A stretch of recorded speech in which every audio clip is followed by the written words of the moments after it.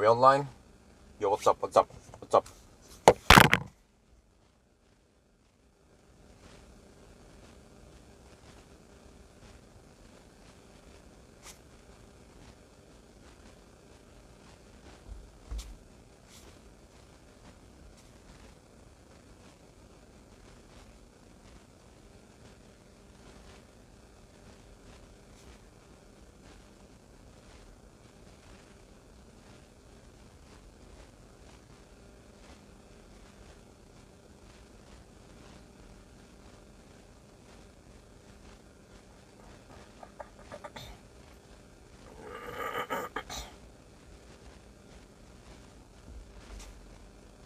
Yo, what's up? We online. Wait, is it working?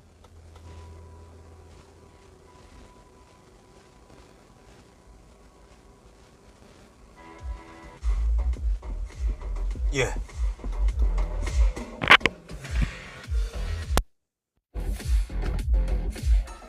Oh, it's done. It's done.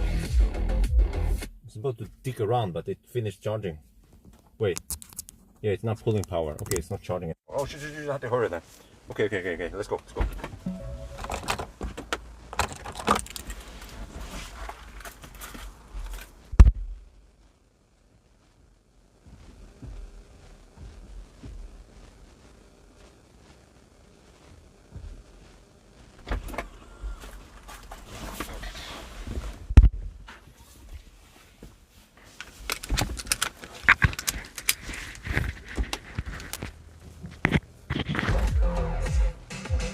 Hey, freaking music starts every time.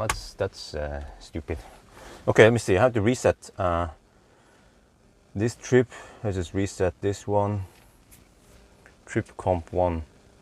Okay. Let's go. Wait. I have to document something here.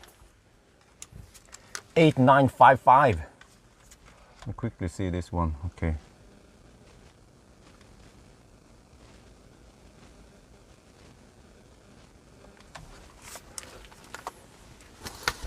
Okay, let me write down this. It's Sunday driving. Okay, let me see.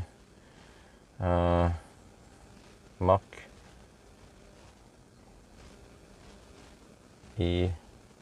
GT Sunday driving. Start 8954 kilowatt hour now. Okay. Well, it's dropping. I have to hurry. Take another one.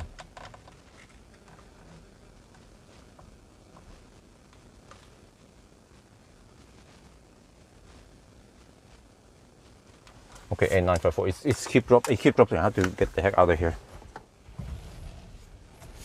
Well, only fans for the win. We will. Oh shit. Oh. Need to just get the right angle here on the car. Das Auto. Yes, I've decided to not do 1,000 kilometer challenge because I feel like, okay, I'm a little bit fed up with it. I don't know about you guys. I feel like people are a little bit fed up with the 1,000 kilometer challenges. I've seen declining view numbers. And especially with cars I have never tried. I mean, I have tried before, like this one. I mean, I tried the rear wheel drive during summer. Okay, this one will be thirstier, so it'll be slightly slower. So I'm guessing maybe 10.5 hours, but that's it, right? But I kind of want to know how efficient can this car be, or how inefficient is it, because it seems to be quite thirsty. So I figured that yes, it's going to be a shorter drive, which is, I guess, beneficial for me. But also, it would be interesting to see. This one is, it's the equivalent to the Model Y performance, right? In performance, and then how thirsty is this car then? So, and usually, including Laderstau and regular stau and stuff, then I expect that the 1,000 kilometer challenge would take more like 12 hours. But then this one, since the car might not go that far, maybe just 500 kilometers, then we should finish already within, like, say 8 hours. And I'll take it 8 hours versus 12 hours. And especially if I can get the same amount of views, or maybe even more views with this one. Plus that it will test aspects of this car that I haven't tested, because I have done 1,000 kilometer challenge just with the river drive and also with the overdrive during winter. But then I have not done a Sunday drive with this one yet. So that's why we are here, and we are going the Sunday driving route. Yeah, exactly. And it's getting a little bit repetitive, the 1,000 kilometer challenge. And like I said, we have Laderstau nowadays, and also in general lots of traffic, but at least the route we'll go today won't have too much traffic, or it doesn't matter that much. We actually want some traffic. So, I suspect that this car will be quite thirsty. Like even when we slow poke, I expect maybe 160 watt-hour per kilometer, which is just crazy for a car that has less space than Model Y. So we'll see, I guess, how thirsty this car is. I have e-tron vibes when I tested this car on the range test stretch.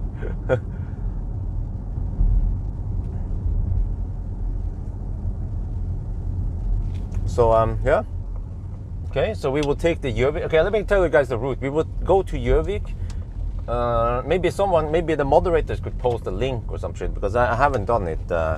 Yeah, I just had to rush out. But we will go via Jervik and then go to Ringebu. But then from Ringebu, we will take Venabygdsfjellet. And then we get over to Atna, Østerdalen. So, I haven't seen Østerdalen in a long time now. So I don't mind taking Østerdalen route now on the way back. But then at Elverum, we should go. My rule is that if we go on the motorway, then we kind of need to go at 90. So I don't want to ride on the motorway, which is kind of boring all the way. So I might go via Skarnes, that route, or even Kongsvinger. We'll see. But I'm not sure. Kongsvinger loop might be too long, so then Skarnes. So at least that's it. Jervik, yeah, and so on. The advantage with this car is that the speedometer misreading is so much that when we are cruising at 60 kilometers per hour, I think that's only 56. So this one is roughly roughly 1 kilometer per hour slower than many other cars when they go at the speed limit.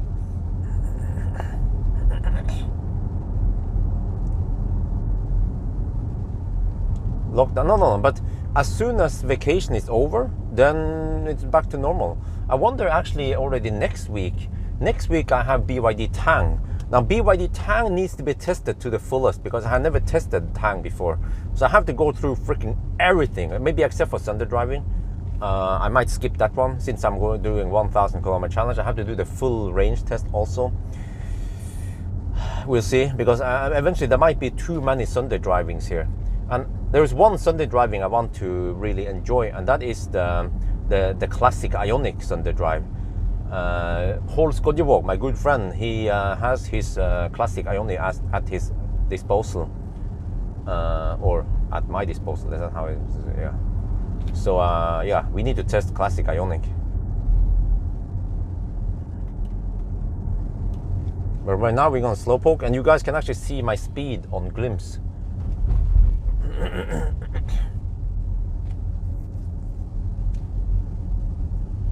And I don't know what is my speed right now. I think it's the equivalent to dog slow, right? Okay, consumption is 240 watt-hour per kilometer. I see some weird shit here that it seems like the trip meter consumption seems to report 8% higher than the car's BMS. But then, can I trust the car's BMS really? Oh, it's a classic Ioniq. Classic Ioniq is a 28. The other one, we just call it the shitty Ioniq.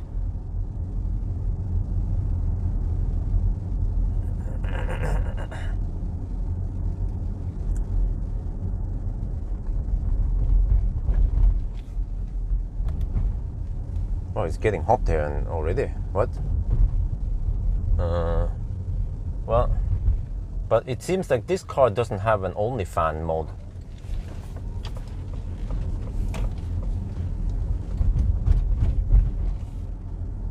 I'm not sure.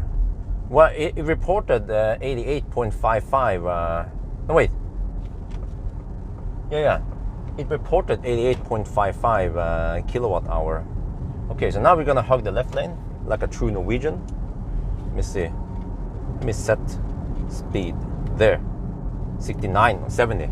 Okay.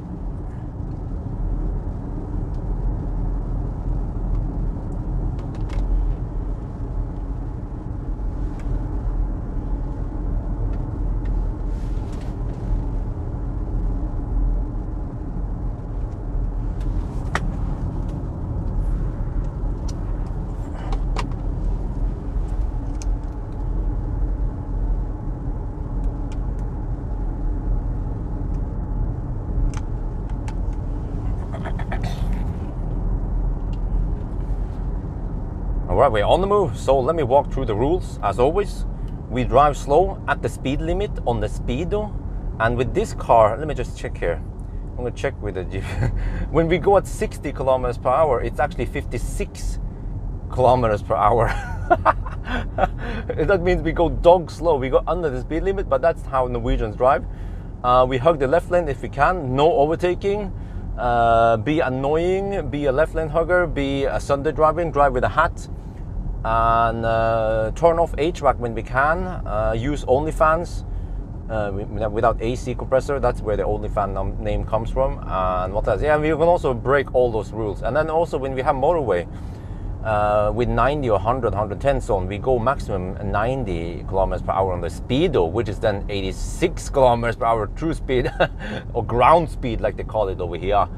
Yeah, all right, so we will take the route now via Jervik because that's a slow pokes route, but it's also very scenic. Yeah.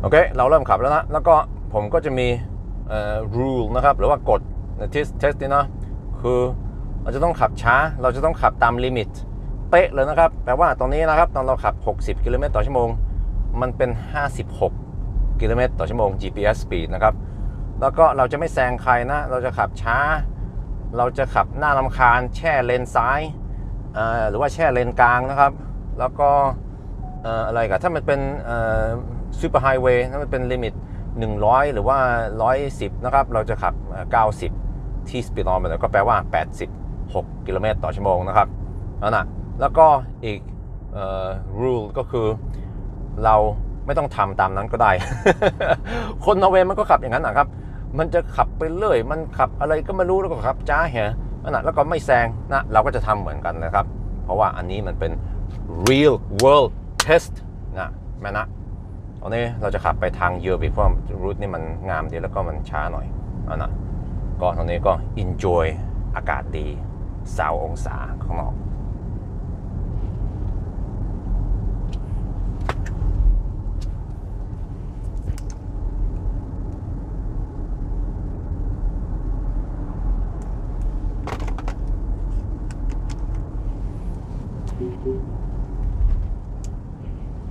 Well, it's getting kind of hot here. What are you serious? Don't I have? Well, let me check here. What mode am I using? Drive mode, whisper. Okay, but don't we have any HVAC settings here? It's getting kind of hot, and I need to. Can I crack open the windows? Let me try that. Let's do this. Oh yeah. Oh.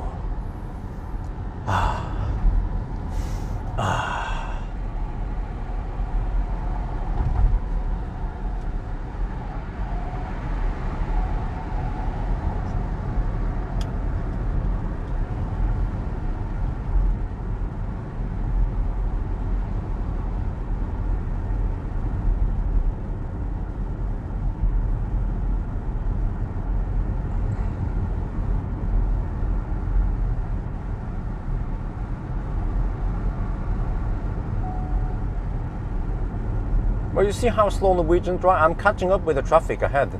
Wow, I'm driving dog slow. I thought until you meet other real Norwegians, because they drive even slower than me. Welcome to Norway. Okay, but I haven't found an OnlyFans mode here. Do you guys know? I tried to find some kind of HVAC menu, but ich weiß nicht. There are HVAC settings on after you touch the icon to the right. Oh, which one to the right? The very right, or the fan one, or which one is it? Or maybe this one. Ah, I see. Ah, we have OnlyFans. Okay, let me see. Okay. Let me do this. Fan 1. E-heat. No, we have E-heat on, off. We have AC off. Now we should have OnlyFans.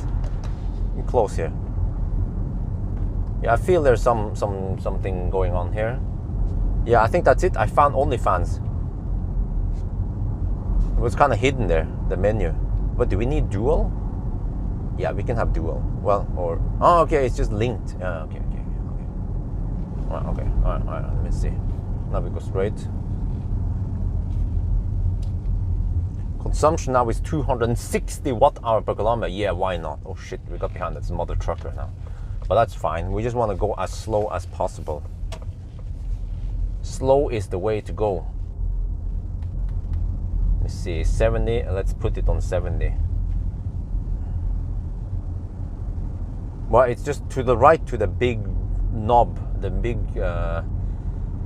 right to the right of the big volume knob on the screen, the physical knob on the screen, which yeah, is kind of weird, but that's the way they like it. Yeah, now OnlyFans is blowing nice cold air. It's because it's only 20 degrees outside.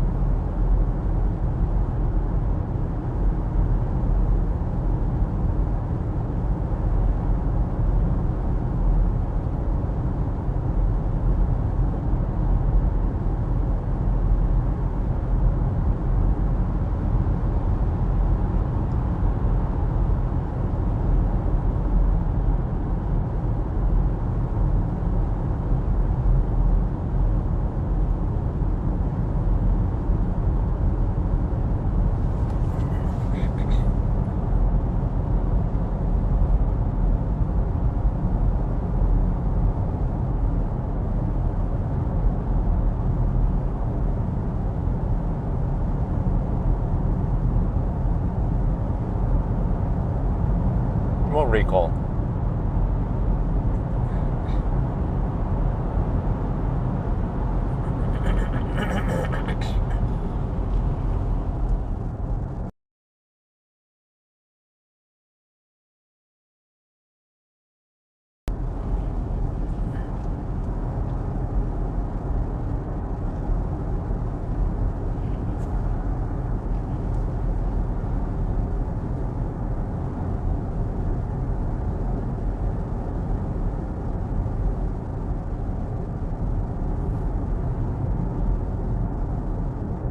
Well, it seems to be permanent all-wheel drive. Wait, let me check here. If I regen, what happens then? Then it goes on the front more. Okay. And if I accelerate hard, Then it goes planked in the rear. Wow, that's a lot of stuff in the rear going on. What, really?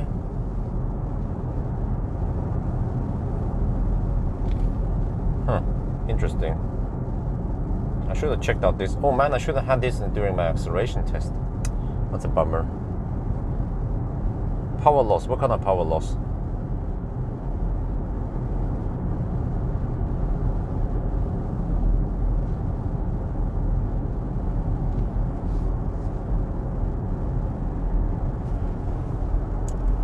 Okay, let me record this one. This is interesting. Might as well do it now before I start the whole music part.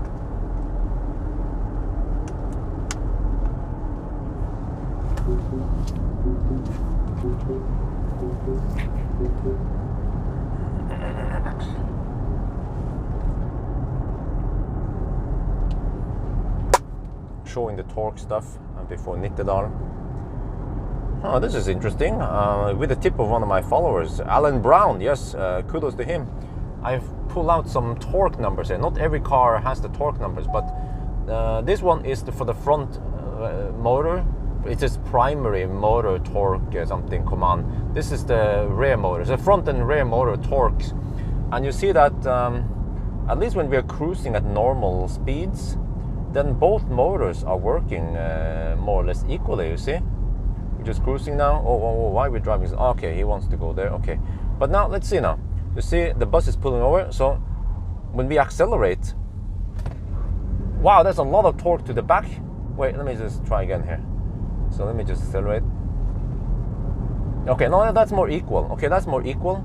But then I guess if I hammer it, go a bit slower and then... Huh, I wonder if the rear came a little bit early. Why didn't... I always feel like the rear torque is too aggressive and then the front is kind of late to the party.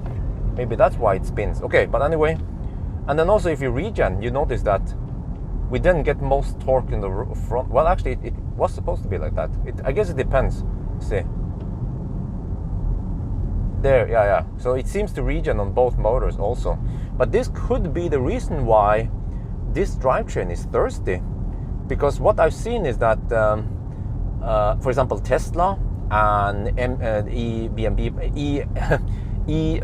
GMP platform and the MEB platform, they decouple one motor, or they can just sleep one motor without resistance, and then they're only using one at a time, unless they need it for regen or but for normal cruising, you just let one motor sleep, and then the one motor won't interfere with another one. I feel like maybe the problem here is that these two motors cannot always be in perfect sync, so maybe they are kind of ruining for each other a little bit, and that's why this car is thirsty.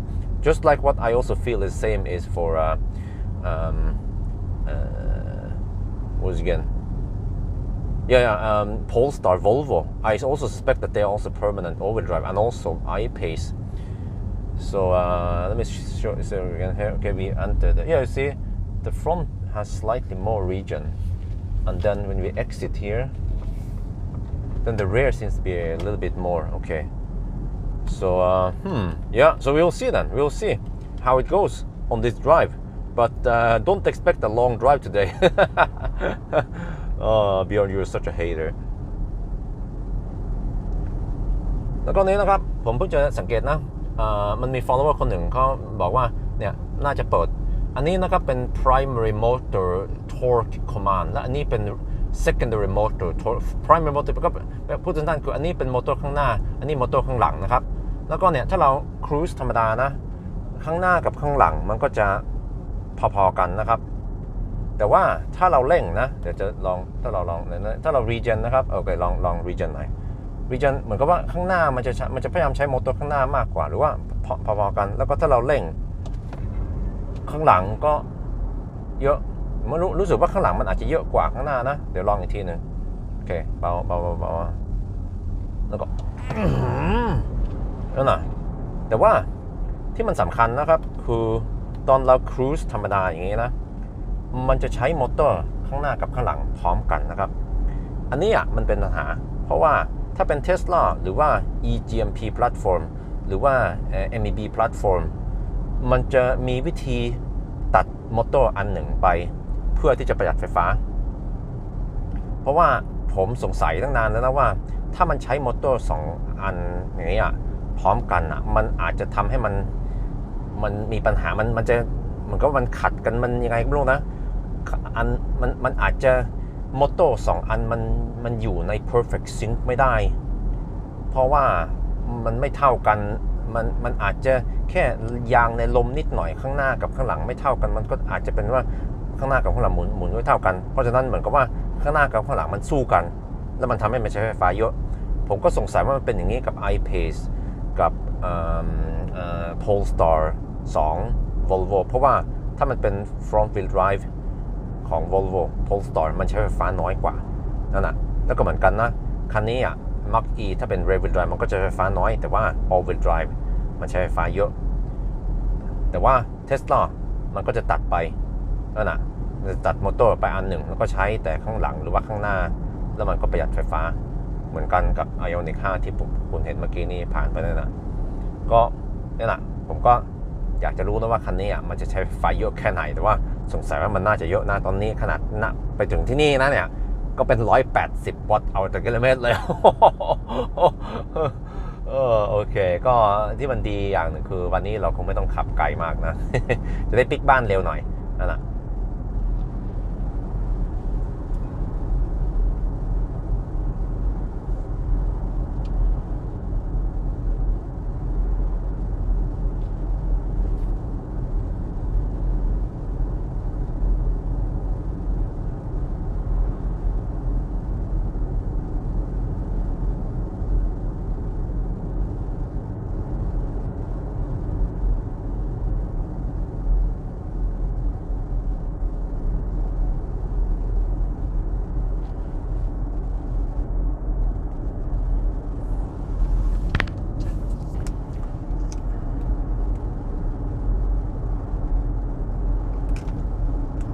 But yeah, so that was interesting that this car has permanent overdrive, and I think that could be a problem. That's probably why the all-wheel drive version of this one is thirstier than the rear-wheel drive. I just have a theory for the longest time that permanent all-wheel drive's electric drivetrain is bad. Maybe that's what happened with Tesla back in the days when the P85D came out. They had it on permanent all-wheel drive. But unfortunately, because of the hardware, they could turn off one motor, and they did. And then suddenly, well, that was initially, that's what range mode did. And you could see that with range mode on, suddenly the car was roughly 7% more efficient. But then they kind of made that, they call it torque sleep, I remember. They even blogged about it. Yeah, because my theory is that the front and the rear motor cannot be in perfect sync. They might even have different gear ratios, or just different tire pressure in the front and the rear might make it slightly different, and then they will actually the front and the rear might kind of fight against each other a little bit, and that's why the consumption is high.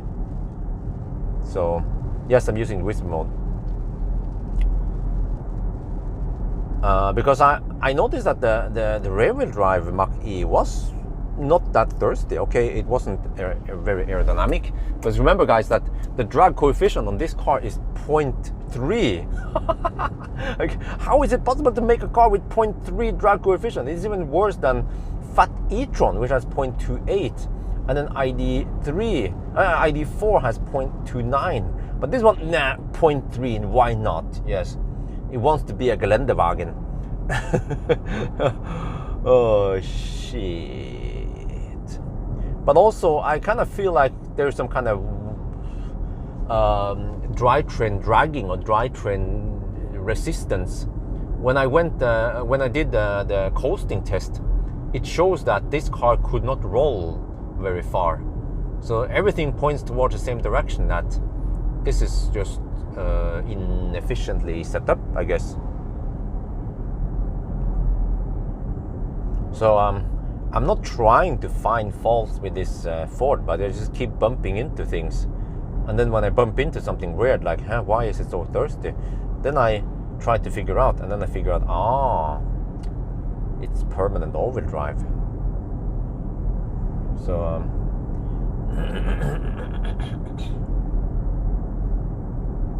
Okay, the consumption is 180 watt-hour per kilometer. Oh shit. Okay, can we even go 500 today? Well, the good thing is that we will have plenty of time, or we don't have to spend 10 hours driving today. It will be more like 8 hours. That's what let me see if we can go. Okay, I actually don't know how much energy we have, because I measured something like 86 kilowatt hour before, 85 something. So if you have 86 kilowatt hour divided by, well, let's say we want to spend 85 kilowatt hour, and then if the consumption is 170, no wait, okay, it's got to be better than that, say 160, then okay, we can go 530 kilometers. All right. So 530 kilometers divided by let's say 530 divided by 67 kilometers per hour. Okay, oh shit, that will still take 8 hours. All right, plus the 1 hour food break then. Lucid is coming. Ah, nice. Wow, those clouds look amazing through the PCL, CPL, I mean, through the CPL filter.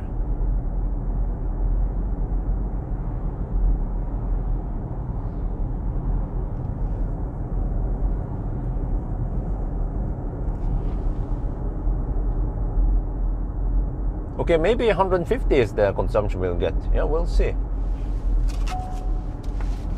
ACC, yes, 0 amps. I don't have that value up right now, but I've seen it before. Yeah.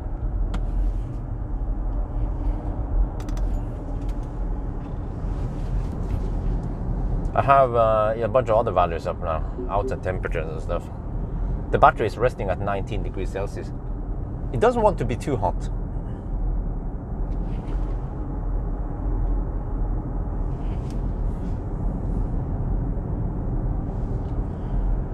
So as usual, we take the Jervik route because it's more scenic and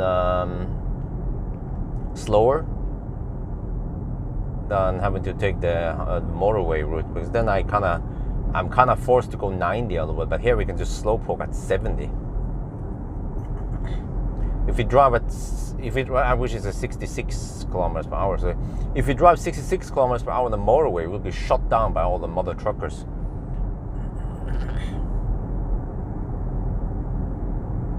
It's not the most efficient mode, huh? Which one is the most efficient mode then? Untamed? I'm using whisper mode now. Wow, those clouds look amazing. My plan is to starve all the way until Venabygd. There is a crew over there. I'm supposed to eat that. I think that sounds like a plan. Almost halfway, we have a little food break and a pee break, I guess. That would be the extended half an hour, 45-minute stop up the mountains. Wait, if I crack open the windows, then it won't be too hot in there.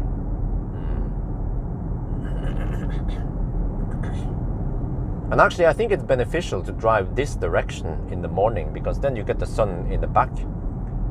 And then we don't have to run too much cooling. But when I did it with a Model 3, I went west, and then I got sun in my face, and I had to struggle more to keep the cabin cool. That could be the reason why the Model 3 didn't go further, the SR Plus. So maybe I should redo the SR Plus with original wheels. But okay, I feel like I'm redoing a lot of tests, and when I redo something, I might not get that many views. I need to pick cars with lots of view counts, like Fat Ioniq or some shit. Hypermiling? Nope. You can see my speed. This is not hypermiling speed. With untamed and one pedal. Oh, you feel like. Well, that's the keyword. Feel like. Well, we can wait. I like one pedal driving. What? Huh? But why would one pedal ruin anything? Because of regen? Because right now we are not regen anything, so it doesn't matter if one pedal is on or off. Unless you think that one pedal driving constantly sucks extra power for some reason. But I wouldn't be surprised if that was the case with this Ford, because I found some weird features or limitations with this car. Well, I heard it was 2.3. When I googled it, the 0.3 came up. Ah, 1, 2, 3 focus. Are you you're a Ford fanboy? Fat insect. Hypermile again. The hypermiling kind of lost its oomph. Plus, it takes very long time. But we'll see if there is something interesting I could hypermile with. But I consider hypermiling with a Tesla, but it's not going to give that many views. It has to be worth it, and I have to be away for several days. And as you guys know, I have a small baby, so if anything, maybe next year when Isabel is 1.5 years old, or at least 1.5 years old, then I might be able to go on longer trips, because from what I heard, after the baby has passed 1 year, then it's way easier to take care of it versus now. Am I right? Am I right? Do we have any parents here? Can you guys confirm or disconfirm?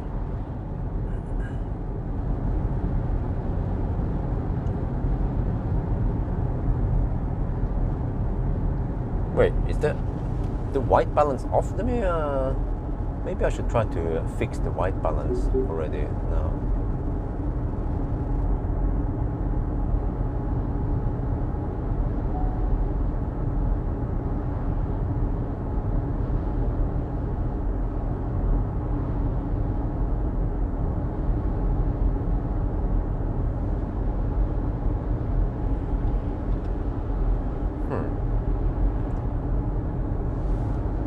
That looks better.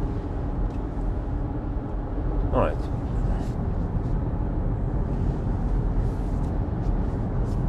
It's okay. What's okay? The charging update. Yes, it actually charges way faster to 90%, but it actually charges slightly slower to, let's say, 60%. But yeah, past 80%, this one takes over. It takes roughly 35 kilowatt. That was simply amazing. Even past 90%, it was still taking over 30 kilowatts. So I have a charging video coming up. So I've done some tests with this car. I had it for, I will keep it for a week, which is Tuesday. Tuesday I will return it.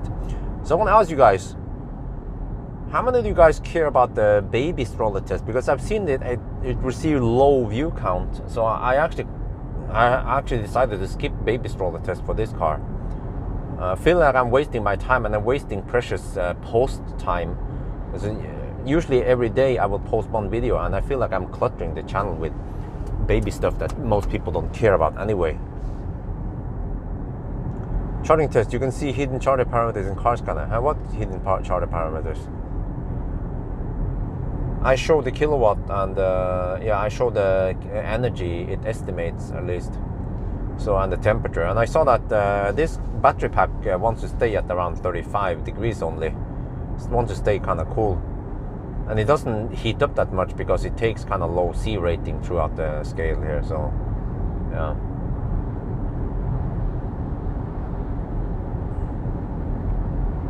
okay, you look for stroller test, but most people, I guess, they don't care too much about the stroller test. So very low view count.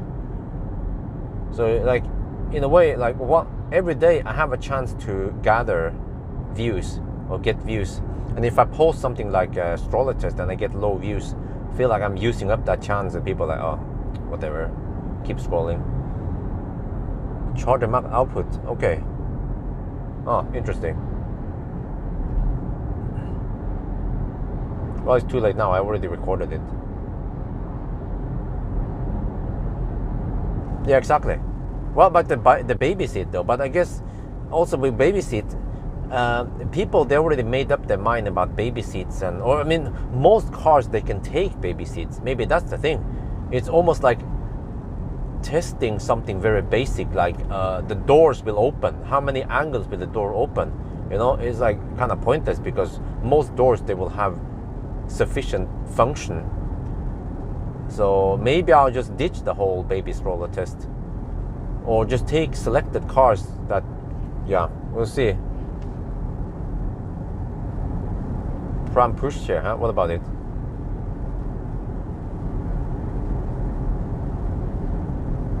Okay, consumption right now is 200 watt-hour per kilometer. Damn. Yes, Pascal, interesting. You know, I don't know if you guys noticed, but initially I had a different thumbnail on the Candela video. Let me see how many views it has now. I have a very interesting graph there on that Candela video, because in the first let me check here. The first thumbnail was me and Mikael in the factory in front of some boats, and it didn't look that interesting. But the title was "What a masterpiece," which was true, but it was not clickbaity enough, or it was not interesting enough for people to click on it. Where is that thing?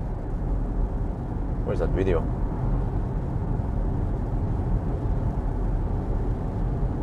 Where did it go now? Was it a long time ago? There. Wow, 86k views now. Wow. Let me check the... Wait, there's no insight here. Wait, huh? Oh, maybe I have to click on it. Then I get the analytics. Because according to the analytics, yeah, wow, it has this crazy S-curve. Holy macaroni. Okay, now it starts flattening out. It got this S-curve on the view count. So that was super interesting, because in the beginning, for the first week or so almost, or at least the first 3-4 days, I got very low views, and I personally consider that video to be very interesting in terms of engineering and all that. So I changed the thumbnail to that, to just see the boat, less clutter, very simple, just the boat on the water, and then I just said the flying boat, because I had similar title also, a thumbnail title in the very first video, and it seems to attract viewers, just like, you know, the flying boat. Like, huh, what a flying boat. So that made a huge effect. So I realized that choosing the right thumbnail, but also choosing the right title in the thumbnail is very important. You can make the best video in the world, but as long as your thumbnail and your title is not good enough, then people will not watch it. For example, the crushing video, the crushing things with the most ever viewed video in my channel, it's a picture of a sausage being crushed in the car door. I think the reason why people click it is because it looks like a penis. And then it says crushing things, and people, oh, is that crushing a penis? And then it's not, but then they probably found out it was still interesting, and they kept watching. So yeah, so I need to choose thumbnail and title smarter. It's basically just work smarter, because I'm putting down lots of hours making videos, the test and the editing and everything, and then I kind of ruin it by putting in some boring Tesla Model S acceleration test, or, you know, I could have said Mach-e acceleration, braking and noise test, right, in the title. That's very boring. And then the Mach-e will be, I usually just try to describe the result, which is maybe slower than spec, something like that, right? Nobody's gonna click on it, but you have to beef it up with some, like, too much steroids and, yeah, wheel spin, yeah. Then it's like, huh, what, really, you know? Yeah, exactly, 3 hours perfected thumbnail. Yeah.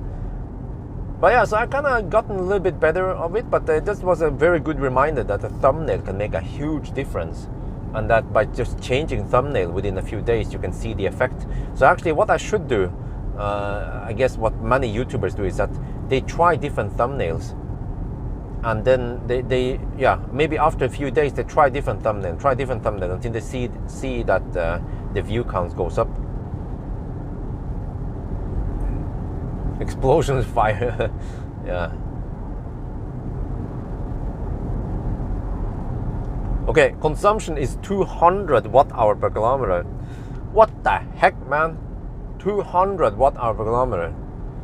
I mean, we have tailwind. Yeah, we have tailwind, but uphill. Well. Wait. Was this was the Tesla killer, right? The Mach-e, Ford Mach-e. They even sued Tesla because Tesla was gonna call it the Model E. Yeah. And then by the end of the day, the Model 3 was one of the most successful EV in this planet. But Nick, Adam, the way it works is that I cannot choose color on the press car. I just request to borrow a press car, and then it just comes in whatever color it is. So unfortunately, I can't choose the color of the press cars. And also, I cannot choose what spec to get on the press car. I just get the car and that's it.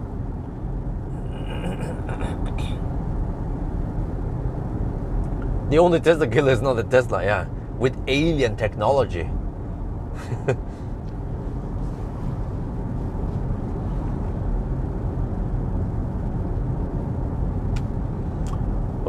Well, so I feel a little bit disappointed. I was expecting some kick-ass performance with this car. Okay, I heard about the power limit. It was actually quite severe. I made a video a couple of days ago. I will post it maybe tomorrow. This car limits the power to roughly 50% after some successive,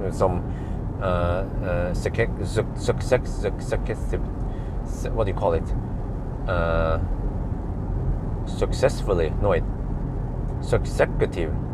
Executive, no wait. Man, my English sucks balls. But repetitive launches, yeah. Dude, it's Norway. Every day is Sunday in Norway. Yes, man. I thought you knew. Well, now you know. Consecutive. That's what it is. The consecutive. I was looking for that word. Thank you. After many consecutive launches, and you will see in the video, like I didn't have to launch that many times, and then the car was exhausted for over 30 seconds. 30 seconds giving me only 70% power.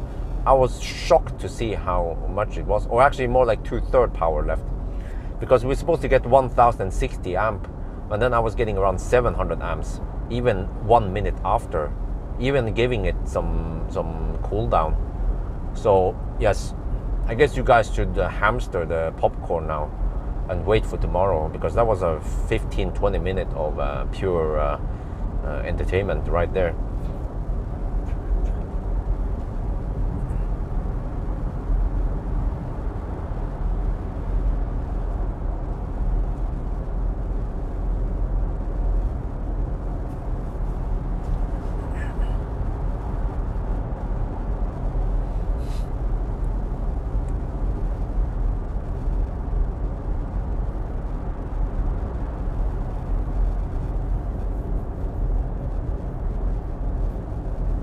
Oh, we have a slow corner in front of us. He breaks down now. Can I draft behind him? Wait, where's the wind blowing? We have tailwind, right? Yes, I think so. I look at the weather map. It's supposed to have wind from the south nowadays. So we get tailwind all the way until Österrand, then we get headwind. Ford launch times are within 1 foot. Yes, okay. All right. Well, there's that's like an American thing, right? Yeah, so I should actually look at the 1 foot rollout. Maybe I should update the spreadsheet. So the spec is with 1 foot rollout. So then, okay, by that regard, it's slightly worse. Slightly better, or slightly less gap between the real world and the claimed spec, which is 1 foot rollout.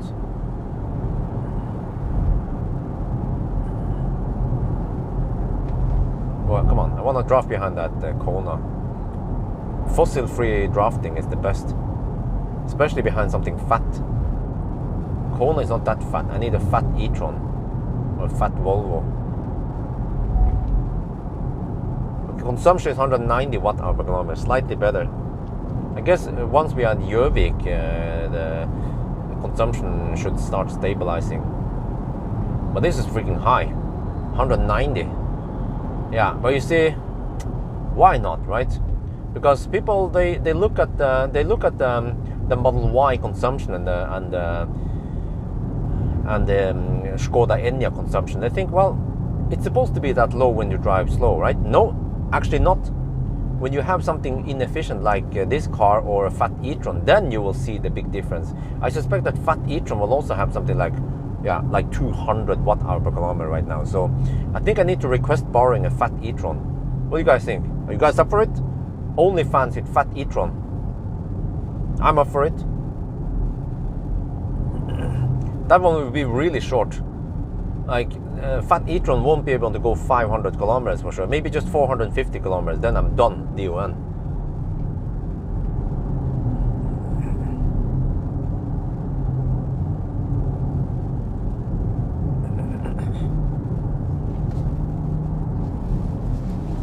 Okay, 70 zone.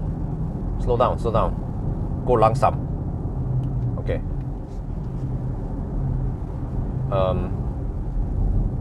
The Kona in front did not slow down. I repeat, the Kona in front did not slow down. We have confirmed it's a Norwegian. That's typical Norwegian behavior. Oh, shit. e-tron S. Oh no, but e-tron S is not that common. So I just want an e-tron, a fat e-tron 55, or even a 50. Yeah, well, yeah. But no, I should go 55. Yeah, e-tron 55. So that would be an epic trip. It would be the shortest OnlyFans ever. Yeah. E-tron make you come fast. How about that?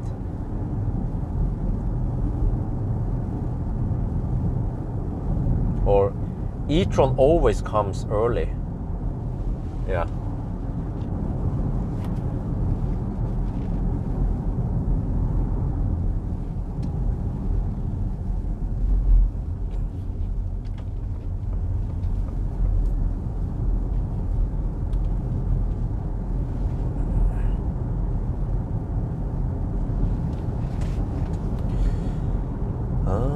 Okay, where are we now? Hadeland.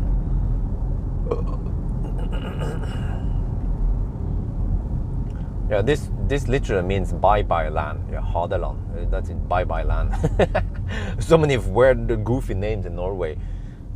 Like Hellfire. Like, especially the places in Oslo, they're funny. Yeah. Can you guys name any funny names in Oslo?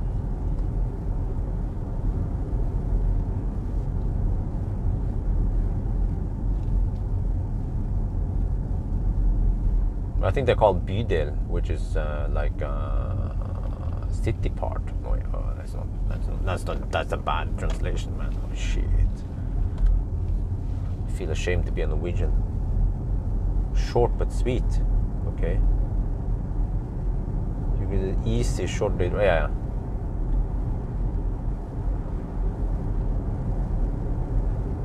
Yeah, I like fat e-tron a lot because the tests are always quick. It charges fast to 100% and then it goes fast down to 0% again. Whereas Teslas, man, Teslas charge so slow to 100% and it takes forever to discharge it.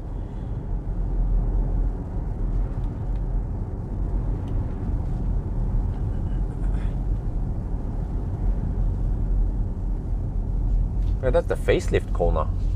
EE23 already. Damn.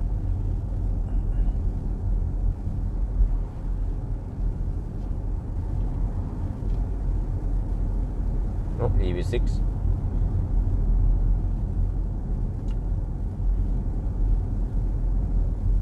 Lunder. Okay, this is Lunder.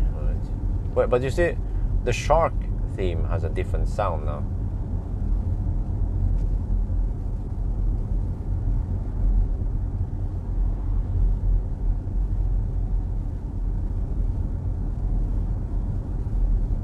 Wait, where is it?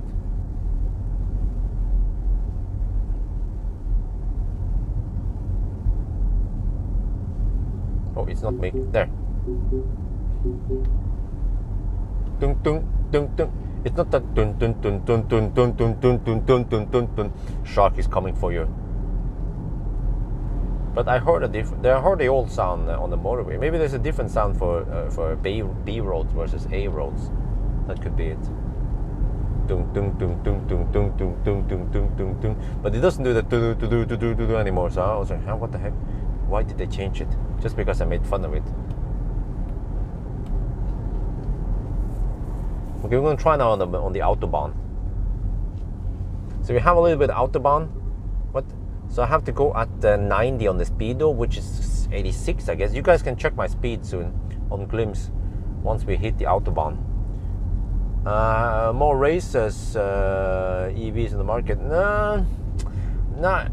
Like I said, I have a newborn baby. So maybe next year. This year, it's all about the baby. Next year, maybe, once the baby, can someone confirm, once the baby is 1 year old, then it's better, right? Taking care of that. Then, because now, wifey feels exhausted. She feels like she needs some extra support. But you know what? Well, I talked to Pawel the other day. I met him at the supercharger, and he was like, "Oh, Bjørn!" I was like, "Yeah, yo, what's up?" It's kind of funny because usually, before, every time we met, we used to talk about cars. Nowadays, when we meet, we talk about babies and shit. Babies and diapers and pumping milk. And but anyway, so how good is Otis there? It's fairly good, actually. Yeah, it's very good. I can show you guys here. It does a pretty good job of staying within the lane. But yeah, so Pawel said that, when I said, oh man, I mean, Isabel, she gets grumpy every night, and we have to kind of swing her back and forth, sometimes for hours before she gets to sleep. And Pawel was like, he had the exact same thing with his firstborn. But then the second one was not like that at all. So it's totally random. It's like, what, really? So he had the same problem? He said, yes, the exact same problem. So at least that was a good motivation for me to keep doing it, because eventually it will be better. Yeah, thank you. Wow, that guy's hammering it. Okay, let me just B-roll this. Wham! That one must be very thirsty with that thing on the roof. Oh, even a leaf is hammering me. Oh no, my life is over. It's time to suicide. A freaking leaf just hammered me. That's even the 30 leaf. Holy macaroni.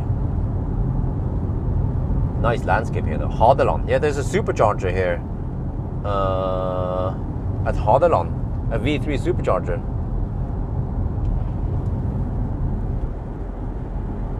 Oh, I need to pop some drinks now. I brought Frus, Faris Frus.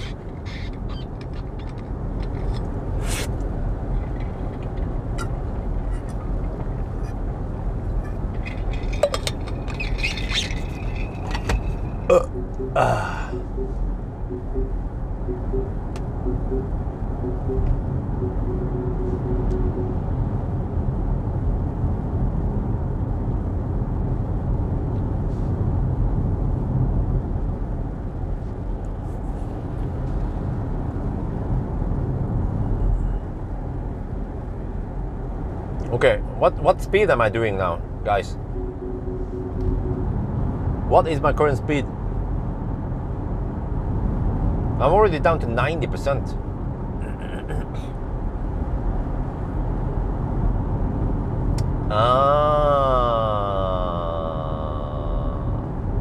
This is interesting.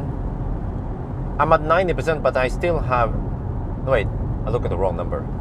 Wait, 79? Oh, no, 79, my bad. Okay, 79. Okay, that's roughly 9 kilowatt hour. Okay, my bad. 90.5% now. How slow am I driving right now? Don't want to drive this fast too long. I want to slow down again.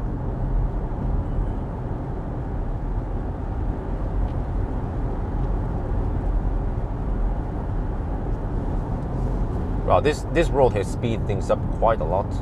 I guess once the new road is open, then this route here might be faster than the Hamar route. Yeah, not sure. But I'm actually up for some races with Pawel. But then I want to do some interesting stuff, like piece of shit, old piece of shit Golf versus piece of shit Leaf, something like that. That would be funny. I can drive the Leaf. I'm the Leaf guy. I'm Asian, you know. Pawel, he's Polish, which is almost German, so he has to drive the Golf, e-Golf. But then the problem is that even the 40 Leaf had problems beating the... Oh no, but the first... Oh yeah, the first generation e-Golf, of course. Okay, first generation e-Golf should try to match maybe... I'm not sure, first generation Leaf maybe. Yeah, how about that? Bring it on. Okay, I'm up for it. But actually, ideally, I want to have the Lizard battery. I think that comes with the 30 Leaf. But I think also the first generation e-Golf is kind of shitty anyway, so... yeah, I should be able to beat him, or at least try to match him there. That sounds like a plan. We just have to, ask Mach-e. He has to buy the cars for us, and then he can sell it again. Well, maybe we can have a little project. He can buy the car, then I go to Nasir, he can do a little inspection, check, whatever. Maybe I go to some detailer, they can clean up that shit, clean the seats. We can do a lot of, that sounds like a good plan, right? It's like the extreme makeover. We buy a shitty car, 2 shitty cars, do some extreme makeovers, some, I don't know, some detailing, some interior cleaning, some exterior coating or some shit to bring back the car to life again.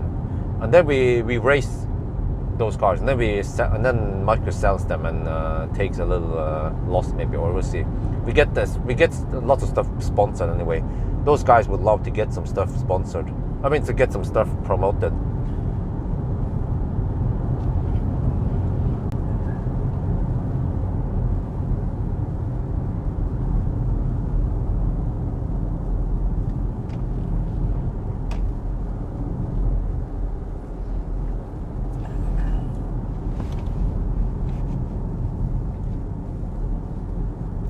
Yeah, but man, this year was like,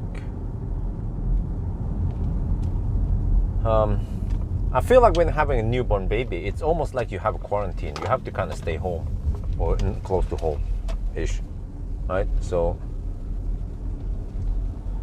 but I guess next year it will be better.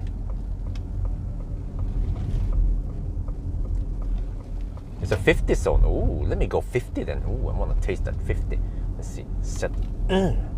Oh yeah. Hypermiling engaged. Wait.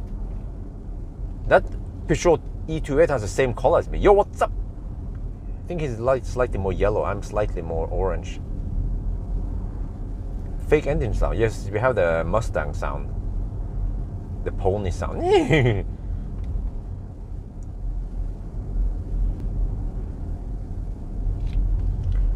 Wow, this is how it feels like to be a Norwegian. Drive so damn slow. Holy shit.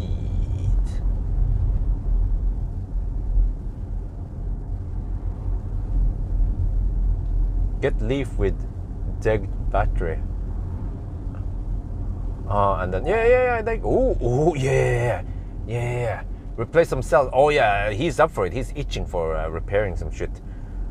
Maybe you can do the same thing with the Eagle. We'll see. Well, we can do some shit with, yeah, that's lots of, that would be super interesting. Some kind of replacement stuff. And then also, okay, even though we got this shit for free from the detailer and from Nasir, he could at least supply the price it would have cost. And then people can consider, okay, do I want to put down 5K extra here, 10K extra there, and I will still get the damn good car, and it will be in better condition than most other cars on the market. You restore it, you bring it back to life, get better charging speed, maybe better capacity or some shit. I like that idea. Degradation rate.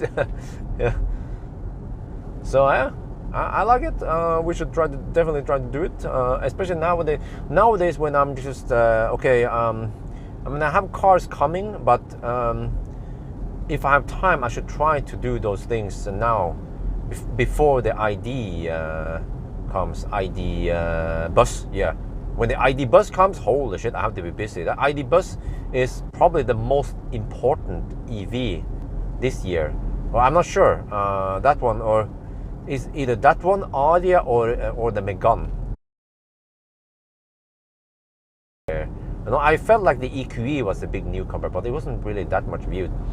But I've seen that the ID bus get lots of views, so I'm putting my money on the ID bus. But ID bus hopefully comes this fall, this late summer. I'm not sure when, but I have to take it to the Arctic Circle, and that means I have to get barnevakt. So I'm not sure how I'm gonna do this. We have to find some Thai people, a Thai woman. Yeah. Does anyone here know Thai woman in Oslo who can kind of poke over there? I will of course pay. Swart. Yeah. And then we'll see. Cash only. Yeah. Just for 2 days, I guess, when I'm gone. UN for 2 days. Going to the Arctic Circle.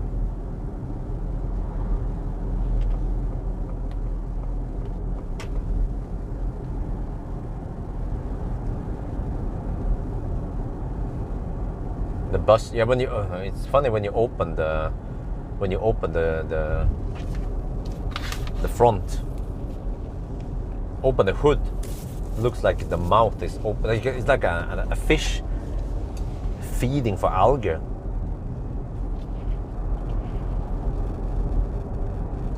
Well, maybe I should try to coast downhill if I can. See how slow this thing coasts downhill. Wait, dude, you're slower than me. Holy macaroni. How come that dude is so slow? Okay, I'm not gonna overtake him. Should I hammer him or stay behind? Spam the chat now. Hammer or stay behind? He's slow poking. Holy shit, he's slow poking. He's even slower than me. He's going 70 kilometers per hour. He's like, I'm gonna use 6th gear now for helvete. I have a Subaru. Yes. I'm going slow poke. Oh, Jesus. And I thought I was the slowest one on the roads here. Stay behind. Yes, okay. I'm staying behind. Affirmative. 10-4. Behind. That's what she said. Then the freaking Volvo just hammers it.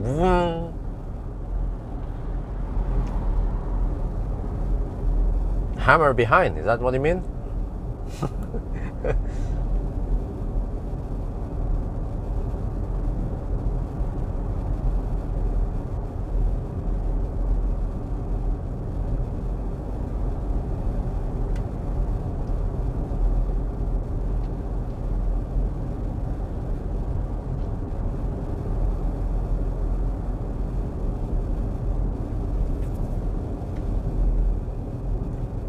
'I'll stay behind. I can draft behind him. And that's the whole point, to go slow. That's the purpose of this trip. Because we are mimicking Norwegians, how they drive. And in order to mimic them, you have to stay behind them. Like this guy here. And oh, I can see he's driving with a hat. Yes, he has a hat. Or a cap. Yeah, but that's technically a hat. Yeah, so see, he's driving with a hat. Typical Norwegian driver. Perfect.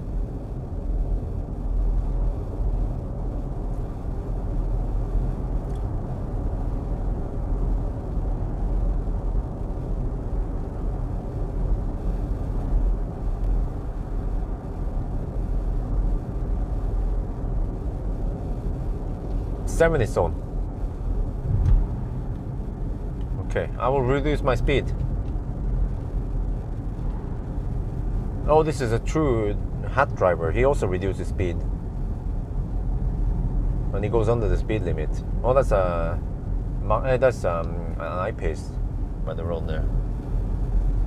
Maybe some guy has a cabin up there.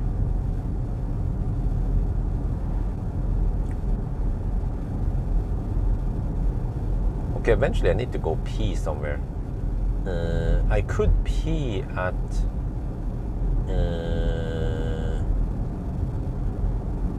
maybe I can pee before Lillehammer.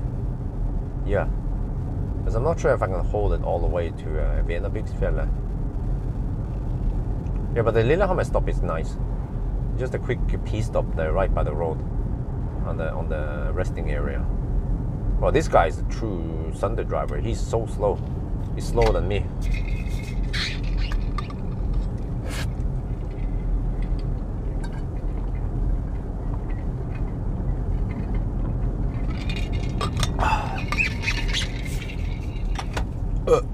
I don't know why I'm so thirsty.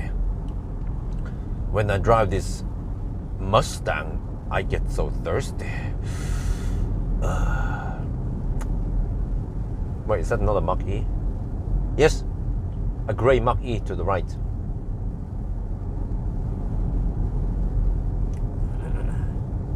Expensive fuel, or rip fossil.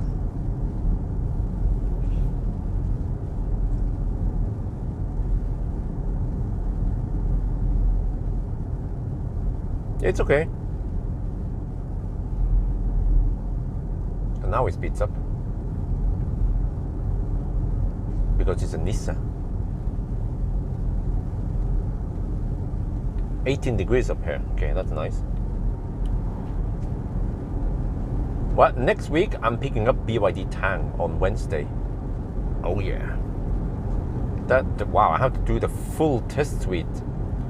I'm not sure how I'm gonna do a high beam test or a headlight test, but at least range test, battery test, charging test, acceleration, noise. I guess for that one I can do a baby. Yeah, that one I want to try baby stroller test. But on the box test needs to be done. Interior review. Full test now. And what else is it? Yeah, I think that's it. 1,000 kilometer challenge, of course, and driving ASMR, but maybe not Sunday driving then, because I'm already super busy with that car. I have to shoot video in front of the house several days, and also run those long. The range test would take all day because I have to measure the full battery.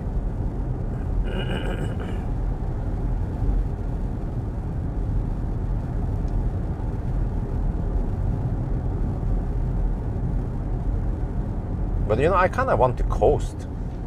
Maybe I should go past him so I can coast. How about that? But then I want to draft behind this dude. And if I go past him, I won't be able to draft behind him. Yeah, it's kind of too late anyway now. I think from here there's no overtaking. Yeah, whatever. I'll just stay behind him. Because coasting is nothing special anyway with this car. It just, well, actually it would be interesting to try to coast and see how much this car slows down, and you won't get any coasting much downhill. Wow, this guy is really slow. I have two other cars behind me now.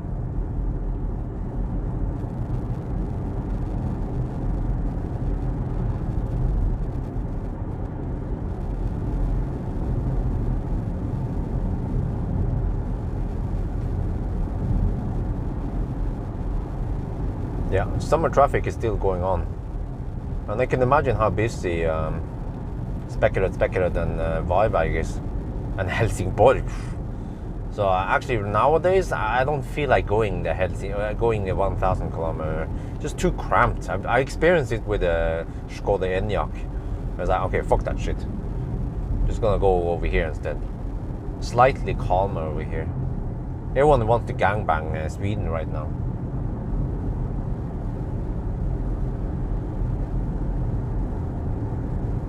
Oh, this is always nice when you see the landscape here open up in front of you. And you feel like you want to hammer down the road here, but you can't because there's a slowpoke in front of you. Welcome to Norway. Wonder if the Polizei ever measures the speed around here.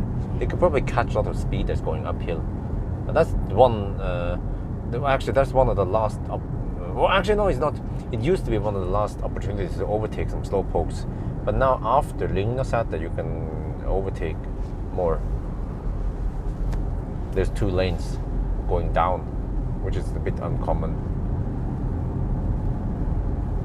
No. I'm not gonna do 1,000 in Norway.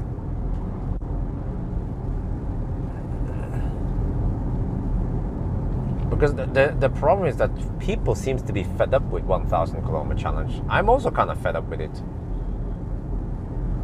So that's why we do something else now for now. And next week we have a bunch of BYD stuff going on anyway. The real thing. Wow, now that you see the Nisse in front. Suddenly he just disappeared. Why? Why are you being like that? Okay, can I coast now? Let's coast.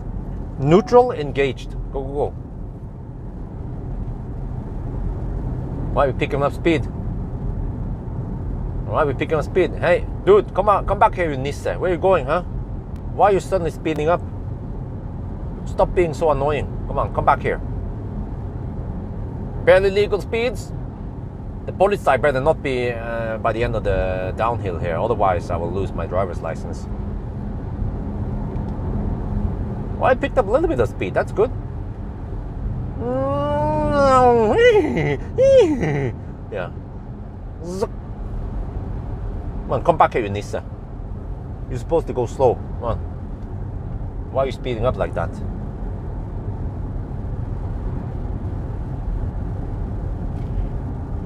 Well, vacation should be over already in roughly 1 week, right?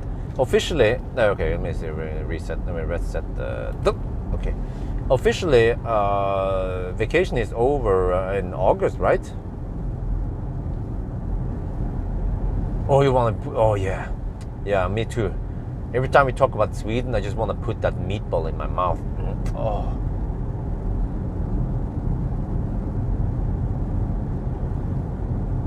Swedish köttbullar. Oh. You see, now he's slow poking again.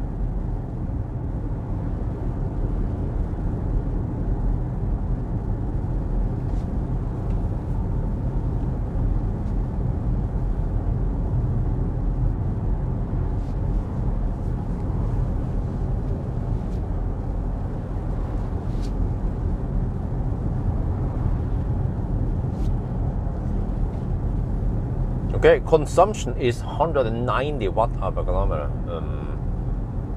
Chartered Tesla first time earlier this week. Okay, congratulations.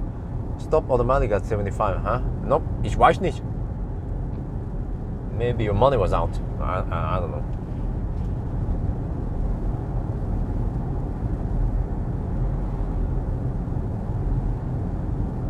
Summer holidays over at start of September. Wow, really?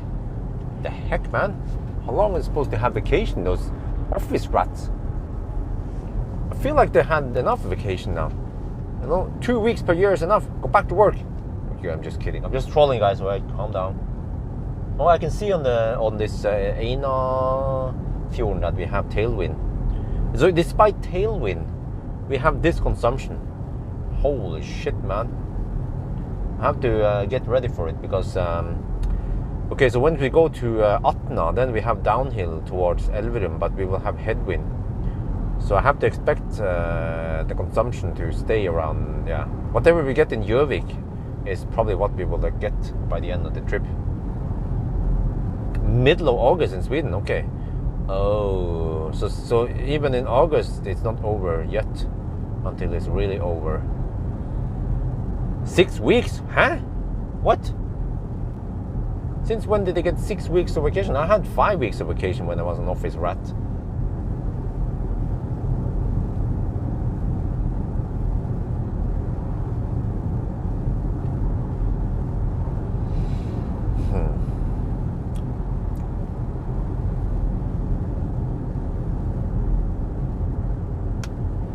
Oh, maybe I can B-roll like this. But as long as we don't have any cars passing us. There. Oh yeah, this is nice.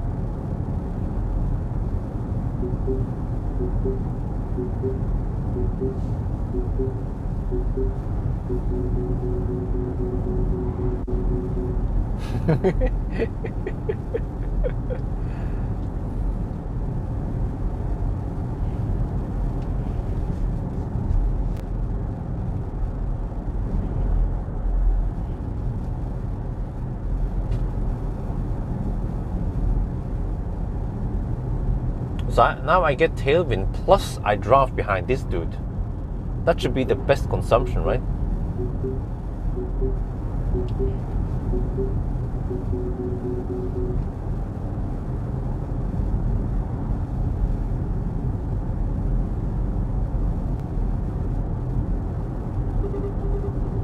Oh, this car makes so many weird sounds. Okay. Get the beatbox out.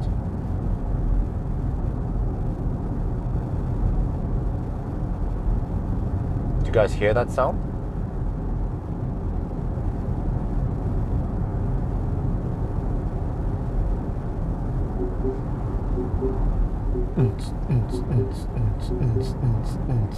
Wait. Okay, it's gone now.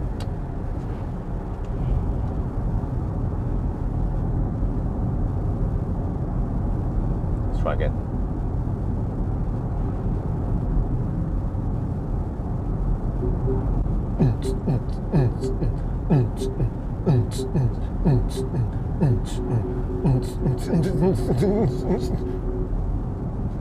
Okay, try again.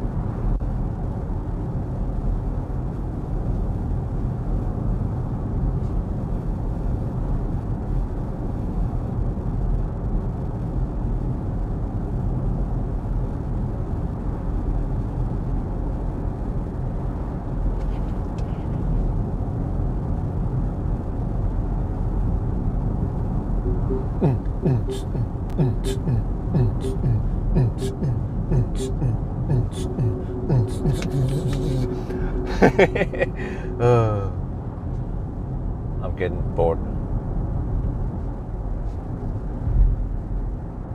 This is double penetration. Get tailwind plus drafting.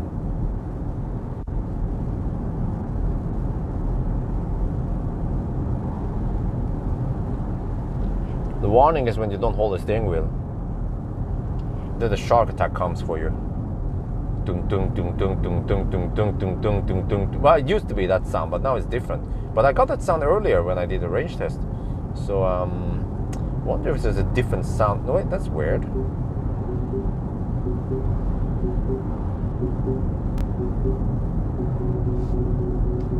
Yeah, that is strange, my friend.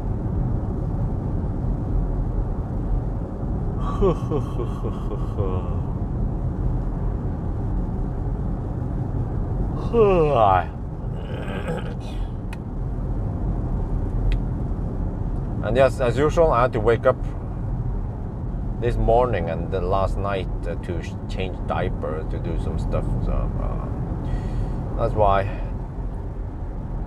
I feel like I'm still a little bit tired, even if I woke up at 9. But then I couldn't go back to sleep. You know, the point where you feel like you're kind of sleepy, but you can't really sleep. Well, 75 kilometers per hour, why not? Yeah, let's go slow.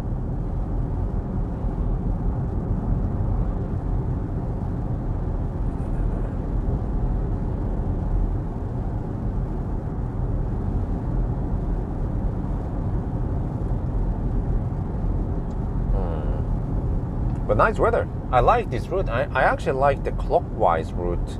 I will try to make a clockwise route, but then I need to drive a little bit north. It can be slightly northwest, like via Gol, Hemsedal, or just straight north, like here. Maybe even northeast would work. But then the problem is that if you go northeast, and then you have to go counterclockwise afterwards. So, but at least if you go clockwise route, they tend to be okay. Well, actually, no, when I think about it, the Valdresfree route is actually counterclockwise. But that works, I guess, since it's like a long loop, the west drive is not that long, and then it's mainly just southeast drive again. Okay, here you don't have to slow to 60, but this Nissan doesn't understand because it's Saturday today, and if it's Saturday, then this one does not apply because 70-18 means weekdays, but he doesn't know that, so he's like, oh, let me slow down to 60 kilometers per hour because the sign says so. Yeah. But whatever, I will not hammer him. I can't hammer him anyway.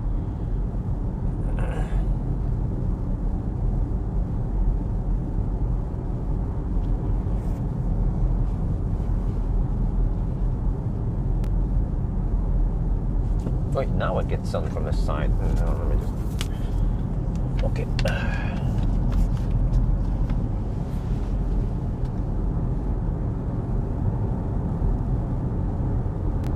Now we come to an average speed zone, and he will probably go dog slow over here also. He's like, oh shit, let me slow down. Go langsam, yeah. What, 20 degrees Celsius is perfect because I have only fans and I feel nice and comfy in here. Maybe the temperature will rise a little bit, but not that much. I checked the weather forecast, it's not going to be that hot today. So this is again perfect driving condition for only fans. And the consumption is 190 watt-hour per kilometer. But I can do a different calculation. I can check how much I started with. 89.5. And I can check how much we have now. Let me say 89.5. Okay, so if I take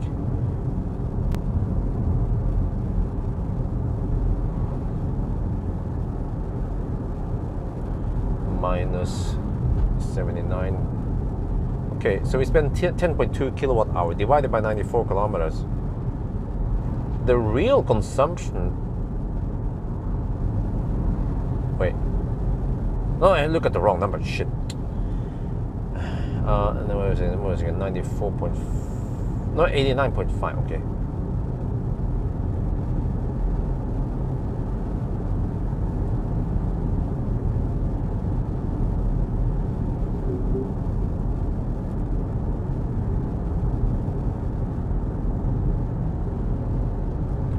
Minus 72.77. Okay.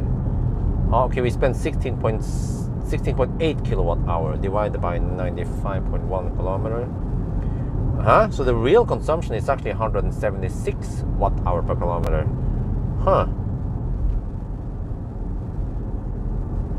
Yeah, but then if I add 8%, it would be 190. So I keep seeing this, that the car seems to report 8% higher consumption than the, at least what the BMS claims. So I wonder if that's the 8% is the charging loss, and the car is showing consumption with charging loss. But then which number should we trust, right? Well, we should trust the actual energy, not the one with charging loss, because no other car shows with charging loss. It's kind of weird. So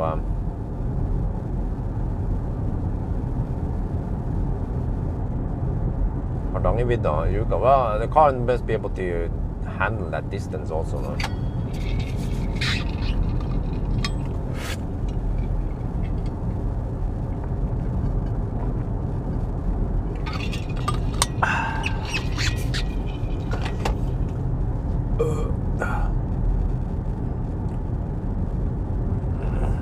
Well, but 175 watt hour per kilometer is not that bad, is it? 190 though. That's high.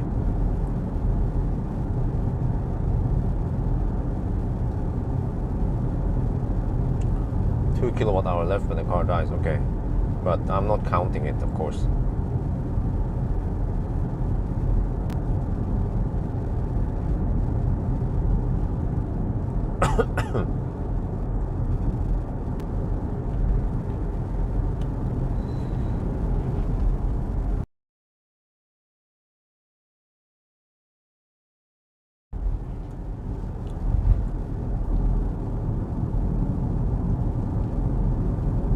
Getting close to Raufoss.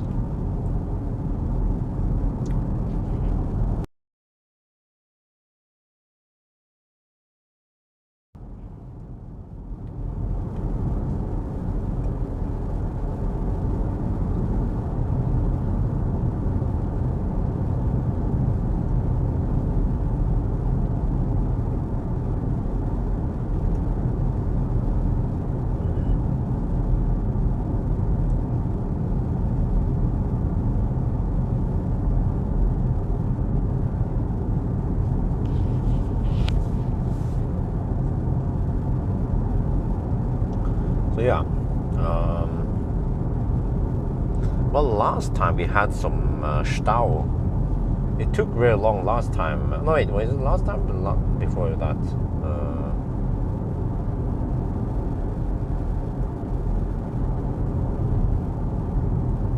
Was it with the I4 that I took? It was the I4 that was slow, yeah. I had to drive that slow as detour before Lillehammer, but then with the Model Y it was more normal traffic. So yeah. But then with the Skoda Enyaq I took the other route. So yeah, more of these Sunday drivings. People like them, which is kind of surprising because outside of Europe it's not, I mean outside of Norway it's not that relevant to go dog slow like here, but again, it seems like people are bored of 1,000 kilometer challenges. So that's why I just take a break from it. But yeah, so I will at least do 1,000 kilometer challenge for the BYD Tang. Of course, that's super interesting because I think it charges kind of slow, but it has more like a flat charging curve. But I think it peaks at 130 kilowatt. Wait, or was it 110? Not sure. We'll see, I guess. But that will be next weekend. Maybe I need to test. Yeah, I need to test if it works on V2 or not V2, V3, and then I can skip Ionity maybe and charge on V2, V3 instead.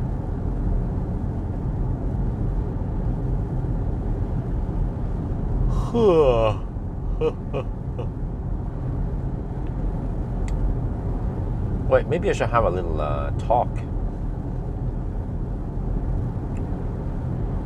But if I want to have a speech, I should have it past Lillehammer because that stretch is beautiful. But there was one thing I wanted to have, some kind of podcast. What was that again?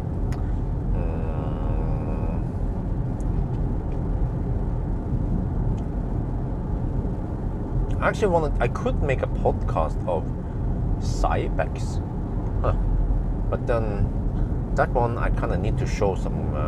Well, maybe I don't have to show anything. I can just refer to it. Some tables. Yeah. So I had a good point there also, which is kind of EV related, which is that we are skeptic to EVs. And the bottom line is that that Anoris T, because in about 1 year I can start using the Norris T forward-facing child seat with airbag with new technology. And this is Cybex, they don't dick around. Cybex, they know a thing or two about safety. They won lots of awards. It's not just some no-name child seat manufacturer here. And Cybex claim they have the safest. And ADAC tested it, and it was the safest ever child seat tested. But then we have people, you prefer the 1,000 kilometers, okay? But then some people blindly claim that it's dangerous or that rear facing seat is better. But then in reality, how many people put their kids there until they are 6 years old, right? They don't. So they might turn the kids forward already after 2-3 years. Maybe some other countries even after 1 year, because they don't care about child safety. So I could make a little, maybe. Do you guys think it sounds interesting? I can talk about Cybex and Norris and new technology. And the similarity is EVs. That with EVs, and we can also talk about safety with EVs. People claim that, but the EVs, they crash and burn and the batteries are dangerous. Well, it turns out that EVs are safer than fossil cars. There have been, of course, accidents with EVs, but for the most times when you see EVs crash, the battery is intact. And the battery has protected the occupants. So, you ordered a Mach-e GT. Oh, well. Did you know about the 5-second limit? Did you know about the power limit? Because your Mach-e GT might actually be slower than the regular Mach-e all-wheel drive when it really matters. if I knew about this, I would not order the car, because that's kind of yikes.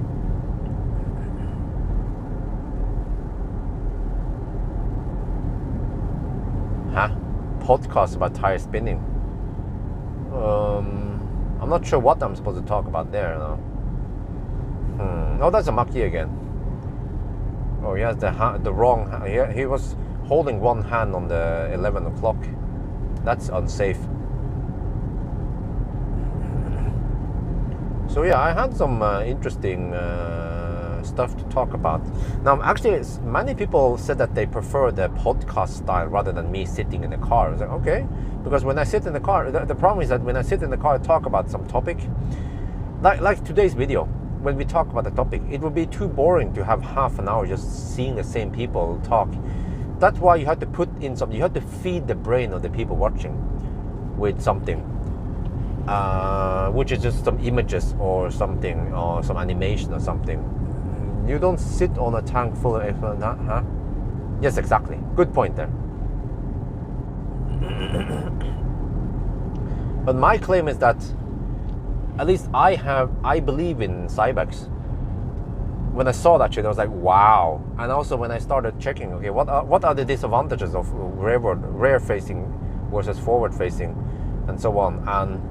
And it turns out that when they did some survey, many people will actually will face the child forward way earlier than the recommended 4 to 6 years. So yeah. So you see, theory is one thing, what you're supposed to do, but then practically, because they have a boy and he's getting big, then and he gets too cramped, then they turn it forward, and then you are actually exposing your boy for potential danger. But if you had an airbag system, then you can get the benefits of forward facing plus the safety, because airbags, man, it's airbag. You wouldn't buy a car nowadays without adult airbags, right? And then why not give the child airbag too, right? So that's my claim, that with new technology, just like EVs, with new technology, you can make whatever existing old stuff better, fast, safer, or. But then people are just old-fashioned, and they just blindly believe that it's not safe, or fossil cars are safer, or yeah, the traditional child seats are safer. So, but I want to challenge traditional manufacturers. Why get stuck in the past? Why don't we make things better?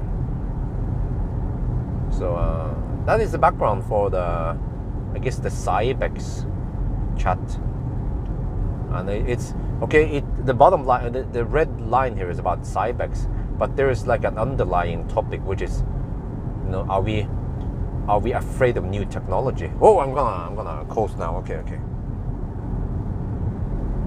It's like new technology and anxiety, right?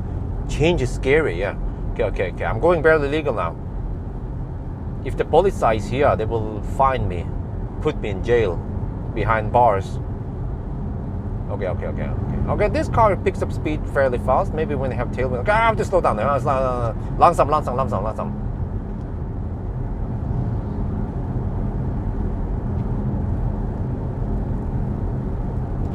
Okay, more neutral. Yeah, that Nissan just went downhill fast. He seems to go downhill fast every time. Come back here, Nissan. I need to draft behind you. Barely legal. Ugh, shit. I hope polisen has avspasert I dag. Damn, how fast is he going, really? That guy, come on, get back here. Where do you think you're going? Your ass belongs to me. Yes. Wait, now we kind of hit the terminal velocity. What's it called again? Wait, seems like when we go downhill here, the limit is roughly 100 kilometers per hour.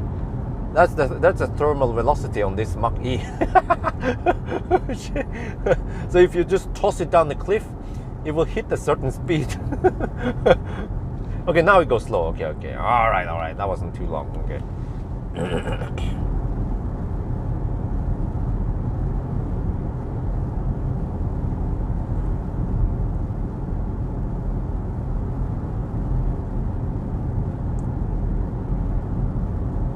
Yeah, I can make a podcast, but wait. Oh yeah. Okay. If I pee at Lillehammer, and then I can make the podcast after that one. Okay. Need to make sure I have enough battery and everything now. Wait, maybe I should just B-roll here. Yeah, this one is also nice.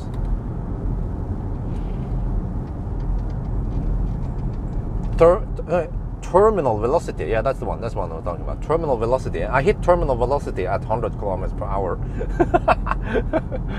No, it's a Subaru. This is a Subaru boy.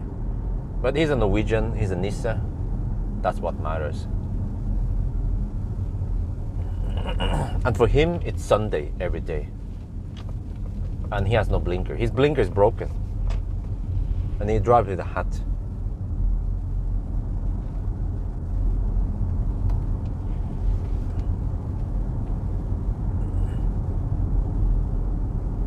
Oh, can you explain what? Maybe someone else here has a good explanation what Nissan is. Because if I try to explain it, it might be ugly.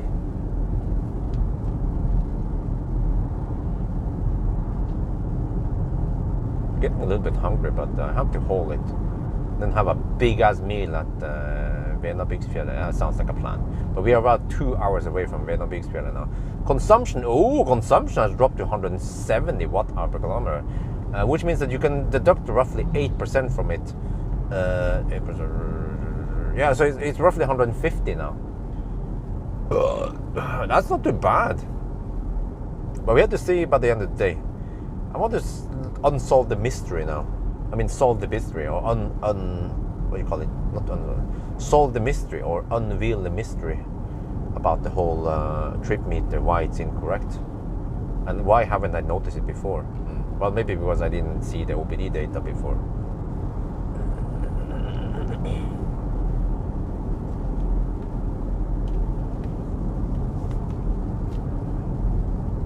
Welcome to Jervik.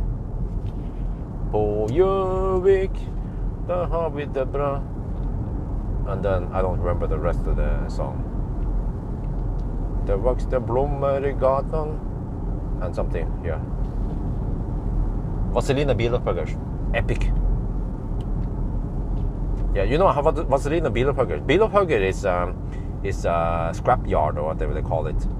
The thing there, they take in all autos and crush them and sell parts. That's Vazelina Bilopphuggers. And then they made a band. Yeah, some kind of country, Norwegian country song band thing. Very popular in some places. Yeah, they're epic. They have lots of epic songs. Landeplager. And I should mention them now because we are in Jervik, and I think they are from around here, you know. Rette siden av Mjøsa. Yeah, the right side of Mjøsa. The wrong side of Mjøsa is supposedly Hamar. Yeah. But of course, Hamar people, they disagree. They think that Hamar is the right side of Mjøsa. And it's called Mjøsa, not Mjøsen.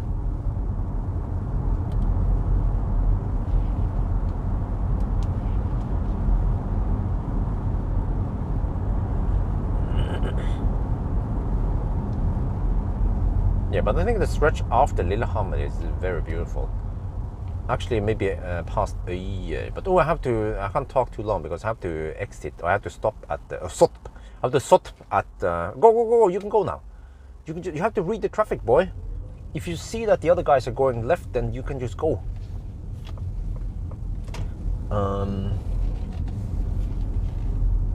Well, the traffic has picked up. Okay. Jervik, how long did that take? 1 hour and 43 minutes. What? 1 hour and 43 minutes? Huh? No. Usually when I hammer it, I can come to Jervik within roughly 1 hour and 20 minutes. Okay, maybe 1.5. Yeah, I can be almost 15 minutes faster in this slow poke session here. And 15 minutes, you can charge a lot during 15 minutes. You can charge from 10% to at least 50% on many cars, 50-60%.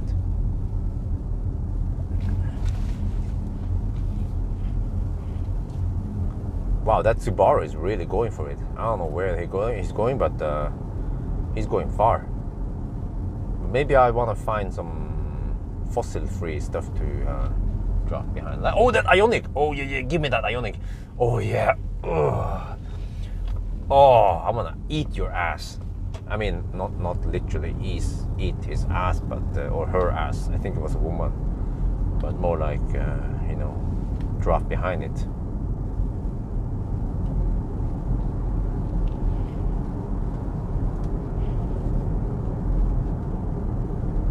Okay, we're going under the speed limit because we are stuck behind a Volkswagen E-Up. We go so slow now. Shit, we go slow. Holy macaroni. Oh shit. Okay, let me do some calculation here and I'll shoot a video about Jervik. I usually take a little checkpoint here at Jervik. Okay, let me see.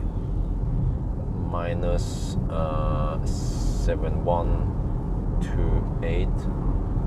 Okay. Divided by distance, 107.3. So the real consumption is 156. Interesting. Okay, let me shoot a video. All right, let's go. Okay.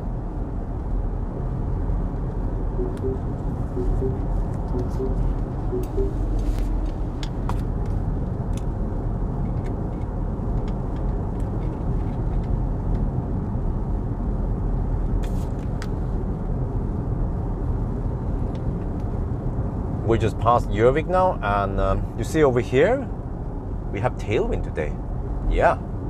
So, but despite tailwind, we actually have 170 watt-hour per kilometer. But this is what I also measured during the range test, which is that the consumption reported here seems to be 8% higher than the real consumption. I'm not sure why, but if I look at the stats here and I look at the kilowatt hour that the car reports, then the consumption is 156, not 170. So we are going kind of slow, you see? Welcome to Norway. It's an 80 zone, and we are doing around 69 kilometers per hour because we are stuck behind a Volkswagen E-Up, I think. I don't know if you guys can see it. I can zoom in here so you can see it. So I try to ninja it. Yeah. So the E-Up has to save energy, and then we are stuck behind it, and that's it. Real world test. Yeah. Oh wow, there's so many EVs here. Fat e-tron, Fat Beaver, yes. And now I'm gonna enjoy the drive. And outside here it's 21 degrees Celsius. Oh yeah, I'm gonna show you. You see here, if you click here, you can switch off the E-heat, which is a PTC heater. This one doesn't have a heat pump. Wait, did they get heat pump? I don't think so. I think it still has a PTC heater. And then AC is off. So now fan speed is on 1. And we are running on only fans mode. Yes, perfect.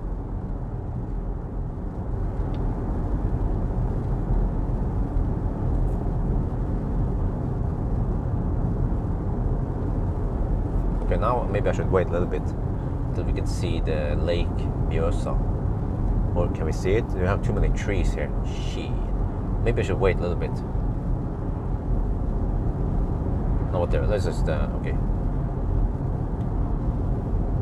โอเคเราเพิ่งจะผ่านเยอร์วิกนะแล้วก็เนี่ยอันนี้มันวัดความเร็วนะเราขับ78กิโลเมตรต่อชั่วโมงนะครับแล้วก็มันไม่ใช่หรอกมันไม่ใช่78แล้วมันเป็น76ว่าไปเลยแต่ว่าตอนนี้นะครับรถมันรีพอร์ตว่าเราใช้170วัตต์เอาต่อกิโลเมตรแต่ว่าเหมือนที่ผมเทสตอนเราเทสว่ามันวิ่งไกลแค่ไหนนะคันนี้นะมันจะรีพอร์ต 8% สูงกว่าหรือว่าสูงไปใช่สูงไปที่จริงมันไม่ใช่เป็น170นะมันจะเป็น 8% ต่ำกว่านั้นนะแล้วก็ถ้าเราเช็คข้อมูลในนี้นะครับมันจะเป็น156วัตต์เอาต่อกิโลเมตรนะ นั่นน่ะก็รถคันนี้มันอาจจะนับ charging loss จนเราชาร์จที่ AC มั้งประมาณนั้นแต่ว่าแปลกนะเพราะว่าคันอื่นมันไม่ทำอย่างนี้แล้วนะแล้วก็ตอนนี้เราก็ขับช้านะ80กิโลเมตรต่อชั่วโมงข้างนอกก็อุ่นสบายดี20องศาแล้วก็หน้าเราก็มีรถขับช้าเหมือนกันนะครับอันนี้นะครับเป็น Ioniq Classic Ioniq แล้วก็ข้างหน้าสุดนั่นนะสีฟ้านะเป็นVolkswagen E-Up ซูมเอาไว้ E up ครับจ้าฮะมันต้องประหยัดไฟฟ้าเพราะแบตเตอรี่มันน้อยนะแล้วก็อยู่ข้างหลังทุกคน chill สบายดี A B C always be chilling แต่ว่าผมเจอ only fans นะในรถนี้นะครับถ้าเรากดในนี้นะในเมนูนี้นะครับอันนี้นะในปุ่ม E heat เราปิด E heat นะครับ E heat คงจะเป็นPTC heater เพราะว่าคันนี้มันไม่มี heat pump มันมีแต่ PTC heater แล้วก็เราก็ปิด air AC ปิดไปแล้วก็กลายเป็นเราใช้พัดลม1นะครับก็มีลมเข้ามานิดหน่อยพอดี20องศาข้างนอกนะแปลว่าที่นอร์เวย์ส่วนใหญ่นะครับโอ้เราไม่ต้องใช้แอร์หรอกแล้วก็ที่นี่เห็นวิวสอเรามีลมส่งนะแต่ว่าถึงแม้ว่าเรามีลมส่งแล้วเราขับช้ามันก็ยังใช้ไฟฟ้าเยอะเนี่ย150 วัตต์เอาแต่กิโลเมตรละ56นะครับถ้าเป็นคันอื่นนะครับมันน่าจะเป็นประมาณ130เหมือน Tesla หรือว่าอันนั้นอะไรนะ Skoda Enyaq มันนะแต่ว่าผมไม่ได้ทำวิดีโอภาษาไทย Skoda Enyaq ทำ Tesla แล้วก็ IC ครับวันนี้เราก็จะชิลสบายดีแต่ว่าเดี๋ยวเราต้องเข้าห้องน้ำ Yes of course e-heat is turned off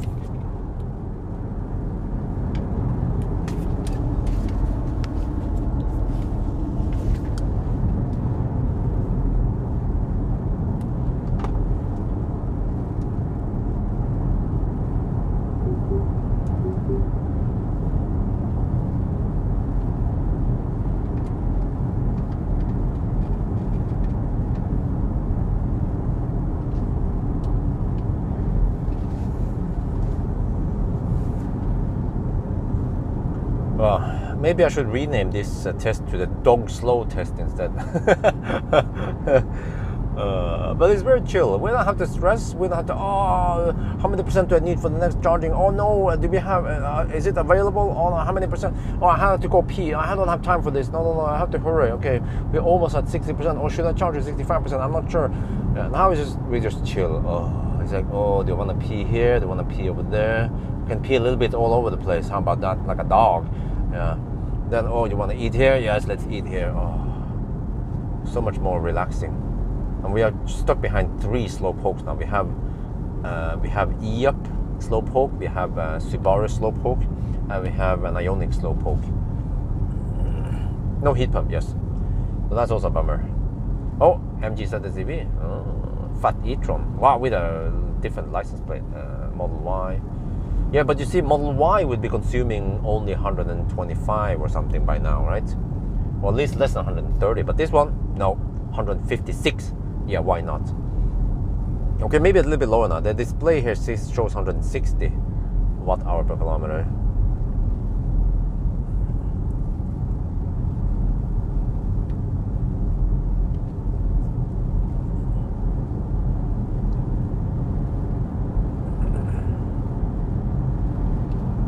I can recalculate again the real consumption. Just double check here.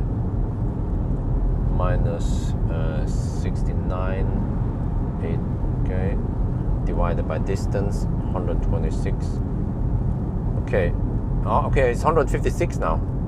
157 still. Okay, 157.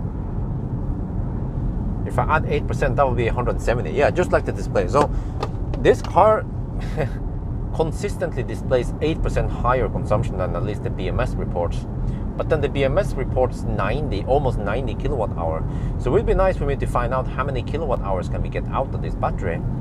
And then how can I know for sure? Can I trust the car's... Well, we can see, I guess. We can see. Yeah. Can I trust the car's display, or can I trust the BMS, what it reports?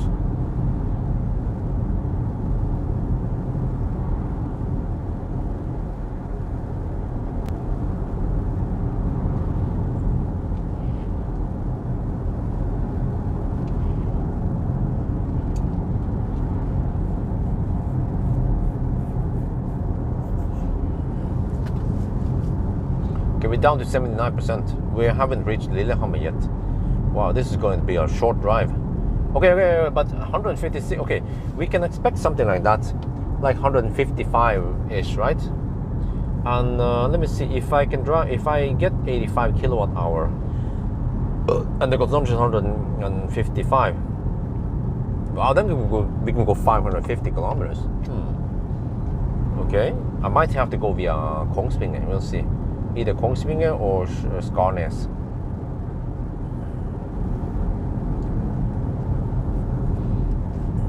Wow, I have so many cars behind me now. 1, 2, 3, 4. At least 6 or 7 cars behind me because of this slow poke in front. But no one is overtaking. Just want to be on this train, this slow train, together.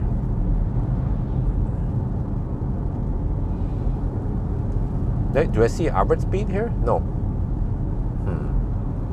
I can calculate average speed. Well, I have to know this car underreports by actually quite a lot, 1.2%. So we have to add 1.2% to the actual to the displayed distance.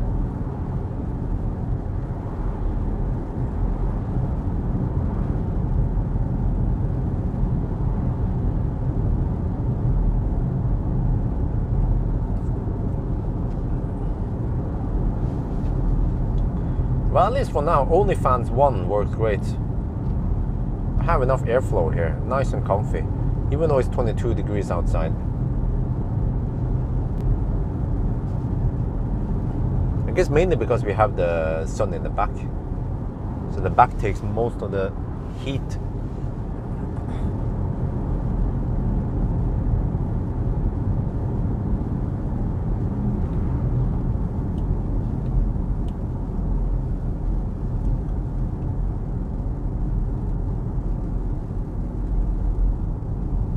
BMW 9. Yes, BMW. Yeah. I see. That's a good one. That's a good joke right there. Yeah, but 9 is not. I mean, in German it's 9, not 9. Well, unless you're supposed to say, you're supposed to pronounce it in English, BMW 9. Yeah, and then it becomes 9 no in German. Yeah, of course. That's how it is. Oh yeah, a nice underdrive. Okay, but eventually I have to borrow Pawel Skodjevåg's. Okay, guys, do we have any classic Ioniq fanboys in here? Raise your hand. Well, how many of you guys want to see OnlyFans with classic Ioniq? How low will the consumption be? I wonder if it'll be even lower than Model 3. It should be, right? Or because it's lighter and it has skinnier tires. But maybe at higher speed then the difference is smaller, but at least at lower speed, yeah. I'm hoping for less than 100 watt-hour per kilometer. People claim like, oh, the Ioniq can go under 100 watt-hour per kilometer. Well, let's find out.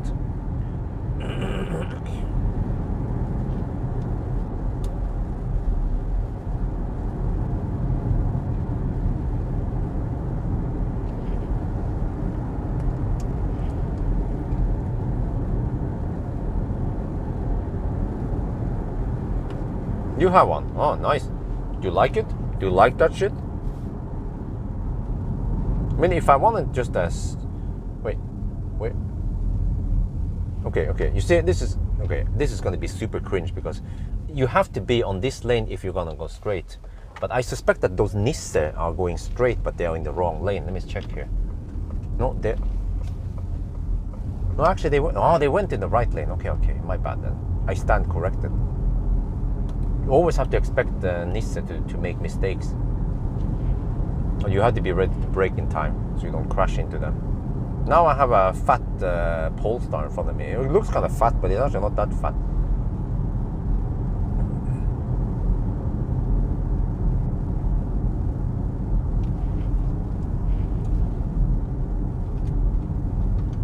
Oh, we have a Ghostbuster in front of us and he's dog slow.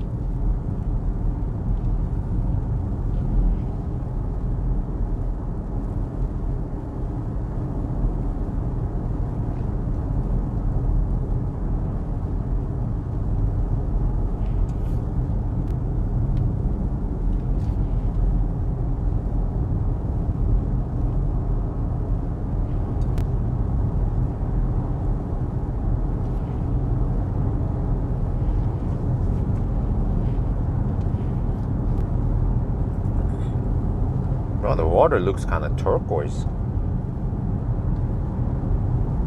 Yes, it's legendary.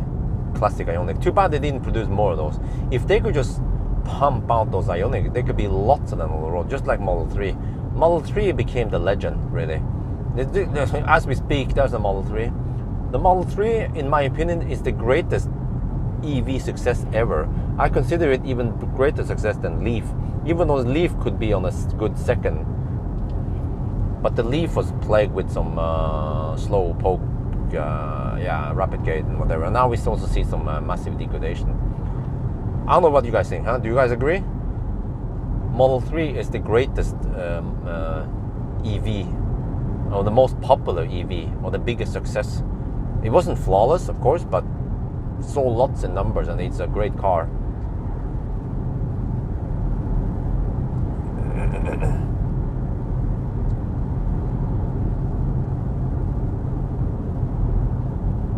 -22°C. Oh, the battery is heated up to 22 degrees now.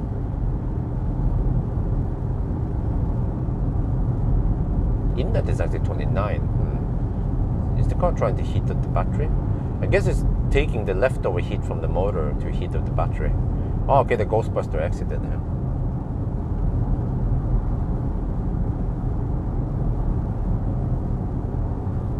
Can't move for the things, just, huh? No, but you can even take the Ioniq on a long drive. That's the beauty of it. Okay, as long as you don't hammer too hard, you can go fairly far, and it has a small battery, so it has good range and everything. I mean, okay range for its age, I guess. But it's just so efficient.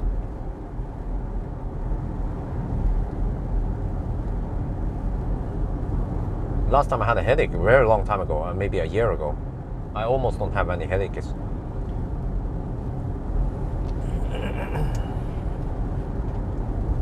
Why do you ask?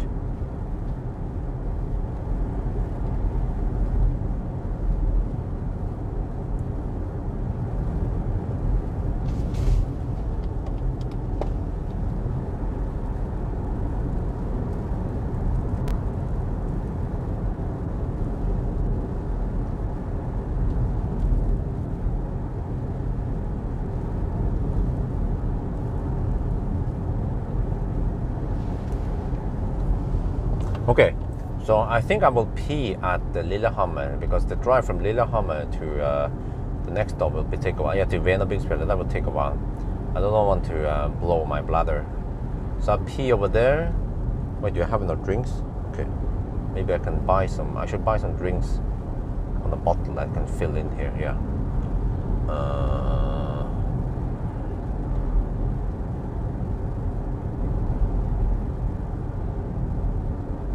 But my concern is that with the classic Ioniq, do they still suffer with a 12 volt, low 12 volt? What if you park the classic Ioniq for let's say 1 to 2 weeks? Will the 12 volt go kaput? Because I consider maybe using a classic Ioniq as the press car thing, the press car shuttle, because I kind of like to have Millennium Falcon as a studio.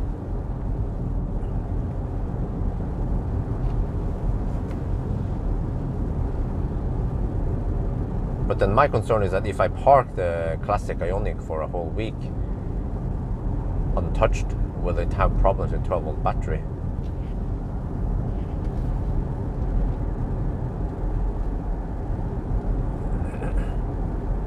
Okay, let me see. My speech. Wait, I had a. What was that again? Yeah, it was the 800 volt podcast. On that one, I ended the podcast. What do you guys remember? But I spoke for about an hour, and I started the podcast around Eina, and then I ended. No, I went past Jervik, but I think I ended around Biri, didn't I? Or I don't remember. Or did I go all the way to Lillehammer?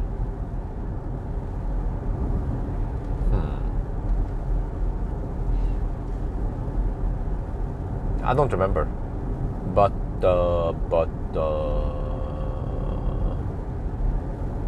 What are the essentials you have to check before you start a journey? What essentials? I check if I have enough, if I bring enough milk. That's it.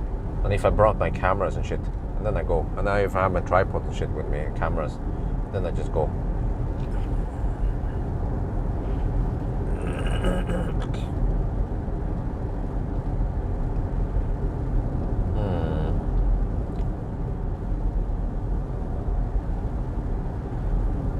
Well, at least today we don't have to take that detour. That was an exception, that slow ass detour we had during the IA4 run. That took really long. Felt like it was half an hour slower. Well, I think it maybe practically was like 15 minutes slower. But yeah, I'm planning to stop at that resting area before Lillehammer. That's a nice pee stop right there. You can use the urinal. Okay, well, no, but is it important, Alan Brown? What is it for? Please tell me.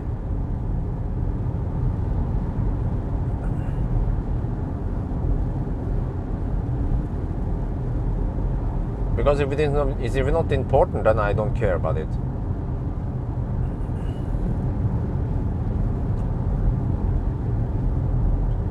Can I get sun from the side now? I also use an app and a website called SunCalc. It will show you the angle of the sun based on the location and the time of the year. So it's very nice to see the angle of the sun.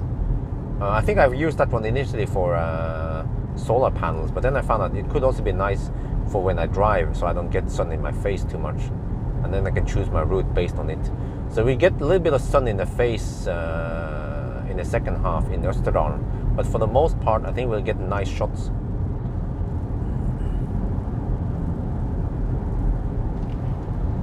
Boy, did he misspell break? Oh, he did. That's funny. It's funny that people always use the wrong variant of brake, the wrong spelling of brake for different, for P brake, or the brakes need to be replaced, you know. Oh, it's epic. Oh. Wow, they go dog slow the other side here.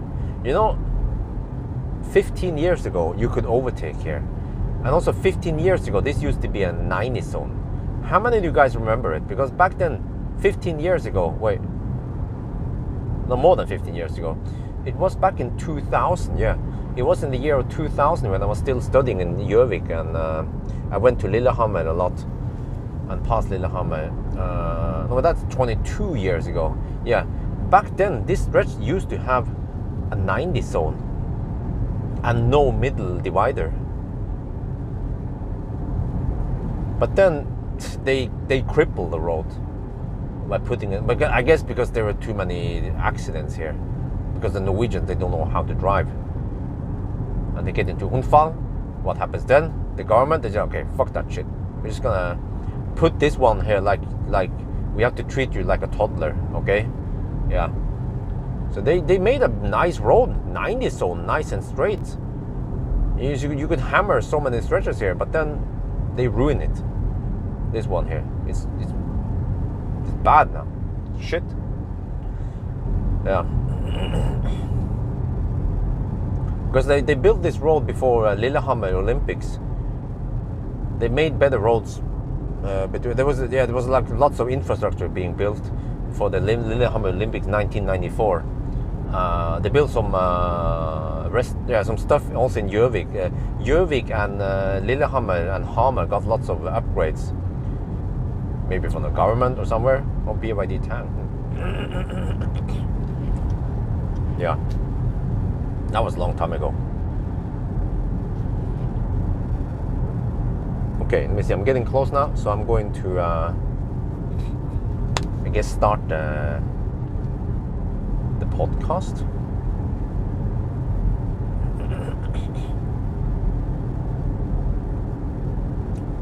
Wow, you see one slope hog, and then 1, 2, 3, 4, 5, 6, 7, 8, 9, 10, 11, 12, 13, 14, 15 cars behind that one slowpoke. That's how it is in Norway. Welcome to Norway.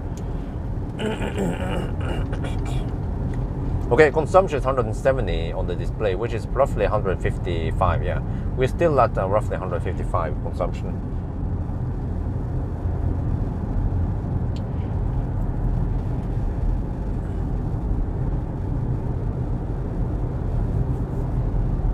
And then there was a slow Toyota, and then a whole bunch of cars behind the slow Toyota.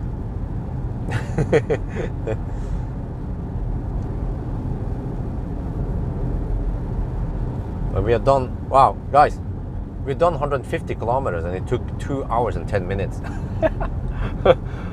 Oh, shit. How long would it take to drive 150 kilometers in Germany at night?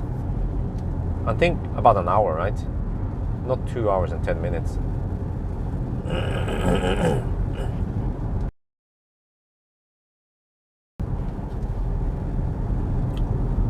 All right. I guess I will have a much needed pee stop soon.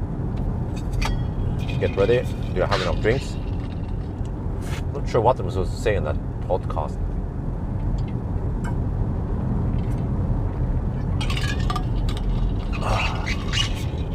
Okay, I need to save my juices.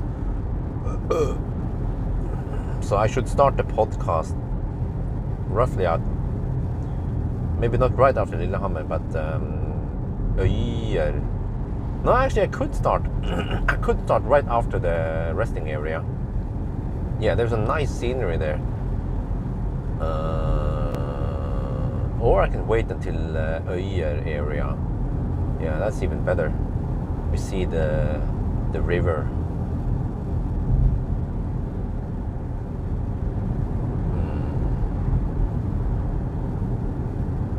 Wow, that's a lot of traffic. Holy macaron. Where are you guys going? Are you going back? Are you going back? Wow. Yeah, I can get Lillehammer in the background there once I start the podcast, maybe.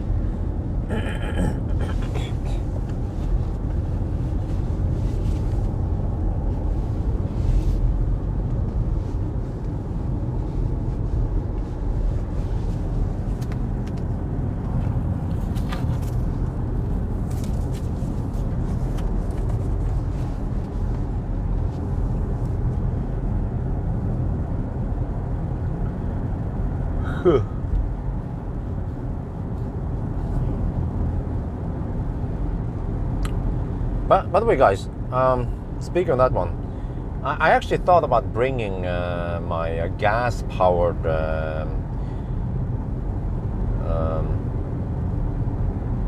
barbecue today, but I didn't, because it will take some time, I guess, and I should look at the wind and everything, and it's going to be a little bit windy. But actually, I thought about buying this battery pack, this kind of portable, what they call it, portable generator, but it's not really a generator, but it's a battery pack. Have you guys heard of EcoFlow Delta? Or have you heard of EcoFlow? They make these battery packs with inverters and shit, and they can also, I might go for the 1.6 or 2 kilowatt hour battery and roughly 1.6 or 2 kilowatt inverter,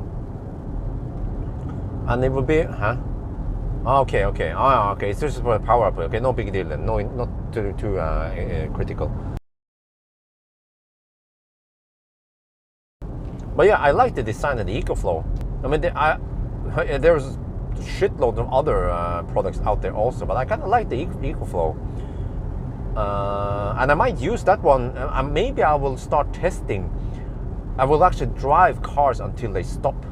And then I need some tiny battery pack to charge it up again, so I can go to the charger. Yes, the Pro one, they have LFP. They're heavier and bigger.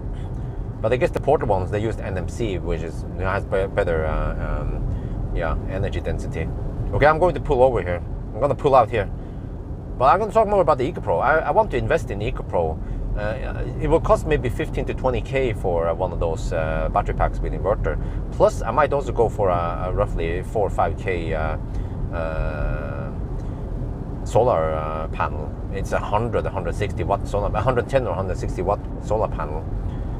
Yes, to cook on my trips, but also to use it as the backup generator when I run to completely out of juice. And I will actually try to, maybe I have an idea to just, because I kind of want to know how far can some cars go below 0%. We will document how many kilowatt hour we get below 0%. And then in order to do that, I need the backup. And for at least most cars will start again, except for the EQE. It just goes, when you discharge it to complete zero, it just goes brick. That's a different story. So yeah, but I want to invest in it, and I can write it off as company expense. So roughly, I get it roughly for half price then, basically. Wait, can I just stop there instead? Since other people are stopping there. Okay, I can stop here. Oh, sotp. Okay, just stop right here. Sotp. And then P. I'll be back.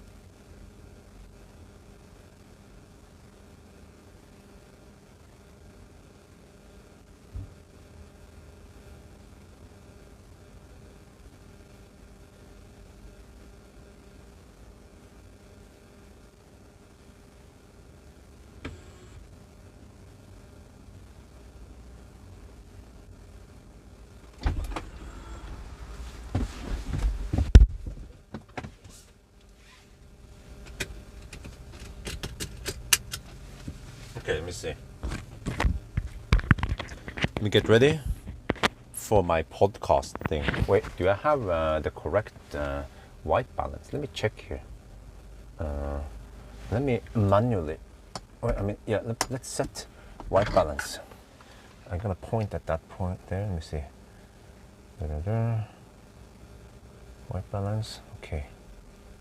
If I point on that one, then so 5K now. Interesting. 5K. What about? There was also something else white I can use. That's not okay.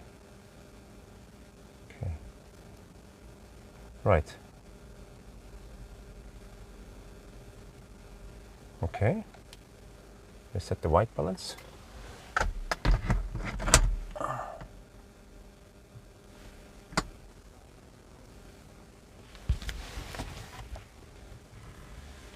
Everything should be set now.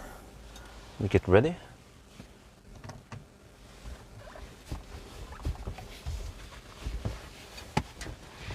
Okay.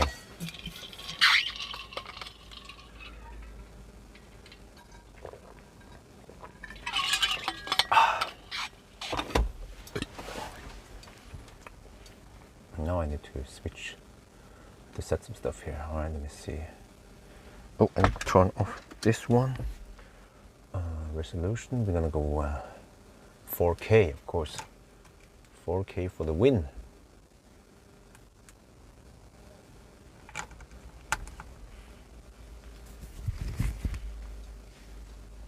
All right. Then we reset this one. Then we set recording media will be oh shit, no memory card. Okay, I forgot to insert this one.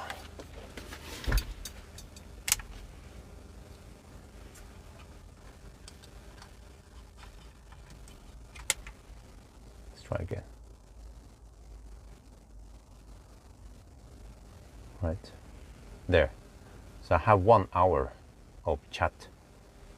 Okay. Right, we're ready.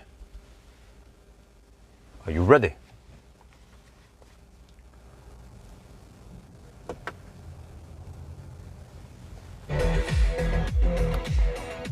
What? Dude, stop that. Every time I start the freaking car.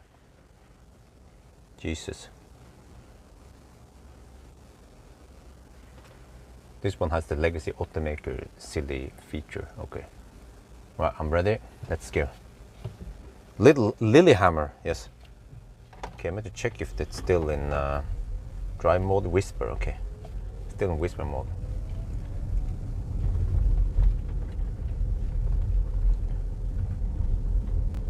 Now, how the heck do I get in here if there's lots of queues? Oh, it's a much needed P-stop. Oh, it's clear. Oh, it was as if it was waiting for me to, yeah, okay. Okay, we're good.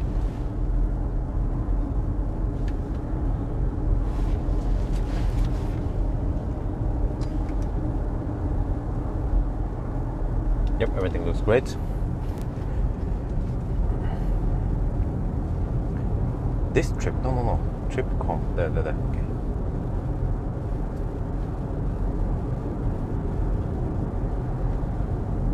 Well, I haven't navigated to anywhere. Maybe I should. Maybe I should navigate to Venabuksfjellet.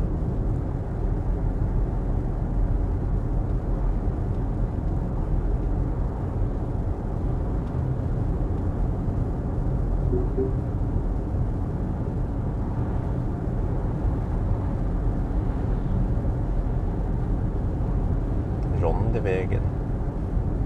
Like here, somewhere. Go. Here he's selling coconuts, of course. No, he's selling strawberries.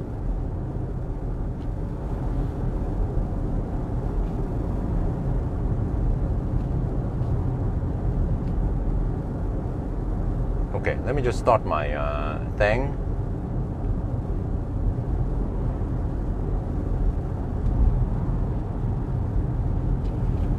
Let me double check everything.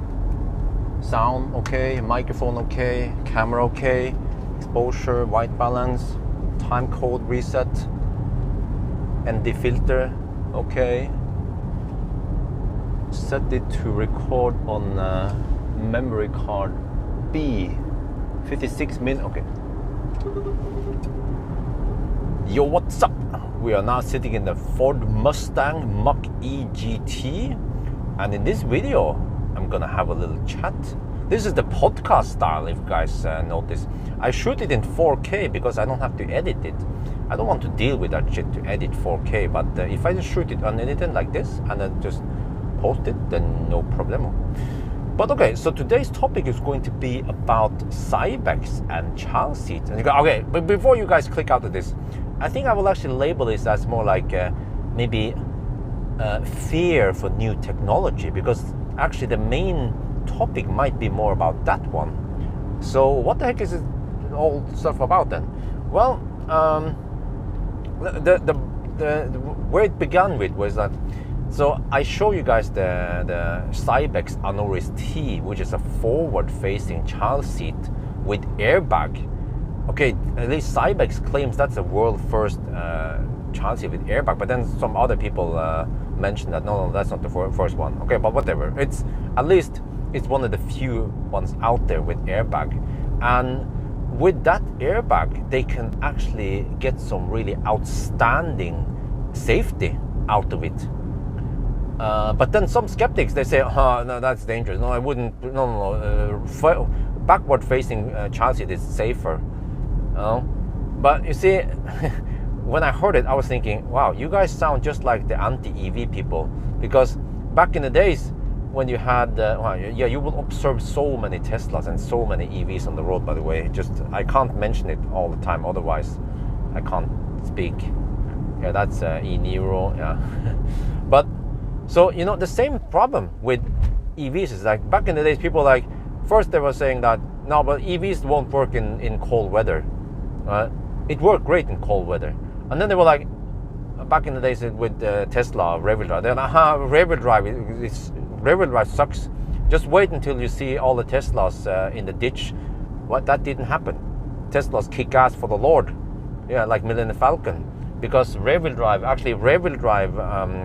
electric cars, they are superior to the rear-wheel drive fossil cars because of fundamental limitations with fossil cars. You kind of need to put a large, that should actually be a separate video, a separate podcast about it. But in short terms, fossil cars, they have to have that large engine in the front. At least that's the way most car manufacturers design it. You can have a mid-engine or a rear engine, of course, but for most personal cars, they are front heavy. Yeah, that's the problem. They're front heavy, and then you have to have a shaft to transfer the power to the rear. So rear-wheel drive fossil cars, they are not that great in many aspects, or you have to make some compromise. Whereas rear-wheel drive electric cars, that's the way they should be built, not front-wheel drive electric cars. The reason why Polestar or many other car manufacturers make front-wheel drive is because they just reuse the existing design in the front-wheel drive, and they use the engine compartment to put the electric drivetrain there. But Tesla, for example, they start with blank pages and they can design the car from ground up the way it should be, right? Without compromises. But you see, that's the whole point. My point is that electric cars, as long as you design it well enough, it will kick ass for the Lord. But the skeptics, they'll be like, no, you know, electric cars are shit in winter. No, they're not. or electric cars, rear-wheel drive is shit in winter. No, they're not. Or electric cars are unsafe because once the battery catches fire, then it will blow up, or it will be impossible to extinguish it. I don't know what you call it. I think that's it. But what we have seen in the past is that when electric cars, holy shit, there's so many fat e-trons there. But when electric car gets in an accident, in most cases, the battery is still intact. You will see, of course, part of the chassis getting deformed or whatever, but the battery is not burning, you know? But of course, in extreme cases, like freaking drunk Mexican crashing a Tesla at really high speed, then the car gets chopped in two and then it blows up. But that will also happen with a fossil car. But people are skeptic to new technology, and they will just assume the worst and expect that that's the way it's going to be. And they will not embrace new technology, but they will instead listen to the FUD. And they are afraid of changes, pretty much. And that's what I feel is also the case with the Anoris, because I believe in Anoris, I believe in Cybex, and you know, Cybex is not just some startup company. Cybex has a long history, good reputation of being the safest, or one of the safest child seat or baby stuff, child stuff manufacturer out there. So they know a thing or two about making good products, good design, but also good safety. And the Anoris T was tested by independent tester ADAC. But okay, I have to mention that Cybex is German and ADAC is also German, so just bear that in mind. But they should be independent. And then ADAC found Anoris T to be the safest child seat ever tested. You know, even safer than rear facing. Whoa, what the heck is that? Is that some kind of hot rod? Hot rod? Okay, but yeah. So that's how safe the forward facing is, because it has airbags. I mean, you wouldn't buy a car today, a brand new car, without the airbag for the adults, right? So why shouldn't the child get an airbag also? You you know. So, but people are skeptic. They have been taught that rear facing seats are the safest for the children because yeah, okay, I have to explain for you guys who don't know the whole thing about it. What's up with that? So children, babies, infants, they don't have a strong enough neck yet. So when there is a crash, there will be too strong forces if you are forward facing. Adults, they can take that beating, but not children. So that's why you want to face it backwards, because then you will have the neck rest helping support the head, so you don't have any fatal injuries on children, or I mean on infants, babies. But of course, as babies grow, they will be bigger and they will be stronger, and then they can take forward facing. And why can't we just take backward facing all the way? Well, there will be some limitations in this, like especially if you get boys, I guess. They tend to grow out of the seat, so it becomes cumbersome to put babies or infant or child in the backward facing. They start complaining or they vomit and shit, right? So then you put them forward facing.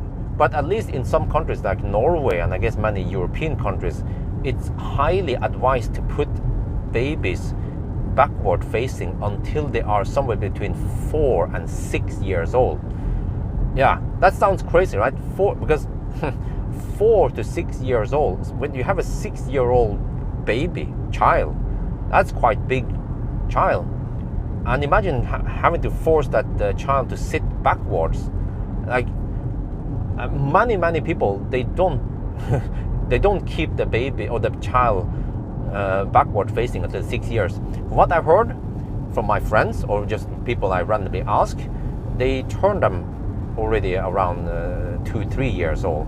And also there was some study or someone checked this. They did some study about this in many different countries, and they found out that people who replied to that questionnaire, they also admit that they turned the baby or the child forward facing long time before the recommended 4 years. It was roughly, I don't remember the result right now, I have it in a presentation somewhere. It was roughly after just somewhere between 1 and 3 years they start facing forward, which means that they actually exposed the baby for potential danger. But for practical reasons, they do it like that. But then with the Anoris T is a forward-facing seat only, and they can do it because they have the airbag. You can already start using the forward-facing Anoris T from 15 months, right? That sounds just crazy.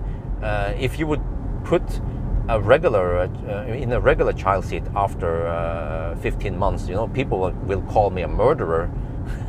But with new technology, that is the bottom line here. With new technology, with airbag technology, you can do that, and there are actually some benefits.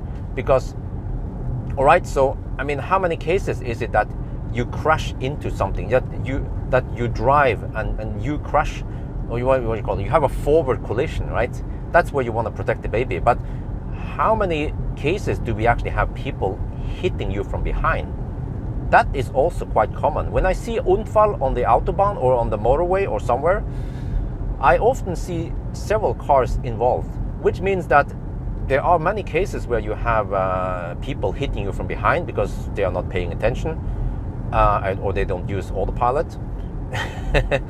And that means if you have a backward-facing child seat, you will then get the force in the opposite direction, which means that you think you are protected, of course, if you have a forward crash, but then when you have crashes from behind, then the child still gets the heavy forces. So that's something people don't talk about. So, but with Anoris T, you get the protection in both directions. With a passively from behind, right? If you crash behind, or forward, you get the airbag. It's the best of both worlds.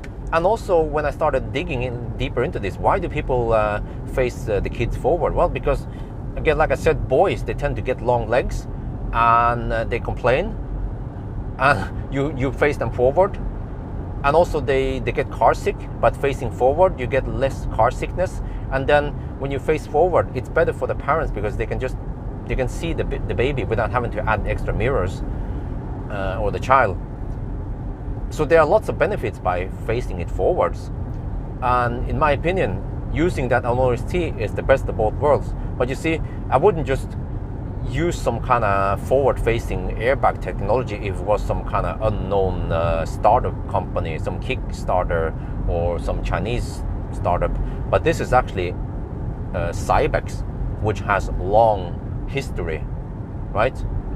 And then again, I could just draw the similarity with fossil cars versus electric cars. That people who are skeptic to fossil cars, the other way. People who are skeptic to electric car, they will always find some excuse that, oh, but the batteries are dangerous, they burn and you can't extinguish them, versus fossil car. You're sitting on a freaking tank of 600, 700 kilowatt hour of energy that could just combust.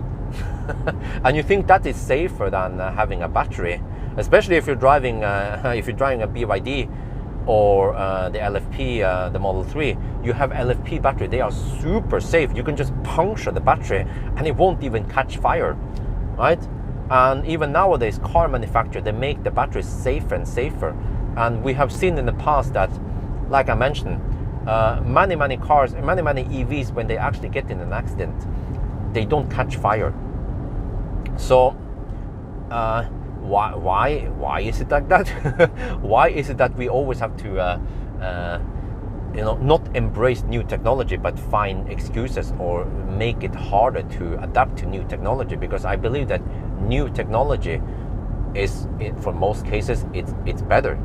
It's maybe more convenient. It's cheaper.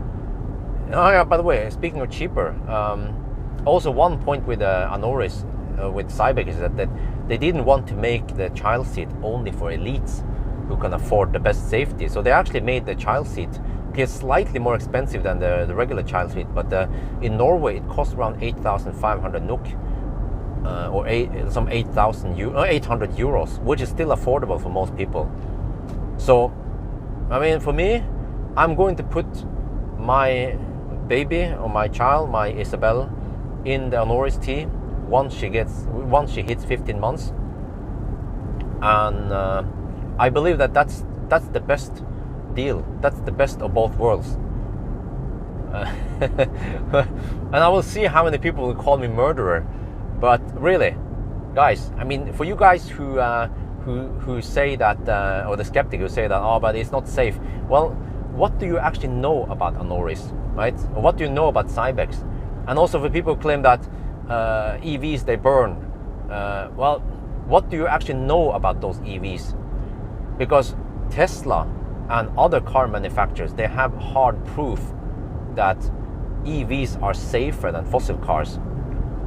So, how long do we actually have to keep discussing? How long do we have to bang our head against the wall until people realize that they were wrong and that EVs are in fact safer than fossil cars? And also, not only that, the whole discussion about EV just goes on and on. Like, I think even today, some people claim that EVs are dirtier than fossil cars when it comes to the whole life cycle with emissions and everything.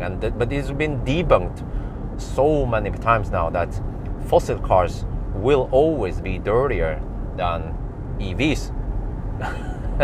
But it will never change, right?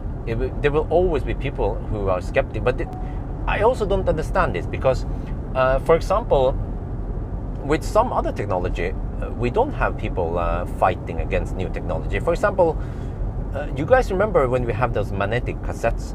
Who knows the connection between the magnetic cassette and a pencil, right? Or a pen? Yeah. But I used to live. I grew up in that time when I had the Mustang is making some weird noises every time there's a merge. It's like dong, console, auto steer console. Yeah, but I live with that technology, and the magnetic tape was really bad in many ways. Okay, it was cheap, but there was a tape. You have to skip forward. You have to rewind forward and backward to skip songs, and the data rate, if you would use it for data, would be really bad. What else is it? Yeah, you will have bonds a lot. You will sometimes the magnetic tape goes kaput, and you will have a big salad. Yeah. So you see, there are so many disadvantages. But then when the disk storage came out, it was way better. You would have higher density. You would have direct access any place on the data. You don't have to go skip forward. So people embrace it because it's obviously a better technology. But I just don't understand why people don't embrace, for example, EVs, because EVs is a fundamental better technology than fossil cars in pretty much everywhere. I just touched into some of it, like the whole, rear-wheel drive, front-wheel drive. Like, in my opinion, if you want to have a car, if you have to choose between front-wheel drive and rear-wheel drive, you want to have it rear-wheel drive, because rear-wheel drive, you get the power. The power goes to the back, and then you do the steering in the front. Right, and then you can have more power and you don't have torque steer. So rear-wheel drive is the way to go. But with a fossil car, you have to make compromises. But with electric, there is no compromise. So, and that is also what I think about. Then back to the whole Anoris, is that with new technology, you can have the best of both worlds. The Anoris T will have the best protection in both directions. And it won't cost you that much also. Again, that's also an argument against EVs, that, it's so expensive. Well, is it expensive? When you look at the whole total cost of ownership, it turns out that it's not that expensive. So, yeah, I think this was actually a fairly whoa, it's getting hot in here. Shit, I'm doing a little OnlyFans run, so it's getting kind of hot. It's 23 degrees Celsius. We're going into the tunnel, so I think actually I want to end it here. This was a somewhat short one. Maybe I should have started after the tunnel, because this tunnel is kind of boring. But yeah, I don't have too much to say on this one. It was a fairly short speech about this. But what do you guys think? Is it like this? Is it like a... Wait, okay, I'm gonna change my mind. I will talk a little bit inside the tunnel also. I have to change the ND filter. But I mean, is it like humans? Are they naturally afraid of changing direction or just changing?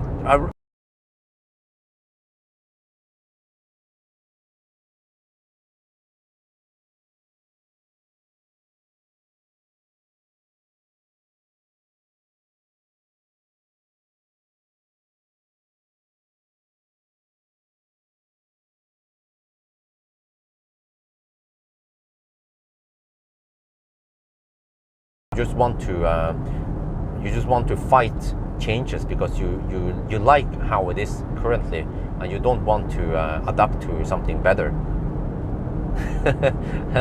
I don't know, man. It's always interesting when I see discussions everywhere, and people always try to find the negative in whatever they don't like, but they don't try to research and find the positive sides also. So their opinions are a bit skewed into the direction they want it to be. Yeah, afraid of the... Okay, I'm also have a live stream going on here. But yeah, so but I think that's going to be it. Unfortunately, I don't have too much more to talk about because this is not too interesting topic. Maybe I should talk more about the whole rear-wheel drive, front-wheel drive. Yeah, okay, why not? Since I mentioned it, you guys are wondering, dude, you already mentioned it. Why don't you talk about it? Okay, I can mention it. I actually have my opinions about why EV should be rear-wheel drive and not front-wheel drive. I touched into some of it now, and I can mention some more of that because electric motors are so light, and the electric motor and the drive or the inverter, you can place it anywhere almost. I used to have a BMW E61. It's a station wagon, and that one apparently has 50-50 weight distribution. So BMW managed to somehow make the car 50-50 despite having a really heavy engine in the front. It was a 2.5 liter diesel engine. But they just did some smart material choices with aluminum versus steel to balance the car. So I guess they kind of have to on purpose make it heavier in the back versus front, and then make it like that, so to give it a good feeling, the good driving properties that the BMW has. But it still has to have a shaft. I don't know how heavy that shaft is to go from the front to the rear, and it also eats up space. You will have a hump. Okay, I have to change and different. We have to have the hump in the back there, which is again a compromise. So in order to make a good rear-wheel drive fossil car, you have to make several compromises. Whereas an EV is actually perfect for rear-wheel drive. I mentioned yes, a rear-wheel drive is better because you get the power to the rear and you don't interfere with the steering. But there are also other benefits, which is that with rear-wheel drive, you have. Wait, once again, I had a good point. I forgot about it. Okay, maybe I'll remember it. But sorry about that. But rear-wheel drive. What was it again? Well, okay. At least one thing I should mention is that if you want a lot of power, roughly. Well, actually, it depends on torque, but also power. Torque and power kind of goes hand in hand. But the more power you have, the more torque steer you will have. I already feel that there is some torque steer in the Leaf, the latest and greatest Leaf with 218 horsepower. It gets kind of weird a little bit with front-wheel drive, whereas rear-wheel drive, no problemo. And then okay, I should also mention, yeah, with Tesla, but I mean, with EVs, you don't have to have this weird transmission hump in the front. I mean, in the second row, which you have in the fossil cars. I had a really good point with the rear-wheel drive. Let me see if I can remember it, because now I'm shooting this in one shot and I cannot just stop and go back to what it was. But yeah, and also one thing I should also mention is that it's also easier or better for EVs to be all-wheel drive. And what you guys have seen with all-wheel drive EVs is that they are there is no physical link between the front and the rear motor, right? So super convenient that way. Well, okay, one small advantage I guess with rear-wheel drive is that you can then make the hood shorter, like you guys have seen with the MEB cars, or you can have a frunk in the front. I guess that's hip some hop. It depends what you prefer. Well, I actually have a Mustang behind me also. But yeah, and I guess also another advantage is that you can have a better turning circle with rear-wheel drive. So to me though, seems like there are lots of benefits having a rear-wheel drive versus front-wheel.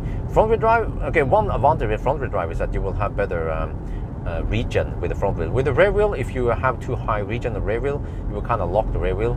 But other than that, yeah, also for acceleration, yeah, it's better for acceleration. Some people mention it in the live stream. But then why, like I mentioned also earlier, why do some car manufacturers make front-wheel drives? I think it's because they are taking some shortcuts. Since they already have a fossil platform, or they don't have a pure EV platform, then it's easier to just use existing engine bay, and you don't have to pull too many cables back and forth, and that's why they are front-wheel drive.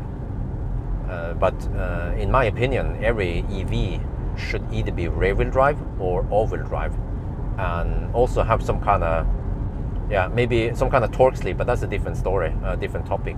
Wow, there's so, I just had to mention there's so many EVs. That was Q4 e-tron, by the way. Front-wheel drive, huh? No, some people claim that front-wheel drive might be more efficient. I disagree. Just look at Tesla Model 3 SR Plus, and also in general, just the Teslas, and they actually also the MEB cars like ID3, ID4, or other. ID3 kind of suffers a bit on poor aerodynamics, but at least the drivetrain is very efficient. And yeah, like the BMW i4, even the rear-wheel drive i4 was super efficient rear-wheel drive. You see, so I think that argument that front-wheel drive is more efficient, that no, I'm not buying it. You can make, as long as you make good drivetrain, low friction in the gears, good aerodynamics, then the rear wheel drive should be as efficient as front wheel drive. I don't see a reason why front wheel drive would be more efficient. Yeah, more efficient. What else is it? Yeah, another I guess small advantage is that you will maybe have less cabling, because cabling is also important when you want to minimize the losses. Because that's also another. Now we're touching into many different topics here, but when people talk about the losses in 800 volt versus 400 volt, what you also have to consider is the cable length. If you design your car well with the components, you can then get away with shorter cables, and with shorter cables you will have lower losses despite having lower voltage. So yeah, but yeah, so I think that's it, really. I'm running out. Whoa. Oh shit, no, don't go. Sorry, the car was doing some weird shit. Okay, there, we're back. Okay, so I'm doing a little yeah, I'm doing a doing a little test now with this Mach-e, by the way. Seems like it's a bit thirsty. The all-wheel drive is a bit thirsty. I'm not sure. I have my theories why, but yeah, I made this video mainly because you guys want to watch the awesome landscape, and then my chat is just like a bonus. Yeah. But yeah, so I think that's it, guys. It's long enough. We got touched into many interesting topics, and then we'll see about the next one, what that one would be about. So that's going to be it for now. I hope you guys enjoyed this video. As always, thank you for watching, and talk to you later. You know, I had one very good point about the rear wheel drive, but I just can't think about it right now. And now I had to stop the video because otherwise it was getting kind of awkward for me. I felt like I was just, but I was hoping that I could remember what that very good point with the rear wheel drive was.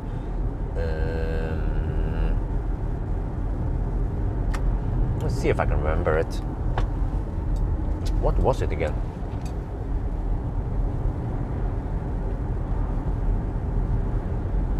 I feel like it's kind of empty today.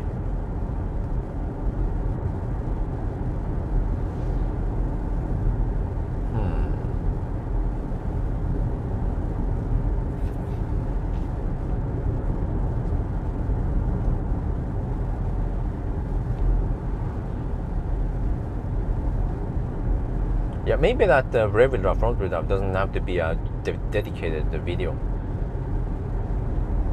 But I mentioned, oh dang it.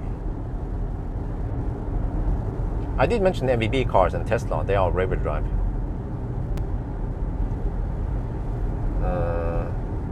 Well, I'm using AutoStay right now. It works great for the most part. It tends to bug now in the intersections. Tesla would just still go straight, hammer it. I could redo this. I feel like the view is better here. Maybe I should for once redo this. Now we get the perfect view. And the second shot, the second take will always be better than the first take, right? About the whole Anoris and everything. Yeah, maybe I'll redo it. Okay, I'm gonna delete. I will actually delete because I need a space. So I have to go and delete that one.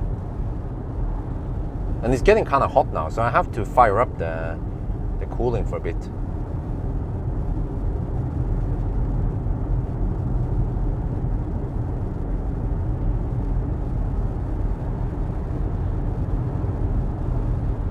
Oh shit, but we're getting close to the exit soon.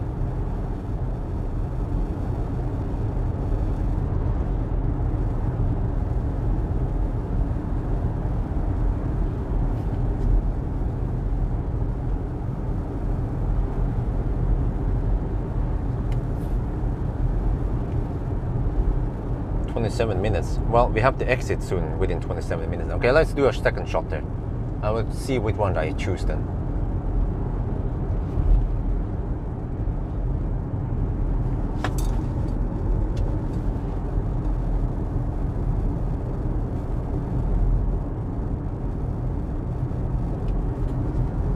Yo, what's up? We are now sitting in a Ford Mustang Mach-e GT. And in this video, I will talk about child seats, but the topic touches into other interesting aspects also, which is about EVs in general. So the background here is that, I shown you guys that that child seat. It's Cybex Anoris T. It's a forward-facing child seat with airbag, and people were skeptic to it. And like, huh? Is that even safe? Now the people claim that no, forward-facing from that age is dangerous. You want to have backward-facing. That's the safest. So before you guys click out of this video, I should mention that I see the same problem or the same arguments when we talk about EVs versus fossil cars. Is that when we talk about EVs, people were always skeptic. In the old days, they were saying that, EVs are not going to work in winter. And then Tesla came out, Tesla Model S, and he kicked ass for the Lord. And then they said, but the Model S is rear-wheel drive. Rear-wheel drive is not going to work. No, it sucks. And then the Model S came out, and it was great, no problem. Rear-wheel drive, But actually, yeah. By the way, I can mention that the reason why the rear-wheel drive works so great with EV is that the electric motor is quite small. Or we have to look at fossil cars. What is the problem with fossil cars and rear-wheel drive? Well, fossil cars, at least most of it, except for maybe some sports cars, but most fossil cars, they have the heavy engine in the front. So the fossil car is quite front heavy, and then you try to drive the wheels with the rear or the rear axle, where you don't have enough ground pressure, right? And then some cars like my BMW E61, the BMW, they have some nice engineers over there, so they managed to balance the car so it's 50-50 weight distribution. Maybe they put more steel in the back and then more aluminum in the front, but we still have a heavy 2.5 liter diesel engine in the front, and you also have that shaft transfer the motion to the back, which eats up space in the second row. So fossil cars has to make some compromises in order to make rear-wheel drive, and that's what the anti-EVs are basing it on. They're basing it on what they know, but they just don't know that EVs are just superior. And why does it make sense to make rear-wheel drive EVs? Well, rear-wheel drive has lots of benefits. For example, you want to have the power to the rear motor, to the rear axle, and then the front can be for steering instead. So you can avoid torque steer if you have lots of power. I already feel like, for example, the Leaf 62 kilowatt hour has some torque steer. There's just so much power going to the front wheels. But other benefits also. Rear-wheel drive for acceleration. Rear-wheel drive is better because when you accelerate, some of the weight will shift to the rear axle, and that's where you have the power. So, and also when it comes to another thing is that fossil cars or fossil engines, they are slow by default. Not only are they slow because they have low power, but they're also slow to react. So when the traction control feels like there is some kind of slip, there is a lag in the system. In order for you to generate, you have to suck in some air, you have to spin up the engine, just so you can react to that situation. You need more torque for rear wheel, right? But with electric motors, you have instant torque, which means that you can way better get traction where you need it, right? Instantly.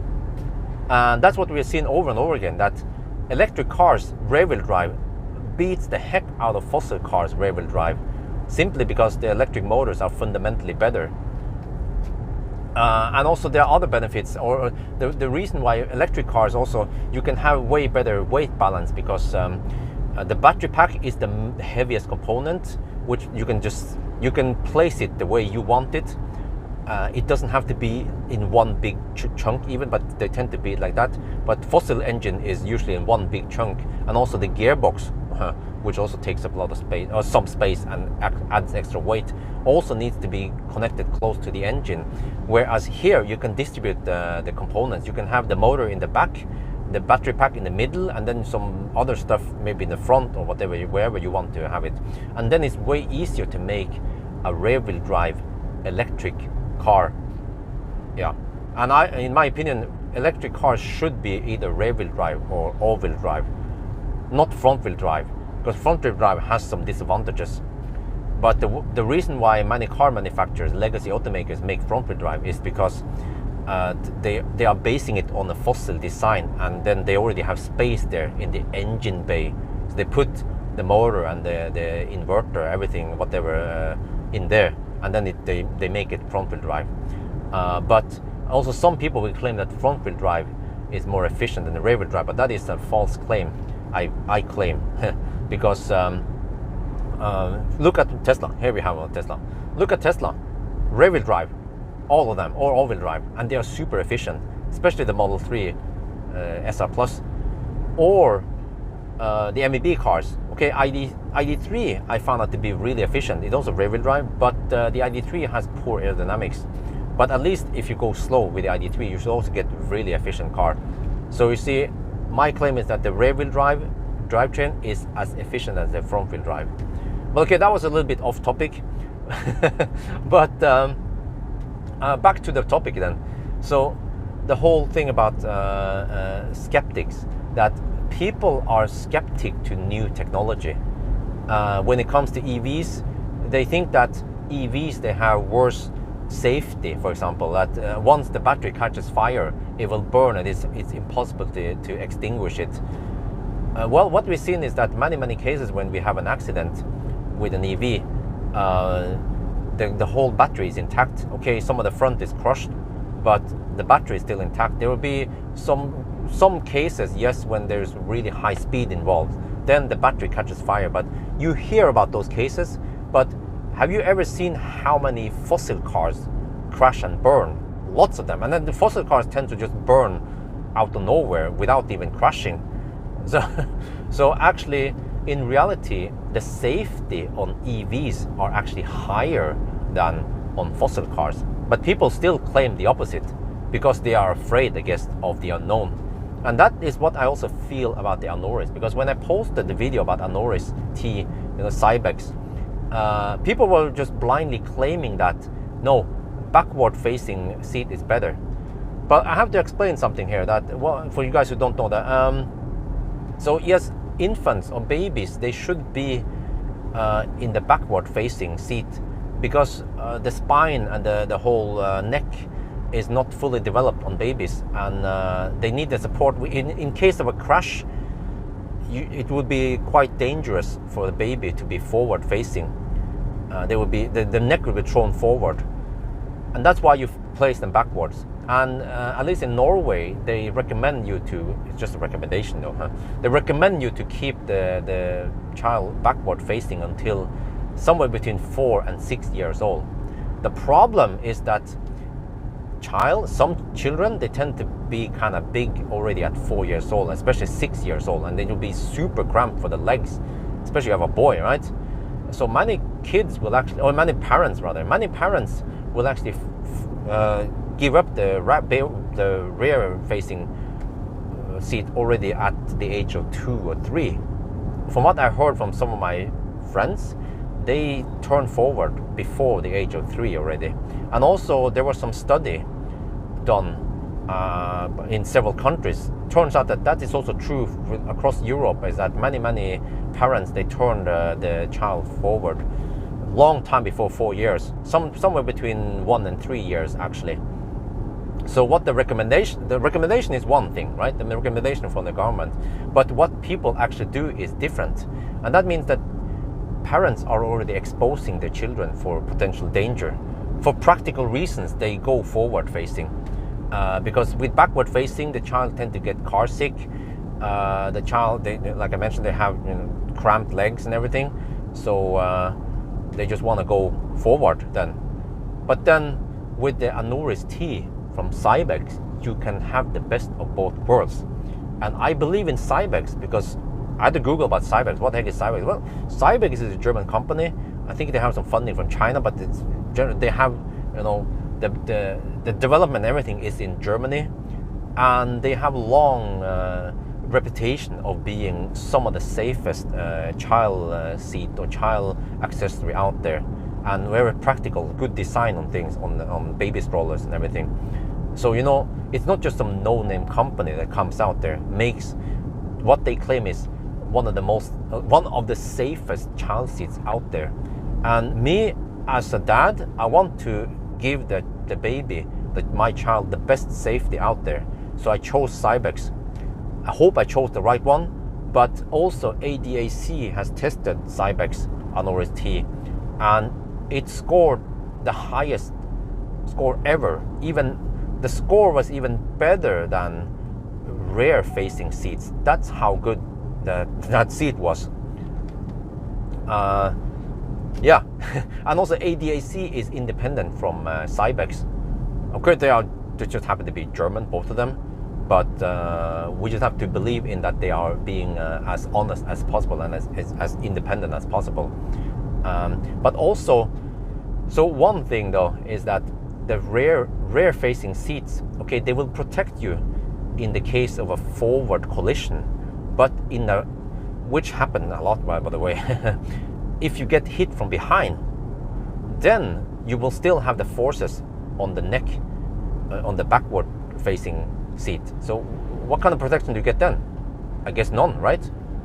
And even the back, yeah, if you hit someone behind, that's also quite a powerful blow. But with the Anoris T, since it has a airbag, then you get the airbag protection when you have a forward collision, and you get the passive protection in the back if you get hit from behind. So to me though, when I look at it, it sounds like a no-brainer, really. Yeah, no pun intended, but sounds like a no-brainer. That's the best of both worlds, because you then have good new technology. You have airbag technology saving you, and you wouldn't buy a car today without airbags for the adults, right? So why would you buy a car seat without airbag for your child then, right? To me, it sounds like a no-brainer. So I believe that with new technology, you can have better safety, and it doesn't have to cost a fortune, because that's also one thing that Cybex wanted to, it was very important, is that they wanted to make sure that that child seat was not only for the rich and the elite. They want to make sure that you can, most people can afford it. So they priced it, at least in Norway, it cost 8,500 NOK, around 800 euros. And it's still not that much more expensive than some of the best and most expensive child seats out there. So yeah, and again, the same goes for fossil cars versus electric cars. I see the similarity. Once I started reading about this, I kept seeing the same similarities. Like, hey, but that's the same thing. EVs, fossil cars, they claim that no, but EVs, they are more expensive than fossil cars, and EVs, they pollute more than fossil cars. So, the skeptics, you can never silence them, right? They will always make up some excuses or some claims that no, it's not like that. No, it's EVs are bad for the environment. EVs, this and that. But people who drive EVs, they know how they are. They know that they kick ass for the Lord, that they are better than fossil cars in almost every aspect. And then we'll see, I guess, when I put my Isabel. Yeah, by the way, that child seat, forward-facing seat, I can use it from 15 months already. So in roughly 1 year, I can start using that forward-facing seat. And I will have the benefits of having plenty of leg room, having forward-facing vision, so Isabel doesn't get car sick. And in case someone hit me from behind, then I still have the best protection also that direction. So yeah, to me it's win-win. Of course, I don't hope that I will get in an accident, but if I get in an accident, then I believe that the child seat will keep me safe. And also, just like fossil cars, if you are in fossil car, you better hope that you don't get in an accident, because the probability of a fire in a fossil car is way higher. Think about this. You're sitting on 700 kilowatt hour of energy. Especially if it's a gasoline car, then it's quite flammable. You better hope that it won't catch fire. Versus versus electric cars, yeah, if you even go for some of the LFP batteries, like in Model 3 SR Plus or BYD, then you have, the LFP battery is even safer. You can puncture the LFP battery and it will still not catch fire. That's how awesome the LFP is. And also, what I've seen when I watch Monroe Live is that EVs nowadays, like Tesla or other car manufacturers, they try to make the batteries safer and safer. They put some fire retardant material or something there to block or to try to mitigate the fire damage on electric cars. But that's just one thing. That's just the claim from the manufacturer. Like Tesla, they claim that EVs, they have way lower probability to catch fire than fossil cars. But in reality, you just have to look at the statistics and just pay attention when there's an accident and there's an EV involved. See how many of those EVs caught fire versus how many fossil cars catch fire when they crash. And also another thing I should mention, by the way, is that EVs, they have a big ass battery that actually also works as a good protection, side impact protection. Fossil cars, they don't have that because it's just, they are constructed differently. So the batteries will actually act as extra barrier. So I'm touching into lots of topics now. By the way, it's a little bit off topic, many of these, but I find it interesting. And what initially looks like a bad idea, right, or looks dangerous, because you maybe it that, that lithium batteries can catch fire and they are bad, or that lithium batteries, they don't work great in cold weather. But you just have to know that Tesla or many car manufacturers, they have battery heater, they have heat scavenging, they have lots of stuff they can do to prevent those or to kind of mitigate those disadvantages, right? And that's how it is. So just don't I guess just don't blindly listen to people who don't know what they're talking about. I think that's what it boils down to. Yeah. But then as for back to the topic, I guess the red line here about Anoris T. Okay, we don't have any statistics yet. Not many people have crashed in Anoris T yet, so we don't know. But eventually there will be more and more data about this. But just, I guess I'm basing my assumption on certain things. I have to keep my trust on ADAC and on Cybex, but also that since we have airbags in cars, then why not for infants? But okay, one thing though I don't know, by the way, and I could be a little bit skeptic about this, that airbag that blows in that kind of explosion you get from the airbag, it's kind of hard, right? For an adult, they can take it, but what about for kids? But on the other hand, so Cybex, they have done their own internal testing when they develop it. But not only that, but ADAC, they also, of course, have the right equipment. And there is actually the dummy they use. What I heard is that ADAC, they use the best dummy with the most sensors. Some other, what was it again? Yeah, I thought there was some Swedish company. I don't remember what it was called again. They also test. Yeah, that's what. When I heard about it. By the way, the skeptics, when they talk about Cybex, and they refer to this Swedish test, and they said that, well, but in the Swedish test it wasn't good. But the Swedish testers, from what I heard, they don't use the latest dummy with the most sensors. But ADAC, they use the most expensive, the best dummy, and with the most sensors, they can measure everything and they can find out whether this is safe or not, or unpleasant or not for the baby. So yeah, I think that's it. Now I'm driving up Venabygsfjellet now, so I'm going to have lunch soon. But yeah, I don't know what you guys think about this chat. This is more like the typical podcast chat in 4K. I make this in 4K because I don't have to edit it. It's in one single shot without any yeah, stuff like that. And I might make some more once I find out other interesting topics. But I also wanted to show you guys the nice view, but most of it is gone now, GUN, and from here it's kind of twisty and not too interesting. So I want to ask you guys, what do you guys think, huh? Am I just like a fanboy because I just happen to own some Cybex stuff? Like, oh, Bjørn, you're a Tesla fanboy, you're a Cybex fanboy. You blindly believe in those guys, you know, don't trust them. Well, I'm open for it. Maybe there is a conspiracy between ADAC and Cybex. They are both German. I don't know. And okay, I haven't put my child in the Cybex yet. I still have 1 more year before I can decide whether I should put it there or not.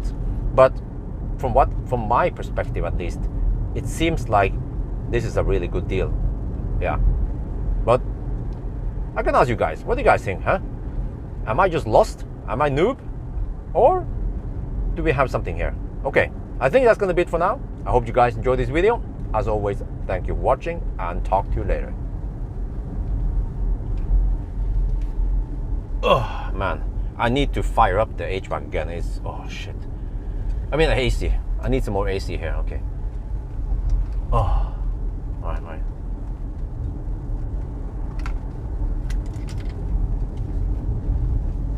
Okay, I think my second shot was better. I feel like I had a better execution of the second shot here versus the first shot. So I will probably keep the second shot.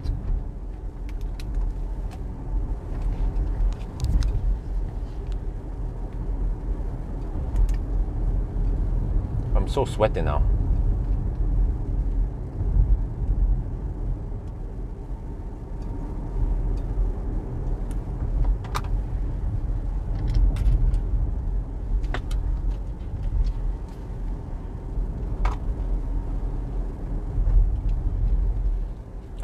Wrong one.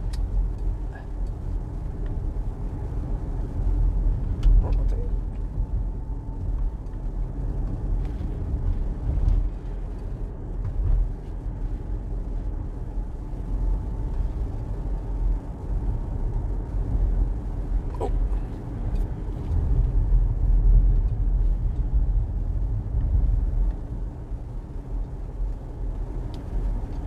Okay. Yeah. So that was a lot of stuff. Yeah. So I did it 2 times in order to perfect it, but I think the second was better. And I actually got the point. I had one good point with the rear wheel drive or whatever. But my point, by the way, was that the electric motor has instant torque. So I managed to nail down that, and also I felt like the second was better. I managed to nail all the topics and group them together better instead of going back and forth between the topics. So yeah, I will choose the second shot and delete the first one, I guess. That's the one you guys will see in a couple of days. And I kind of like these ones because I'm actually making a video that many people will enjoy, and it doesn't take too long, and there is no editing involved.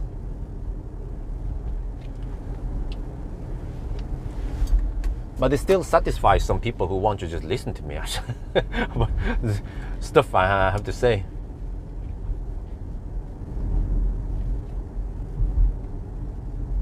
Okay, I guess you guys zoom out and talk about something else, but that's fine. I haven't paid attention to the chat, by the way. I intentionally didn't want to pay attention to the chat because the chat tends to kind of... wait. No. No, it went to auto. Okay, well maybe that's fine. Maybe just leave it on auto now. Let me check here. Oh no, e-heat is on. Okay, whatever. But e-heat is on. Okay, right. Okay, I have to go here, right? Yeah, I think this is the right one. Venabygsfjellet, all right.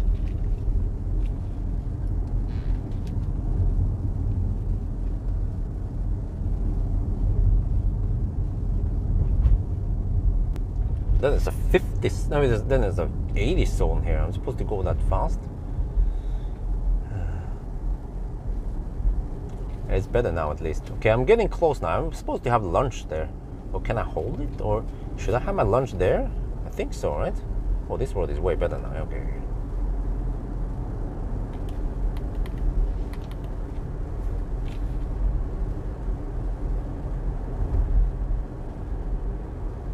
Yeah, I'm supposed to have lunch soon. Is it too early? Nah. But wait, am I driving past Hanestad? Yeah, I think I am. I could take it at Hanestad, but I guess I'm gonna have it in the mountain here, yeah. Because it's cooler here. It's easier to keep the car cool here. I feel like I need some food soon. I'll purposely drive slow here, like a slow poke. Oh, drive even slower. Okay, slow. Langsam. Okay, we're getting close to that restaurant soon. Or is it Kro? It's called Kro. Don't remember what it's called. Or some kind of Kro. Okay. Down there. Oh yeah, will the car get bricked down the hills? Oh, I hope not.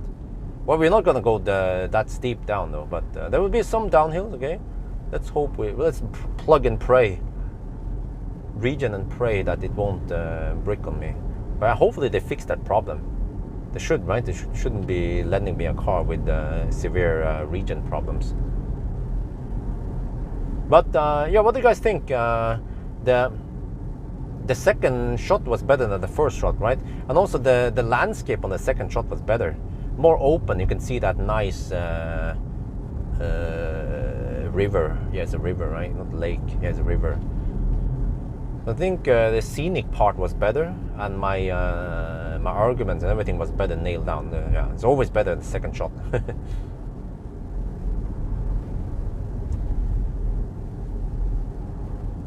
Okay, temperature is dropping. That's good.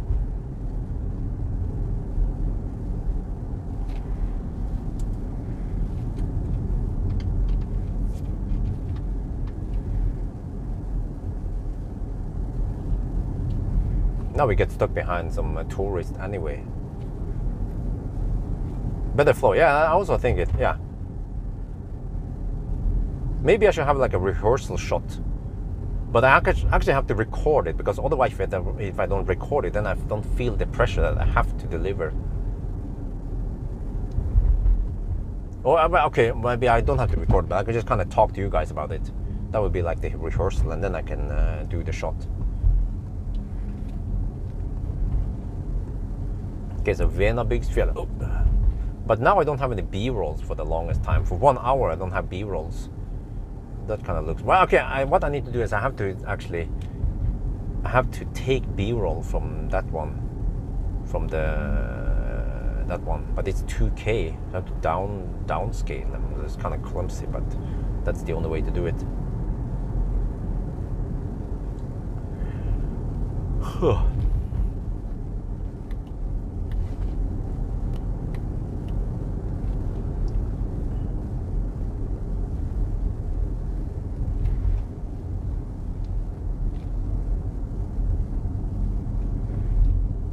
What is the consumption now? 240 watt-hour per kilometer. Damn!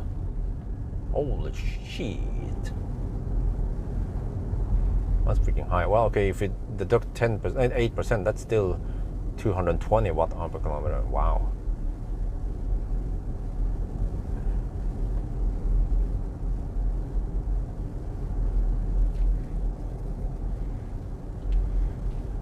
Yeah, we usually have one slow poke, like a van, typical foreign van, and then a bunch of cars behind. I could hammer them if I wanted to, but whatever. I'm going to stop soon in about 5 minutes. This road is so narrow.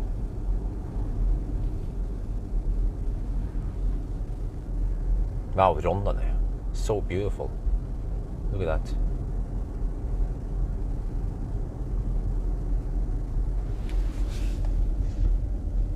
Okay, so I guess I will have my lunch. I started at 11, and now it's only 3.5 hours, but we're already at 54%. Okay, that means we are still not halfway battery size, but distance wise we're not halfway yet. Oh yeah, we have to get the Rondane in the background there. Oh yeah, nice. This is Rondane, by the way, the mountain chain you see here.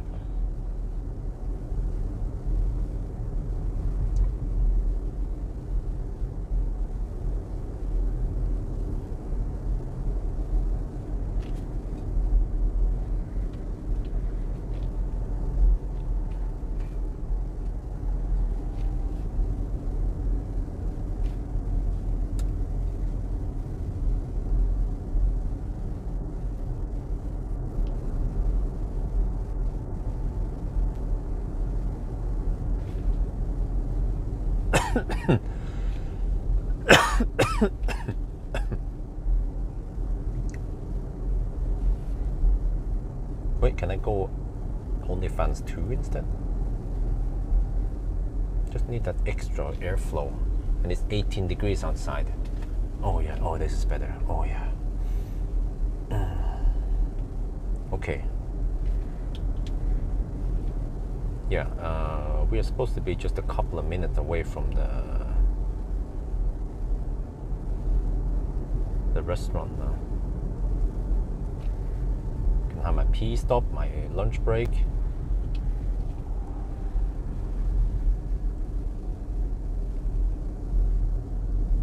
The only problem around here is that the internet connection is kind of bad.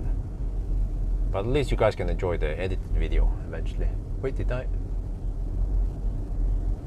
switch to... Oh shit!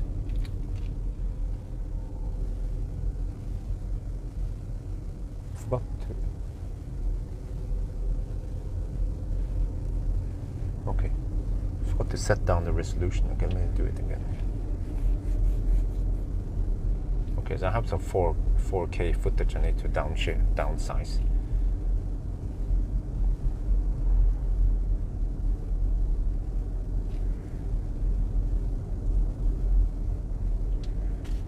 Okay, let me see. I guess I need to bring the camera and you guys on the shaft. Yeah, we have 100% battery, so yeah, it will last for a while. Okay.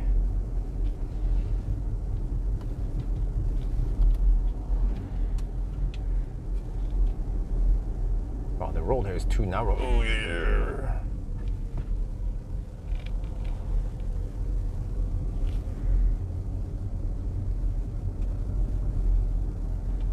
That van is so dog slow. Lundegard, wait, was this the place? We're supposed to... There's supposed to be a restaurant here, a Kro, somewhere around here I'm supposed to stop at. I was looking through the map and there's nothing here really, except for this one. If I don't stop here, then the next stop will be Tiuren Kro. Lundes, wait, is this the one? Not sure. I wonder if it's here. I have to find parking in the shade somewhere. Yeah, I think it's here. It's here. Cafe. Okay, let me see. Maybe I can go a little bit. Yeah, here. Okay, do we have? Oh, wow, that's a lot of people. Damn. I guess yeah, I should have my little stop here, or at least. Okay, where can I find shade? Well, I have to crack open the windows a little bit. Lundekroa. Okay. Oh shit, it's going to be hot here. I need to find shade somewhere. This is not good. This is nicht gut.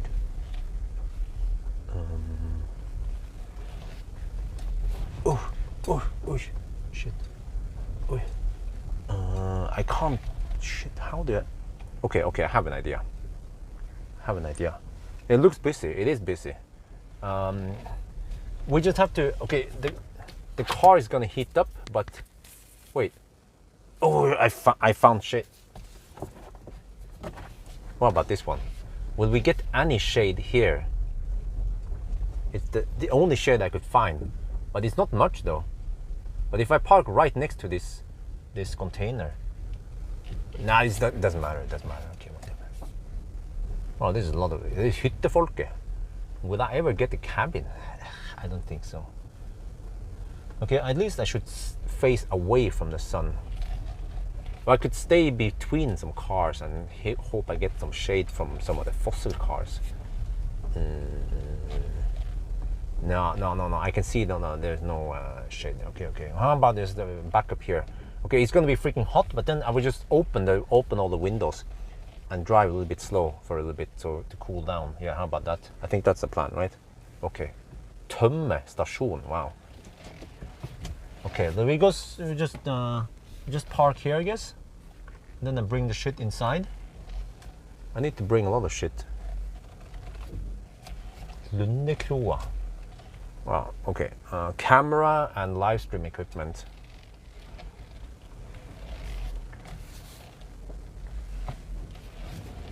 Yeah, this is gonna be freaking hot, man.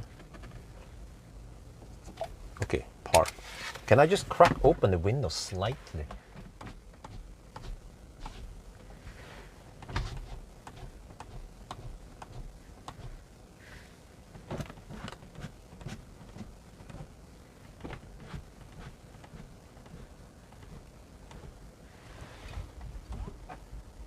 I cracked windows open slightly. Maybe then at least we vent out some of the worst heat.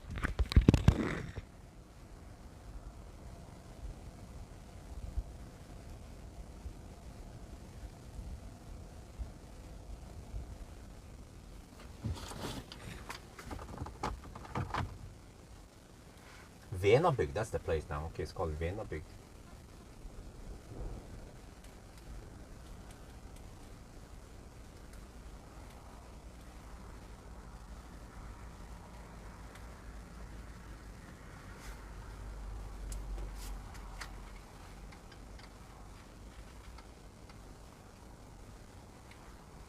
We are now at Venabygd. I will have my lunch over here, but before that, I will show you the stats so far. The what? Huh? The consumption is 190 watt-hour per kilometer. Really? Okay. And then we have 50. Let me calculate here. That sounds a bit weird. Oh, it's nice and cold outside. Let me see. Let me check here. This one minus 48.0. Okay, divided by 230.5. Yeah, the consumption is 178 or 190. Yeah, 178. Okay. We are now at Venabygd. I'm going to have my lunch here, but before that, I will show the stats so far. We have done 230 kilometers. This car actually underreported distance by as much as 1.2%. So yes, and the consumption here is 190 watt-hour per kilometer reported by this one. And then if you look here, I did the calculation, it's 178. Okay, so we still have 54.5%. So we are not even halfway yet. This is looking good because it means that we can drive over 500 kilometers. All right, but let's check out that side. Oh, there's some dust here. Shit. I don't want dust inside the car when I'm gone.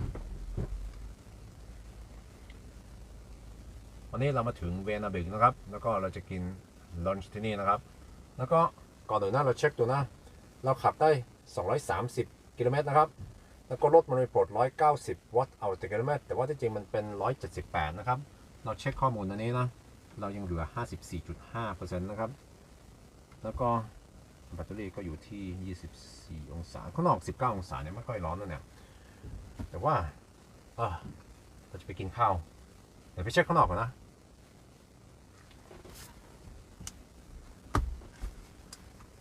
Wow, it looks really busy.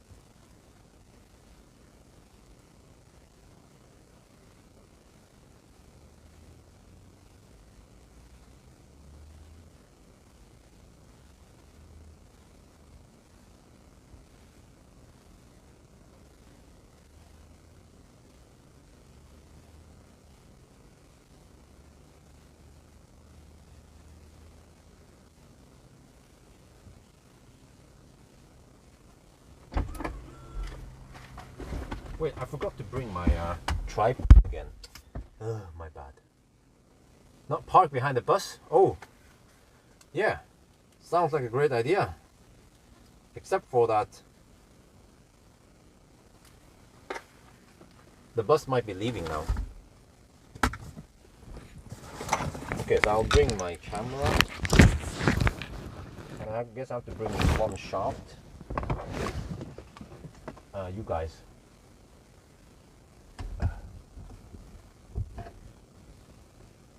But there is not much. Wait, so whatever. Let's just go for it.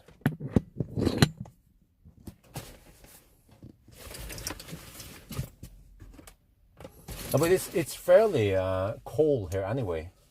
So wait, is the 12 volt really on now? What? Really? I don't want to have 12 volt. The inverter is on. Okay, whatever. Let's turn it off in case we have 12 volt problems here.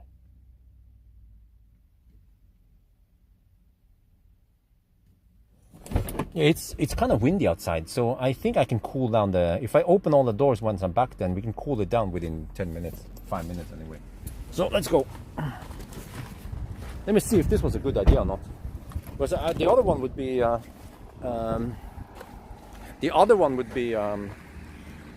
You see the Mustang. Yeah, I could go for. Hanestad, but I figured that maybe this would be a nice place to stop at, but then maybe I chose the wrong day with lots of people here. We'll see how this one goes. Oh, we have horse and shit over there. Lundekroa, that's it. Let me see if I can find. Oh yeah, I want to find a place outside maybe, because I think inside might be noisy. Lundekroa. But okay, let's check it out. Okay, now I have to go into private mode like this. Oh, I can sit here. I can sit here. Well, I can show you. I could sit here. Nobody wants to sit here for some reason. But for the shot, I look it on Google, and if you're sitting up there, then you will get that view. But then you have the sun right in the face. So I guess it's not ideal. But yeah, I could sit outside here, away from someone, because I don't want too much background noise and people talking in the background. But I can check inside. Wow, it's so busy here today. Some kind of marketplace.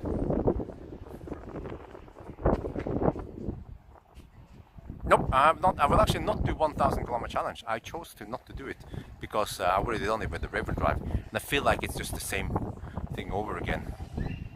So it would be something like 10.5 hours. So it's not like, wow, you have to test it. Oh, those noises, you see? Do you guys think it's okay? Those noisy fossils. It's so nice and quiet here until those fossils came. Oh shit, I think we have some wind noise here, right?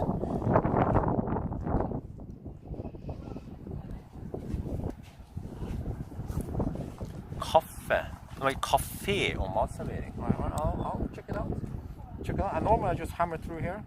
I've been here when I went for when I searched for that extreme cold weather. I went here. I'll just put you guys here for now. I'll shoot the video.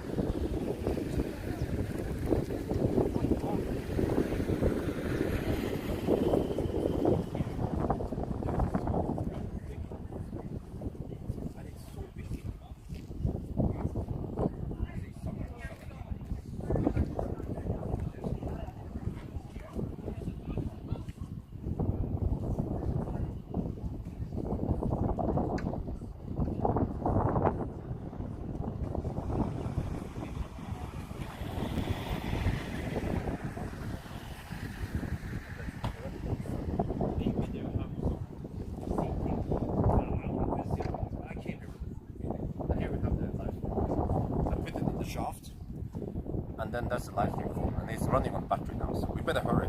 We have roughly half an hour, 1 hour battery time on the live stream phone.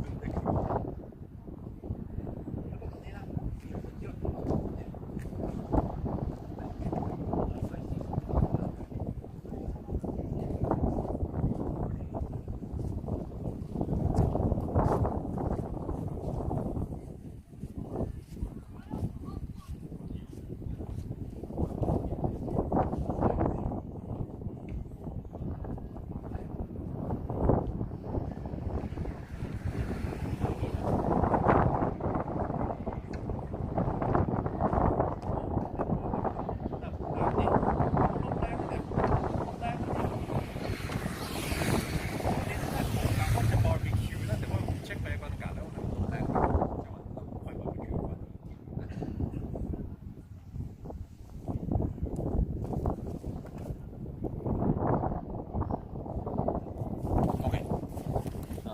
Still have to kind of follow the time schedule here, so I don't want to wait too long.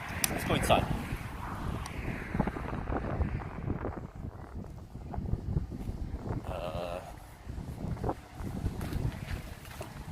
I saw there is a place on the second floor. Can I get there? Where is this Lund? Oh, that's Lund next door.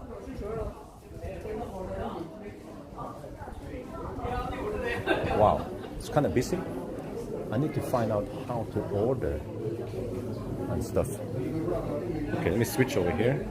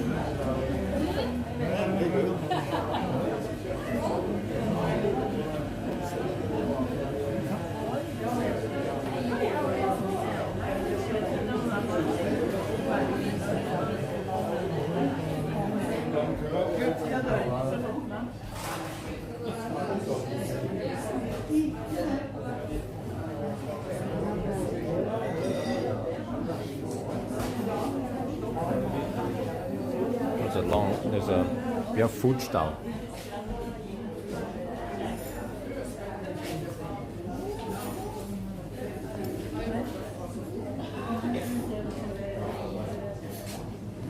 Look at that one.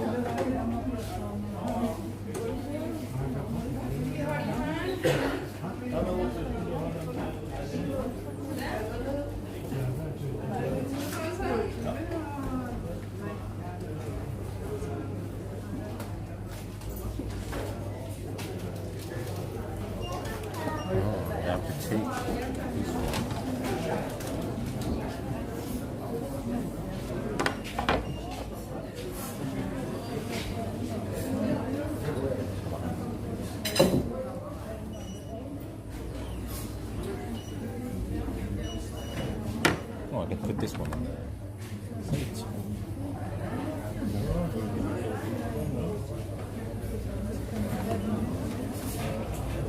Man, these cakes look delicious, but I think I need to stay away from the cakes. Marzipan cakes. And this is Napoleon cake, similar to bread cake, just a Norwegian variant of it.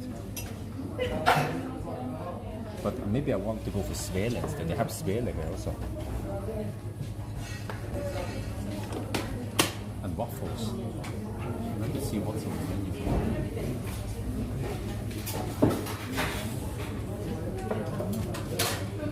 Hei Bjørn. Hei sann. Takk for sist. Ja, Kjørte broren min i bryllup på Kongsvinger, husker du det? De gifta seg, så kjørte du. Jeg husker ikke helt, men nei, ok. På Kongsvinger.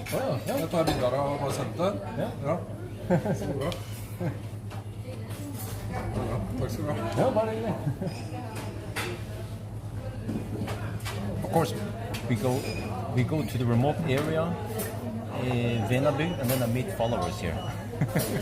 But man, we have to get svele. Svele is a very traditional Norwegian snack, food, something. Yeah. Since they have svele, then we have to go for it. Svele with brunost.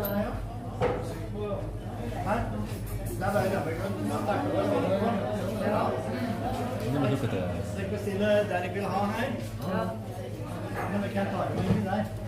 Ja, selvfølgelig, men vi får ta den først. Nei, det er nok det betyr at vi må ta den først. Da hører du meg om det kommer senere. Ja, jeg får ta den med rett, da. Å, ja. Ja.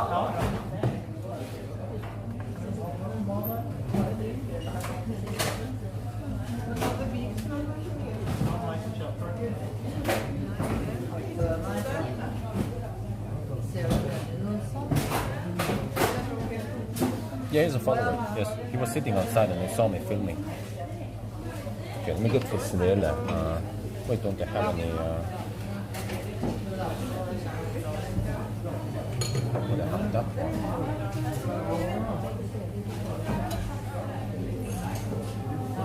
This one just. Okay, this, guys. I'm going for this one. This is a good start, right?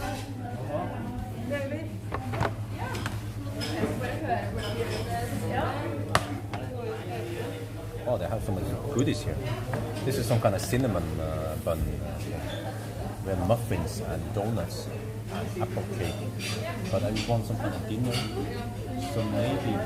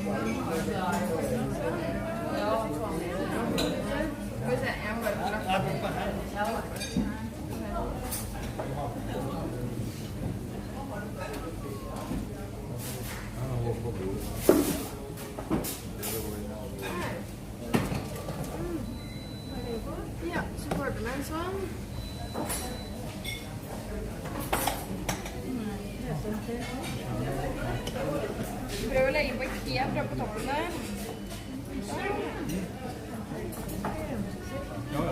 Ja.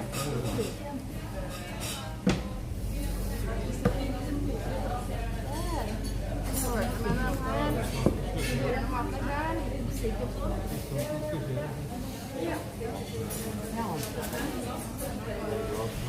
Det var ikke middag. Middag? Vi har en meny oppe her. Jeg skal ikke ha rømme. jerngrøt, da, vet du. Nei. Men er det vedstekt, så er det det. Ja, det har vi. Ja, men jeg kan ta det, ja. Ja.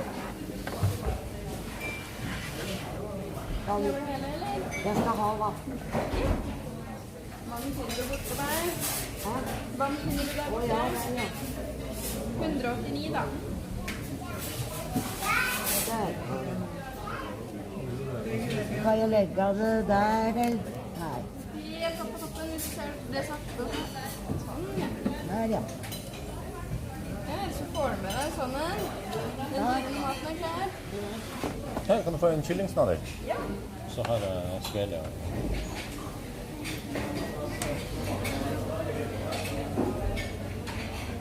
Det ble det. Ja. 277 da. Ja. Får du med deg den? Ja, takk. Maten er klar. Takk skal du ha.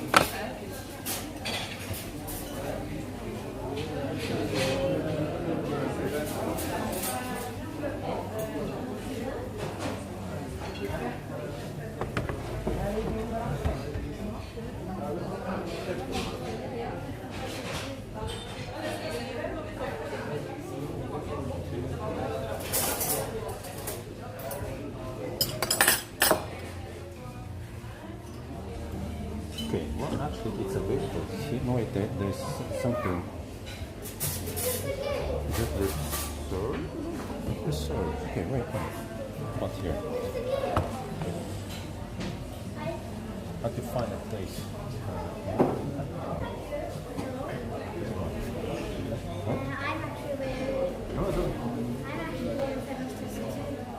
What was it? Yeah, stemmer. Look here, a follower, a small follower. Ja, hei sånn. Ja, er du litt sånn der fra Kongsvinger? Er du fra Kongsvinger? Å ja, ok, det er en annen gruppe. Å ja, ok. Ja. Ja, det er på tur vi også, ja. Faren min har også modellert. Å ja, det er bra. Men hvor gammel er du? Har du begynt å se på? Jeg prøver å lete etter deg. Ok, du ser på videoen min. 8 år gammel. Ok, det er bra. Skal tidlig krøkes. Ja, det er bra. Jeg prøver bare å lete etter søsteren min. Ok. Ja, jeg skal spise litt. Jeg må vente på maten. Ja, det er første gang du er her, eller? Nei, jeg har mange ganger før. Ok. Ja, det er første gang jeg stopper her. Jeg pleier vanligvis bare å kjøre rett forbi her. Jeg skal opp og teste i Folldal. Så det her er en av veiene til Folldal. Enten her eller via Alvdal.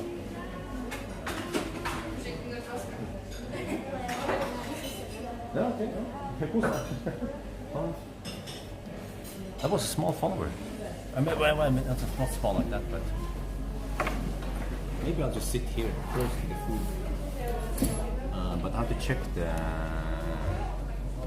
Is that good? Yeah, I think that's good. The problem is outside. Is that mine?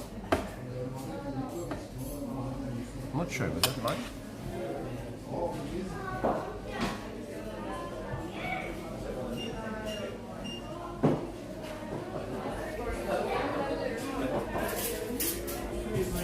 I thought I heard beeping here, but it must not. Okay, maybe it was too early. Right, let's see. I think the lens is a bit dirty.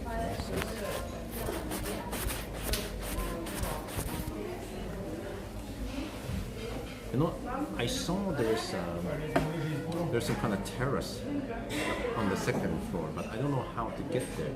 And it's probably not for the public, maybe.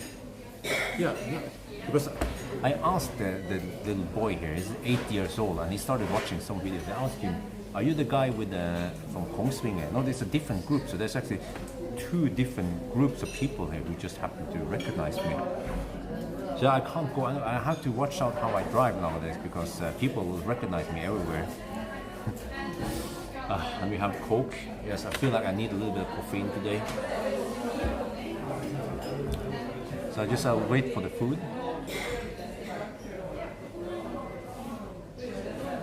We have this one here. And it actually says that it works on 400. Oh, okay, the beep is not from the. It works on 450 megahertz. Yeah. This is quite common. I don't know if you guys have this in other countries, right? You have it, right? Maybe it vibrates. So I went for chicken. It's similar to beef snout, but this is chicken with some fries and stuff and barneses. It's very Norwegian food. Barneses is very typical Norwegian.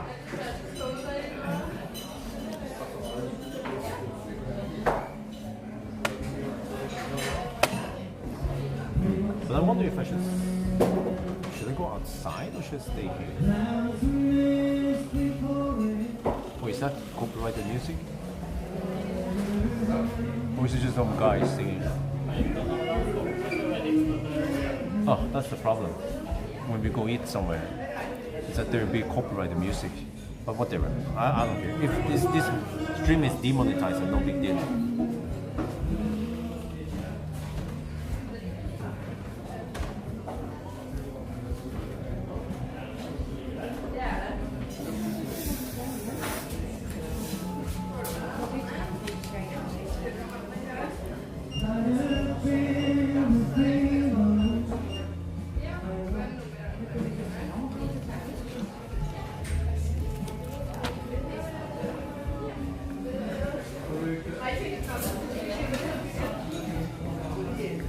Now we wait.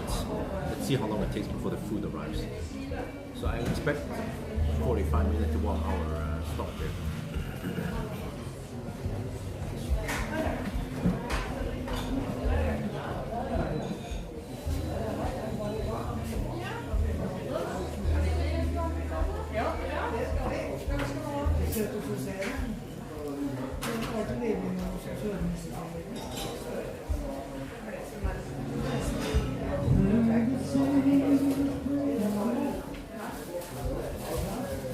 But if you guys look at the map, by the way, you know when I have those, when I went to Folldal, this is one of the roads to Folldal. Actually, this is the shortest road to Folldal from Oslo. You drive this one? Wait, maybe I should go another place with no music. But there might also be music outside. But then outside is too windy, so you just hear the Essenstau, yes. But it's either this way or you can go via Alvdal, but that's a longer route to go to Folldal. Yeah, this is some kind of ski area, I think, in winter, and also people just walk on trips around here, and they have cabins around here.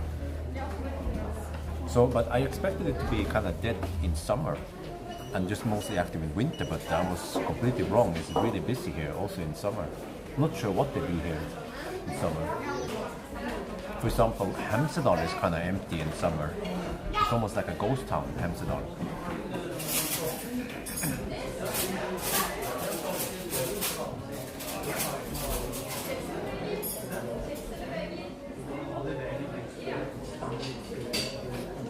And also, yeah, so I went for this one. It can't be more Norwegian than this. Svele with brunost. I mean, with not brunost. Svele with, I think some people call this brunost, but some people also call it gudbrandsdalsost. So this is the most Norwegian thing you can eat. Yeah, pretty much. Wait, is it dry? Kind of dry. Well, I'll test it. This is with my dessert. So I will just eat up now, and then we drive all the way, the long way. I think we've done roughly 40% of the trip only.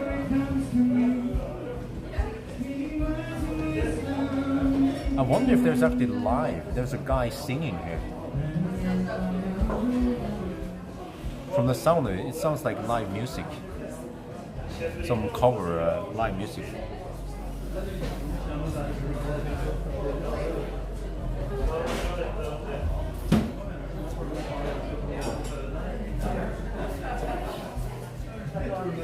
What's the meat? No, they don't have reindeer. I was looking for some traditional Norwegian food. There's some fish and some other stuff, but then I went for the...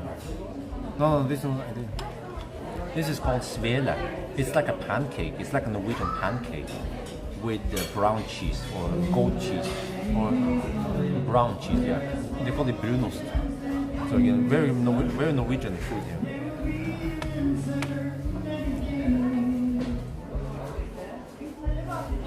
Wow, what the heck do they do in Hemsedal in summer? Yeah, so I went for they have beef. They have beef snodder, which is just chopped beef with some vegetable and fries, and then they have chicken snodder, similar. Oh, thank you.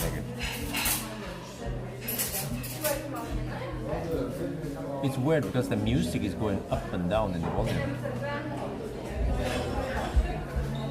Oh, I have to find the toilet. I go to the toilet afterwards. I bring you guys with me to the toilet. And then we go.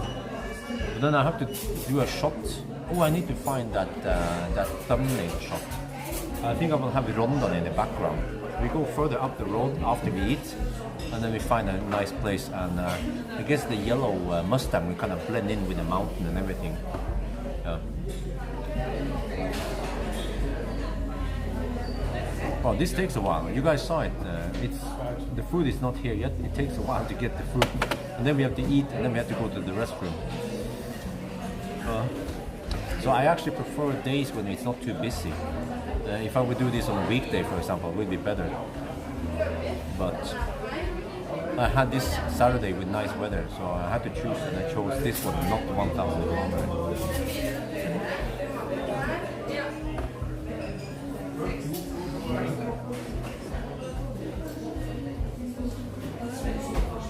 Downhill biking, okay. Oh, yeah, of course. There you guys can see the Essenstau.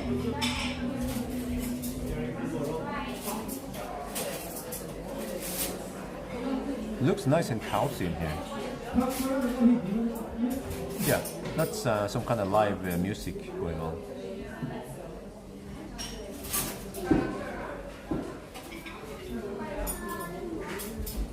Yeah, it's a cozy place.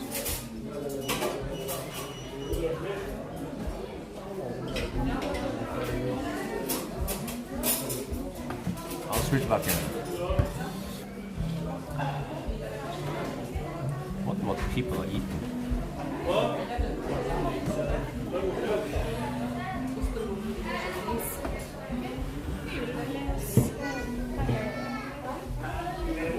So I occupy the whole table for myself.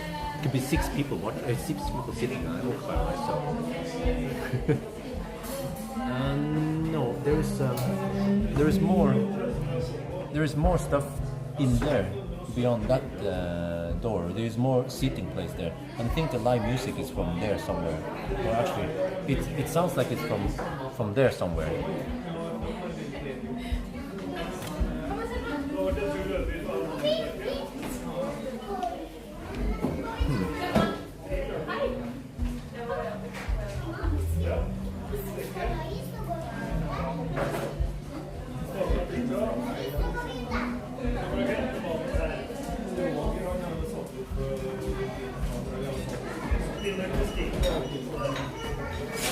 Yeah, I hear they're playing some old songs.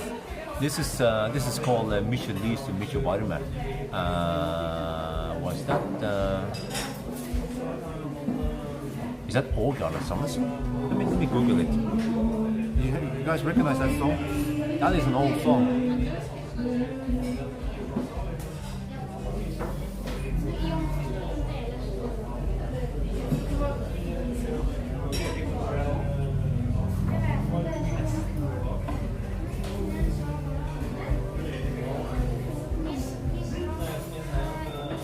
Yeah, that's, oh wow, how did I remember it?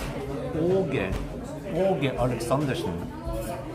Yeah, Lys og varme, that's the song it's called. People remember it, eh? Åge Aleksandersen. I haven't heard it in many years, and then they're playing it here.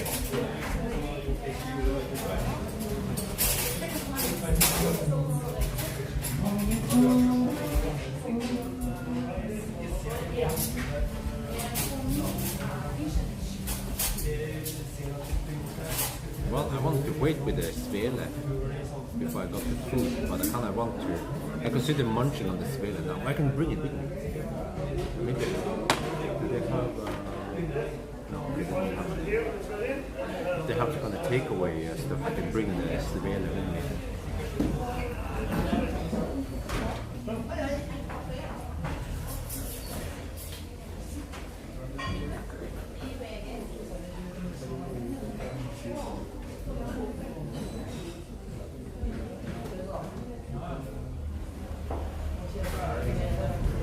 Oh, this takes a while. When did we order the food? Oh, I didn't pay attention when we arrived here.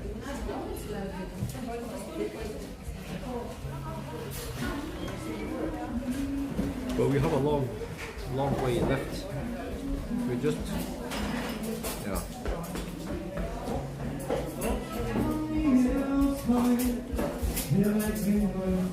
Wonder why the volume goes up and down like that.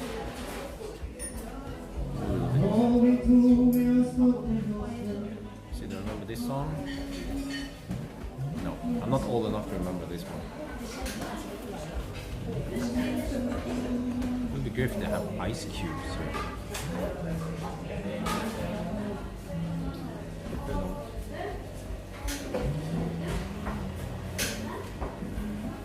Wait, is it supposed to take this long? The food? Do they speak English? Yes, most likely because there will be tourists here, so they have to speak English.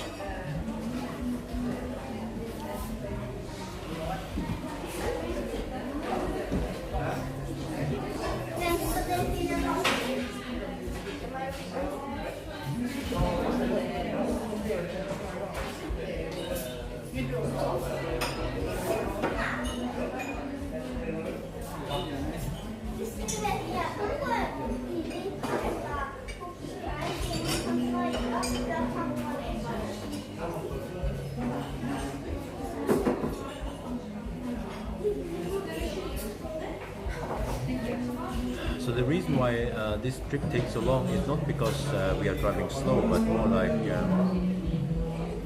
yeah, the food takes a long time. So if we would be at the supercharger or something, a fast charger, I'll be at 90% by now, even before the food has arrived.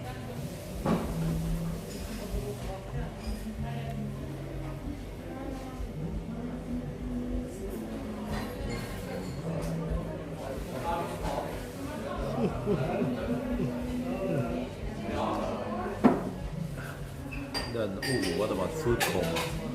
After I eat, I'll have food coma. Wait, okay, but guys, back to that EcoFlow, whatever it's called. Have you guys seen it? I'm gonna give you guys a link. EcoFlow.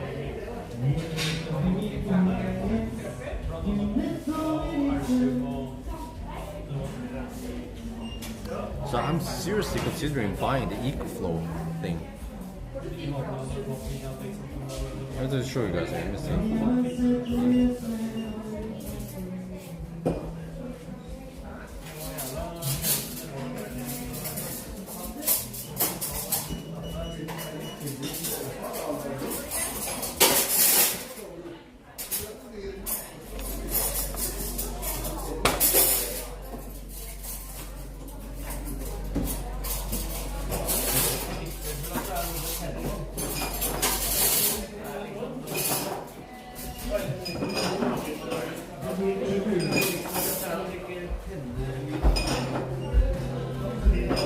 Oh, this way.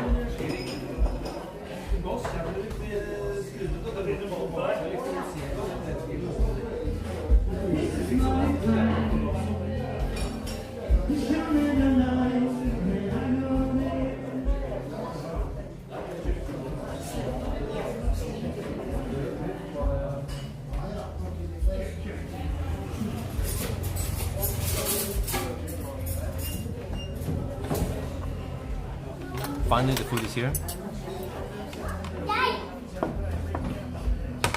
Okay, let's show this food in the video.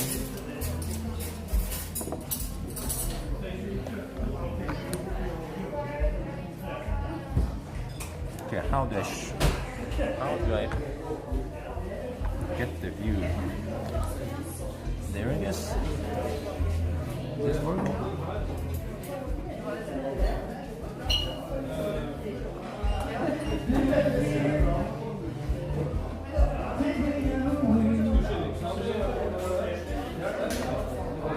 Hope I don't get any copyright claim in the main video. That would always be interesting.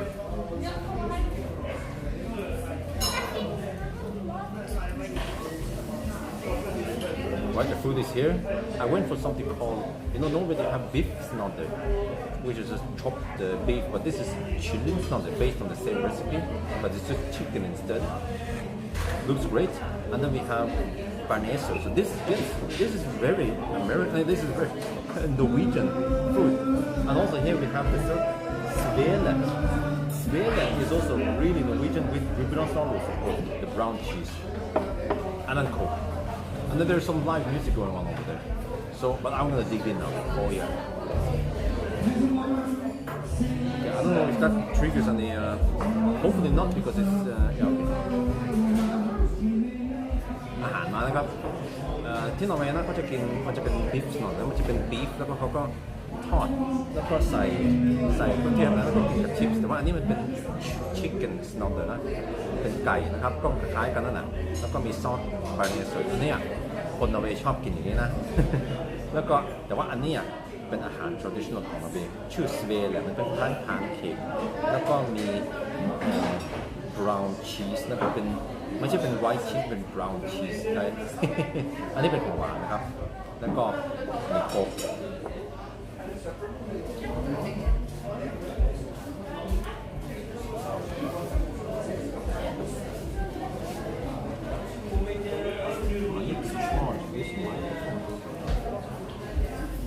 Okay, now I eat. But then how do I... Okay, I have an idea. I need to move the change spaces.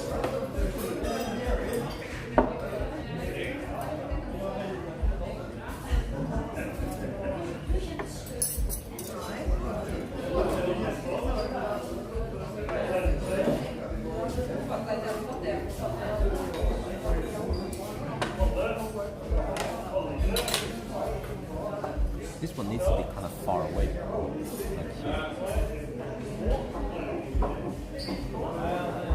I don't remember, but it's something like that.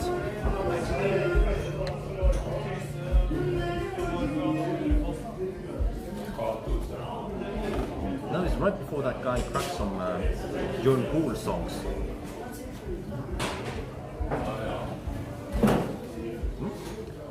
This is okay. Just need that Barneso.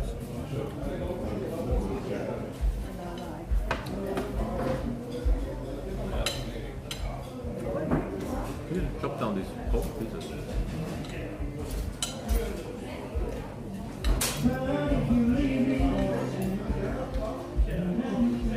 What song is that?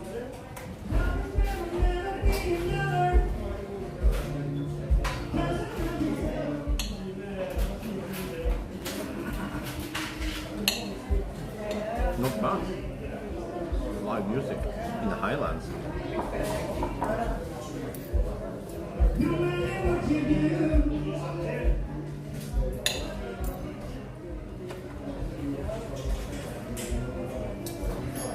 Wait.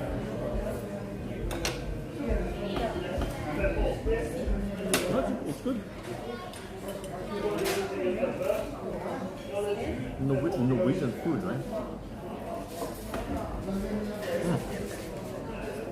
Maybe I should mention for the people how expensive this one is. This one is 200 mil.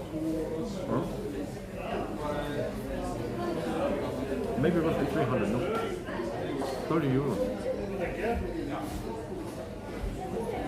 But it's good. That's Norway.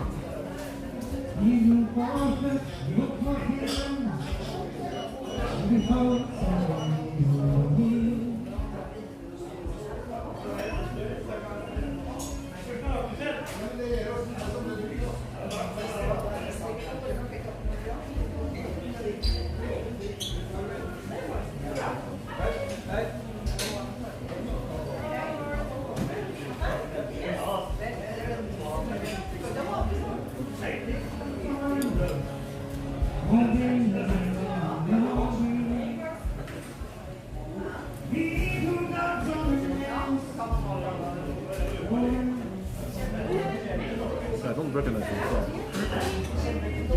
Not old enough.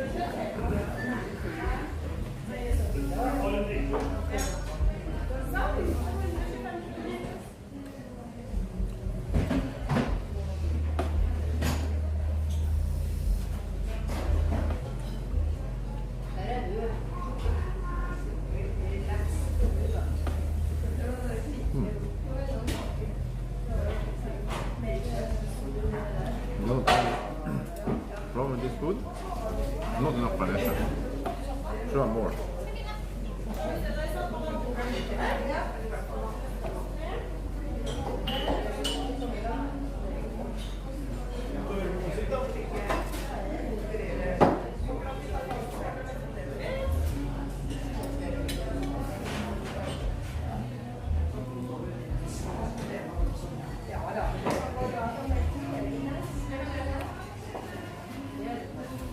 Not too much view. And actually, if you're overexposed, you see the view.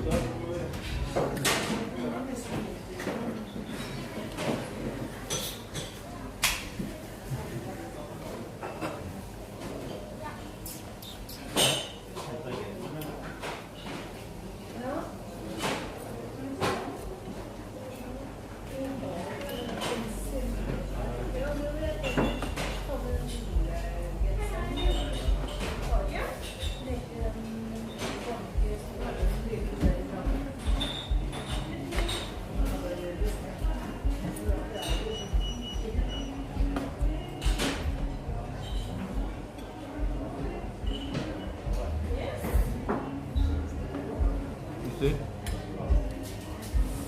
After I got the food,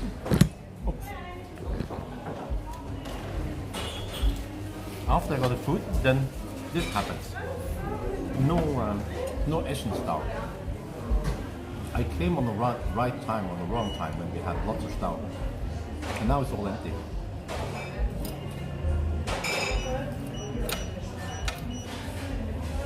Or maybe it was that bus. There's a busload of people. Maybe it was them.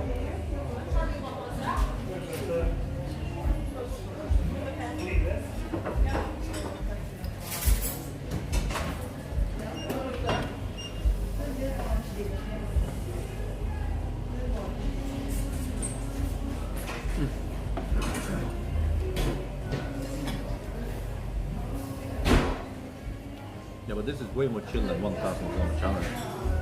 I just took my time. Don't have to stress too hard. Car is just sitting there doing nothing.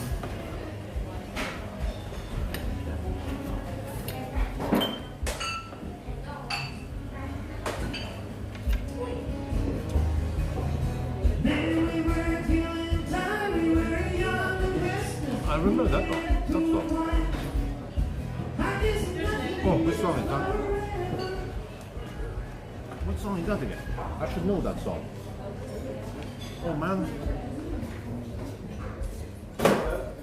That is Brian Adams. Isn't that Summer '69? Brian Adams.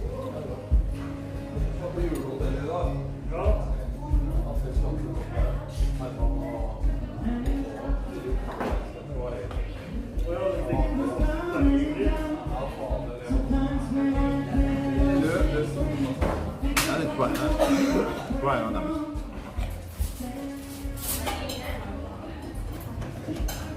Nice quiz. Can have a little music quiz now.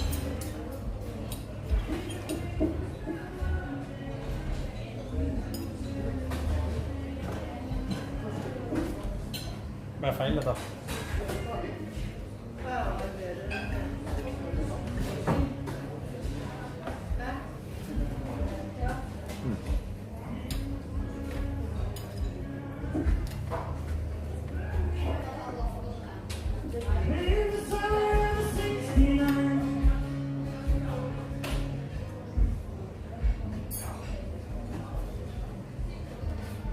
Can someone please tell me why the volume is going up and down?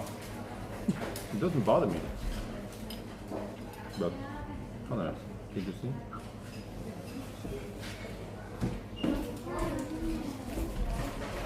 To Hanover, probably not. I'm not sure what to do there.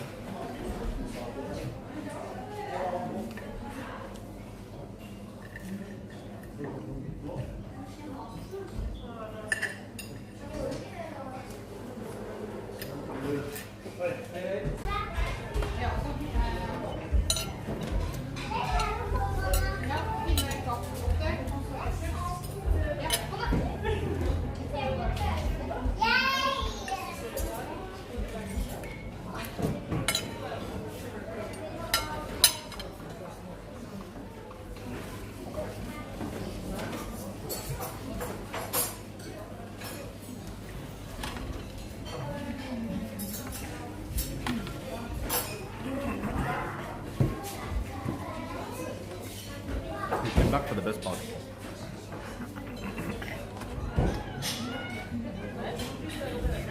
Svele. The most Norwegian food ever. It's right?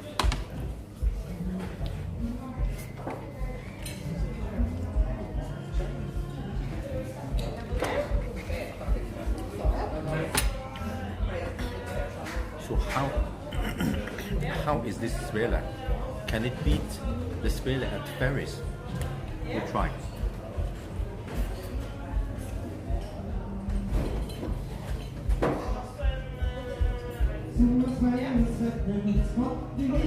It actually doesn't taste that much. Maybe I need to add some strawberry jam. It feels a bit dry for svele. But that'd be kind of perfect to add strawberry jam here. About 20 degrees outside.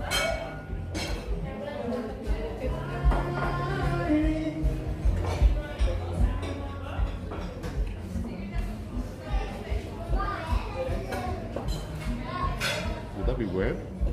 Maybe I should try.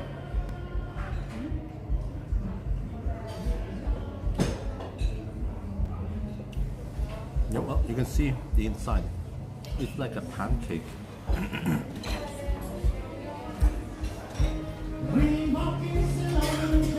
I think it was a little bit sweeter. Usually the svele at the ferries are sweeter than this.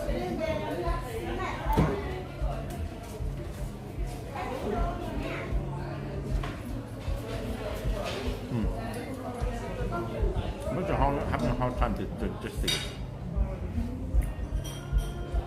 I feel like I need something. Maybe I'll go get some jam. Let me ask them if I can put some.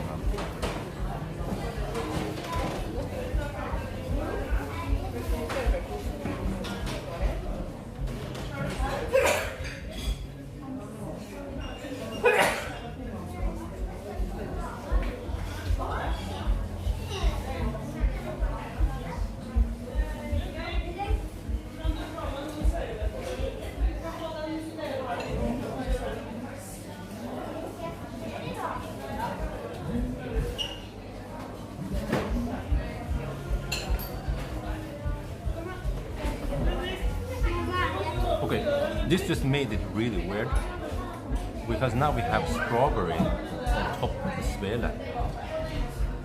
Yeah, that's really weird. But I feel like the svele was a bit too dry. But now it should be perfect. And now it's going to be messy, I guess. But I can try to eat it like this. This is the first time I try strawberry jam called Svele with brown cheese.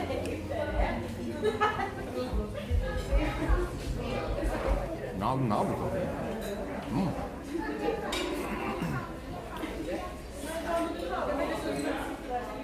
But the ferry Svele, that one is juicier.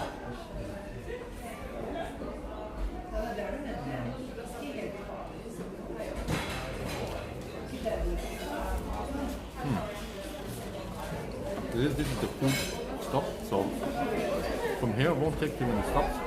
Maybe just the tea stop.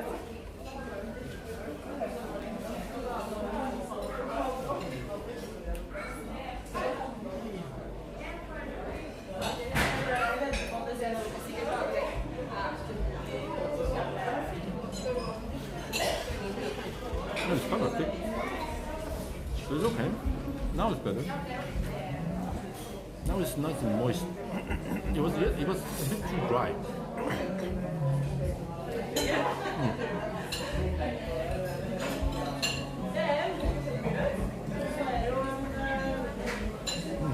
Well,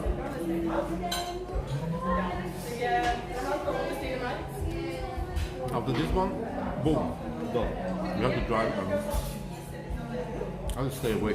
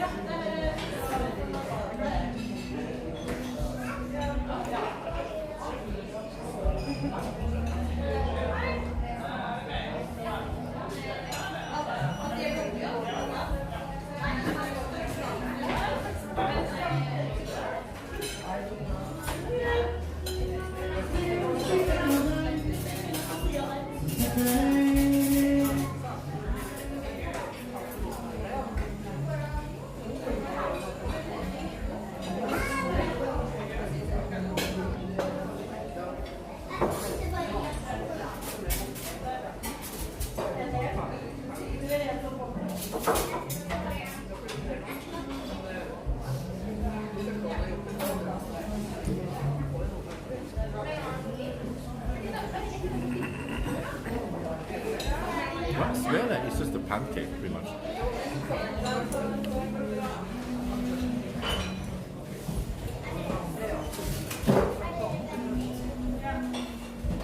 Yeah.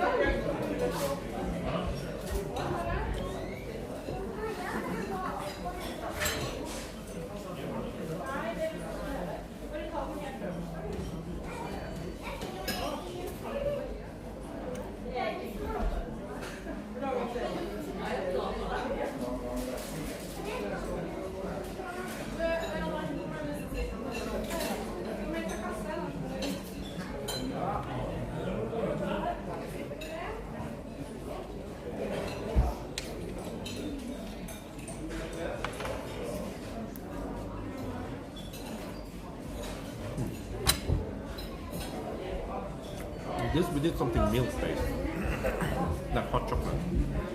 That'd be great. Soda feels great.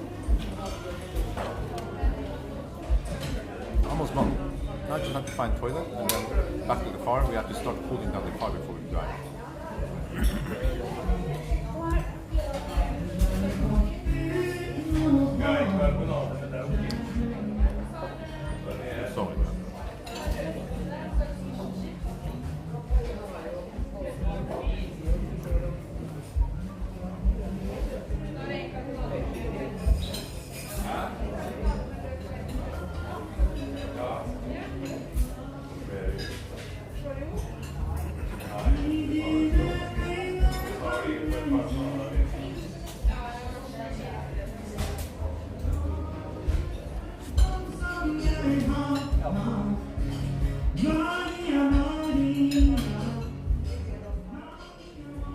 Not sure what that song.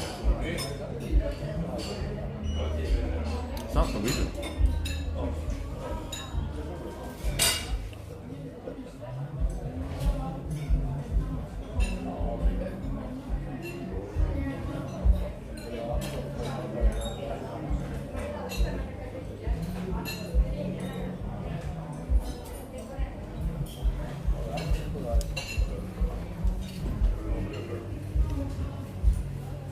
Actually, the one I was looking for was the. I can show you. I think the one I want to go for is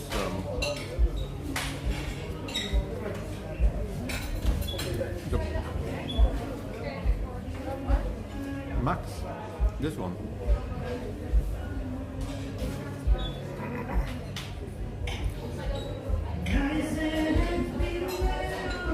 This one, the Max.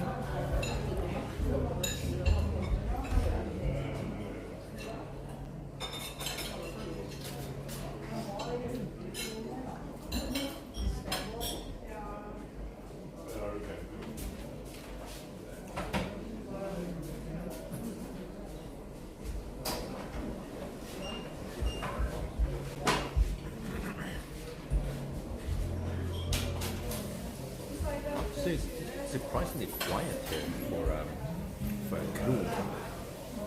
People are quite quiet. Yeah, the Max seems more interesting. There is also there's two Max versions. We have the 2 kilowatt hour and also the 1.6 kilowatt hour. They're both called Max, just slightly different power and energy levels. But I think the weight supposedly on the 2 kilowatt hour is the same as the 1.6, which doesn't make sense. They both weigh 22 kilograms. It's kind of heavy, but yeah. Then we have more usable stuff. I can use it for portable barbecue, for air fryer, for microwave oven. I can charge cars with it, or I can play around with some solar. So I can have a lot of fun with it, but it's kind of expensive.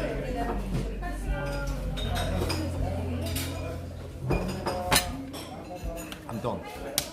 Do you want?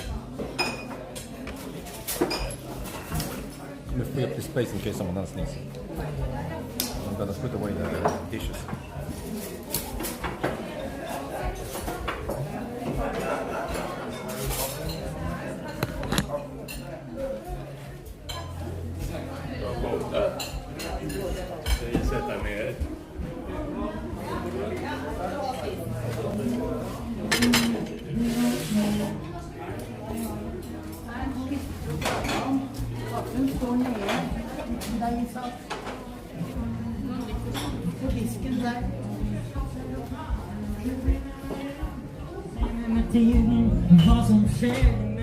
Oh.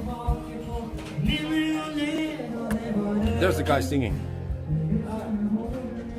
That's the posture bigger. Okay, now I have to find a toilet. Where's the toilet then? Okay, maybe it's another one. That is posterior bigger. You guys remember posterior bigger, right? Yeah, that's.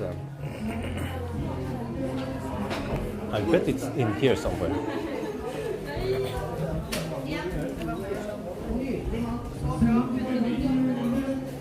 Oh, now I know why the sound changes. I of course, every time people open the door, the sound goes up. Is it toilet? Jeg ser etter denne disken. Hvor er det den? Ja, jeg skulle betale. Hvor er det denne disken? Oh, det er der borte. Den er bortpå her. Jeg sitter her. They think I'm working here. They ask me where they're supposed to pay, and I said it's over there at the counter, but I'm not working here. Okay, I think there's some kind of toilet queue here.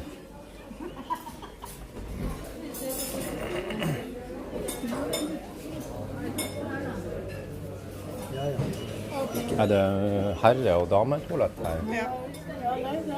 Oh, ja, ok, én toalett her? Ok. Jeg tror ikke jeg kjøper herredo nå.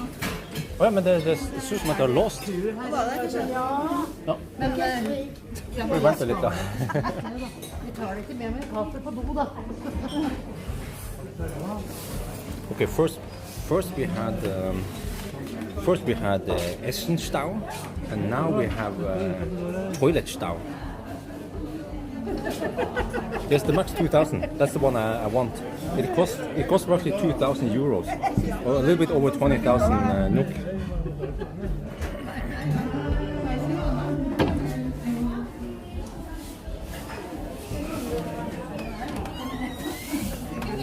Okay, det er litt toalettkø. We have toilet queue now, and seems to be a little bit a mess with the queues. Some people are not. Yeah.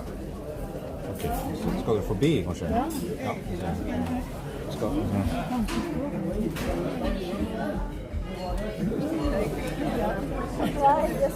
I want to wash my hands. That's why I want to go here. Otherwise, I could just pee in the bush somewhere.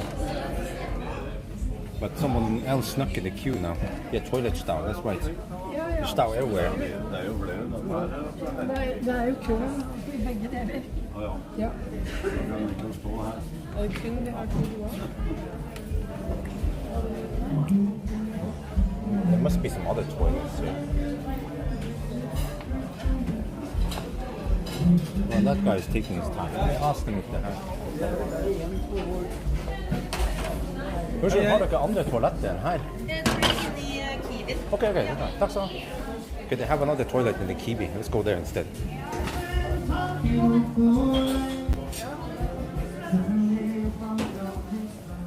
But this is why the sound changes, because every time people open a door, then you hear the singing clearer.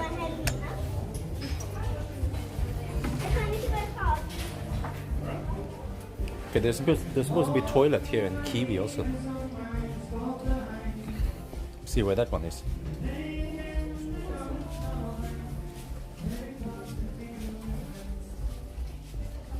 Kiwi.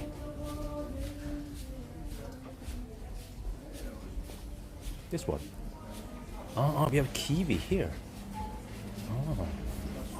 And there we have toilet also. Yeah, no stall here. Except for that guy is going for it.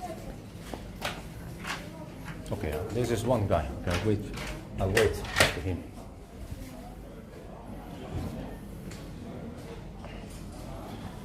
Yeah, I'm not sure about the average age, but yeah.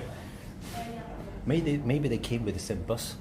It seems to be, that bus that we were supposed to park behind seems to be, yeah. Okay, so we've been here over an hour, right? Or something. So we need to cool down the car and then start driving again.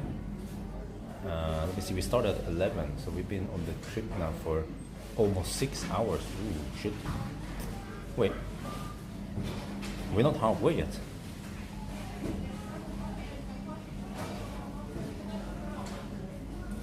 No, my bad. 5 hours. Okay, we've been on the road 5 hours.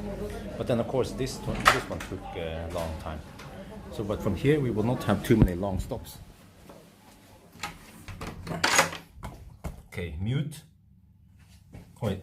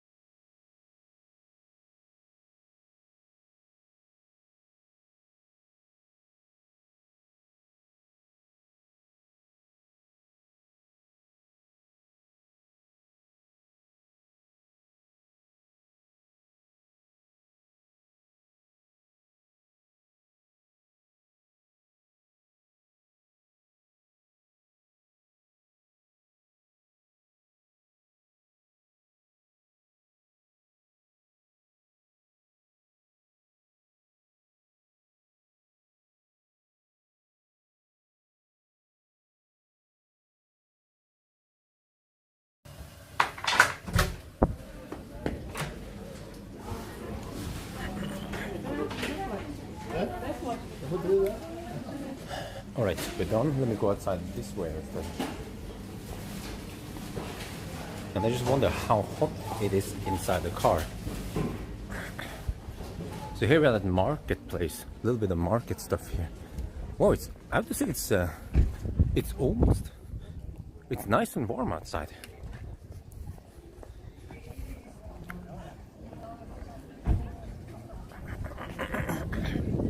And also windy. Let's get back.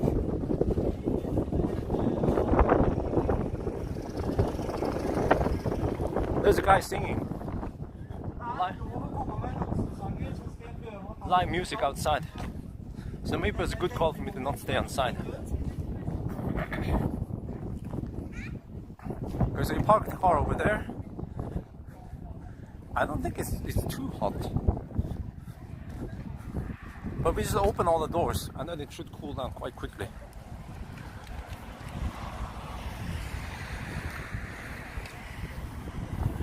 This is always the extra hassle when I bring the live stream, because I would like to shoot video here, but I guess I'll put you guys in the car first and then I shoot video. There's the Mustang sitting there. So the question is, how hot is it?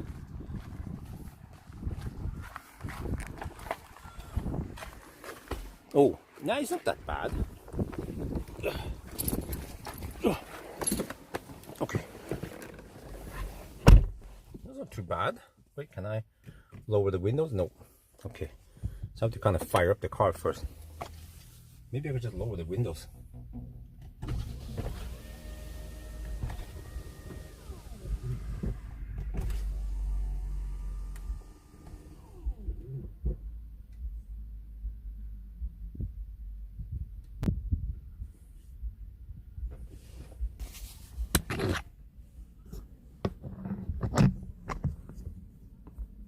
No, the bus is still there. Oh, okay. They actually stayed there. I had no idea whether they would stay there or not. Turns out they did stay there.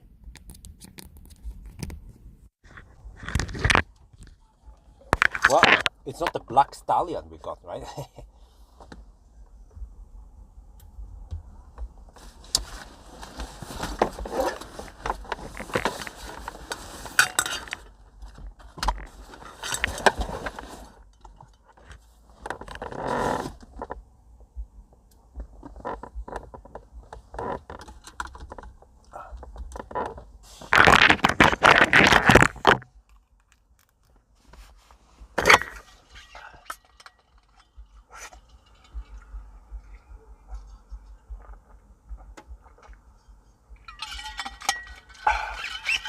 Exactly. The mustard Mustang.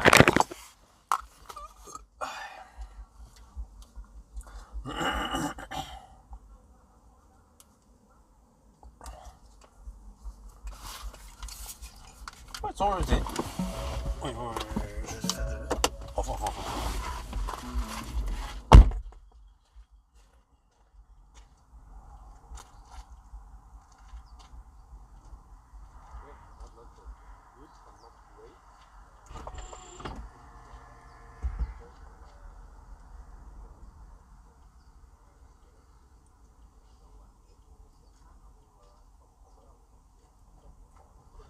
So the car's been sitting in the sun, a Mustang, but now I just lower the windows, and because it's so windy here and it's not that hot, then the cabin cools down fairly fast. So yes, I can show you here that we have red Rambo brakes, here the PC, fairly narrow tires, 245 from the rear, and then the Mach-e GT has slightly different style, and also the seats here are slightly different than the regular Mach-e, and there's GT in the middle there. But on that, it's okay. I'm gonna show you here in the back, just to show that you bought the extra GT. Yes. So yeah, it's a nice Mustang. Wait, once again, a mustard Mustang. Okay. Well, anyway, let's get over there. We're gonna see the ground on it too.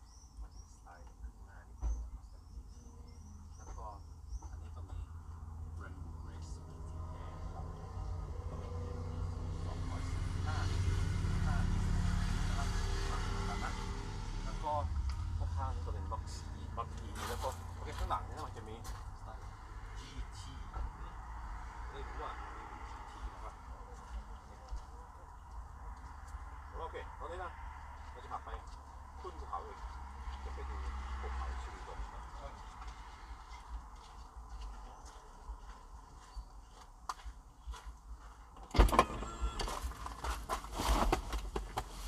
Oh, it's kind of dusty here. Ooh.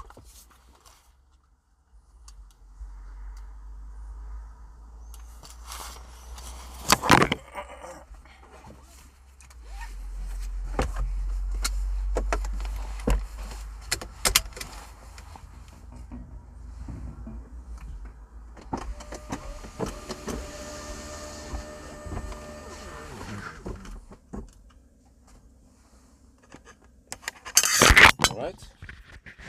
Now we have to put on OnlyFans. I think OnlyFans 1 is okay. Since it's kind of cold in the highlands now. Let's go.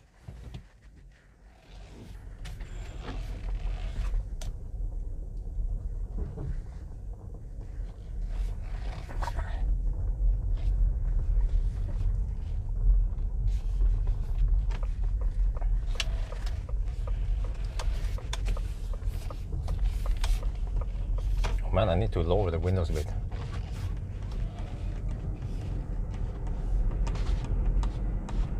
I need to get that airflow going. Okay.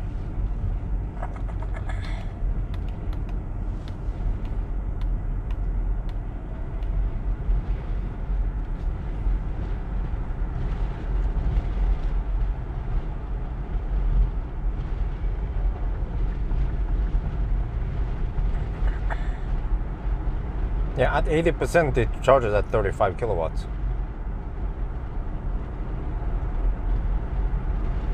It's still kind of hot in here, ish. But it's not over hot, it's not 80 degrees in here. I think it was around 30 degrees only.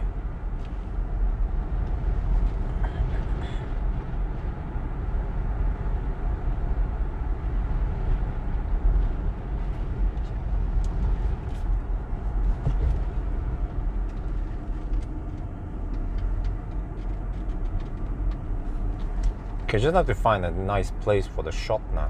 And I guess it was a good call. First I thought about bringing barbecue, but it's too windy for barbecuing. Yeah.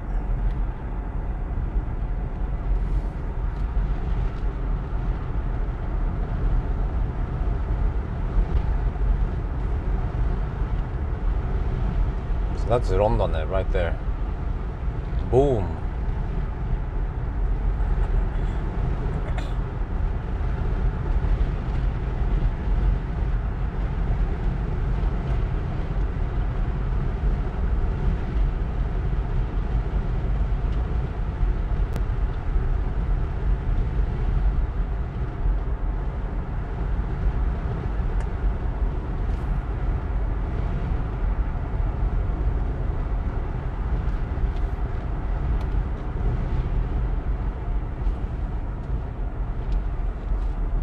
Right, and I thought I was slow. This guy's even slower than me. Shit, man. He's kind of ruining my view here.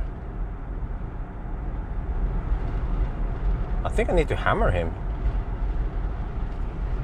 I don't want this fossil to block my view. I'm gonna shoot some nice B-rolls here. Okay, dude.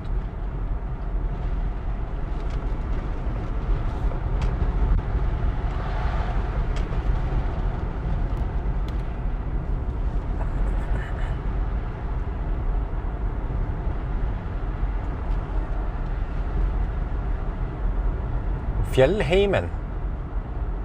Oh, I mean, it looks nice, but I just can't I can't find myself buying a cabin here with wifey, bring Dolly and the baby here. It's not me. That's not her. Especially not here in winter. Summer? Nah.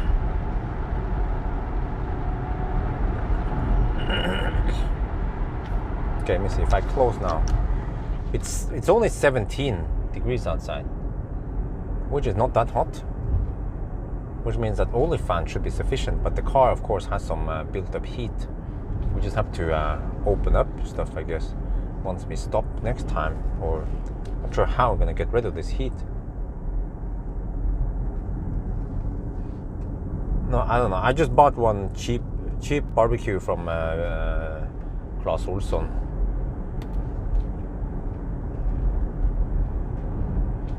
But I'm interested in PowerFlow. PowerFlow Max sounds like a good deal. The 2 kilowatt hour with 2 kilowatt continuous power. No, actually, it's actually 2.3 kilowatt or 2.4 kilowatt. So which means I can run it on 10 amp to charge something. I drive whatever car until it's completely zero. Yeah, maybe I should do that like a regular test.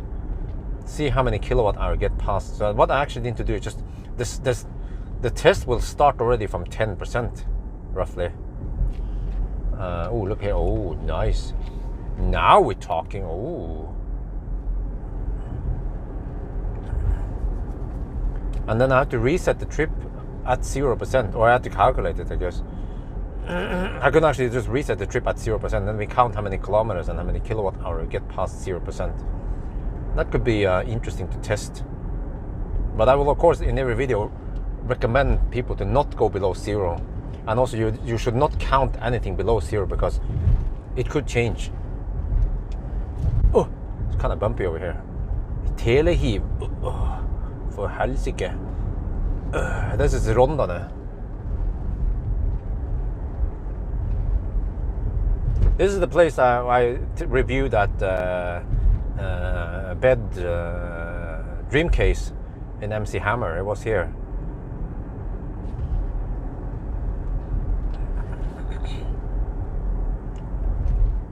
Oh, I should get that shot somewhere. Let me see.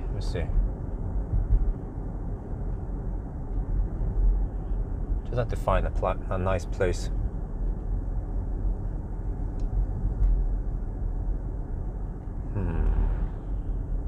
Well, where then? Oh, maybe those mountains there. Okay, let's see. That's a Model 3. But it's quite rare that cars stop at 5%. Most of them will go down to almost 0.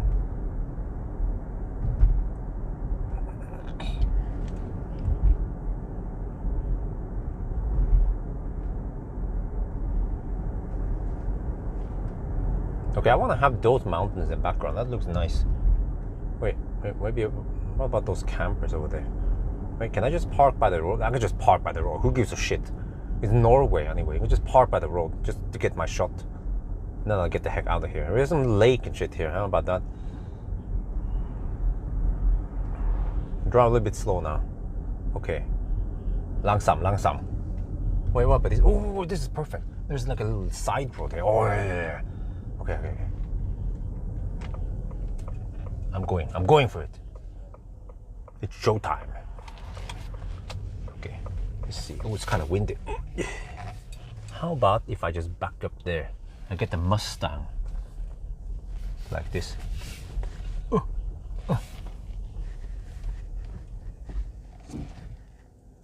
Wait, or maybe this way here.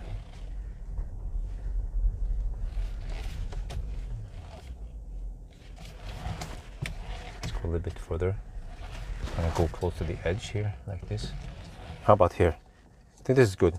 Okay, and then I can open these two windows, the ones that they're not visible on the. Yeah, that's good. Okay. Okay, now I'll take the shot here. I think this is good.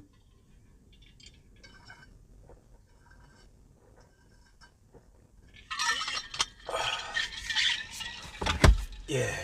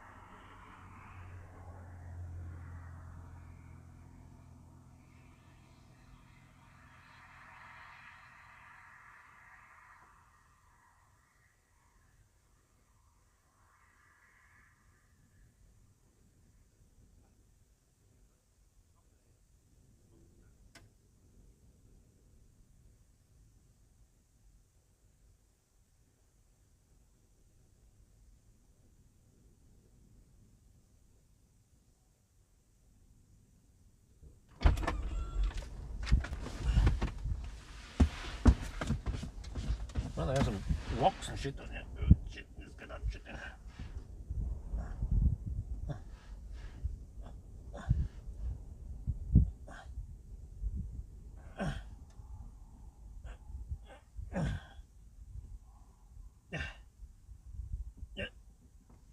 Yeah. Okay.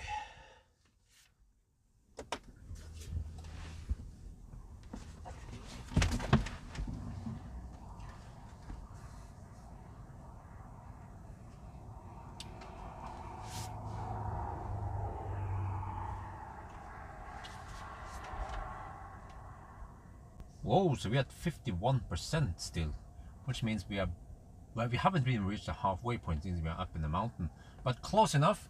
And then at least here we have 200, well, I guess corrected, it's roughly 240 kilometers. Consumption is 190 or 178 watt per kilometer. And now I'm going to show in the map here, which looks kind of silly because it just looks like this. And you don't really see. Okay, so, yeah.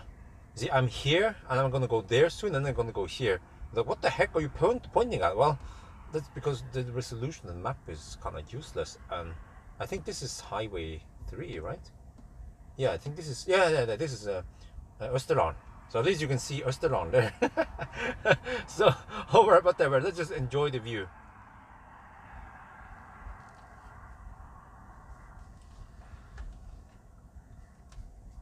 แล้วตอนนี้เรามี 51% ก็แปลว่าเราไปเกือบจะถึงครึ่งทางเพราะเราอยู่บนภูเขานะครับแล้วก็ตอนนี้ก็เป็นอย่างเงี้ยนะ200ประมาณ240กิโลเมตรนะ190วัตต์เอากิโลเมตรหรือว่า178ขึ้นอยู่กับว่าเราดูยังไงนะครับแล้วก็เนี่ยจะให้ดูแผนที่นะโอเคตอนนี้นะครับเราอยู่ที่นี่แล้วถ้าเราซูมออกไปนิดหน่อยก็แปลว่าเราอยู่ที่นี่แล้วเดี๋ยวเราจะไปที่นู่นแล้วก็เลยไปทางใต้นี่นะ คุณก็ว่าชี้อะไรอ่ะก็เพราะว่าแผนที่มันเป็นอย่างนี้มันแย่หน่อยแต่ว่าอันนี้นะเป็นไฮเวย์3โอเคเดี๋ยวเราจะไปถึงไฮเวย์3แต่เราต้องวนไปนิดหน่อยนะครับให้มันโอ้มันฮะหายไปไหนอ่ะเมื่อกี้มันยังอยู่นี่นะโอ้ยนะโอ้โหนะโอเคเราก็จะไปทางนี้นะ โอเคเดี๋ยวคลิกมานี่เราจะ enjoy trip ที่นี่นะ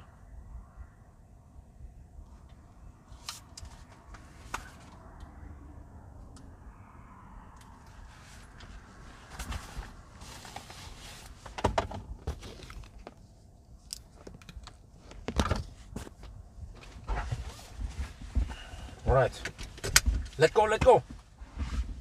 Are you guys there? Hello. Hula.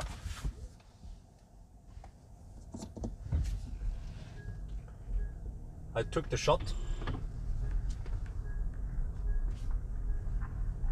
Oh, it's kind of dusty. Now we're going for it. We got stuck behind some slow poke, but that's fine. Now we get some side wind, I guess. Yeah.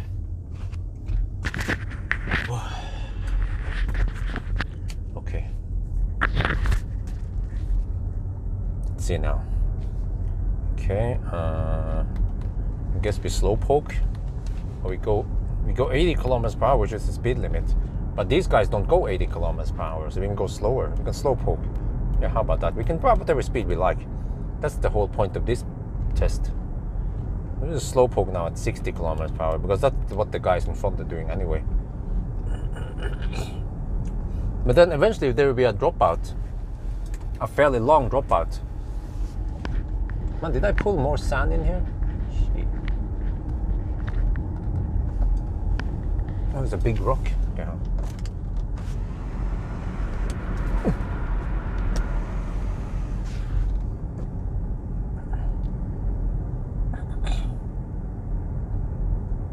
Yeah, that's the, okay, upcoming here to the right we have that resting area. I stopped that when I filmed that stuff. It's a nice place. Actually, I saw people pull over here.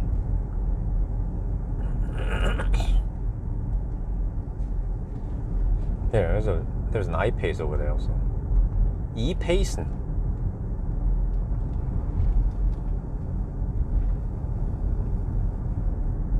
Okay, but we're still, wow, it's already 4 in the afternoon now. We better get back.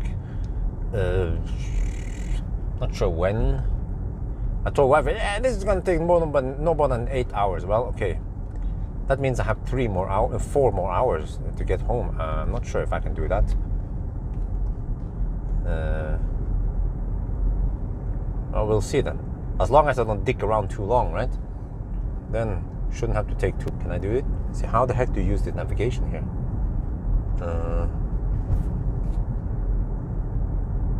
What?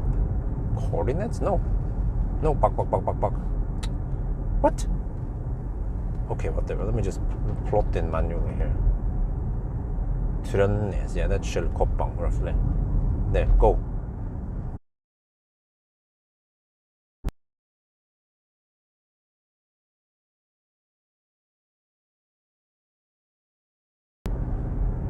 Yeah, actually, maybe I should be back roughly.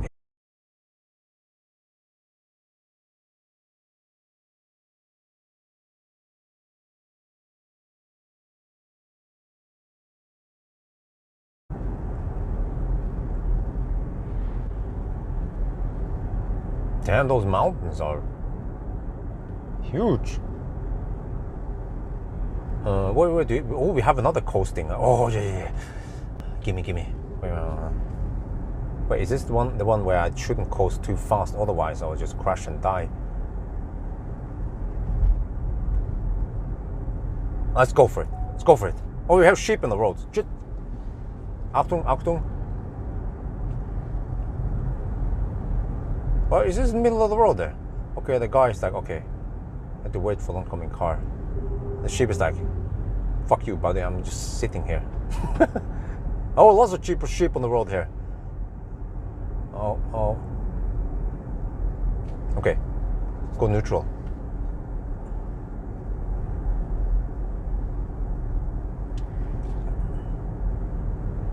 No, we have to slow down soon. Yeah, we have some twisty parts coming. Let's hope this car doesn't overheat.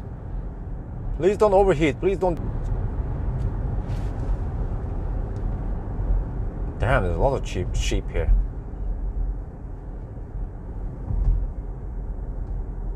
Oh! What? Okay.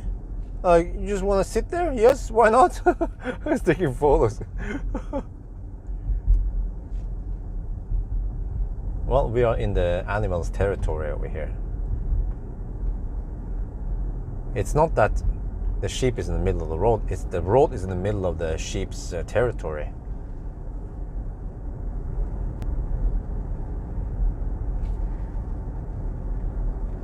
What? Dude, they'd be like, yo, what's up? You just want to hang out here? Yeah? You have a problem with that?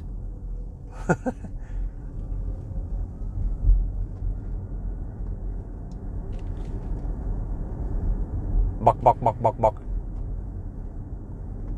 You guys missed the sheep in the middle of the road.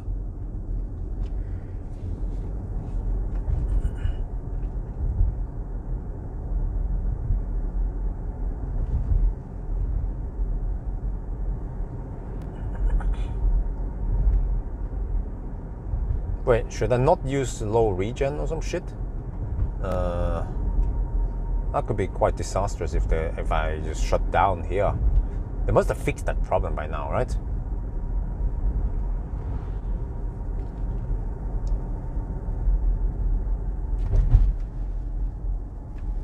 Maybe I should shoot the video. Let's do it.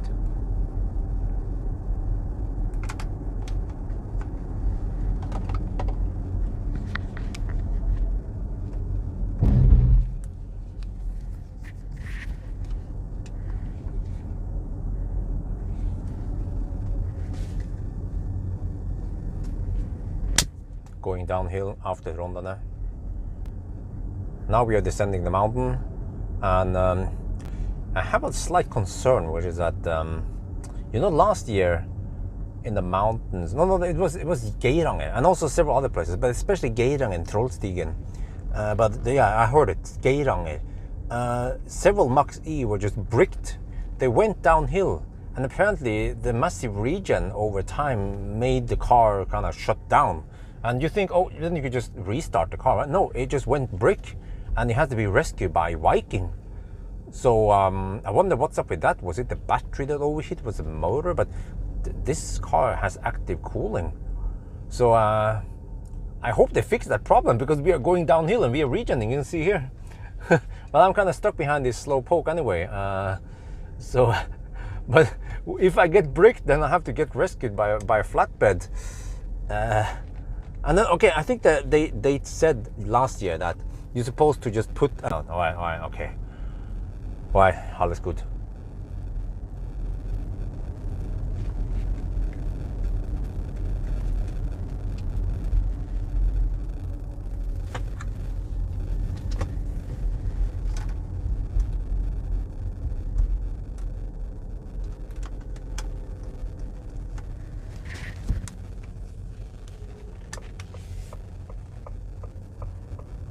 Well, we are behind this dog slow. Okay, I might, we'll see. I might draft behind this one, or I might hammer it. We'll see.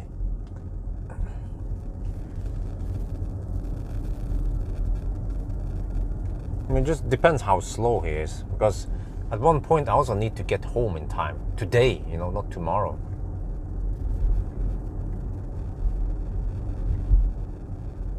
Wow, these guys are driving dog slow. Like seriously slow. Okay, we need to hammer.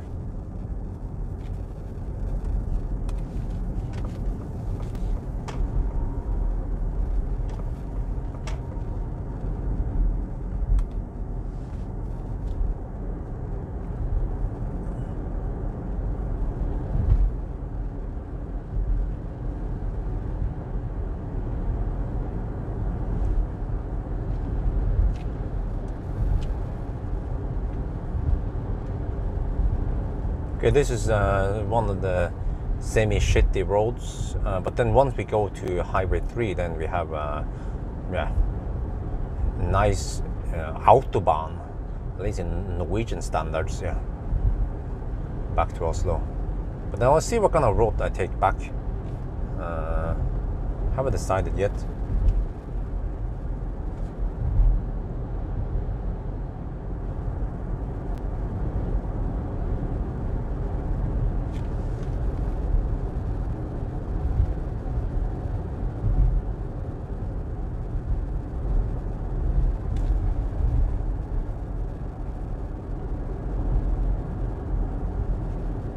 We have 50% battery now. Consumption is 180 watt-hour per kilometer. I guess once we are at Atna, we'll get an idea of what to expect, but it's high. It is going to be high, and then soon we get headwind. And the Achilles heel with this car is that it has so poor aerodynamics, and I guess poor drivetrain efficiency also. We'll see how this goes. But it's quiet though, that's the thing. Even with 20-inch wheels, it's fairly quiet. And the suspension is comfy. Oh wait, I can go only fans 1 now. Yeah. 19 degrees outside, perfect.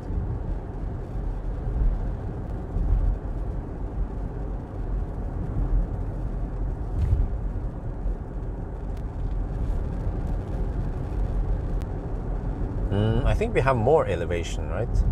Before Atna, and then from Atna down to Elverum, it's just a nice gentle downhill all the way there.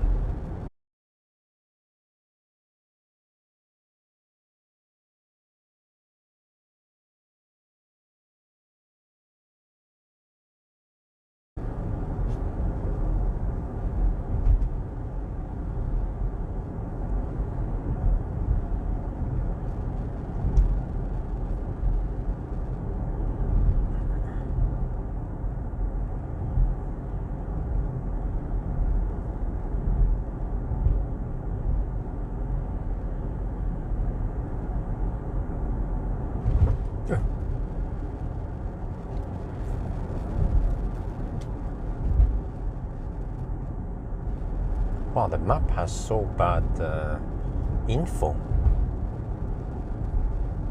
Yeah, there'll be lots of dropouts.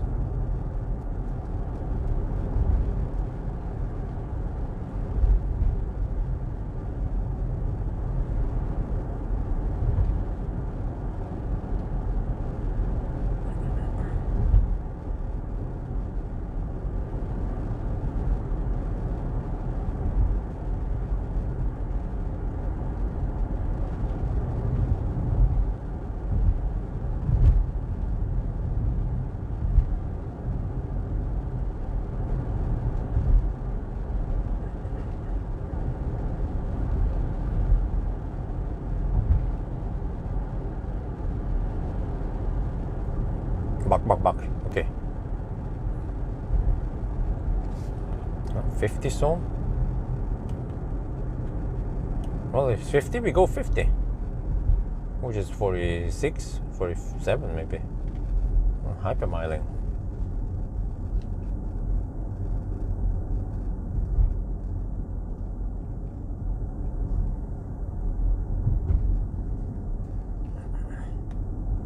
I wonder how many mad truckers I will get behind me in Østerdalen when a slow poke there. Maybe I should drive on the other side of Glomma. I heard there's another parallel road that goes there.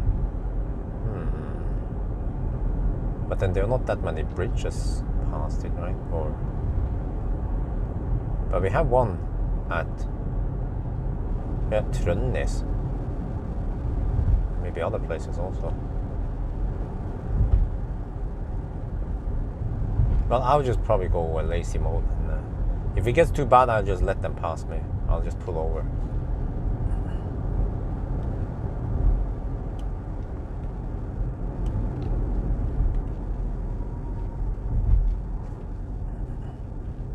Okay, 18 degrees Celsius. Perfect OnlyFans run. Yeah, oh, I can see we are in the highlands still.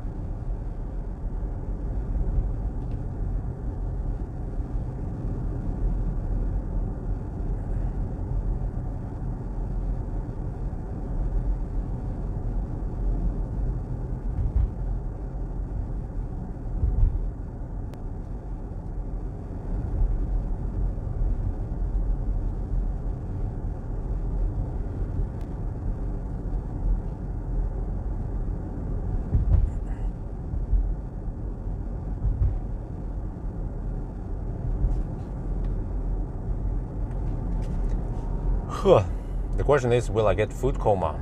I had a pretty big meal there. We'll see, I guess. Yeah.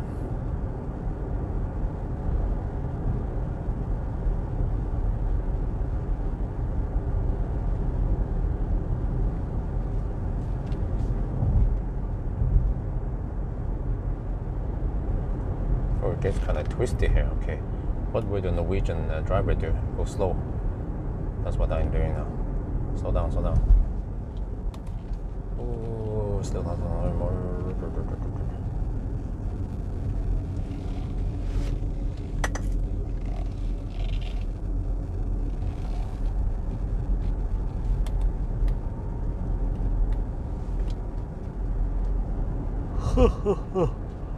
What? We are at 850 meters over sea level. Well, we go to at least 400 something at Atna. Okay, so we still have a lot of downhill. So I guess once we are there, we get an idea of what consumption to expect.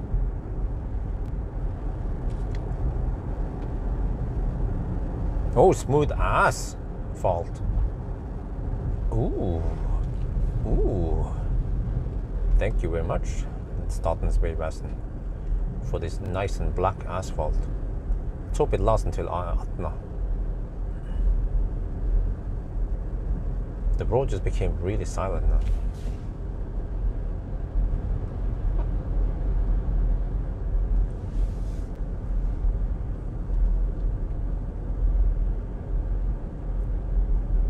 Okay, we have 48% left.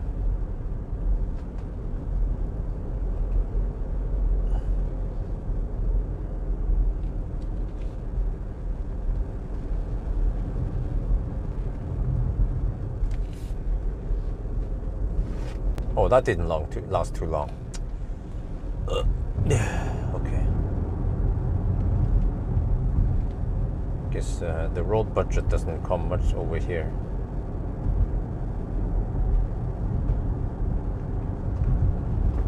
Oh, more. Okay, now we go downhill. Car is regenerating.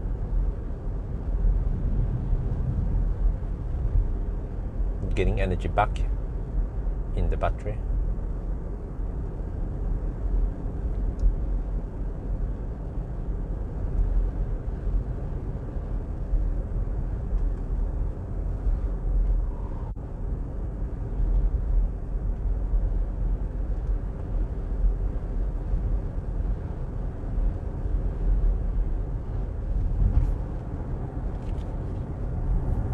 But at Veikro, the food at the Veikro wasn't that great. The chicken was too dry. At least they could just cover up with some juicy sauce, but there was too little of the juicy sauce.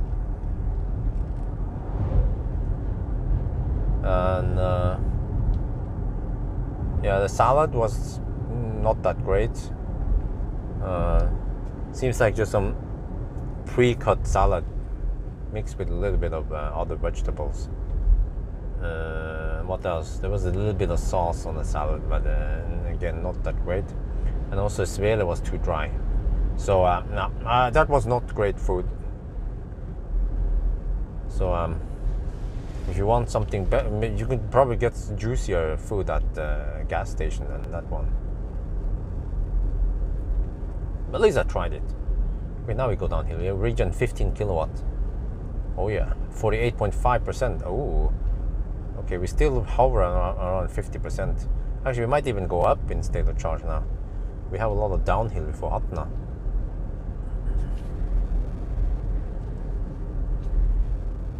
Smooth asphalt here.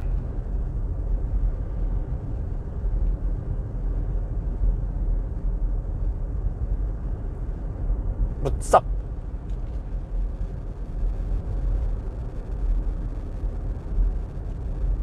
Yeah. Before, when I drove fossil car, I didn't care anything about weather and elevation, but now I care about elevation and wind. Like, where's the wind blowing? Oh, are we going uphill, downhill now? Oh, okay, that makes sense. I guess because wind and elevation makes quite significant impact on the consumption. Yes, I feel like we're going downhill. I can see on the power meter, or I mean, I can see on the car scanner that we are regening. Almost 20 kilowatt regen. It says something about the steepness.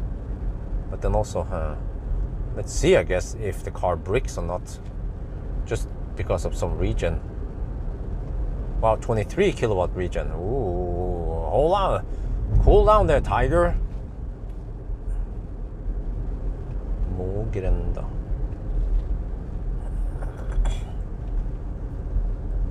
Do you know the recall? Yes. What? Because of what? Did you guys hear about the Geiranger incident last year? Lots of Mach-e were bricked when going downhill because of regen. The system overheated. I don't know if it was the battery, the motor, but something overheated. And then you couldn't just restart the car. No, it was totally bricked and you had to be rescued by Viking. And it happened daily, supposedly, during last summer. Atna is 3. Okay, we're almost there now. We get back to some nice roads. Yeah, the Østerdalen route is really super comfy. Except for that, it won't be that comfortable to have a bunch of angry truckers behind me. So maybe if, as an exception, I will let the mother truckers pass me when I can. Still coasting. Well, it goes kind of slow-ish. No, I'm not coasting. If I coast, I will go way too fast.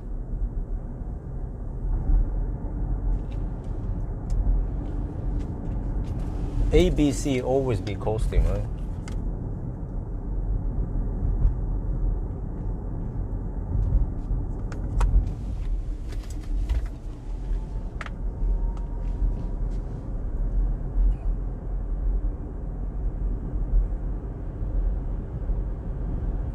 Dekkeskader. Oh, Basically what they mean is shitty roads ahead. And we didn't bother paying to get it fixed or repaved. Well, probably because there's so few, there's a low traffic here. But at least Highway 3 has really good condition, since it's quite busy road. But I haven't taken Highway 3 in a long time now. I used to go to the north all the time, almost weekly, to Mo i Rana for that pizza. But I've taken a long ass break from it. Well, except for that, I had that trip with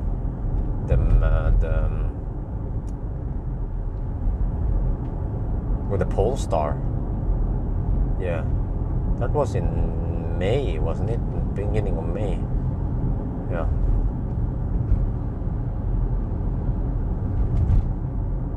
That was right when May came. Maya, I mean. So she's still here, but she's gonna leave. Actually, on Monday, she will go back to Thailand. So then she'll stay here for 3 months. I have to say, the time flies. 3 months have passed already.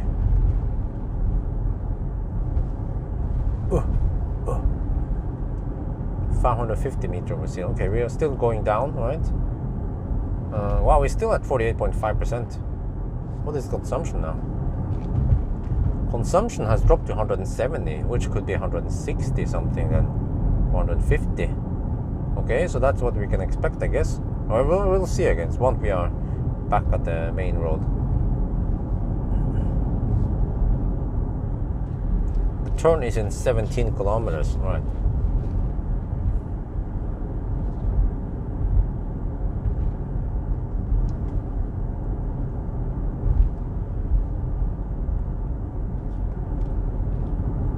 Yeah, the MOH, by the way, it's Norwegian.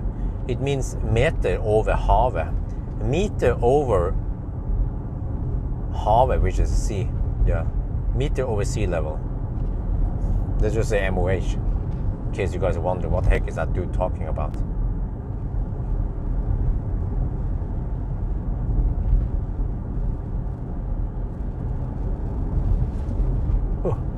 This road is kind of shitty. Just have to endure another 15 minutes. Oh no, wait, 15 kilometers, which is a little over 10 minutes. Then I can go into slack mode. I prefer driving on nice roads during my OnlyFans run, especially if auto steer will be working.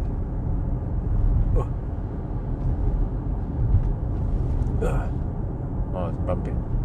Shit. Man.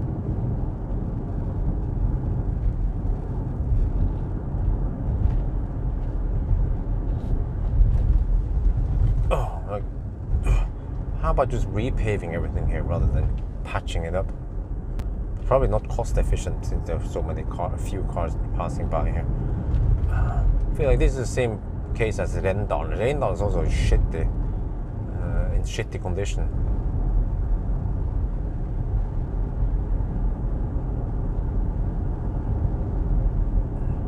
48% now, but we spend only 7 to 8 kilowatt maintaining this speed. I mean, you can do the math. If you take the average consumption, let's say 160 watt hour per kilometer, multiply by the speed, let's say 75 kilometers per hour, then you get the average power needed to maintain that speed, which is roughly 10 kilowatt. Right, now it's 11 kilowatt, 10, 11, which means that it's fairly flat now. And I can see on the river we're going downstream, there's a slight drop in elevation now. Nice Norwegian, yes, welcome to Norway. This is a shitty roads when Norway was a poor country. When Norway was third world, and we have these kind of shitty roads.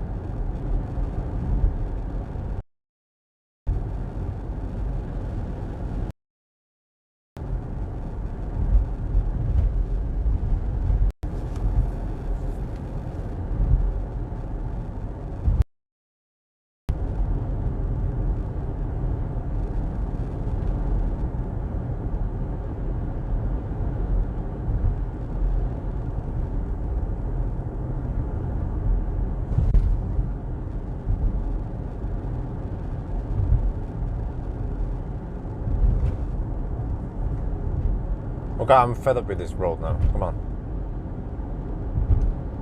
In 5.3 kilometers we will turn.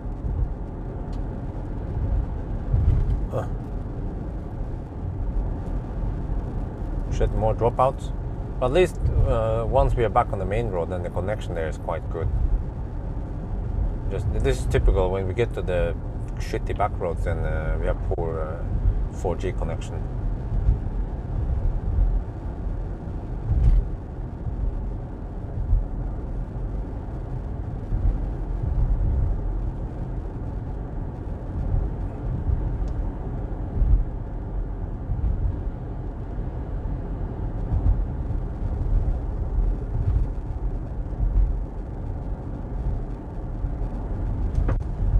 Ringebu, E6 Ringebu. How about Ringebu? Why would they say E6? It should say E6 Oslo. Wait.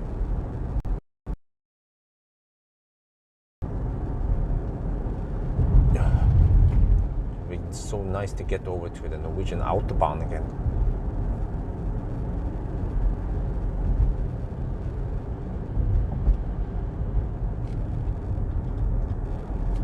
I can use auto steer. I we barely go 500 kilometers. How did that Mach-e drive all the way from Oslo to Trondheim?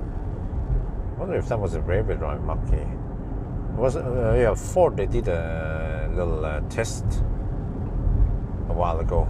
I think it was 2 years ago, maybe. It was done kind of almost winter time. I wonder if it was around September. But he drove dog slow, I saw it. And on the motorway, he was going dog slow. Other cars were passing him fast, and that's a Norwegian passing him. So you can imagine how slow he did drive. But he managed to drive all the way from Oslo to Trondheim in a single charge. And he even had some juice left.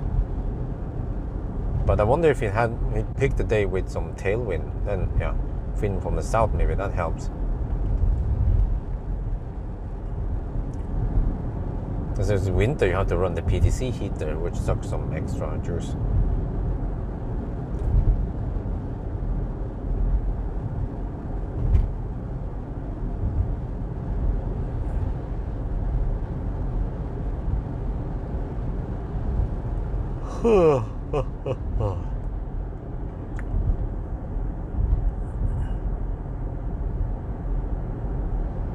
Is that the infamous food coma now it's supposed to kick in?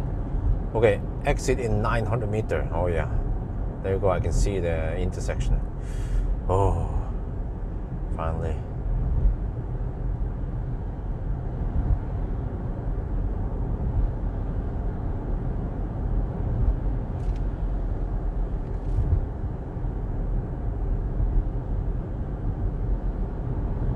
Atne Hengebru, huh? Okay, are we going that way? I guess not. Koppang. Elverum, okay, let's go. Elverum, Koppang, yeah. There's no sign pointing towards Oslo yet, and also the other direction is not pointing against Trondheim. Okay, let's go. It's clear. Oh yeah. Booyah. Welcome to the Norwegian Autobahn. Wait, are you guys... Is the chat bugged again? We didn't get many Maya video. Is she going back to Oz, out to Thailand? I think she'll be staying in Thailand. But I mentioned this before. The reason why I didn't make many Maya video is because people did not behave in the comment section. So I'm like, okay, whatever. Then no Maya video. You prefer to drive this speed on roads instead of highways, okay? Oh, what the heck is wrong with autopilot now? Dude, come on. I have no auto steer here. Auto steer kaput. Okay, let me plot in a new direction here. Let me see. How do I go navigation? No, huh? How do you use this shit? Okay, exit. Where to? There. Wow, that's weird. The constant navigation. Let's go home. Let's see. This car does not give you any indication of arrival, something like that. Okay, let me see. So we are supposedly, okay, car claims we don't have enough range.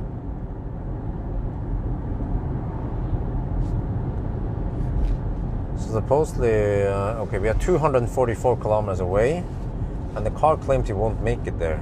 What is the current consumption now? 170 on the display, and this is always tricky, right? Okay, minus.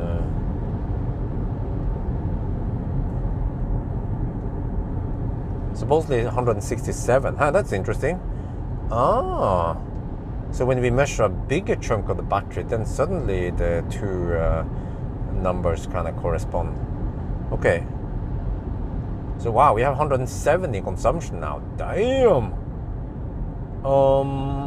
Okay. Okay, let me see. I can go 235 more kilometers, and we are 235. We're 243. What? Do I have to bail out that cleavage? Do you often sleep in cars a long trip? Yes, I used to do that before, but that was before. What do you mean long road trips? What is the definition of long? Like this one? Like, do you consider 500 kilometers long, or do you consider 5,000 kilometers long? Are those guys gonna MC hammer me? Come on, hammer me, hammer!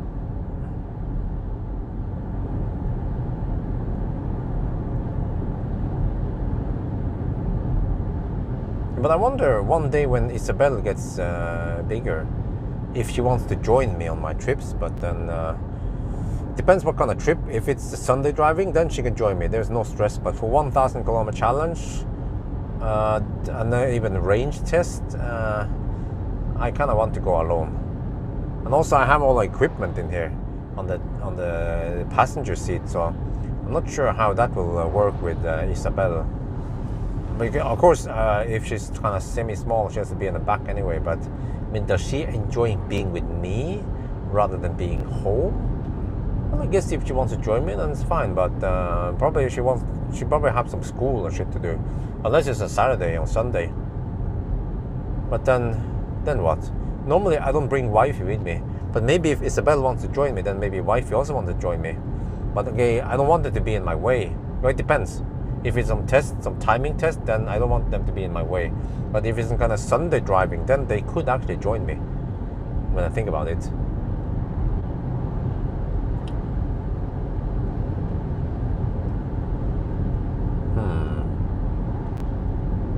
Oh, it's getting hotter.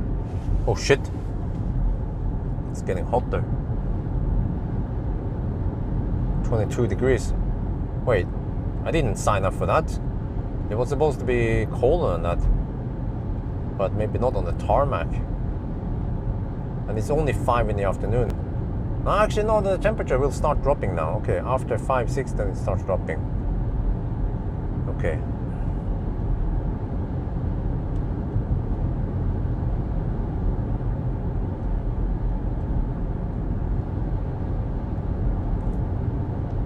Well, wifey mentioned it, like, hey, so when the wifey needs to take care of the baby, and I'm just relaxing on a nice trip alone. I'm like, yeah, but you know, I've always done this ever since we met. And actually, even in the old days when I did Nimber task, I drove way more. So I've been cutting down on the driving quite a lot, so that nowadays I only have usually 2 long drives per week.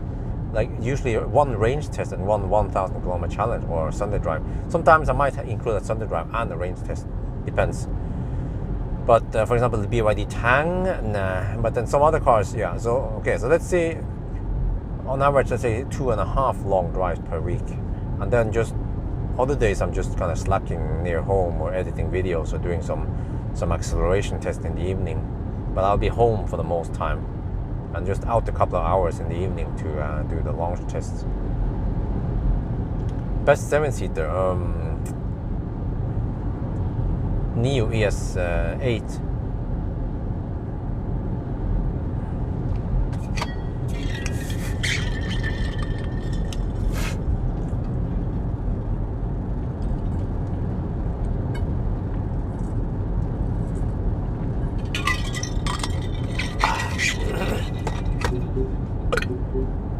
Do you sometimes drive on road trip without streaming?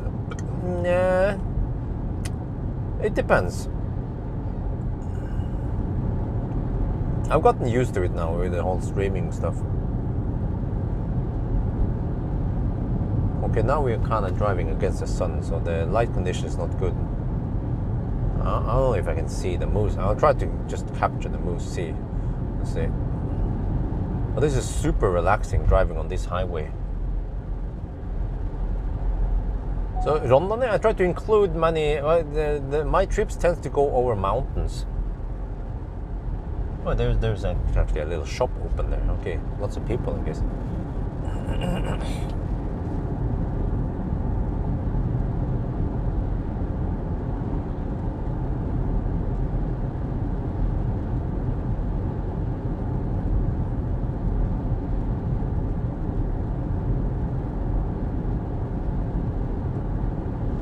No, you misspell Neo. It's N-I-O, not N-E-O.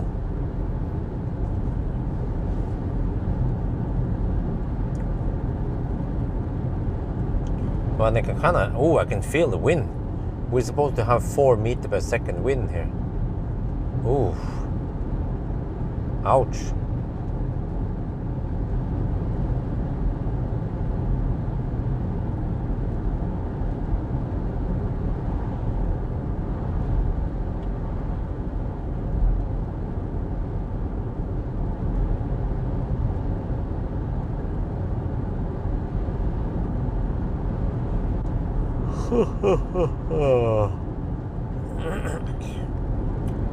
Well, I'm surprised I don't have any trucks behind me yet.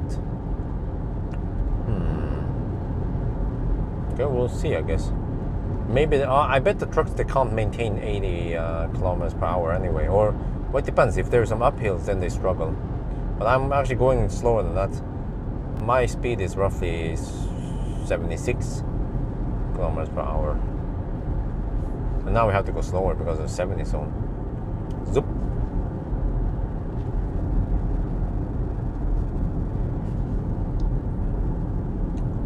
Okay, but then how the heck do I get back? Because if I take the motorway, then I kind of need to drive at 90 all the way. Well, unless I go 80 on the motorway, that's kind of boring just to watch that part. So, well, I could go via Skarnes and some shit, and then I could end up at Cleavage or somewhere even though you have like Ionic Didal or some shit. Yeah, maybe I'll do that. Yeah.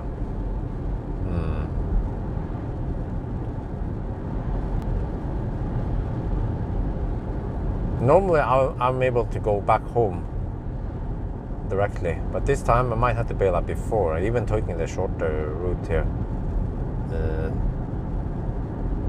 But it was nice to see Rondane. Well, it's just bare mountain. There's nothing there really. So, in that regard, the Rondane wasn't. It's not that awesome to watch versus maybe some of the other mountains. Or oh, potatoes. Oh, lots of potatoes to the left.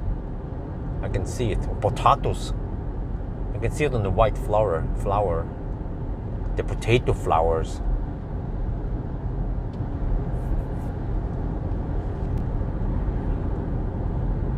And then tomorrow, I could go on another trip tomorrow, but I'm like, okay, whatever. No need to work too hard.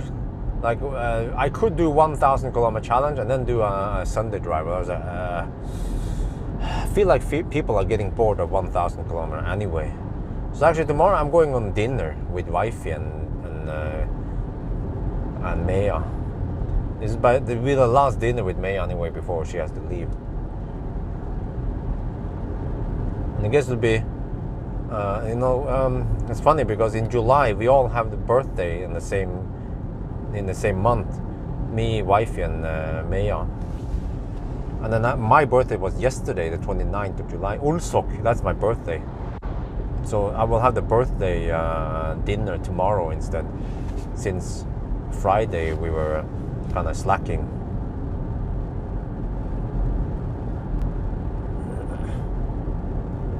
Oh, solar panels. Oh, nice. Farms. Yeah, I guess Solar panels on farms make sense.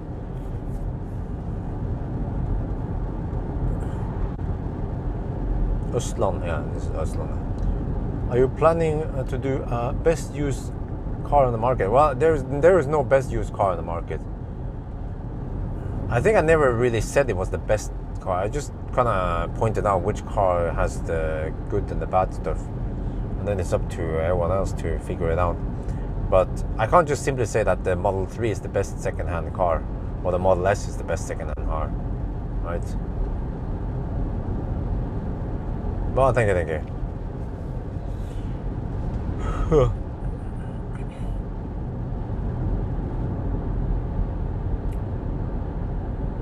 Start feeling sleepy. Wait, I need to put some Coke in that one.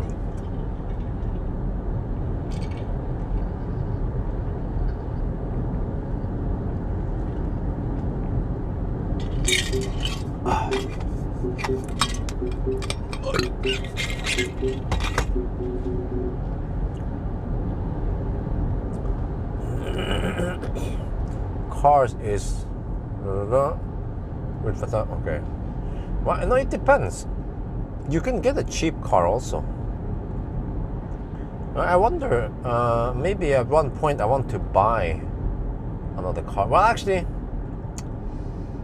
economically, it's actually better if Marcus buys the car and then I can borrow it as like unlimited time, almost like a shitty Leaf or something.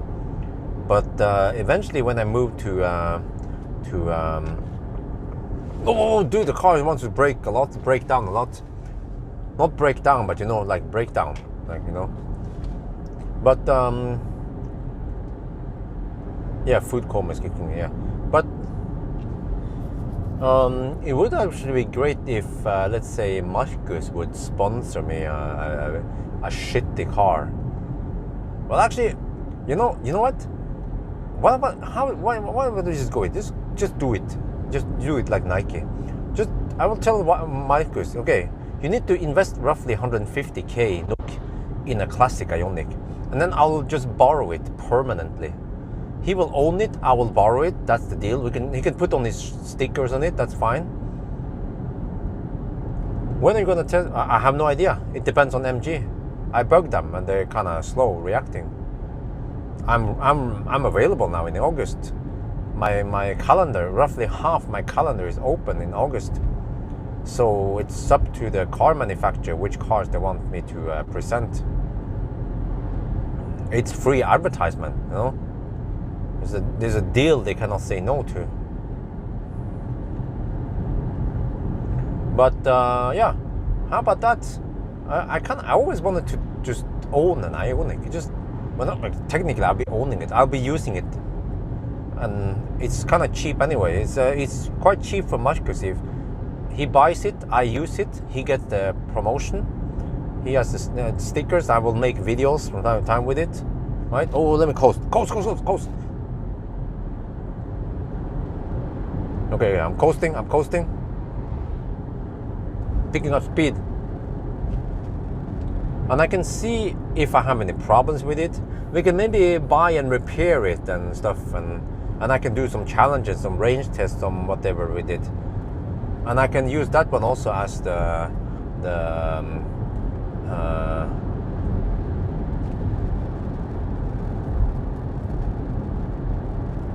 press car shuttle. Because eventually, if I move to Jessheim, then I need some range sometimes to pick up and deliver cars, and then a freaking Leaf is not going to cut it. I want to be able to go round trip without having to take a charging stop on the way back. So then Ioniq would be awesome. Plus that I can do a lot of fun with Ioniq, and Ioniq is a very popular car, a classic one. Yeah, but you see, I can milk the Ioniq for whatever it's worth. We can buy even an Ioniq in not perfect condition, and then we go to the detailer, get it freshed up. We go get it cleaned up internally and externally, get it coated with some whatever. I have so many connections now. they would be throwing treatment at me. Pit Stop Bilpleie and Mantas Rap and what again, the last one? Aske Autospa. Oh, me, you know. They all want to get a piece of that. And then Nasir is like, oh yeah, let me check that car. Okay, see if we can find any faults. Yeah. And then Marcus gets a sticker on it. Yeah, that's a very small investment for Marcus. But he has to pay for the insurance for some of the toll roads and yeah, pretty much. So we'll see if he's up for it or not.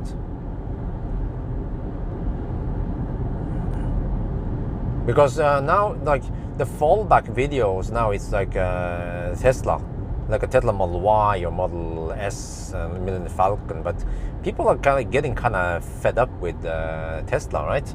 So it's nice to have an Ioniq as a fallback car. So yeah, I like that idea. And also, if I have it for like permanent, like a whole year or actually several years, I can experience problems with it. And then how is it during winter and shit? Maybe you can, oh, you know what? I heard that, I think it was DEFA or some shit. They have some kind of third-party preheating option. Yeah.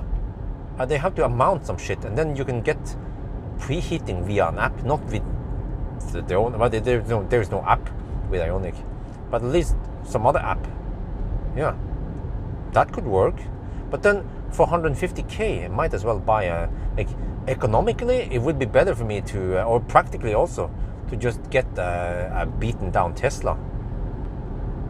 Because then I have the Tesla app and everything, and probably free supercharging and more range. But then for content, for the sake of content, then Ioniq would be better. I can do so much fun with Ioniq. I can have my own challenges and shit. Twist it, no, I don't want that shit. I want Ioniq.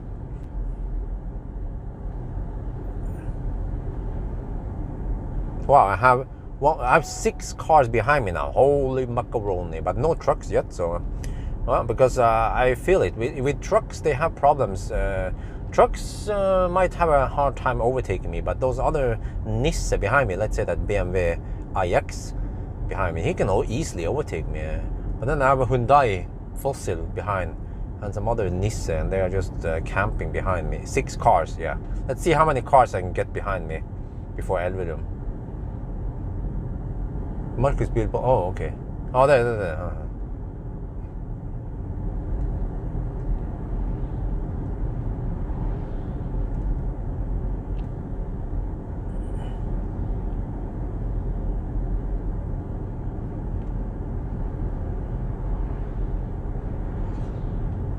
But then, nowadays I use Millennium Falcon as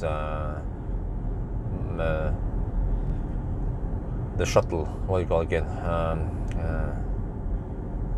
Press car shuttle. But then if I get an Ioniq, then what am I supposed to use Millennium Falcon for, right? I mean, Millennium Falcon is barely in use nowadays. And if I get an Ioniq, then he will be in even less use. Yeah.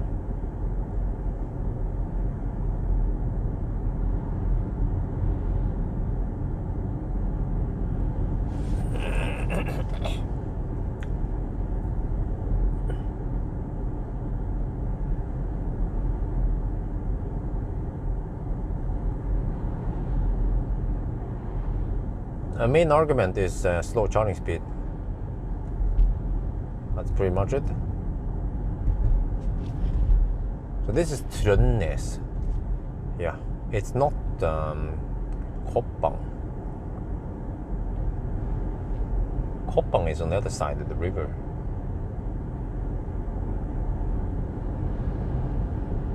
Let me see how long it takes before someone overtakes me.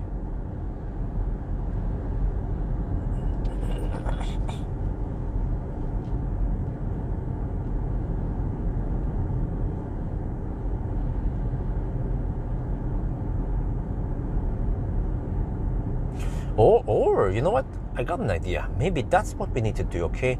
It doesn't have to be Ioniq. we could just any more work on. Yeah, actually, Millennium Falcon has still some weird shit, like some rattling from the back door, and the triangle window needs to be fixed. And but the problem is that the Nasir seems to be super busy. I help him get too many customers. So he is very busy just serving his customers, and I'm also busy testing my shit. But I need to prioritize and try to get some stuff done, like the triangle window and some other stuff. And then first I wanted to wait for EV services, but now it's kind of hard for me to go all the way to Bergen to get stuff done. So I might just go for Nasir after all.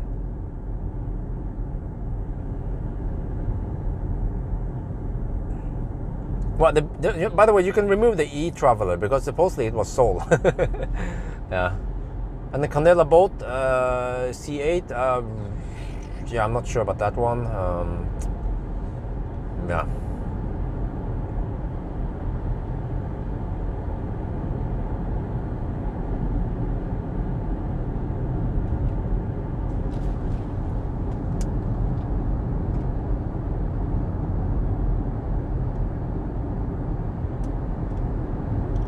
But maybe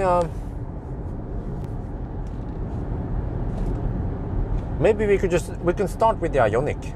Buy the Ioniq, do some extreme makeover, get it fixed, make lots of content with it, some repair stuff, some upgrades, some cleanup, something, right? Some add-on. Oh yeah. Oh, we can also do some cooperation with Bilkomponenter. Maybe Bilkomponenter want to do some soundproofing, aftermarket soundproofing, whatever he is up for. As long as I get it for free, and as long as he gets some okay views from it, and as long as it's relevant for his potential customers, then we can make some stuff there, right? What else? Yeah, Ioniq needs aftermarket LED bar. Shit, slap on that LED bar.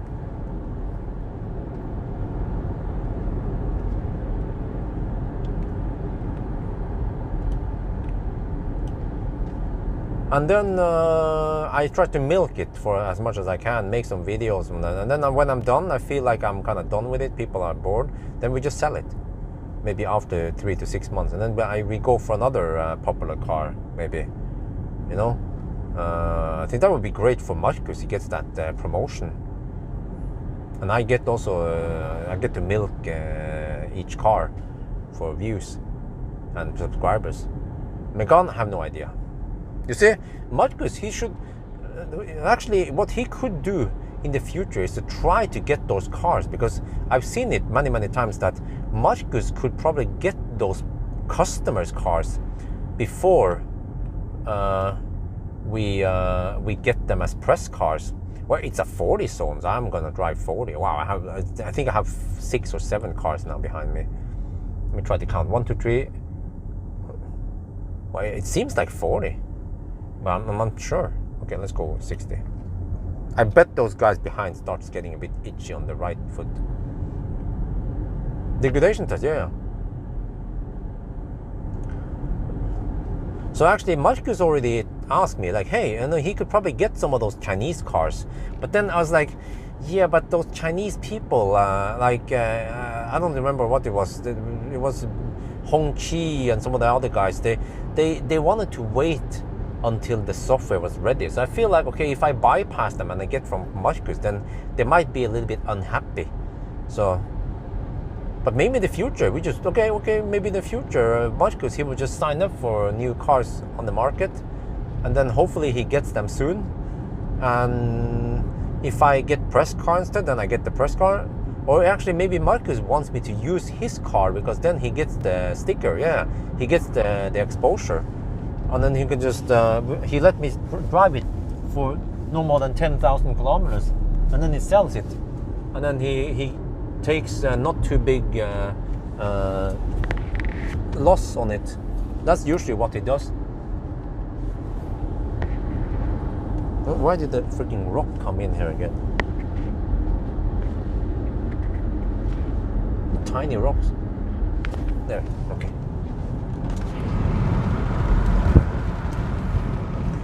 1, 2, 3, 4, 5, 6, 7, 8 cars. Oh, we have a mother trucker now in the back there. Okay, 8 cars with a mother trucker and no one is overtaking me, even though they could overtake me. Yikes. Why didn't anyone overtake me before?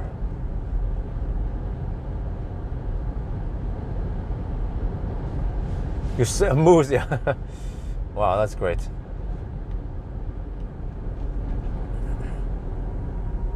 I need to make a headlight test with Ioniq. They are so bad, the high beams. Okay, let me see, how is it going now? GOM claims 150 kilometers, that's it? Shit, and we're 213 kilometers from home. Damn!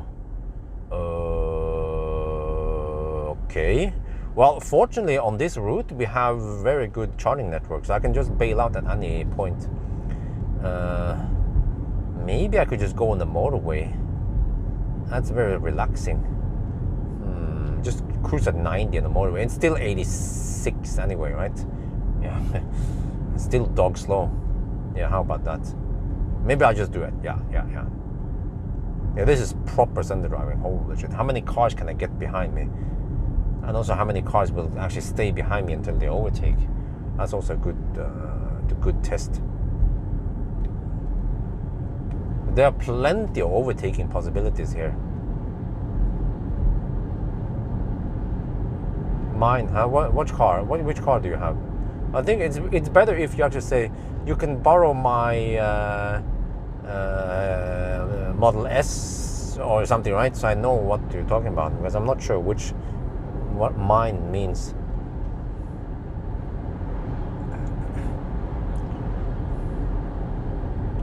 Testing Chinese cars. Yeah, but like I said, they feel like the software is not ready, and I don't want to be bad friends with them. So if they don't want me to test it, then fine, no problem. I have a bunch of other cars I need to test anyway. But I see more and more Hongqis on the market now, and I feel like I need to test that car to find out if it's good or bad. Okay. Oh yeah, I was supposed to put some Coke in there. Oh.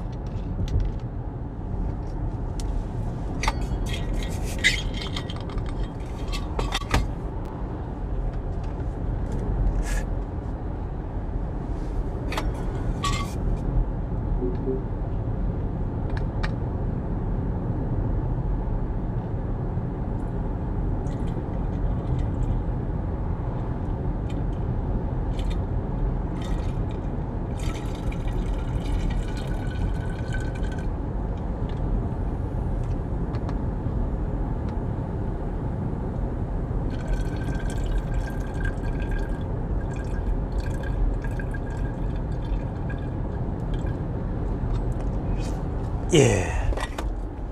Okay.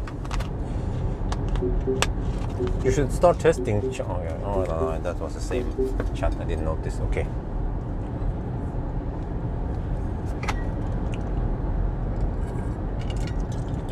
Oh, the Coke is kind of heated up. Need to cool down. I have a little bit of ice cubes in the storm bag. Oh, you know what? Tomorrow I should make a storm bag video with wifey's sister, Maya, because Maya actually went for some storm bag stuff. So, oh, there we go. There, finally we have some hammering going on. Finally, with some Swede. Yeah, that's what I want to see, man. Oh yeah. Because I will wait a little bit, but then eventually I want to let that mother trucker pass. Ioniq with laser linear 8 or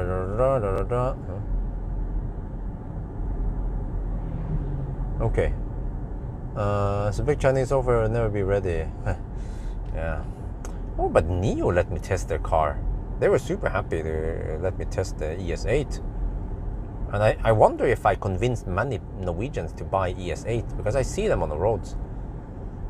This is a great car. Maybe, okay, the software is not perfect. It feels a bit Chinese in some ways, but still a nice car.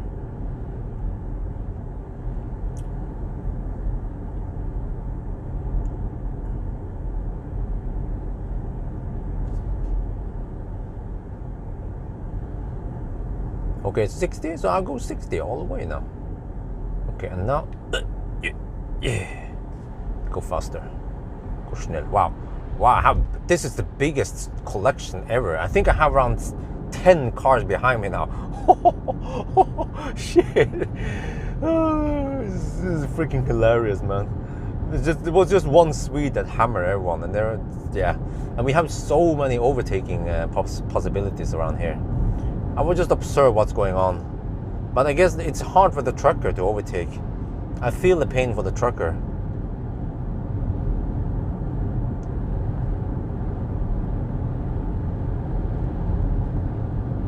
But we'll see. I don't feel like pulling over yet, even though I don't have a rush. It doesn't cost me anything to pull over and wait 30 seconds and then drive again. This is actually the same that applies to the Norwegian Sunday drivers. It doesn't cost them that much to just pull over and wait, and then they can keep driving slow.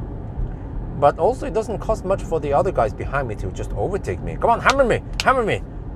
You know, with great power comes great possibility. With great power comes great responsibility to hammer when you have lots of horsepower at your disposal, especially the BMW iX behind me. Okay, all the other fossils, they are kind of excused. Consumption, let me check here. 170 watt-hour per kilometer. Status update, 327 kilometers done, 170 consumption, and we are down to 38.5%. Well, we have 35 kilowatt hour left. But this car underreports distance by 1.2%. Yeah. Sun går nå dagen. 22 degrees outside, but the sun is not too strong, so only fan 1 still works for me, which is good. But we are still trying to save as much as we can, but the consumption is still kind of high compared to Tesla and Enyaq, Skoda Enyaq. Many hurry drivers, okay? Well, is that what you call them? Hurry drivers? Because I don't feel like I'm in a hurry, but I just feel a bit annoyed when I have to get stuck behind a bunch of slow pokes and nobody overtakes. Would be better if everyone behind me, one by one, overtake me once it's safe, of course. But there's plenty of overtaking possibilities. But the Hyundai behind me, she doesn't have any plans to overtake. It's a woman. And then there's the BMW iX behind. He's like, oh, I'm gonna camp here. And then they have a Toyota behind that one again. So he's like, oh, I'm staying here. And then the van behind is like, oh, I don't have enough horsepower. It's an old beaten down van. And there's some other shit back there. And then the trucker is like, shit, because he wants to go faster, that's for sure. He wants to go 88 kilometers per hour. And he has to get stuck behind me and a bunch of people going 76 kilometers per hour only. And right now, 57 kilometers per hour.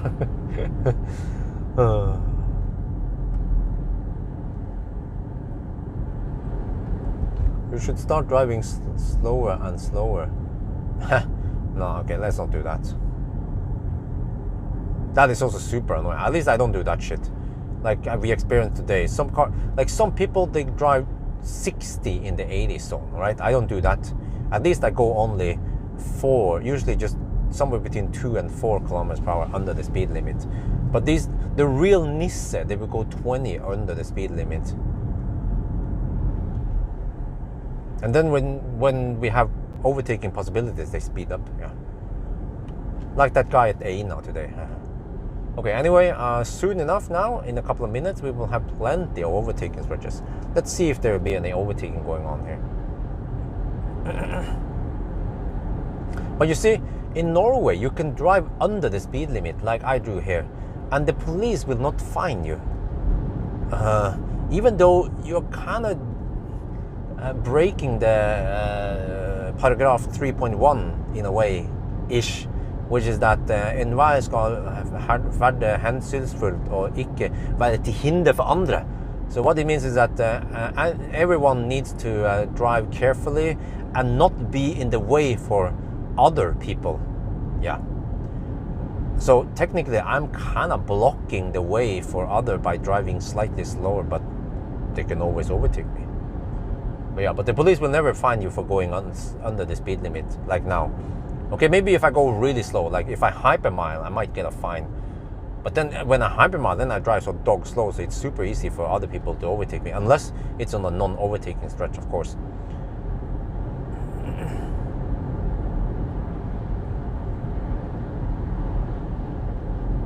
Okay, here, perfect hammer stretch. Let me check here if anyone is hammering behind there. I think I have more than 10 cars now behind me. There's just so many that I can't count. Just massive. I can try to show you guys maybe.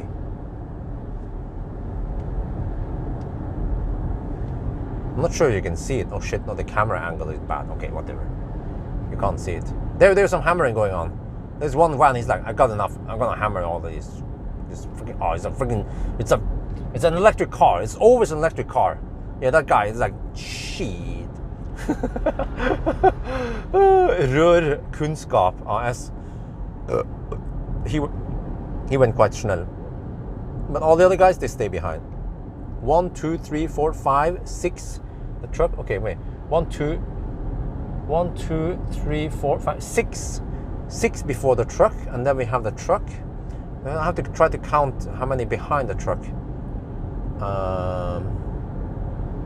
1, 2, but they have, wow, they're spread out. 3, 4 behind, 5 behind the truck. So I have roughly 11 cars behind. Well, technically it's 10 cars and 1 truck behind me. Is that a new record? Wow. The slow clap to me. How many cars can I get behind me? We shall see. But you see this Hyundai behind me, this Hyundai.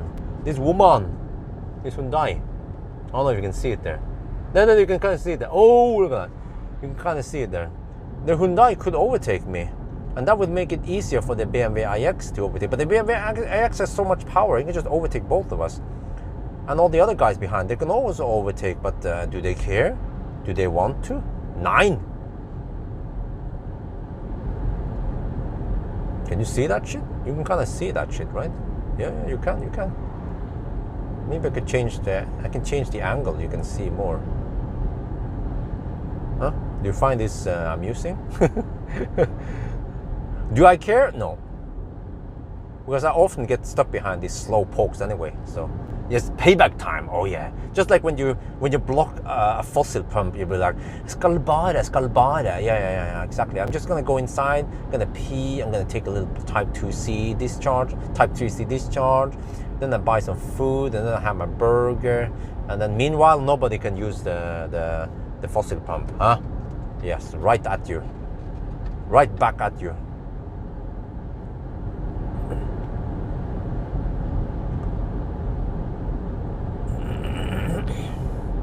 Camera. Yeah, you know what? Nah, I think they don't notice my camera. But even who drives a disguised Mustang this slow, right? They don't. But there was, I think it was a couple of times when some people hammered me in the evening, and they saw the camera, and they were like, oh, they slow down. Yeah, because they're afraid I'm some kind of police. But no. The police in Norway, they don't use electric cars, except for they started using those e-Vito. Yeah, the van. But I was wondering, why don't they use Model S Raven? That thing kicks ass for the Lord. Or they should at least get Plaid. There's nothing that you can't overtake. You can't outrun a Plaid in Norway. And the police with proper driving skills can just own anyone on the road.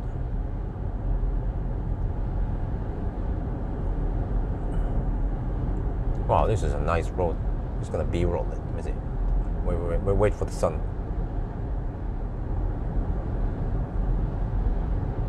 There. Wait for that car to pass. Boom. Okay, let's see. Consumption is now 170. Okay, not too bad, but also not too low or not too high. Yeah, this is long. You see, for example, here. This is plenty for. Oh, she's going for it. Wow, look at that. After half an hour of camping, then she goes, and there's a What is that, a Taycan? There's a Taycan. Taycan is mad. Taycan is mad. He's like, Scheisse, that idiot. he's going for it. Like, I blame the Hyundai, because the Hyundai should have overtaken me a long time ago. Now I have a freaking Toyota behind me. The Toyota is not going to overtake. I'm going to show you guys here. There's no way that Toyota is going to overtake. And you see how slow the Hyundai is driving. and also the BMW iX. No, you don't see it. The iX is driving slightly faster than me only. They are already slow poking. Oh, this is so funny, man. This is so funny. Oh, Jesus, man. Oh, the traffic is in Norway is just facepalm. Yeah. So yeah, that Toyota is not going anywhere. It's just behind. Now we have a Toyota, we have a van, we have some other shit, and now we have the truck. The other cars overtook the truck. Of course, that makes sense. Yeah, but I guess eventually, once I get the truck behind me, I will just pull over. Oh shit.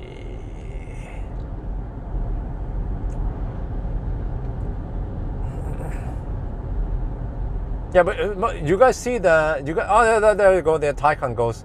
But I don't know if you see it. I'm gonna zoom in and help you guys. Wait. I need to tilt this one slightly down. Well, they are technically followers. Do you see the BMW iX? The iX is dog slow. He's barely going any faster than me. He probably cruises at 80 kilometers per hour exactly. I'm doing 76. And also the other slowpoke is like that. Yeah. Okay, sorry. Let me see if I go this.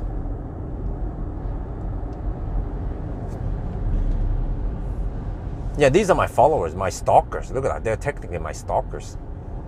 Wow. Look at that nice collection behind me. Whole macaroni.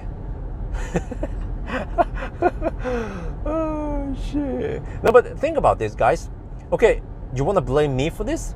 But look at the road. Like, okay, I can fully understand if it's a non-overtaking stretch, or if it's a stretch with kind of twisty part. But the road here is so damn straight and so smooth, and we have almost no traffic. Like here. I'm gonna show you here. Here, the Toyota can overtake here. Come on, Toyota, you can overtake here. Plenty of space here. You know, there is no excuse to stay behind me, right? But they still stay behind me, all of them, for some reason. So, yeah. I highlight a problem here, which is that Norwegians, look here.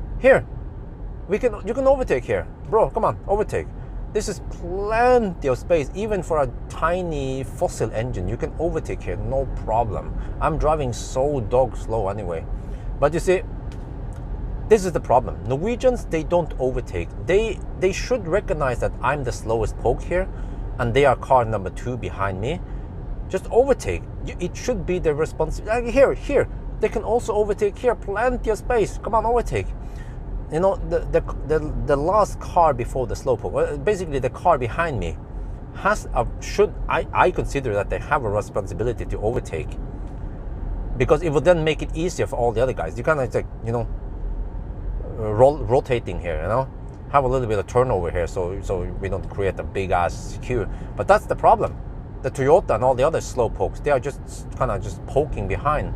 They know they could overtake, but they're not doing it. Now we have a yeah. Yes, ID3, yes. You see? The ID3 was like, I had enough. I'm going for it. He had to overtake like freaking 10 cars. That's what I have to experience over and over again. I get stuck behind a huge chunk of idiots and nobody overtakes. Oh, shit, man. But I guess they didn't learn this at driving school, right? The driver teacher never taught you that, okay, if you're driving behind a slow poke, you should overtake, and so you don't create even more queues up there. Just, you know, do your part of the traffic flow and get past that slow poke. right? They don't. Then this shit happens. And it happens every day. Because in Norway, every day is a Sunday. But you guys know how I usually drive. I normally don't cause this one. I just want to observe what happens. Yeah.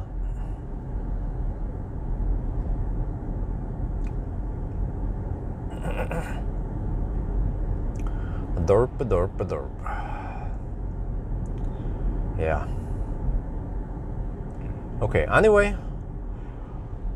What was it again? I was talking about that. Yeah, I talk about that EcoFlow, by the way. Back to the EcoFlow. I forgot to mention it, but yeah, so I think I want to go for that 2.4 kilowatt EcoFlow, because then I can charge at 10 amp continuously. And it has 2 kilowatt hour battery. And if I run out of juice, then usually if I charge 2 kilowatt hour, well, that's going to take almost an hour. But I wonder if usually you need to just top up, let's say, 15 minutes. And then you're back on the road again. Or I mean, just enough so you can reach the fast charger. I will probably just, I don't know, drive maybe circles around. Yeah, I could. No, I could drive circles around IKEA, but that's kind of slow. Maybe I should at least drive somewhere with 50 zone. But then I need to safely pull over. So I'm not sure where. I need to find a place where it's fairly quiet, and in case I run out of juice, then I'm not in the way of any traffic or not causing any danger.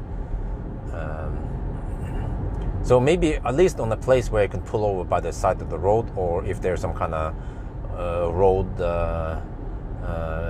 shoulder at least. Yeah, but of course I will avoid E6 or something like that. Yeah, there has to be some somewhat silent, quiet side road or somewhere I can do my drive it down to 0. Yeah, but then it should also be somewhere close to a fast charger, so I can just juice up enough and then go to the fast charger, juice enough, and then go home, and then finish the test like that.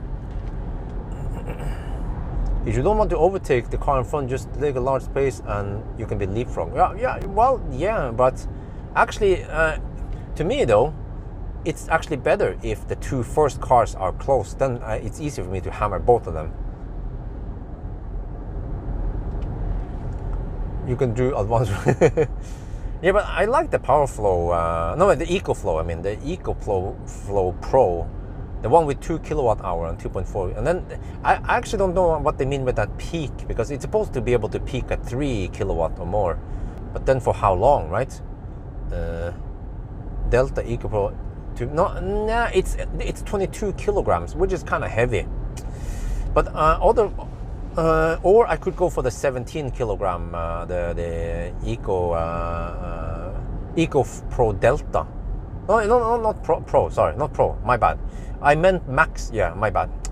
I meant the EcoFlow Delta Max. Yeah, and that one is the one with the 2 kilowatt hour battery. Akku. So I might find some uses for it. I have an air fryer at home. I could buy a cheap, shitty microwave oven I could bring on my trips. That could be kind of fun. Just show the thing in the trunk there. Just have to strap them on properly so it doesn't dangle around. First test the car. Yeah, of course. Oh, yeah, of course. But it makes a pure sine wave, which should be safe for using it. But actually, what is important is that we have to just test that if the charging equipment. I will probably be using the Metron charging cable, which can be adjusted in the number of amps. As long as the Metron cable works with it, then most likely it will work with the car. But of course, I should also test with the car just to be 100% sure that it works. And yeah, then we might have some cool equipment that can be used for heating up food, for doing some kind of camping stuff, some skirmishes, some emergency charging, and maybe I can play around with some solar panels also. But they're kind of expensive, the solar panels, because they are light and foldable. But I contacted the EcoFlow and asked for some kind of, I don't know, free items, or if I can borrow it. But they haven't responded to me yet. Would be great if I can get some discount or even free, or borrow it, rather than having to pay a lot.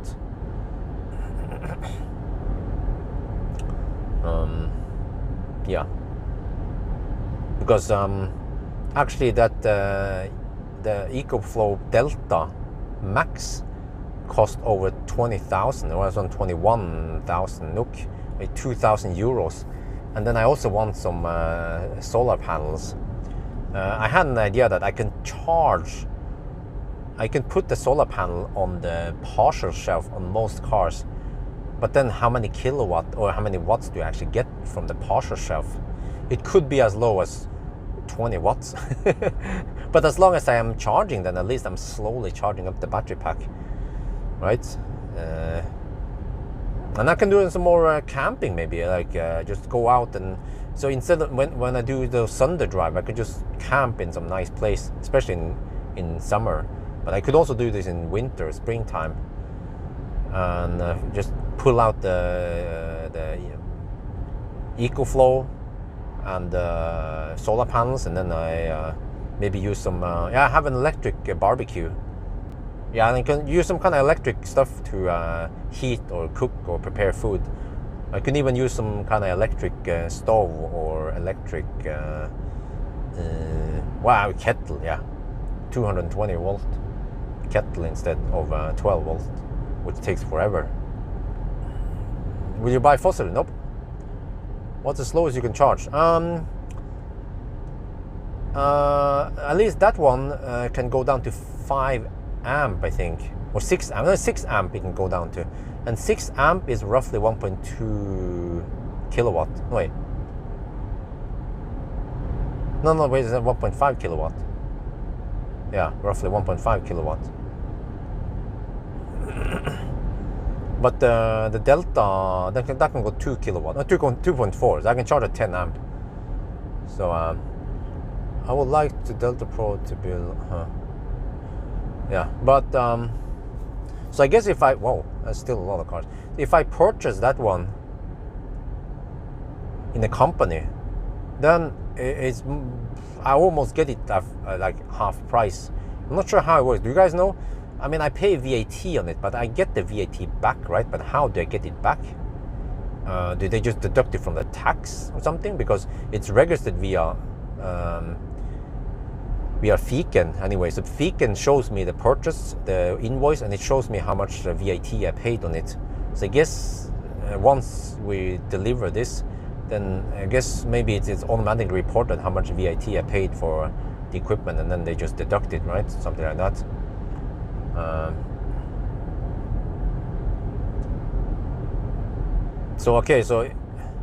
But then it will be used mostly for work. Actually, yeah, mostly for work, because wow, this is again plenty of overtaking possibilities. The Toyota is still behind, just slow poking, and all the other guys are just behind, slow poking. So the only guy I feel sorry for is the trucker. But I'm going to show you guys what's going on now. What? I don't know if you guys can see it.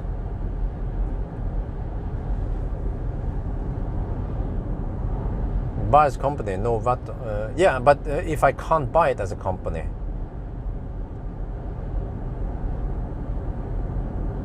right? Okay, how many cars do we have behind now? I don't know. I stopped counting. It's just too many. What is the consumption now? 170. Well, and I need to film this because this might piss off some people in the video, or maybe not. I will explain that they don't overtake. Really, they just don't overtake. That's the problem with Norwegian drivers. Okay. Dun dun dun dun dun dun dun dun dun dun dun dun dun dun dun.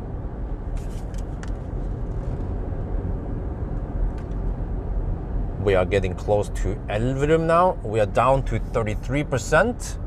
And actually, when you look here, the car estimates we have 132 kilometers of range left, and we are supposedly 177 kilometers away from Oslo.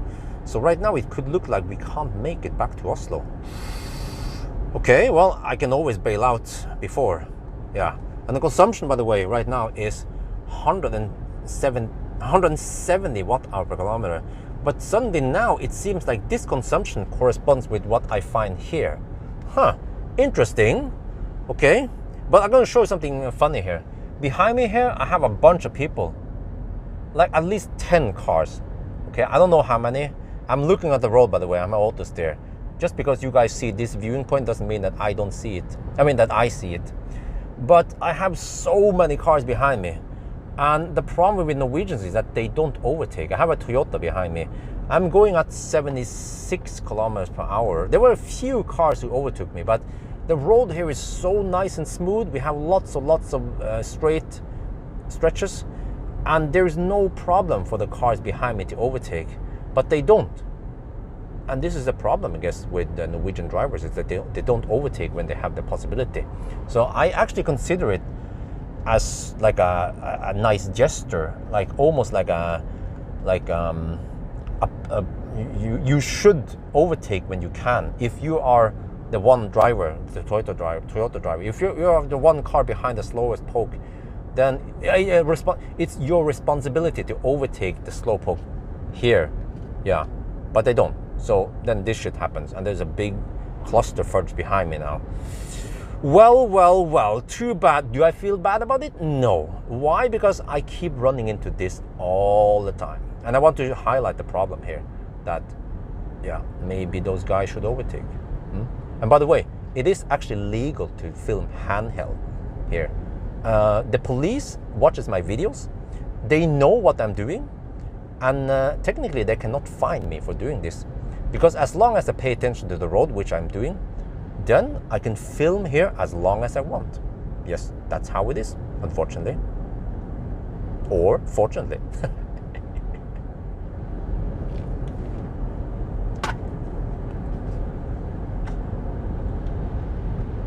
ตอนนี้เราใกล้ไปถึงเอลวิลมนะครับแล้วก็เราเหลือ 32% นะแล้วก็ตอนนี้นะครับรถมันใช้170วัตต์ต่อกิโลเมตรแล้วก็ตอนนี้นะผมคำนวณนะว่าตอนนี้170วัตต์ต่อกิโลเมตรที่นี่นะครับกับที่นี่น่ะมันใกล้กันก็มันเป็นอย่างนี้เหรอว่าถ้าเราวัดเต็มแบตเตอรี่มันก็จะถูกต้องที่เราเห็นที่นี่นะครับแต่ว่าตอนนี้นะครับรถมันกะว่าเราวิ่งได้อีก129กิโลเมตรแล้วก็เราอยู่174กิโลเมตรจากบ้านก็แปลว่าเราไปถึงบ้านไม่ได้ โอเคช่างเราก็คงจะจอดชาร์จก่อนบ้านนะครับแต่ว่าตอนนี้นะมันมีรถติดข้างหลังเราโคตรเยอะแล้วนะครับอาจจะเป็น10กว่าคันแล้วนะเนี่ยเต็มเลยแล้วก็ปัญหากับนอร์เวย์นะคือคนนอร์เวย์เนี่ยตอนนี้ถนนกว้างดีโล่งแล้วนะคนนอร์เวย์ส่วนใหญ่เขาไม่แซงเลยไม่แซงสักคนเลยนะครับเราจะขับช้าแค่ไหนเขาก็ไม่แซงผมว่าคนที่อยู่หลังเราเนี่ยนะคนคันที่2ที่อยู่ข้างหลังคนขับช้าสุดก็เป็นเราเลยเนี่ยเราไม่ได้ขับช้ามากนะเราขับ76กิโลเมตรต่อชั่วโมงแล้วก็มันเป็น80ลิมิตเนี่ยจากนี่ไปเนี่ยมีที่โล่งปัดเลอะเลยเนี่ยแต่ว่าปัญหาคือรถข้างหลังเป็นโตโยต้าแล้วมันไม่กล้าแซงมันชอบขับช้าอยู่แล้วคนอื่นก็เหมือนกัน Welcome to Norway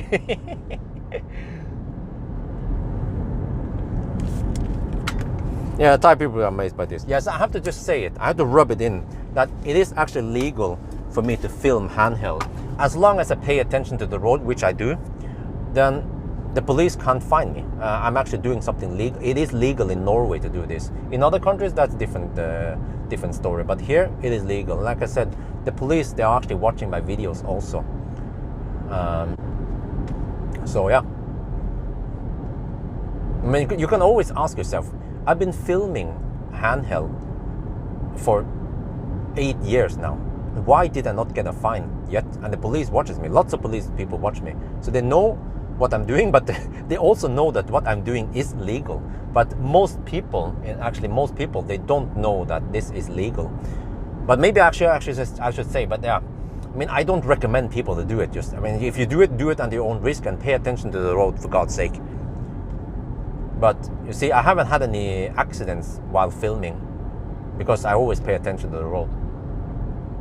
Even when I'm eating a bun at night, rundstykke, and there's a freaking moose in front of me, and I still pay attention to the road. Yeah. But wow, there's just, oh Jesus, man, the traffic behind me. I'm just waiting for someone to overtake, but they just don't overtake. So, is it my problem? No. Do I feel cringe? No. Do I feel concerned? No.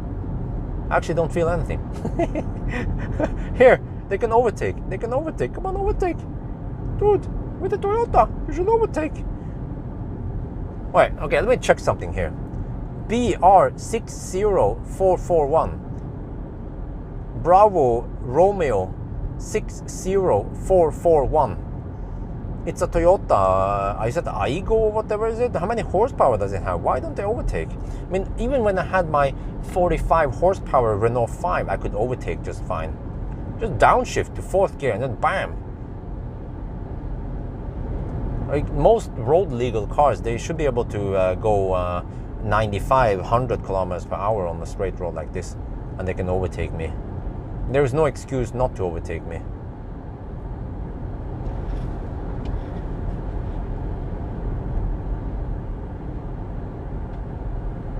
Oh, soon we will get over to that non-overtaking stretch. Oh shit! Too bad for you suckers. Just want to see how many cars. Wait, you know what? I got a great idea. Oh. Okay. I'm gonna pull over eventually and count how many cars got stuck behind me.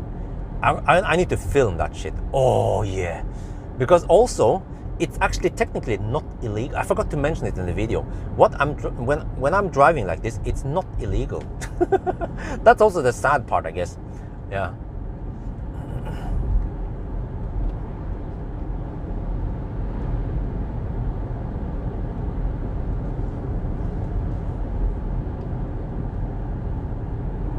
What, 900cc engine? Yeah, but it's probably light, right? It's a very light car, so it should be able to overtake me, no problem. But all the other cars behind could also overtake. I mean, once they see that, oh, it's just one slow poke, they can just overtake, no problem. But nobody does. So, 18-year Millennium Falcon? Yeah, we'll see. I'm not sure if she's keen to use Millennium Falcon when that time arrives. But I probably want to buy something safer and more high-tech for my daughter. But it should be a Tesla, because Tesla makes the safest cars.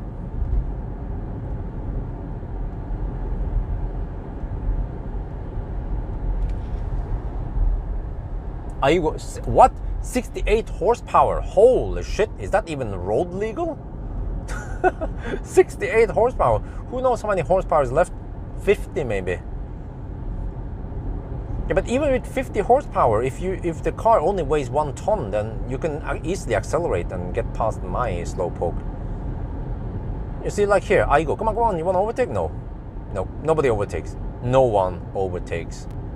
No one. I look in the mirror and I see no movement in the back there. Wow. Well. 45. Oh, really? Dacia spring. It's gonna be hard. Dacia, right? Dacia?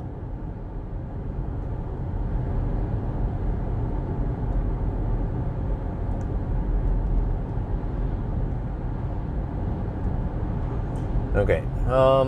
Not too impressive consumption, not too impressive range, because we have done only 367 kilometers, and I actually don't even know if we can go 500. Well, I can estimate something here, which is that based on the consumption, let's say if we have 160 consumption, no, not 170, we have to assume 170. Okay, 28 kilowatt hour, is that what we have left? We can go 164 kilometers. How far away from Oslo are we? 165. Okay, we might be able to make it almost back there, but then, okay, if I have to bail out at Skedsmokorset or Cleavage, then that's still fine. We'll see. Yeah, we shall see how it goes towards the end now. Yeah. But then what the heck do I do on the autobahn? Do I drive 90? I guess I should drive 90, not because if you think about this, in the other challenges, or when I have other Sunday drives, I have also some 90 stretches. For example, towards Fåvang, towards around there. Yeah, there are some other 90 stretches when I think about it. And also when I take that stretch, the new stretch over Jervik, that's also a 90 stretch. So yeah, okay, we're gonna go 90 over here soon, I guess. Yeah, that's because we are using shit labs. Yeah, so the broken donator scroll bar thing has been broken for a long time.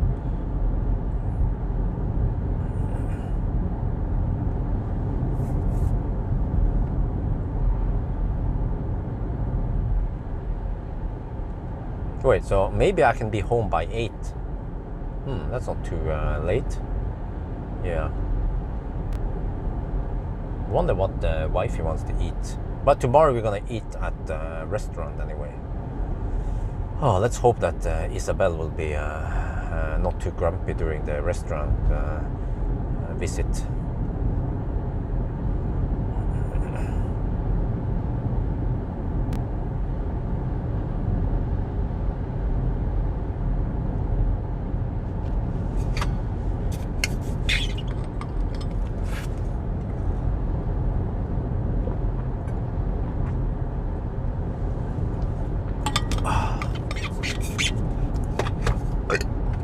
Maybe eventually I need to take another pee break. Yeah, usually I take another pee break before I end it. We might need almost 1.5. No, well, yeah. Using YouTube Streamer. I used it. It's shit. In the old days, I used YouTube Streamer, or YouTube's app actually. It's YouTube's app. And there's a streaming button there. But it's shit. Really lack of features, no features at all.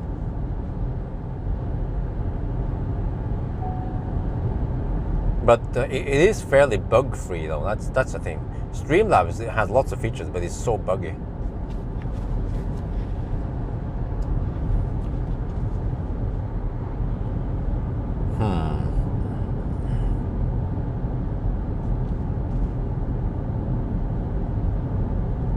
Oh shit, 23 degrees Celsius. We're getting more and more in the lowlands now.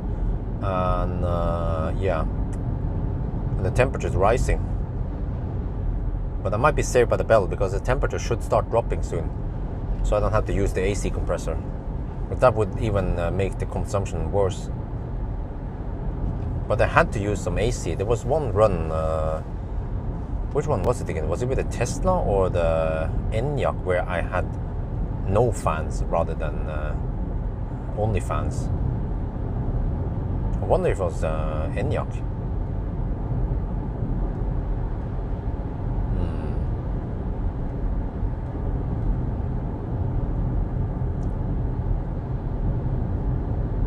Oh shit, what do I do in the 90 zone? In the 90 zone I have to speed up a bit. But is there a place I can pull out before the 90 zone? Nah, okay, I can pull out. Okay, I'm gonna pull out at the 90 zone. When the 90 zone starts, we can start counting how many cars that got stuck behind me. Well, technically they didn't get stuck behind me. How many cars that didn't bother overtaking me? That's more correct description. Revolut, what the heck is that? Oh, I think you mentioned it a while ago. What was it? Is that some kind of streaming app?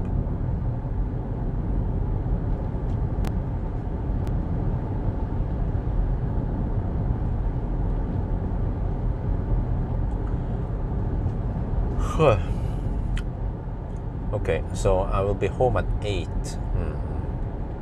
And then do I bother? I have to reconsider if I should make that baby stroller test or not. But I feel kind of lazy and I feel like the view count is low. I might just skip it, yeah.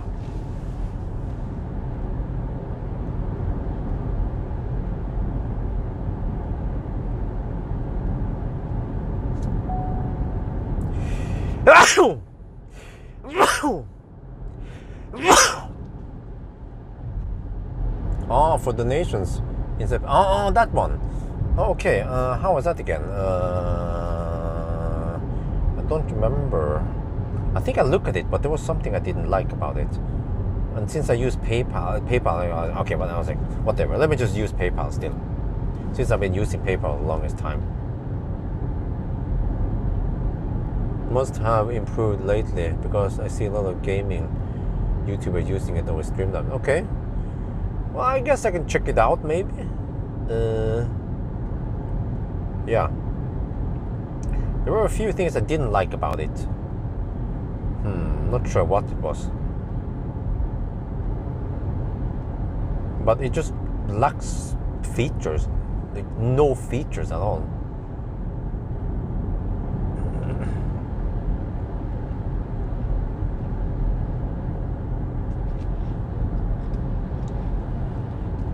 Oh, okay. About the whole moving to Germany, I'm now leaning more and more towards, or most likely will happen, is that I will just stay in Norway, get the best of both worlds, just live in Norway, tax to Norway, and then I can go to Germany as a tourist and maybe stay there.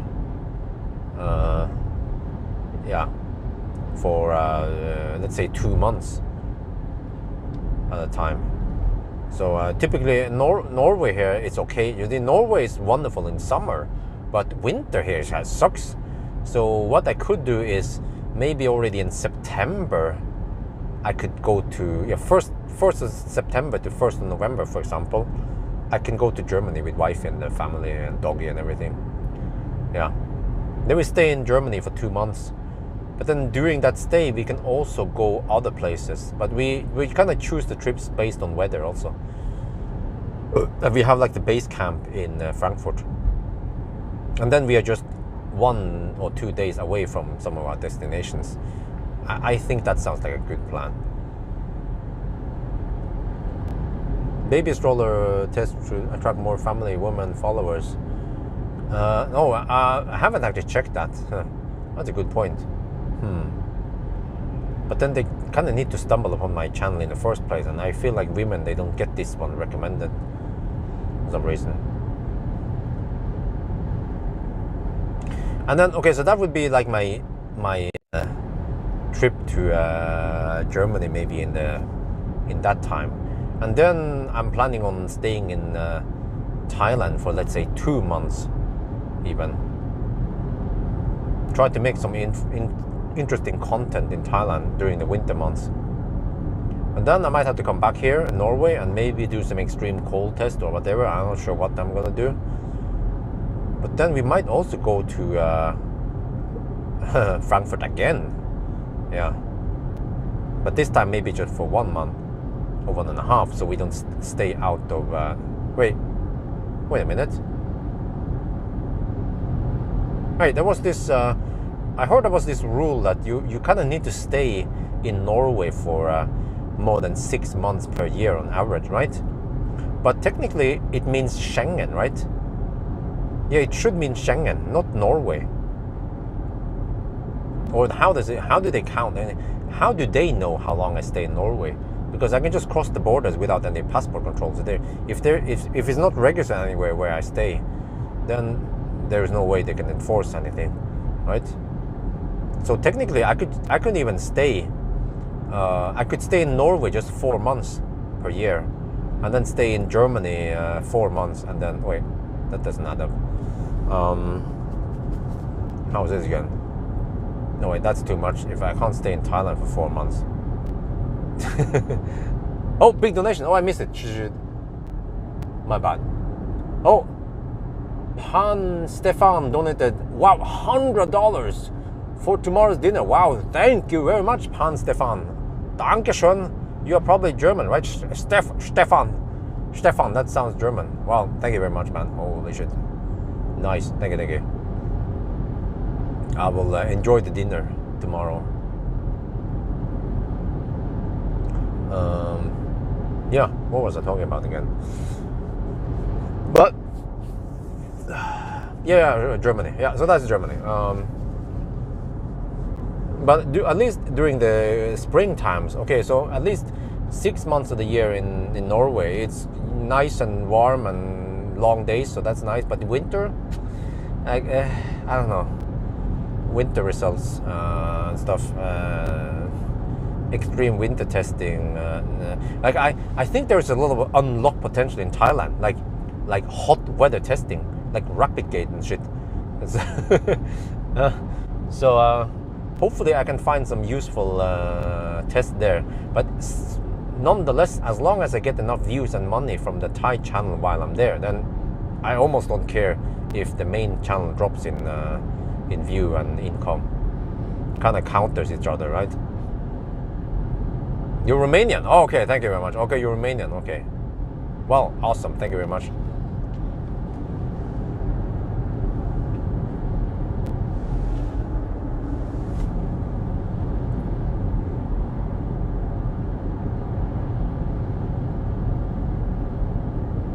The payment locations.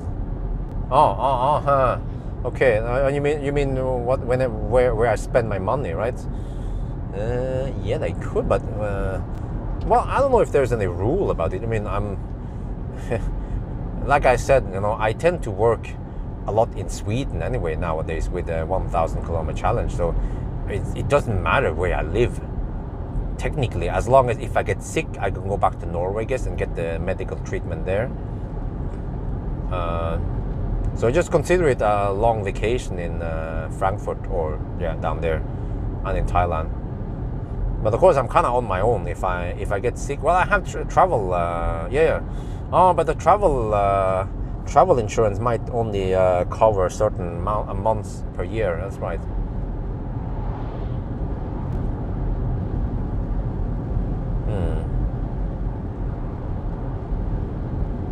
But then we'll see.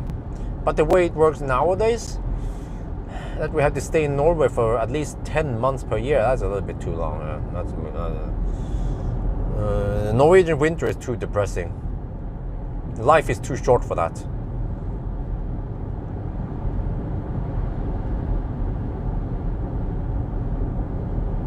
Okay, how is my energy levels here? 25.5 kilowatt hour left. Consumption is 170 still. Oh, damn. Yikes. Yeah, now I realize how efficient the Model Y and Enyaq is.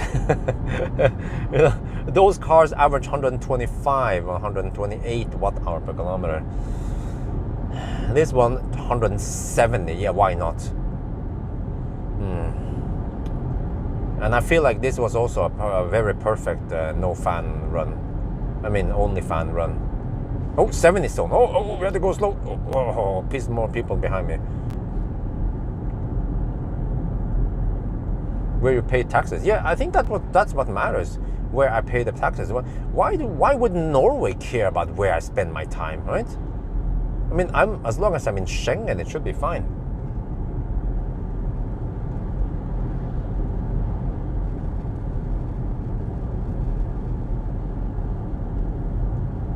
But I don't drink alcohol.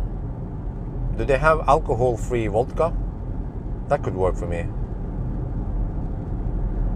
Or how about alcohol-free heimbrent? Himkok.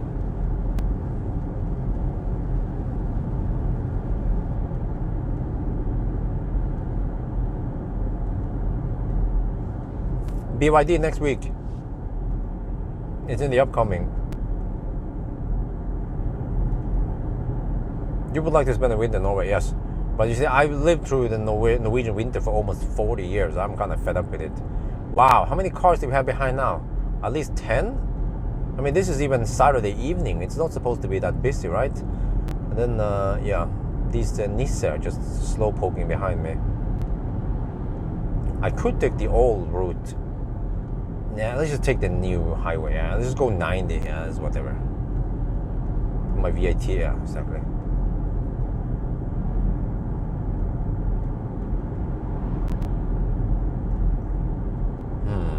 Do I need to buy more food, snack? Nah.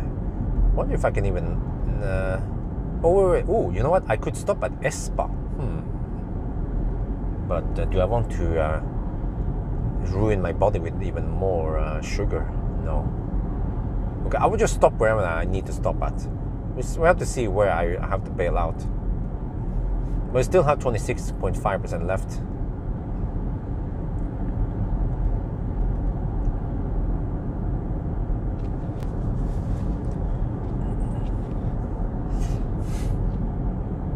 And what? Huh? Why is GOM claiming 108 kilometers? What the heck is the GOM saying now? 108 kilometers and 30. Huh? What? Wait, did that thing add charging stops? Let's see, what are you trying to do here, Mr. Oh, he added a freaking charging stop. Hey, stop that shit. Where do you change that? I don't want it to add charging stops for me. Okay, I have to go to navigation. Where the heck is navigation? Wait, why is this user interface so clumsy? Wait, how do I change the navigation settings?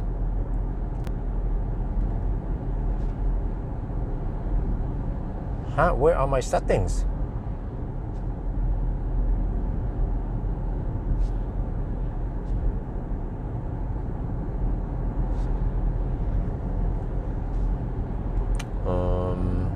Here, I see some cogwheel shit. Okay, let me see.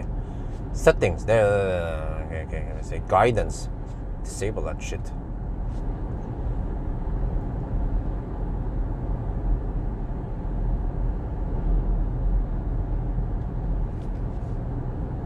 Wait, huh?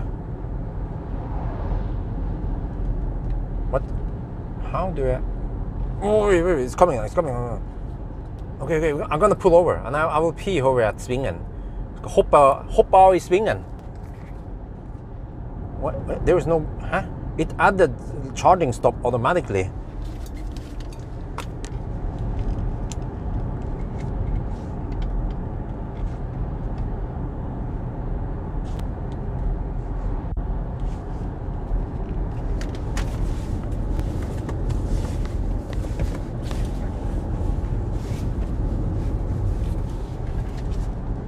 Svingen. Okay, let's hop out in svingen.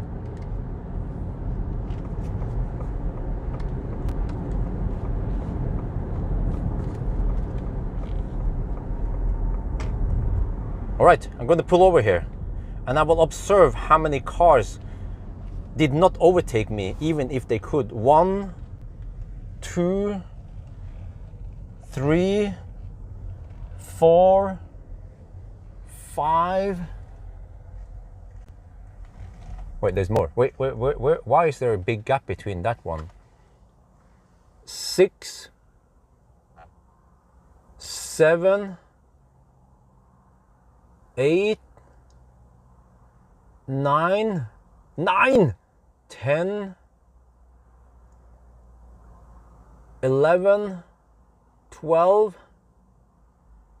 13, 14. Wow, that's a new record. 14 people. They were not stuck behind me. No. They just chose not to overtake me. Okay, I'm gonna have my pee break now.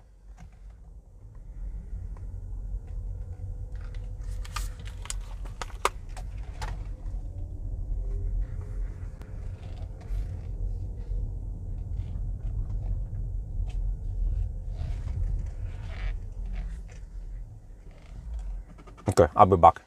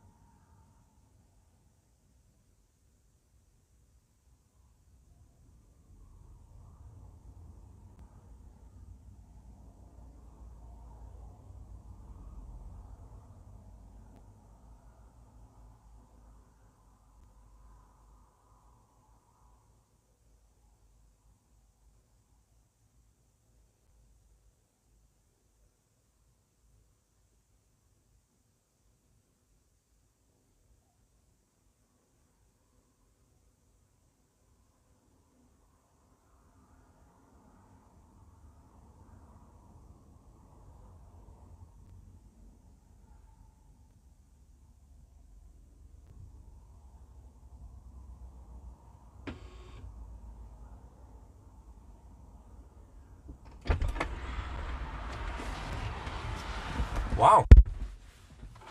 I just realized that I'm not the only one slow poking here.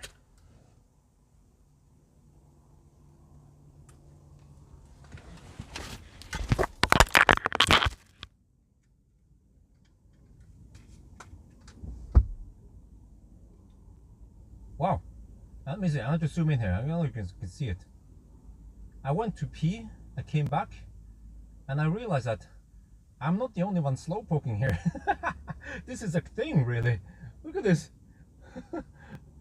I'm not joking. I went, the live stream people here can confirm that I did actually go to pee, and then I'm back, and then I see the whole bunch of cars passing by here.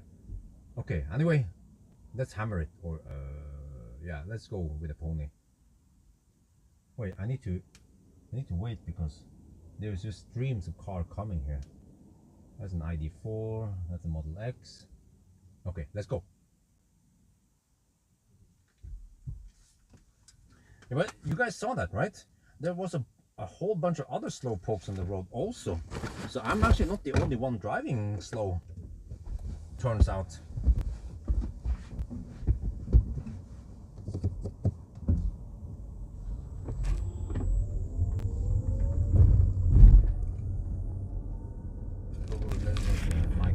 Mike, where's the mic? Okay, okay, good. Let's go, let's go. Oh, it was nice to get some pee done. Oh. Okay, we have to go 90 zone here. Oh shit.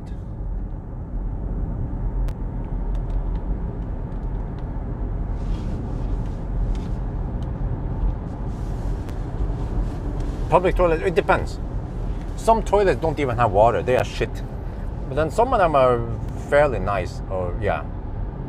Actually, I would say better than the condition on German public toilets. But German public toilets are more common. But some of the German toilets just smell bad. It's freaking skanky in there. But you kind of need to stop there anyway, right? But the Norwegian ones, at least the new ones, are fairly good. But there are some shitty ones without water, and you just want to avoid them unless you have type 3C discharge, and you just have to go there. But don't expect any toilet paper then. No, just bring your own toilet paper. Yes, correct. They come in big lumps, and there's a bunch of, it's like one slow poke and then a whole bunch of cars behind, and nobody overtakes. That's the way it is, unfortunately, in Norway. Yes, welcome to Norway. Nisseland.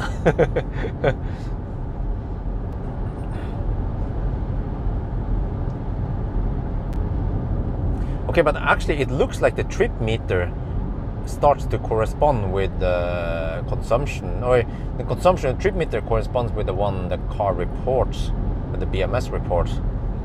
Or is it? Let me double check now.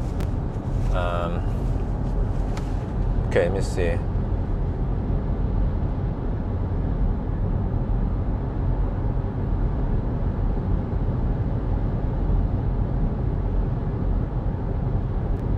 Yeah, well, now the consumption, the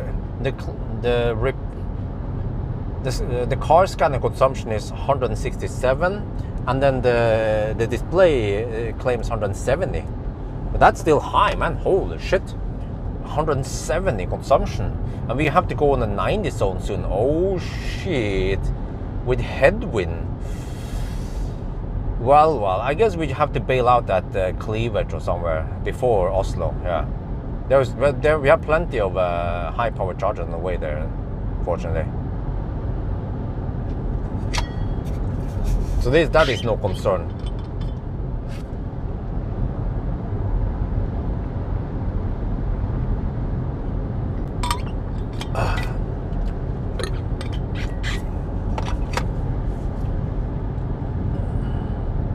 Yeah, I can still be home by roughly 8, which is not too late.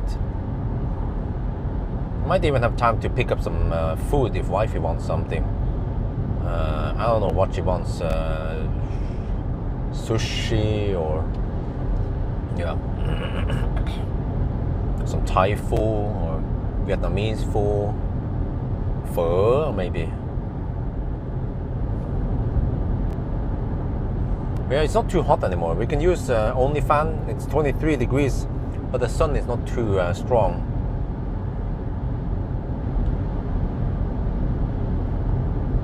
I feel quite nice and fresh now. That was a very refreshing break, even though it was just a couple of minutes. We have headwind. Uh-oh. Wow, this car is so thirsty. Wait, dude, okay, how the heck do I remove that charging stop? Let me see, I have to find out how to not add charging stops. Change route.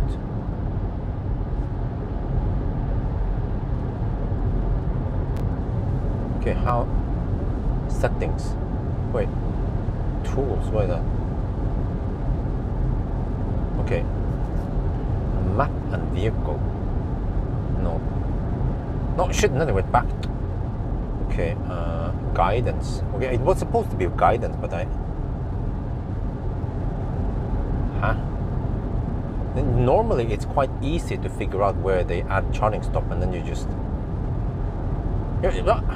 How can you remove charging stops here? I can't find the option. Thank you for first winning.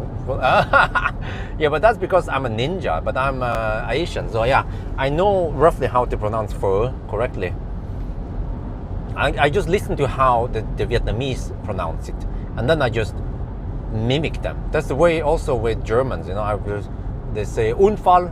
I'm like Unfall. Unfall. Yeah, okay. Yeah. But yeah.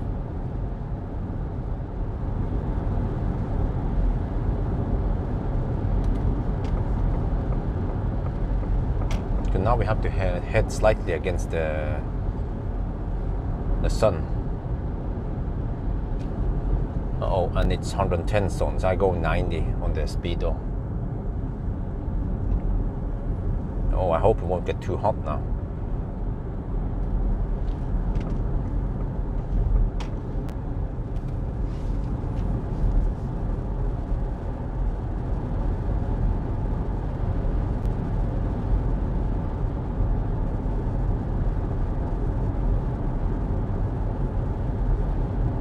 Oh, do you have any Vietnamese people here?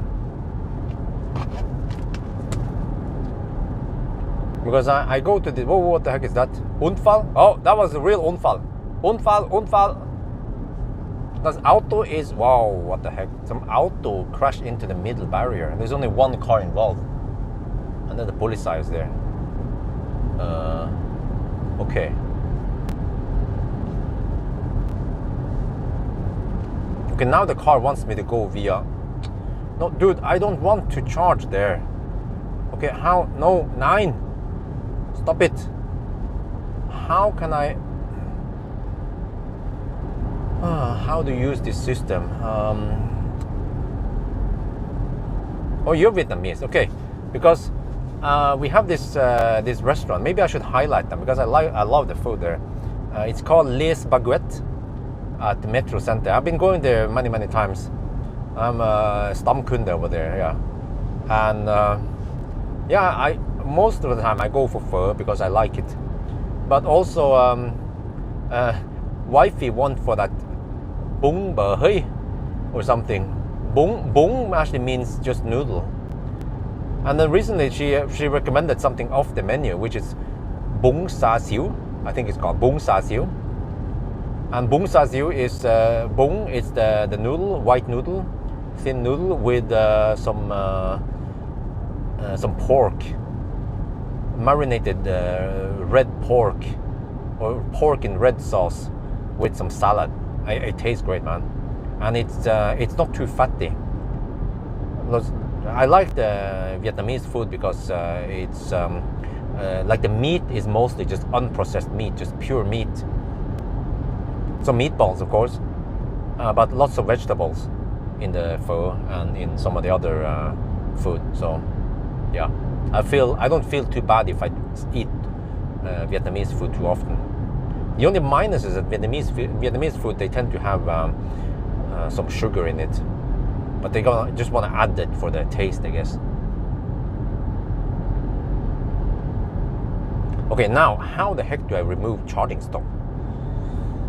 I mean, I tried, but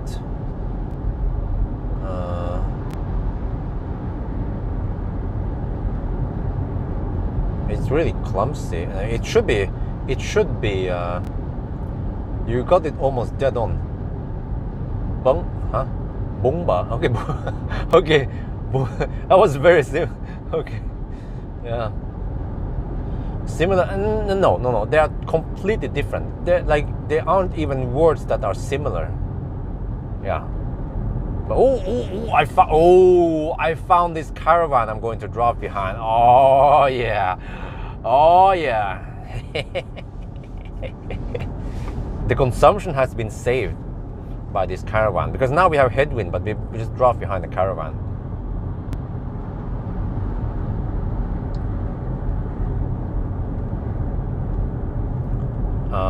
Okay, I still haven't figured out how to remove charging stops. Can someone please tell me how the heck I remove the freaking charging stop? Shit, man. Can we just delete that shit?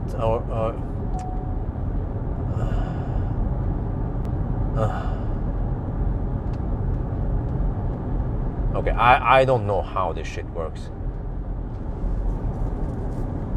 Because normally it's very easy to figure out how stuff works. Like normally in most cars it's very intuitive. What's the caravan speed? You can look in the. I report speed on Glimpse today. And normally it's quite easy for me to figure out how to remove the charging stop, or to go to the options and then don't allow it to add charging stops, and then it will usually just recalculate and remove all the charging stops.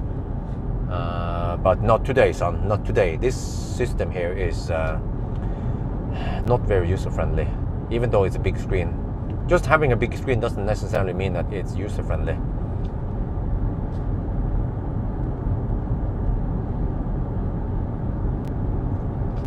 What?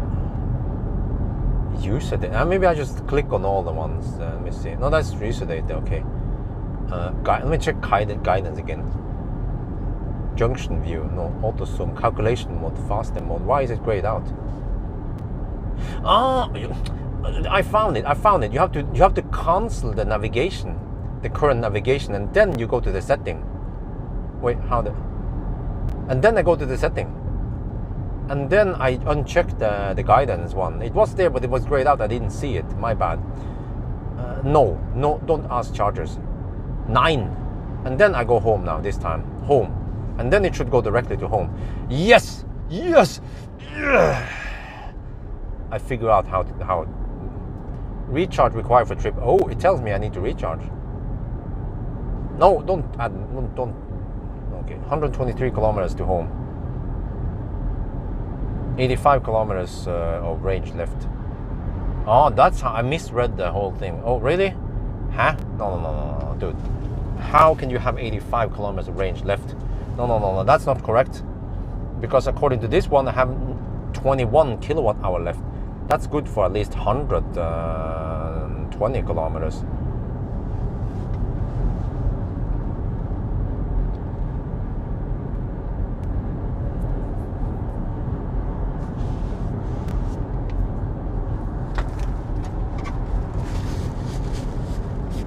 Okay, so I'm just gonna camp behind this camper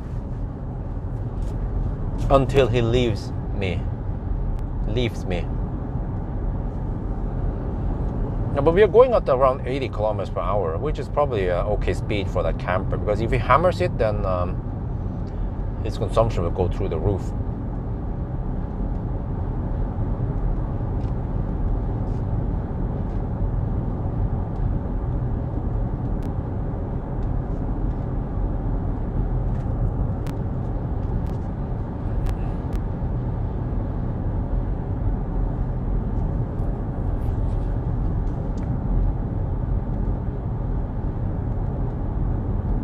I might have to use OnlyFans 2 here.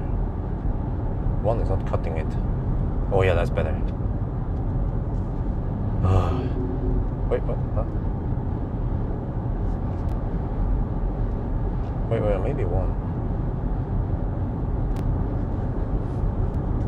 Oh, well, donation. Aston donated $5. Buy some bun for Bjørn. Oh, bung. Is that bung? Ah, so bung. That's how you pronounce bung, right? The way you. It looks like bun, but it's bung, right?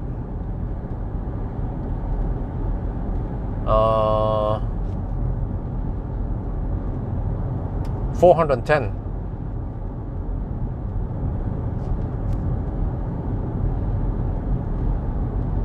Well, given that we average 170 watt-hour per kilometer, but I don't know how fast, I mean, how much we will consume once we go on the motorway, but at least if we can drop behind some slow pokes like this one, then that will kind of save us. Yeah. Okay, in that case, if this guy goes faster on the 80 zone, I would just have to stick behind him.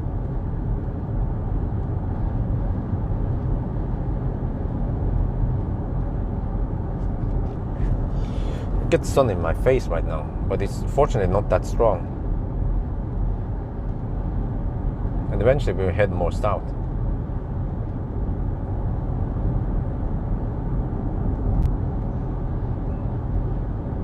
But also, I don't know if we actually have 20 kilowatt hour left, because we have 20% left. No, that can't be right. If you have 20% left, then that that translates to 100 kilowatt hour net capacity. So you might have something like 18 kilowatt hour left. But no big deal. Okay, we can just bail out at Kløfta, for example, or somewhere. We'll see. Oh shit, where is this guy going now?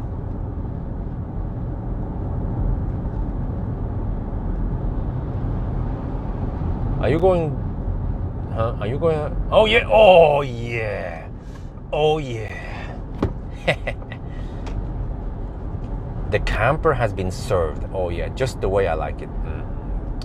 Okay, we are saved.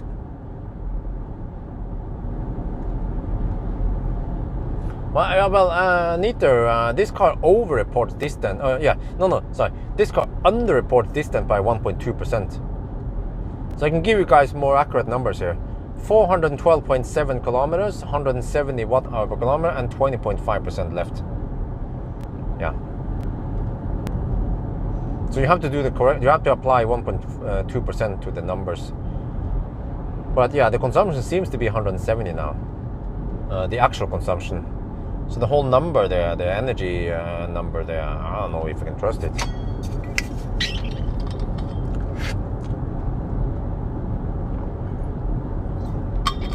I'm running out of drinks.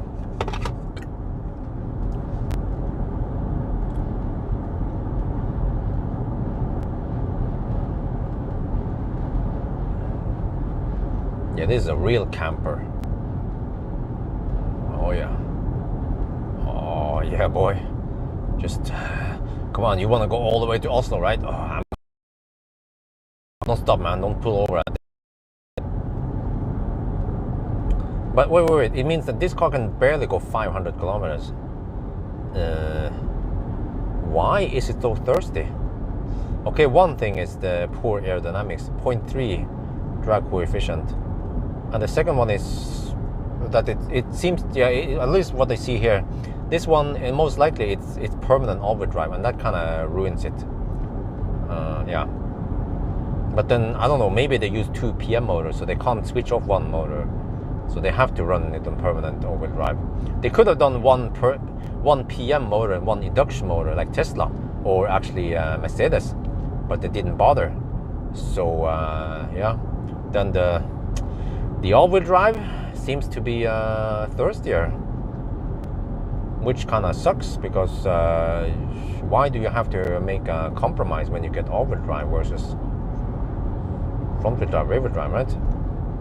I mean, you can say that, well, in the fossil world, it's also like this. The all-wheel drive is thirstier. Well, why does it have to be like that, right? Because Tesla is not like that. Yeah, this guy is a true Norwegian. He goes the same speed before and after the speed limit drop. Yeah.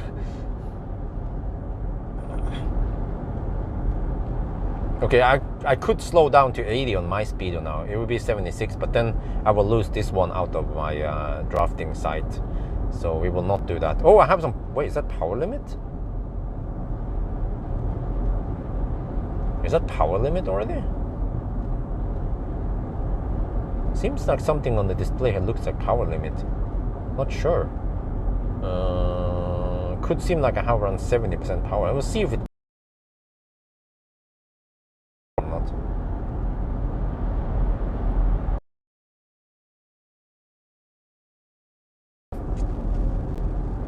But yeah, I have an idea of that. Maybe I'll get that EcoFlow battery pack and some stuff, and the electric. I'll see if I use my. Maybe I'll fry some chicken with the air fryer out in the bush somewhere. But with Ioniq, I don't mind spending 1.5 hour camping somewhere and just preparing the food, because I have so much. I mean, because the test with Ioniq will be fairly short anyway. I don't expect it to go more than roughly 250 kilometers, which equals to roughly 100 watt-hour per kilometer, which means that it would take just 4 hours to drive it. And then when it's that short, then I don't need that many P-stops even. I could almost do it in one go. So we just mix in a little bit of camping, so the whole test might take 6 hours, which is still okay. Yeah. Yeah, but the GOM claims I have only 82 kilometers of range left, which is roughly Kløfta, I think. Yeah. So I might go for Kløfta. Or, okay, I just navigate to home, but most likely we can't even make it to home, seems like.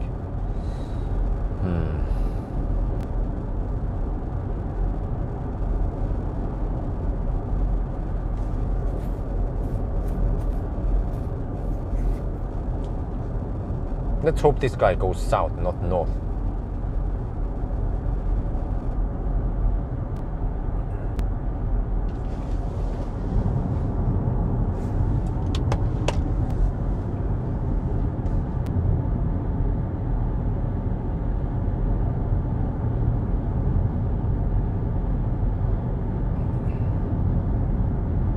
Ah, wait a minute. Is this where, at the very end, the last percent lasts longer than the top? Or I don't remember how it was in this car.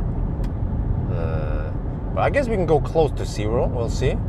Let me see. Where are my bailout points here? I could bail out at Olavsgård also before. Yeah, before I even get there. The new Mer chargers. A little bit off the highway, but that's fine. Or I can go home, or I could. But before that one, we have Skedsmokorset also, or Berger, and then Kløfta. Yeah, so we have plenty of bailout points.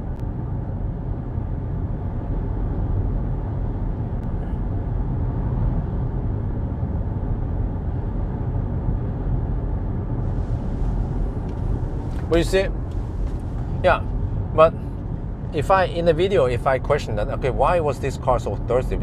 Dude, it's the beefiest version. It's the Mach-e GT with 487 horsepower. Well, how come Model Y, which has the same horsepower? Actually, Model Y has more, wasn't it? Yeah, Model Y has more horsepower. I think it was 400 kilowatts I saw, which is around 550, 400. Yeah, that's 540 horsepower.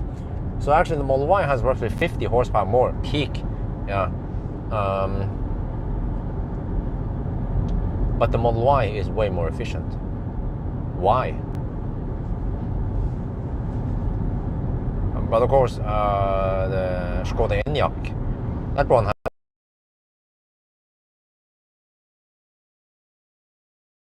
Yeah, eventually I guess I will test the BMW iX M60 and maybe the Fat e-tron. We'll see. So maybe I can request to borrow Fat e-tron. But then next week I'll be busy. For pretty much the whole week I'll be busy with Tang. But maybe after the BYD Tang I can book Fat e-tron if there's nothing else coming in there between. We can just borrow it for, let's say, I don't know, a week. Probably not too hot for journalists to borrow the fat e-tron anyway. I might learn that the baby stroller test for fat e-tron will be popular and relevant. Hi Bjørn, thanks for videos. I get H Kona, huh? H Kona? The H Kona? What does that mean? Go in London, Warsaw, okay.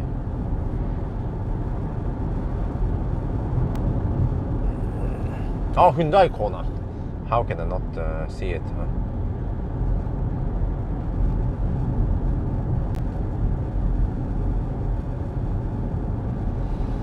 Okay, 430 kilometers now. Okay, come on, we should at least go 500. Yeah. Hey, can someone find what is the VLTP range for this Mach-e GT then? I keep saying e-tron GT because we have the e-tron GT, of course. But yeah, what is the VLTP range for the Mach-e GT with 20-inch wheels?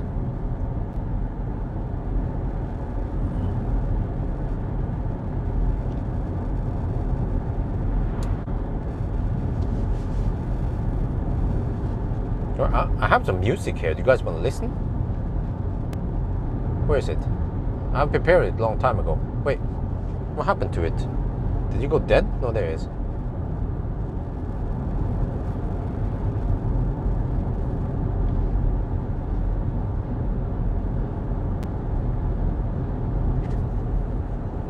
Wait, how did they get that list again?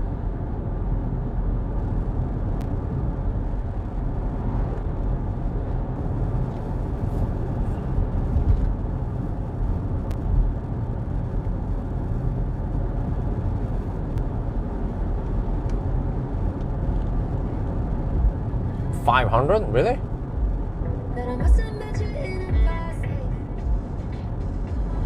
Oh, not EPA. I'm talking about the LTP, not the EPA.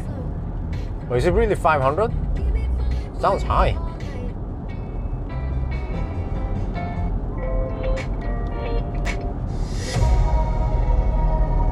Yeah, at least the speakers they have pretty deep bass. BYD is already in Norway. It's been in Norway for a long time.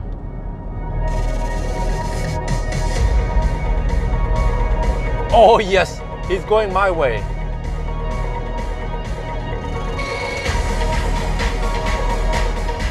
Well, I have to wait for this one. I think the subwoofer might shake the front windscreen.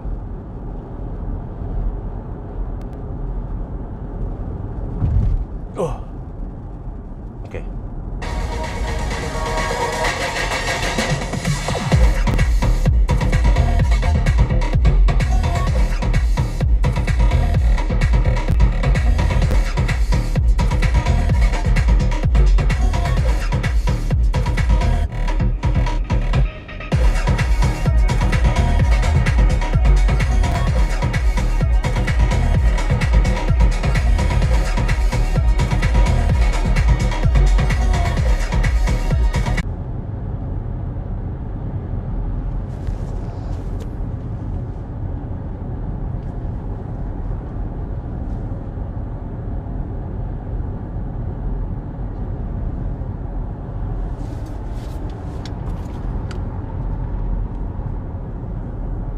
Buck. Okay, guys.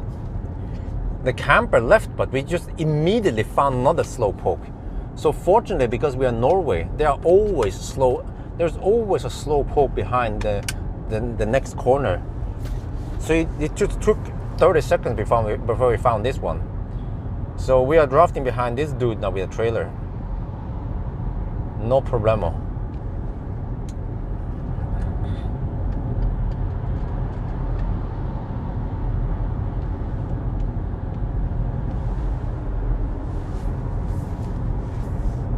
Hårbiger. Not sure what it means. Hårbiger. It's not German, is it? No.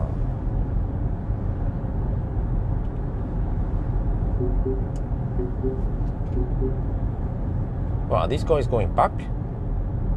Maybe some people have been in Norway. And some people want to go back to Oslo before next week.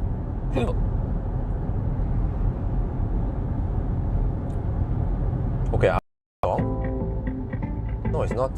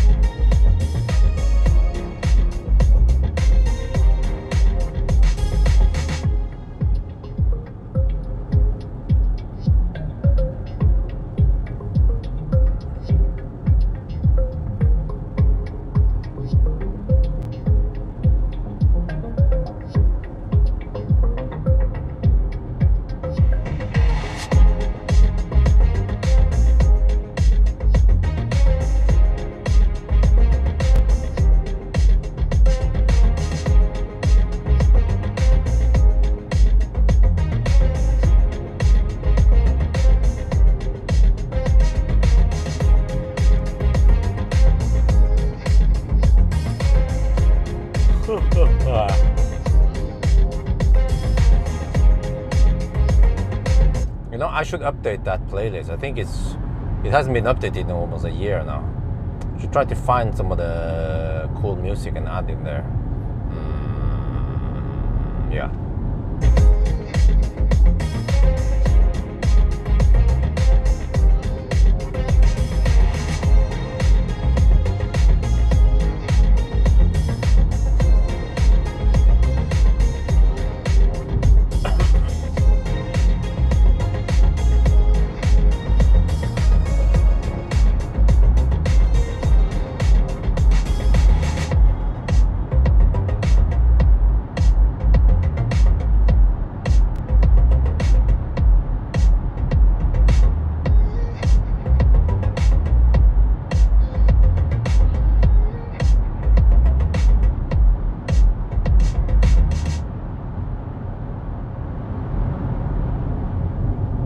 But now we speed it up. Scheiße.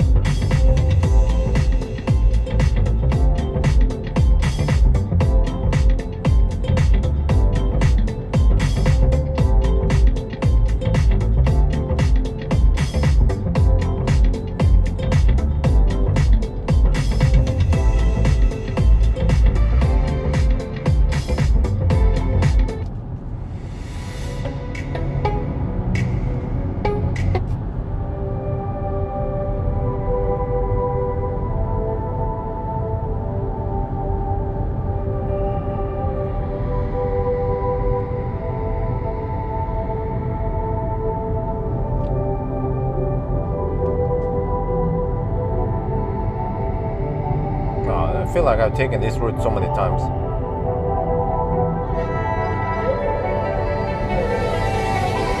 What do you think about battery swaps technology? Well, I have a long ass video about it. You can watch that one for more details.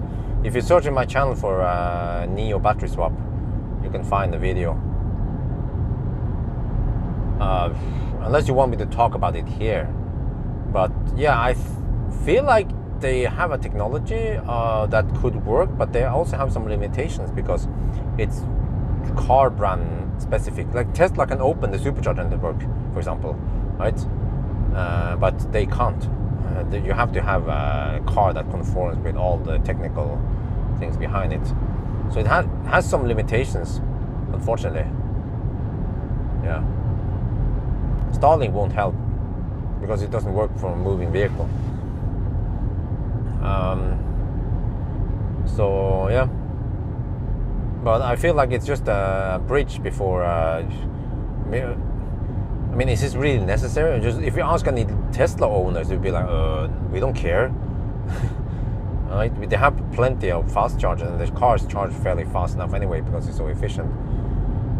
So so I feel like, I mean, battery swap might work better in some more urban environment like China, where the people density is way high. But I think for the majority of Europe, it might not be that great. But I guess we'll see if they will roll out or not.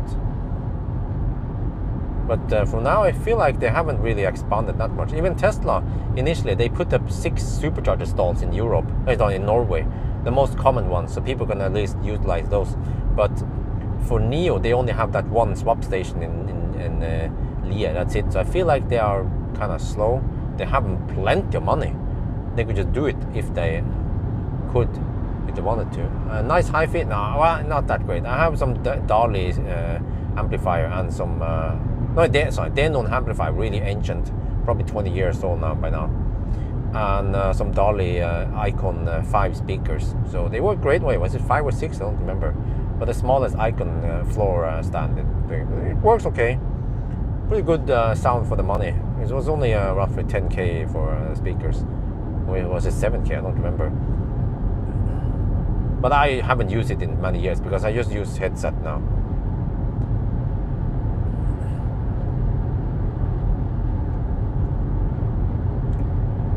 Okay, how are we cooking now? 14% left. Oh shit.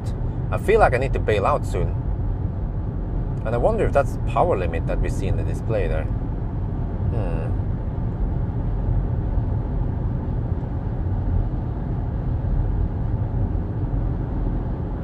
Yeah, I only have 2 speakers. I don't have any surround or anything like that, 5.1 or whatever. No, I just 2 speakers. I used it back in the days when I was living alone in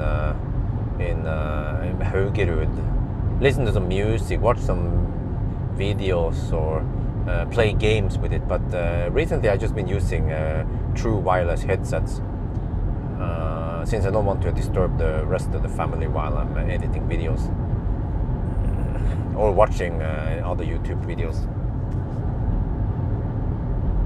So yeah.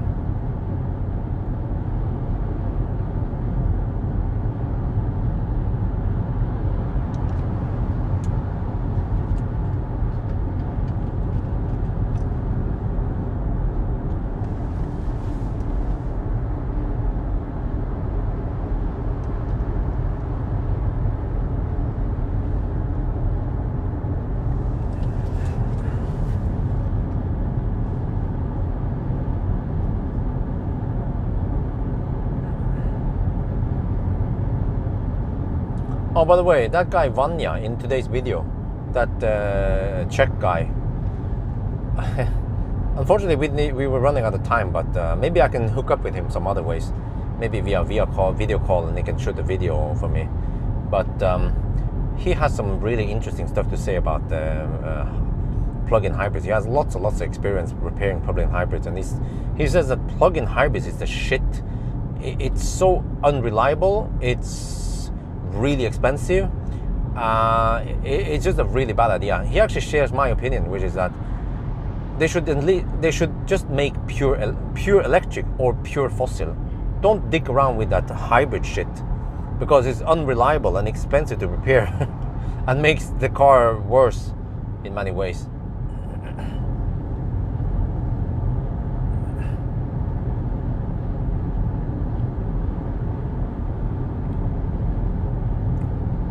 Getting a little bit hungry again.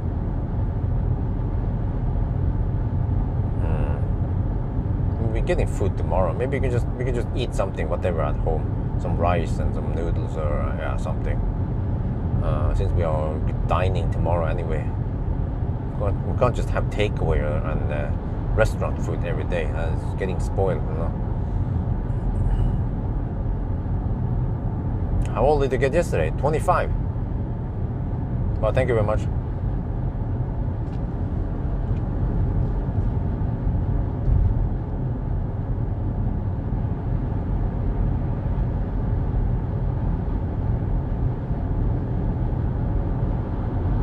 Yeah, it's more like go pure or go home, right? Because I mean, the electric drivetrain is good, but the thing is that if you don't go all in, then you kind of get some piece of it, and you're missing out on some other pieces. Like normally the battery is not big enough to run a PTC heater and preheat it, or you don't bother scavenging the heat from it, or you know. But if you just go big like Tesla with the Octoval, then it kicks ass for the Lord. But if you just have a tiny battery that doesn't perform that well, and it's expensive to repair, and you have all that shit around it, and you're not giving that much propulsion really for it, and you have, okay, you can run it on pure mode and shit, but how useful is it, right? Or is it just going pure fossil?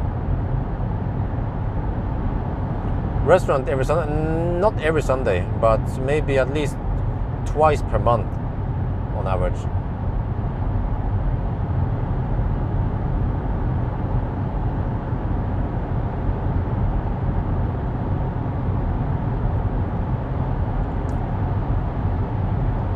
Well, actually, I got my car in 2000, so I actually have 22 years of driving experience.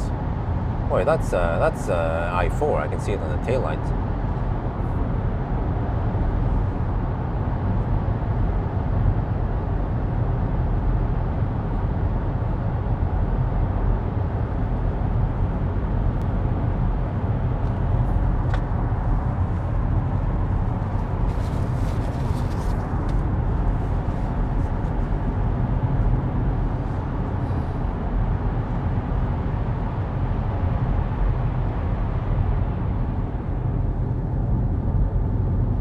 Right, 12.5% left. Still have OnlyFans on.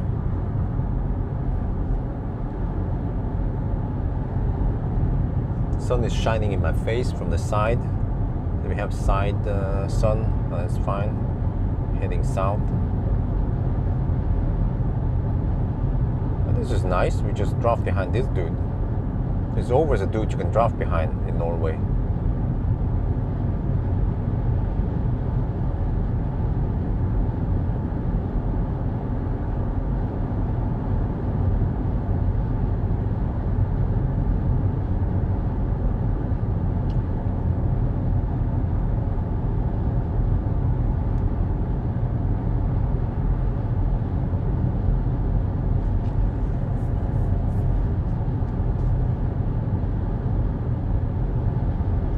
Not sure how much drafting I get from this one, because the car still feels quite inefficient.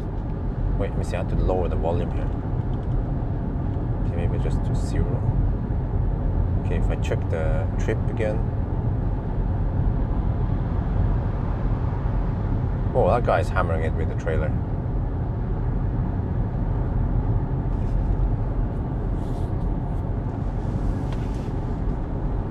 $457 kilometers now on trip meter. Consumption is still 170. And we had 12% left. And well, I don't know this one. We can probably not trust it. 13.5 kilowatt hour. Well, that means we go. I think in order to get the 13.5 kilowatt hour, you have to go below 0. So I don't want to do that. Do you have an Opel Asta? Nope, it was a Renault 5.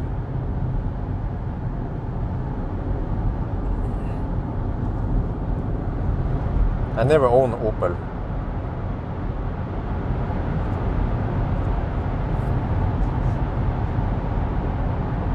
This guy's there. Oh, I'm overtaking slowly. Ugh.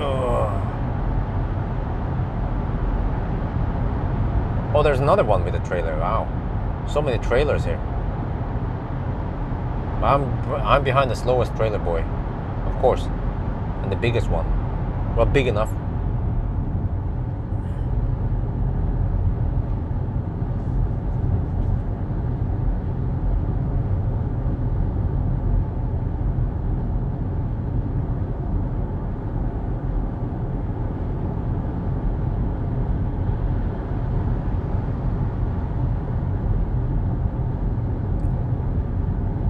Okay, so actually maybe this route is not that bad, because we can just get stuck behind a slow poke on the motorway. Yeah, so yeah.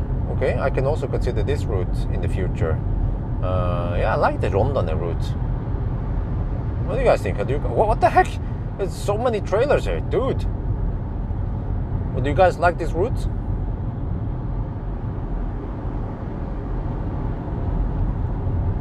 Which one is your favorite? Valdresfløya, we have Filefjell, we have Rjukan, and this one here. And also the one with Isol, but that was kind of weird. I don't like that route. I will not do that one again. But all these other ones are great, and many of them goes via Jervik or Gol. Maybe I could consider Gol route, but then for longer ranges, I could actually go via Ørland, and then maybe Hardangervidda on the way back. Maybe with the EQS I could do that. But yeah, the EQS that I will get in the late August, that one needs 1,000 kilometer challenge and OnlyFans. You like this route? I also like this route. It's nice and chill. Mostly, okay, we don't have too much of the shitty roads without middle divider. And this one is nice. I can tell you guys that to the right here, I don't know if you guys can see it, to the right here, there is a little beach. On the other side there, on Minnesota, there's a little beach there. Not nice beach, but just still a beach. And I've seen people hang out there, but it's not too crowded. There's usually just one group there. And yesterday I was there with wifey and Maya and the doggy and the baby. We went there, all of us, in the Mach-e. I was wondering, shit, do we have enough space? But it was okay. And I brought 2 banana boxes and I used them as a table. And we brought some Thai food. Yeah, I can see some people down there on the beach. I don't know if you guys can see it. A little bit to the right here, on the other side there. Yeah, there is a little group there just hanging out there. So it was over 20 degrees yesterday, 22, 23 supposedly. You can see there's some kids there. But that's a very quiet place. I mean, not busy. At least, okay, you hear a little bit of noise from the motorway, but at least it's not crowded with a bunch of people. If you go Sognsvann or Huk, there'll be people everywhere. And also, if you go to Vigelandsparken, I like the place to stop for lunch. Yeah, it's a nice place, okay? Just the food was kind of sucky. But maybe I should go for some other food. Maybe that would be better. Yeah. And whoa, what the heck? Trailers everywhere, man. But that route though, yeah, Rondane is beautiful, man. But I feel like some of the other mountains, I really love Hemsedal. Because Rondane is just a mountain without any texture, but Hemsedal mountains, they have the texture on the mountain. Oh, what the heck? Oh, this guy is really slow uphill. Okay, 10.5% now. Wait, can I spray some? Oh, squirted. Oh, squirted. Oh, shit. Okay, so tomorrow I have to do a driving impression. I actually never did a driving impression of Mach-e, so okay, that would be good. But I will have to mention the power limit. It's my responsibility to mention the disadvantage or the problems with this car. The power limit. What else was it? Yeah, it's kind of thirsty.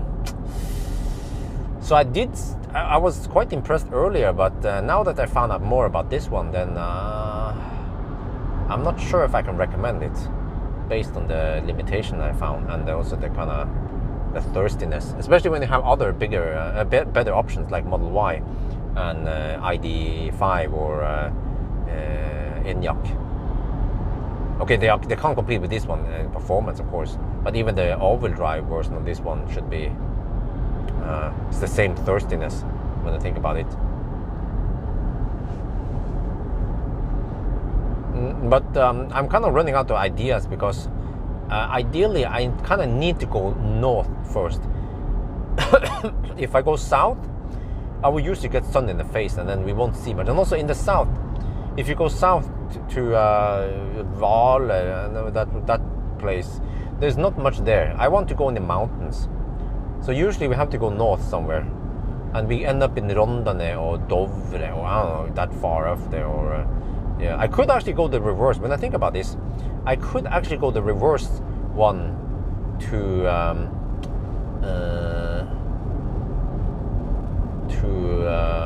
Valdresflyet, yeah. And then go back via Jervik on the way, right? And then Gudbrandsdal on the return. That could also work when I think about it. And then Jervik route.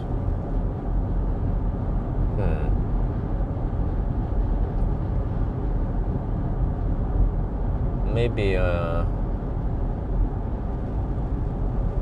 sun-wise, that would be better.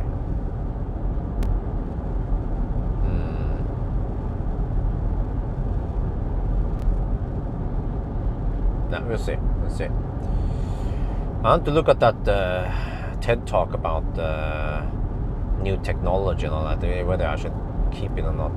Because actually, I think if I make a dedicated video about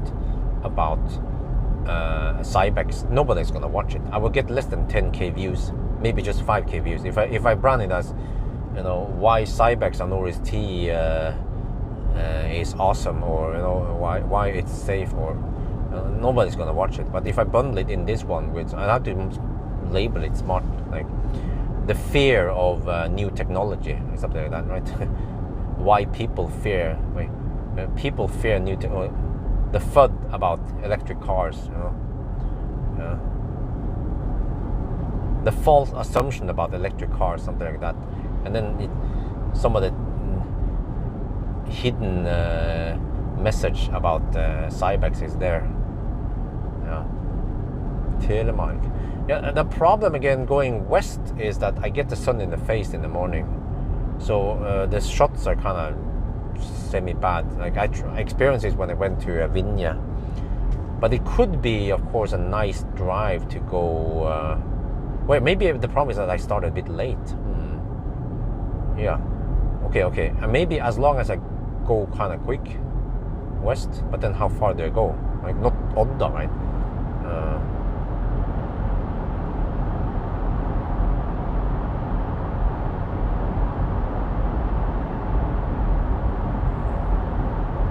No, I think it's a pre-facelift tank. I don't think we have the facelift yet here in Europe. Fear about change in general, yeah. Okay, 9% left. Cleavage, let's see. Yeah, I can make it to cleavage.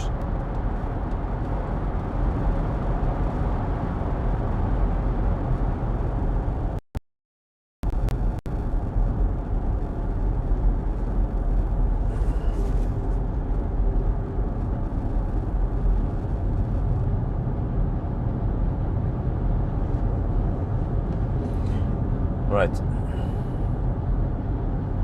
Yes, I will test Candela eventually. I'm in touch with, I have good connection with them, so and they know, they have seen the importance. Like that video generated 80, well, how much was it? Almost over 80k views, just one video. That's massive. So if I can get the right one, it could be over 100k views. This was just a factory tour. I guess they need to bring some drones and shit. Yeah, they can do that. They can shoot some drones while I'm there. That would be awesome.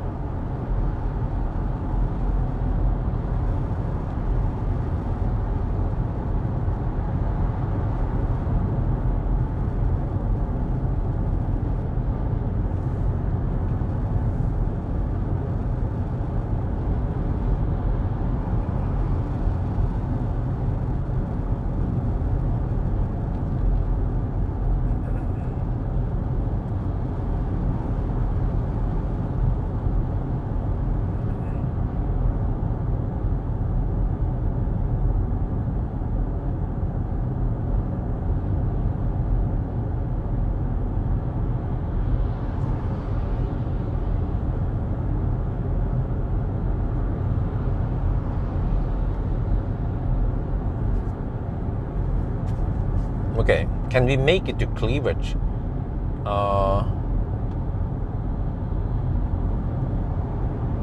We are 30 kilometers away and we have 36 kilometers of range according to this one, I think. That's how we read it. Okay, so I guess cleavage there is then. Let's hope it's not too busy. Okay, if it's busy there, I can go to the UFC, I guess. Just need to top up a little bit so I can get the heck back home. 8.5% now. Come on. Both video, yeah. Actually, I guess tomorrow I will release a video about electric onboard. You can get this package, and well, it's really, really interesting. It's a long video, but we go through lots of topics in that video. I think it was half an hour long, but we get a little bit of a trip on the ocean also, the Oslo coast, and get some technical info and stuff. And the thing is that you can actually get away with roughly 65k NOK. You can get this package. Okay, it's kind of expensive, but at least you don't have to be a millionaire and buy a Candela. And eventually, yes, after 5 years, it will pay back. But I think it's more like the convenience that it's just so silent and it's so nice and no emissions. You don't ruin the fun of having a sailboat. Because actually with a sailboat, you also need an outboard or an inboard, I guess. Is it possible to make video about heat loss when charging with cold battery? You already have it. If you search for Colgate test or something, or charging with cold battery, I already discussed it there. You can watch. I have at least several of those videos I made before summer came. Yeah. Wow, these guys are slow poking. Damn. Sulland, oh, of course. Those Mustangs, man. They're just clogged. Oh, is this an event? Damn, these guys are clogging the roads, man. Get over, move over. Move over so the left lane can get faster. Jesus, man. Tesla vision at 60 kb. Wow, that's high, man. Yeah. 8% now. Oh, I can see the power limit. Ah, so that's the power limit slowly crawling down there. Okay.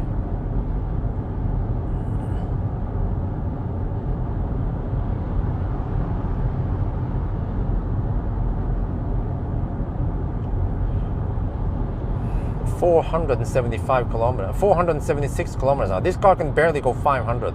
So if the VLTP is 500, it can barely go 500, and with slow poking, that is not too impressive.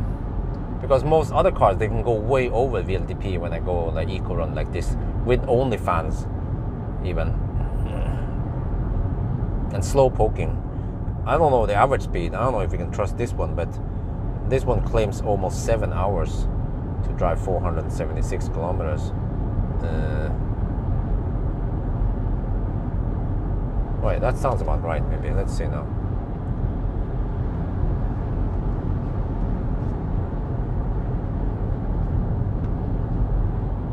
But that's an average speed of almost 70 kilometers per hour. That sounds about right. So it's correct. I didn't idle too long.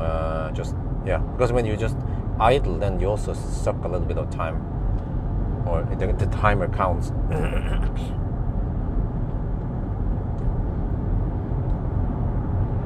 Okay, but I feel like I have drafted enough behind this dude, and we can just I guess bail out at Krofta. We can even bail out at Jessheim if we have to.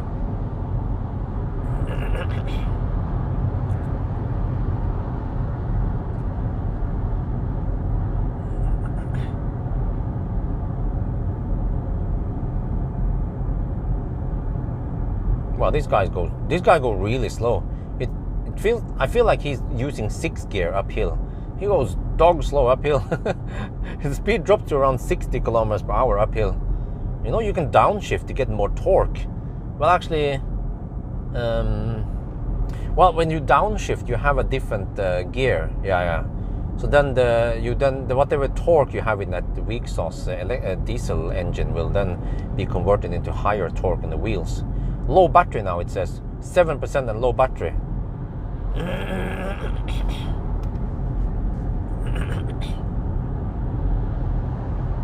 Huh? This one is expensive. What are you talking about?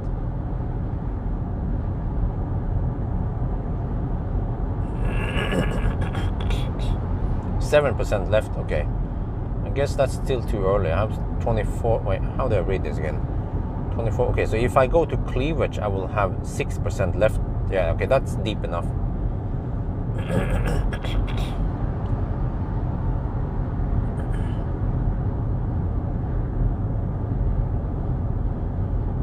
Just have to top up a little bit there so I can get back home safely.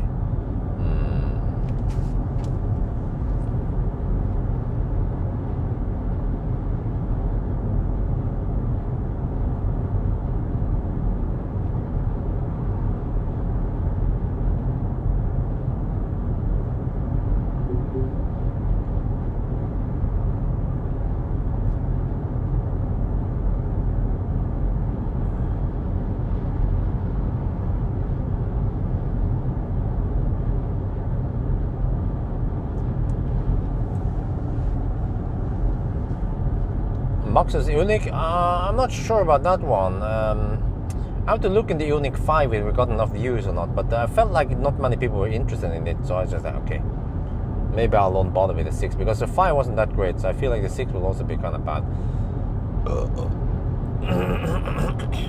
6.5% left.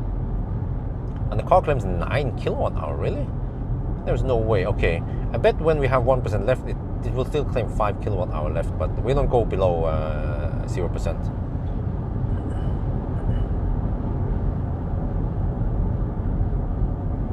Okay.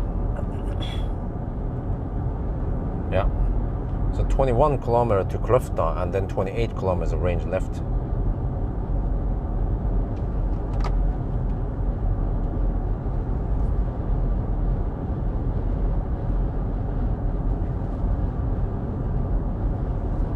Okay, I guess I'll get ready. I'll shoot another video soon. I'm getting ready to bail out soon.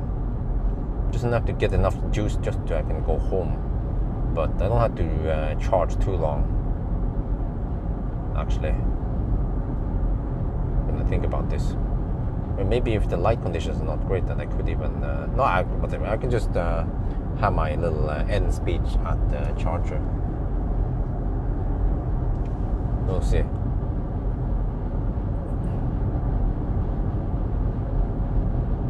Not sure how I'm gonna do this.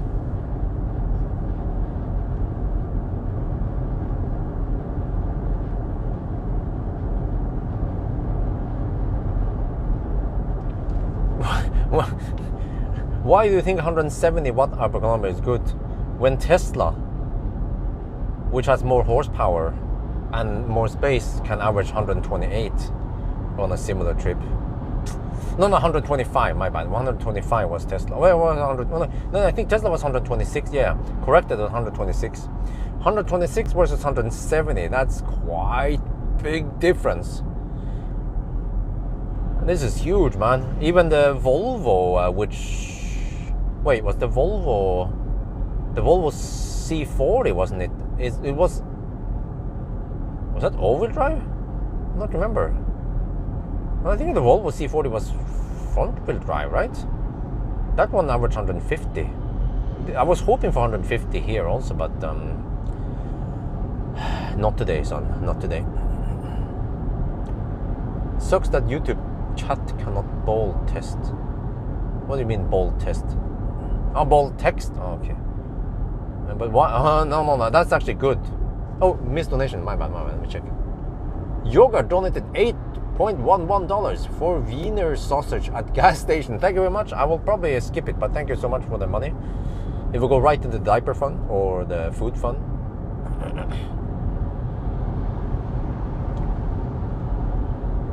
No, 170 watt hour per kilometer is not good.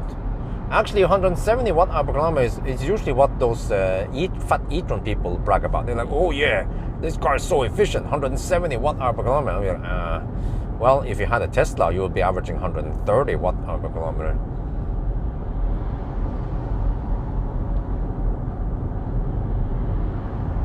%6 left now. Come on, don't die on me here.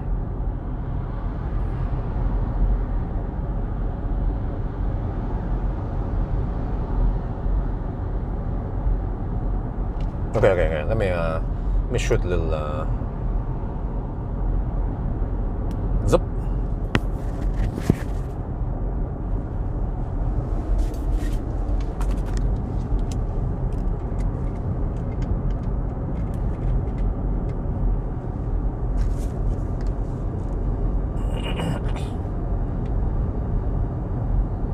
We are getting close to Gardermoen now. We just passed Dal, and yes, we have to bail out soon.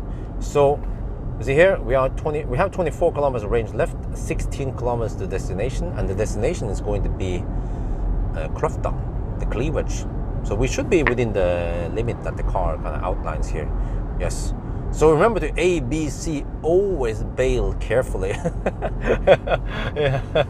But one weird thing is that this car claims 8.3 kilowatt hour left. But I guess if you want to go 8.3 kilowatt hour, you probably have to go below 0, because you see here, this is the real state of charge and this is the display check state of charge, 5.5. You can see here, 5. Yeah, but we don't go below 0. So we only go until, I guess, 1%. And also I can show you there's something else here, that here you see there's like some kind of dot or whatever. It seems like that is power limit. It wasn't there before, and it seems to slowly creep downwards. So okay, but now we have mostly just downhill, so we shouldn't have to worry about the car just stopping somewhere in the middle of the road. You know, I should get that power bank just in case shit happens. And I should always bring it with me, and I can always use it for cooking and shit. Kind of makes sense, right? You have it for cooking, but then I need to kind of charge it up somehow. Or, but then should I use electricity from this car to charge it up? No, I should just maybe let it charge up, or maybe just use half the battery, and I have 1 kilowatt hour left just in case. I think what you need is just to have a little push, in case you miss by 5 kilometers, then usually 1 kilowatt hour is enough to get you that extra 5 kilometers, right? Or maybe more, yeah.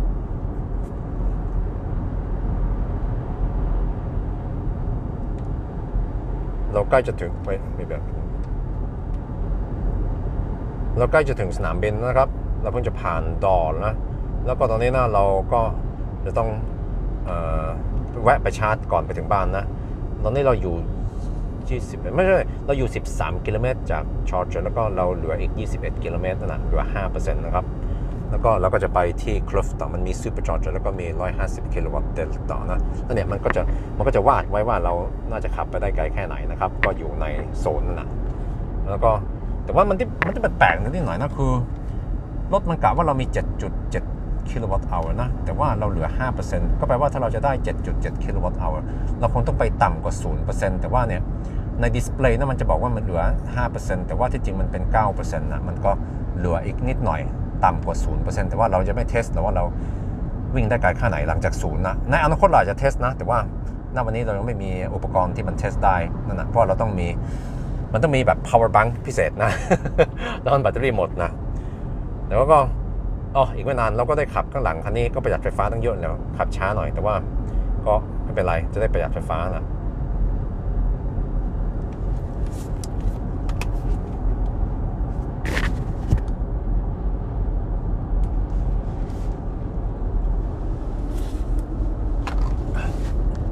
Okay, we are just 12 kilometers away now.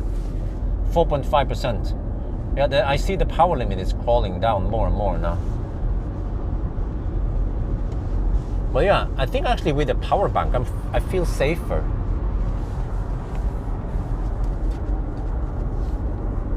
But then the problem with the power bank is that sometimes, or the EcoFlow is that I might use it for cooking, but I should maybe reserve a little bit in case I need it for some extra juice. So maybe I should go for the 2 kilowatt hour, but it weighs a little bit. But I guess people always complain that, oh, but Bjørn, you have to add extra weight for realistic. Well, okay, at least if I bring, let's say, actually when I count the camera equipment plus that battery pack, and also I bring the extra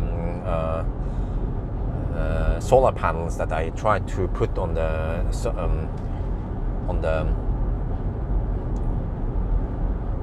partial shelf, then yeah, that would be extra weight, maybe 30 kilos extra weight. That's like a small Asian.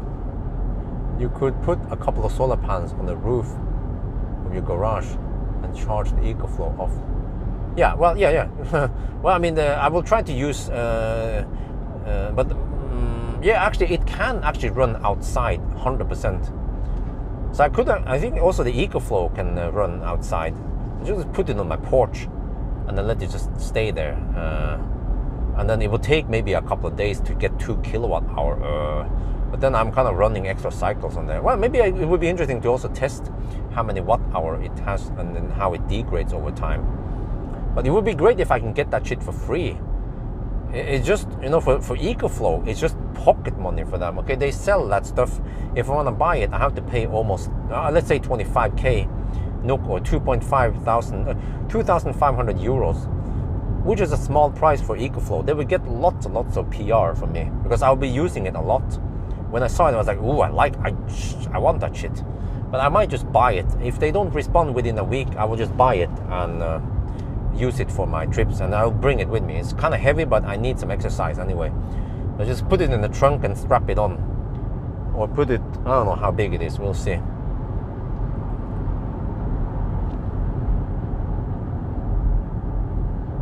But yeah, I can just put it somewhere, and at least the solar panels, they are 100, I will go for the 160 watt solar panel.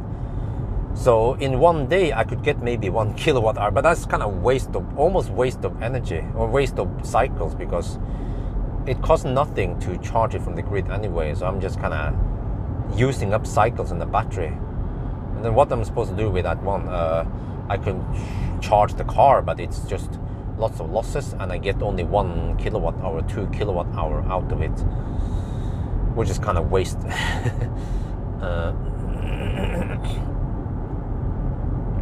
Yeah, maybe I should visit my new home, but yeah, some other day, I guess.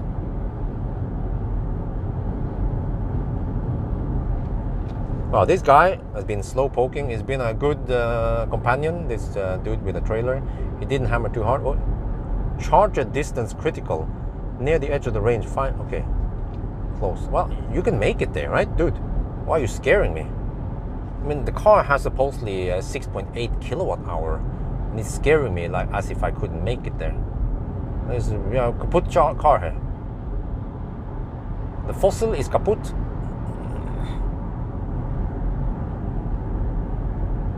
Big solar panels, yeah, I think so. This one is portable, and it's portable, and you can fold it. That's why it's kind of expensive. So only 160 watts, and it costs like 4,000 NOK or something. I was like, wow, that's a lot. I mean, if you buy those bigger solar panels for stationary use, they'll be way cheaper per watts. But it's just the whole concept that I can just unfold that thing while I'm camping or doing some shit, right? So actually, yeah, when I do my camping shit, actually what I would typically do on the OnlyFans run is that as soon as I stop, I will start heating up the grill or something, or fire or something, right?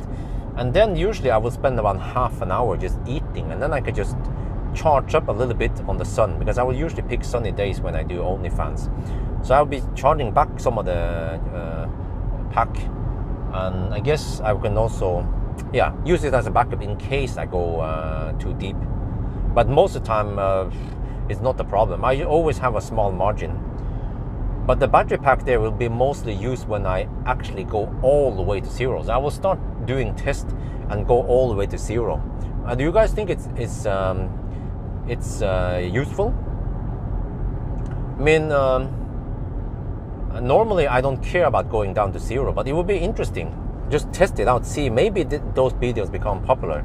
Like, I've also, the title should be something like, I drove the Tesla until the battery died. Yeah, we have to have the died, you know, until the battery is DED. Yeah, I drove the e-tron until the battery died. This is what happened. Yeah, or something like that.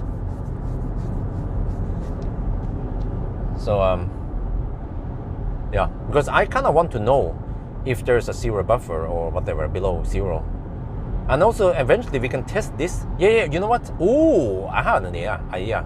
We can test this with new cars, and we can test it with older cars. And you should see that older cars tend to shut down faster than they used to. But I need that backup power supply. Yeah, that's where the EcoFlow comes in. So yes, it's kind of expensive, but I will give EcoFlow a little bit more time now, but if they don't respond, then whatever, I'll just buy it with my own money. And we actually have to this will be it has to, they call it avskrivning, because it's more than 15,000 NOK. Then you have to buy it, and you have to write off depreciation every year as expense. Yeah, something like that. At least for the power unit, but the solar panel will be a one-time purchase.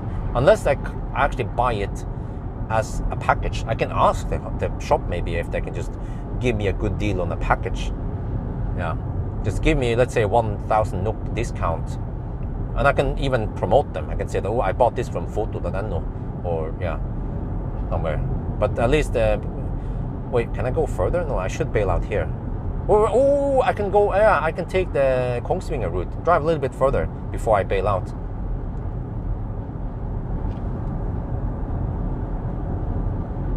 Wait, can I even go? No, that's kind of scary if I...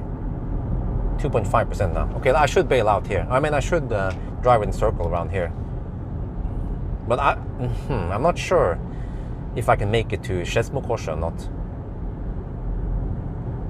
Could I? Maybe?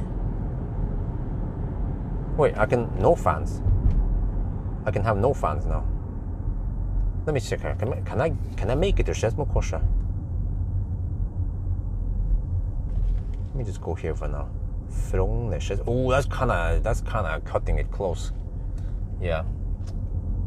No big deal, I guess. I don't want to run out of juice, and I don't have the backup. Yeah, you see, if I had the battery pack, the backup pack, I could actually go a little bit deeper just in case. And I mean, if I run out, no big deal. We just plug in the emergency thing. I just pull over at the side of the road, put on the high visibility jacket, put on the warning triangle, and I dick around there for about half an hour, 15 minutes, and then off I go.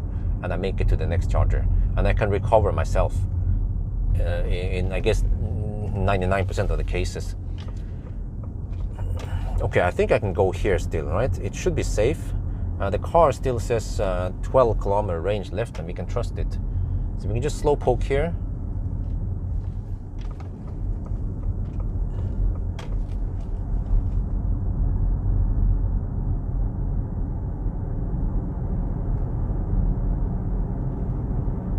But I kind of like that package, because it can be used for some camping or something, you know. So I kind of like that idea to have this. Maybe more people will be interested in it, and you can just buy from a shop. Claes Olsson even sells it, and also photo.no. They have it in stock at Barcode. You can just go and buy it today or tomorrow or maybe Monday. So it's not something you have to order from some bogus website, or you know. So yeah, I can find some uses for it.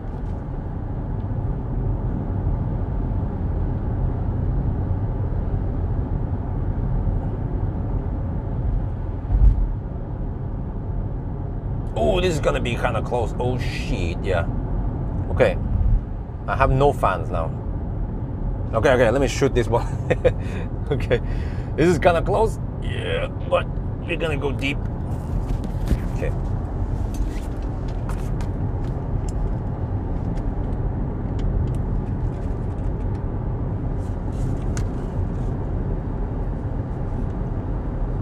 We are now on E16 towards Kongsvinger. We're gonna do the last run now.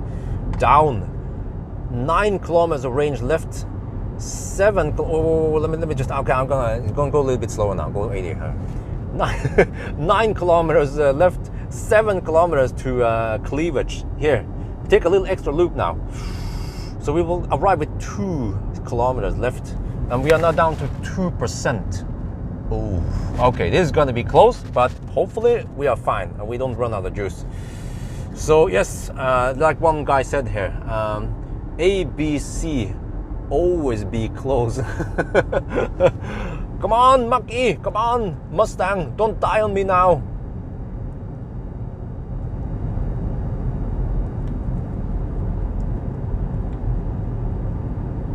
Okay, ตอนนี้นะครับเราใกล้จะจบแล้วนะ เราจะขับลูปอันนี้นิดหน่อยนะครับแล้วก็เนี่ยเราจะต้องวนไปนี่แล้วก็ไปที่ชาร์จนั่นนะ แล้วก็ตอนนี้เราเหลือ 1% หรือว่าเป็น 1.5% power limit มันเริ่มเยอะแล้วนะครับแล้วก็เราจะต้องขับอีก5กิโลเมตรแล้วก็เราเหลืออีก8กิโลเมตรก็แปลว่ามันจะใกล้มากแล้วนะครับ แต่ว่าเหมือนที่เขาบอกนั่นนะในไลฟ์สตรีมเราต้อง A B C always be close โอเคนะขอให้มันไม่ดับนะเดี๋ยวแป๊บต้องขับช้าๆหน่อยเปิดไฟฟ้า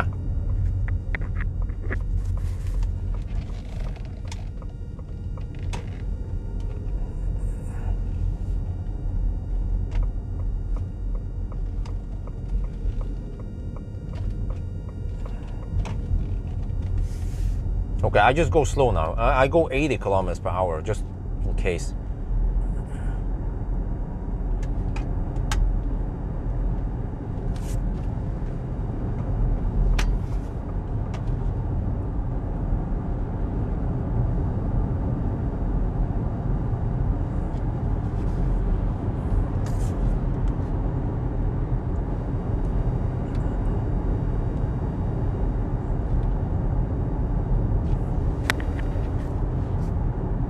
And here you see we have turned off HVAC.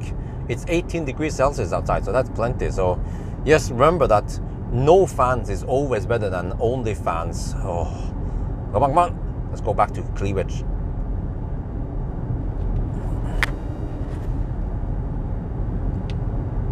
แล้วก็ตอนนี้นะครับเราก็ปิดแอร์และปิดทุกอย่างเลยครับเพราะว่าข้างนอกมันเป็น18องศามันก็ไม่ได้ร้อนไปนะก็อย่าลืมนะว่า no fans มันก็ยังดีกว่าonly fans นะ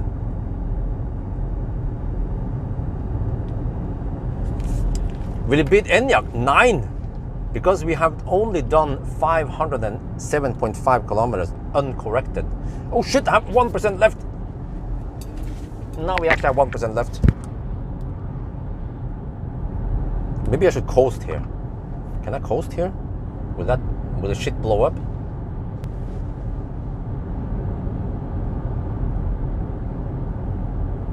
Wow, it's still using power going downhill. Why is the car using power going downhill? Got 1% left. That's deep enough. I will arrive and have 3 kilometers left on GOM.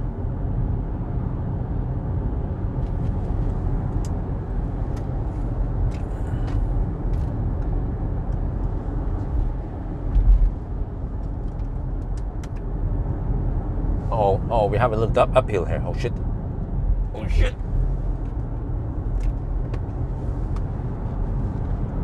1% left. Come on. Okay, so you see, with 1% left, the car claims 4.9 kilowatt hour. So we have to go below 0% to use the last 4.9 kilowatt hour supposedly. But this means that this car, like I estimated, we have roughly 85 kilowatt hour, 86 kilowatt hour. I will also calculate the kilowatt hour when I'm done, DON. Still 1%. We might arrive with 1%. Okay, start regenerating.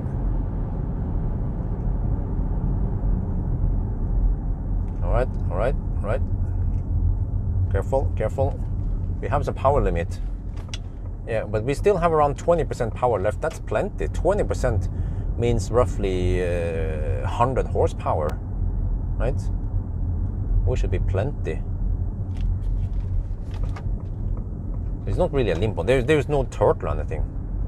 I guess because the temperature in the pack is 24 degrees. Oh, plenty. Oh, I can even get a non-shared stall here on the Mach-e charger. Yeah. All right, 1% still. Okay, that's it. We arrived with 1%. And I feel like maybe we could have made it to. That was 8 kilometers extra. Could we have made it to the next stop? There's a little bit of uphill. That's scary uphill that I don't want to try. But I guess with the power pack or the EcoFlow, I can take slightly more chances, and I can still recover quite quickly. Okay, let me see. What? Not funny. I was about to pull in at the supercharger. I was like, oh, dude, what are you tripping? Stop tripping. Okay, 1% still. All right. That's it. We are out. Ouch! And let me see. Chart port in the left side with the right side should be in the right side. Okay, chart port in the left side with the right side, not the right side with the wrong side.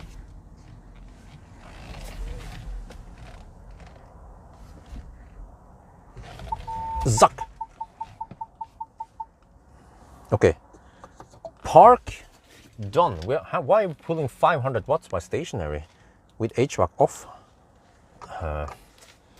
Okay, whatever. Let me just count this one. So 473 then. Okay, let me count this one. Okay, 1% left.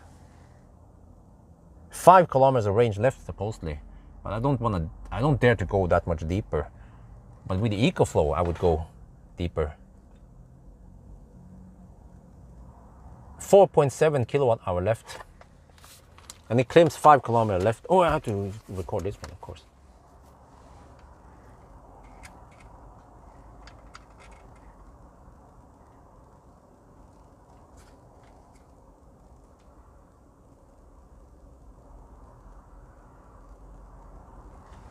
All right.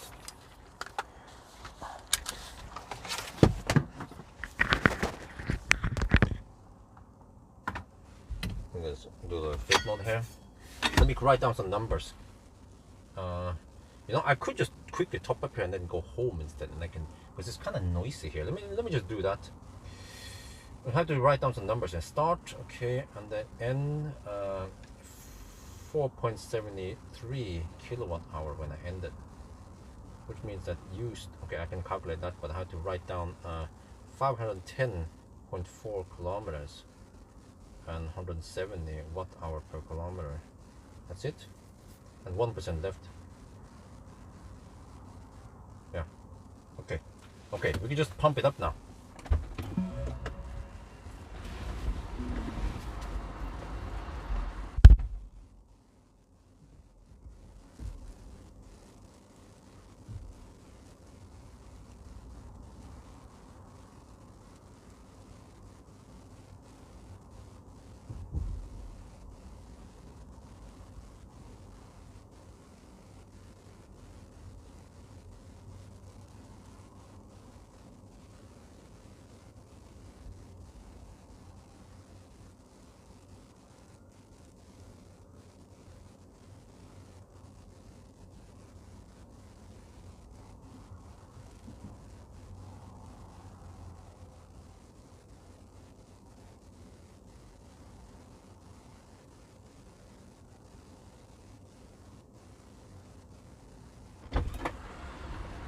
Okay, now we just have to quick calculate everything. Yeah, I need to do that anyway. 89.54 minus 7.43. Right, 4.73 was. Yeah, 4. So that's 84.8 kilowatt hour used. Interesting.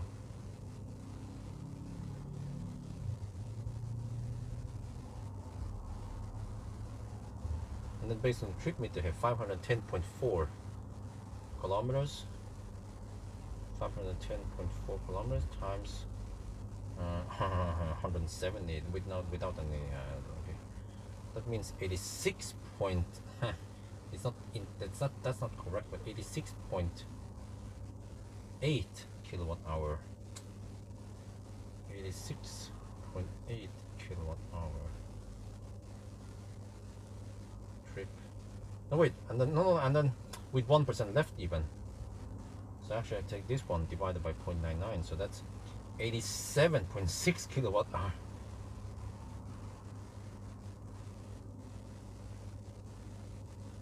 That's kind of okay.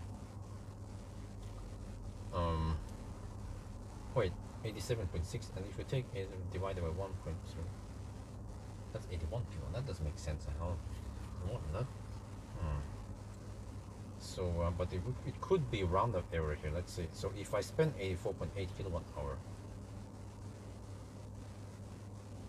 and I draw 510.4.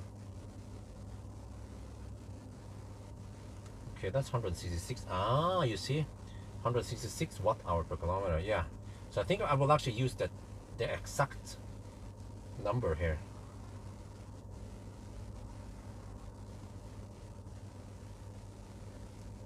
Yep, I will use that one.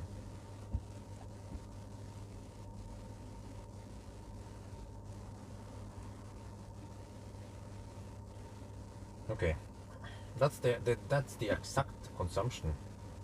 Actually, off. No, wait. Huh. That's before corrections, of course. Yeah. So I have to also apply the correction. Let me do that. 510.4. Okay, so it's 510.4. Wait. Times 1.0.2.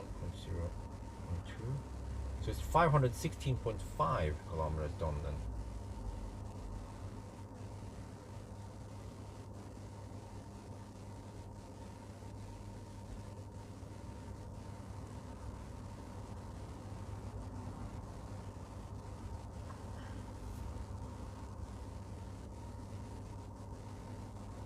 Okay, so if I take 84.8 divided by 516.5 instead, so that's 164 watt-hour per kilometer. All right.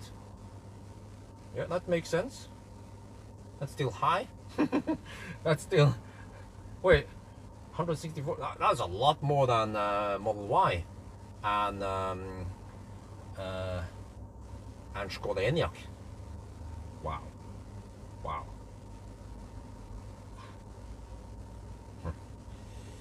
You can't say it's heavy car because Skoda Enyaq is also roughly as heavy, slightly lighter than this one.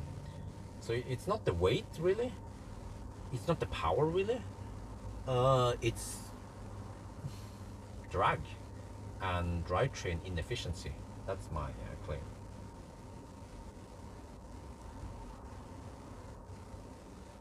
Well, it throttled to 100 kilowatt already. Okay. I think already now we can go straight home. I'm just calculating some stuff here.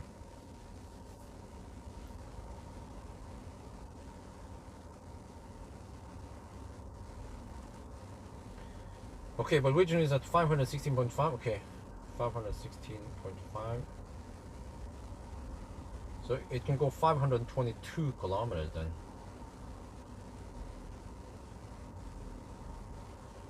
And that's slightly more than VLTP. 4.4% more than VLTP. Okay.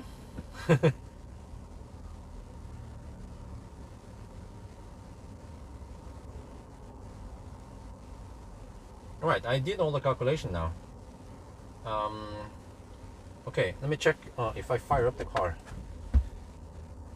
I think we can just go straight home now, and we can just charge the rest at home, and I can do my end, because here it's kind of noisy.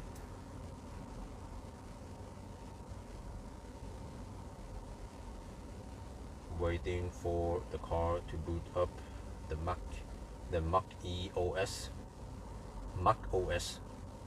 Okay.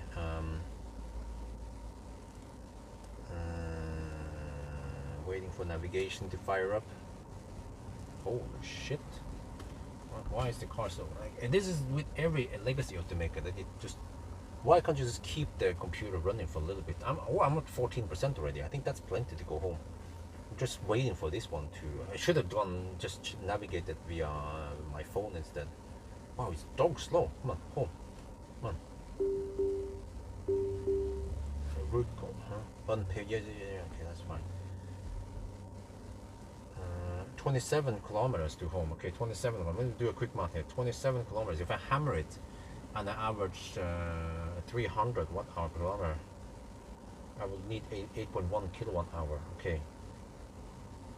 8.1 kilowatt hour divided by 85 kilowatt hours. So I need 9.5%. I have 15% now. We can go home. Yeah. Okay. More than enough now. I will arrive with 5-6% at home.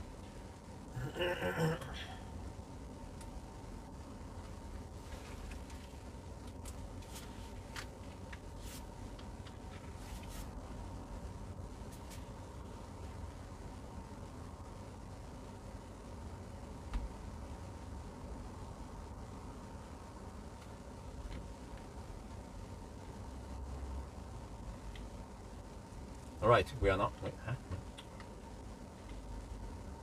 We are now charging at the Mach-e charger at Cleavage. See, we have chargers over there. We have chargers over there. Well, we are now at the Mach-e charger at Cleavage, Kløfta. We have chargers over there. I charge a little bit. I crunch the numbers, 17%. So I wrote down all the numbers, and you see here 510, but the car underreports by 1.3%. So I calculate everything here, but this one here is not accurate enough. So I actually calculated it should be something like 165 or 60. No, I think it was 164. Okay, we'll look at the numbers at home. But yes, now I actually have enough to go home. And I don't want to stay here too long because it's kind of noisy here. So let's go home.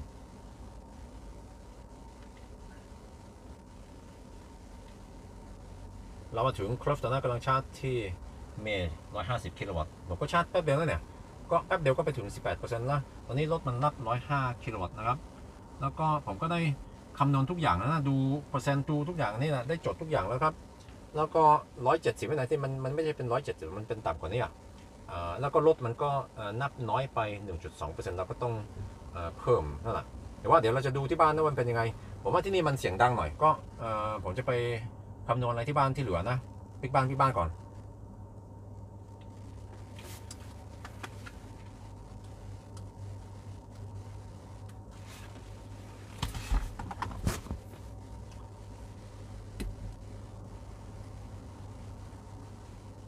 Yeah, 20% now, plenty.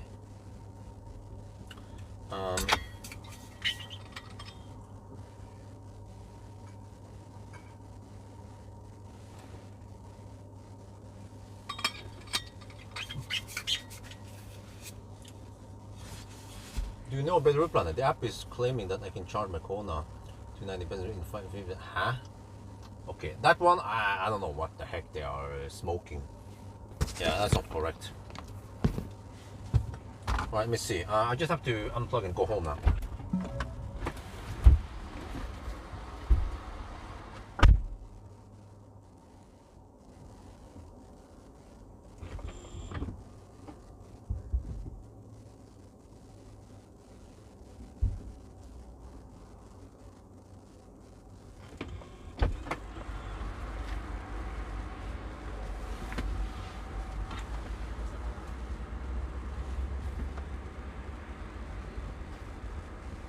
Well, how the heck did the rocks get in here?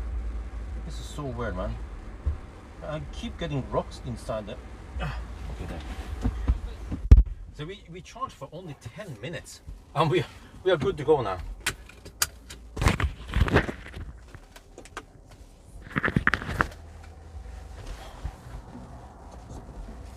Okay, let's go.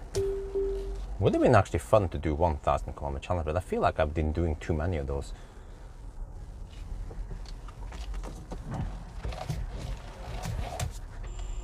Okay, now I just go to not whisper mode, I just go to the, I have to wait for the system to load. Active, it's called.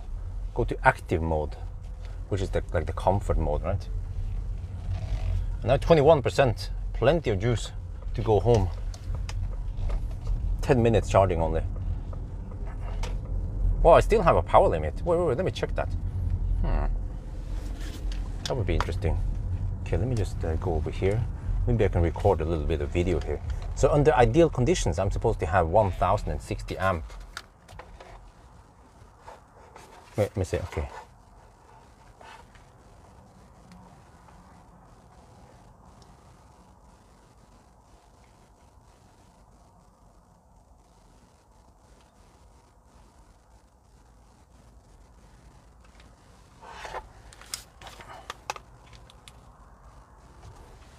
Huh. Would have been interesting to try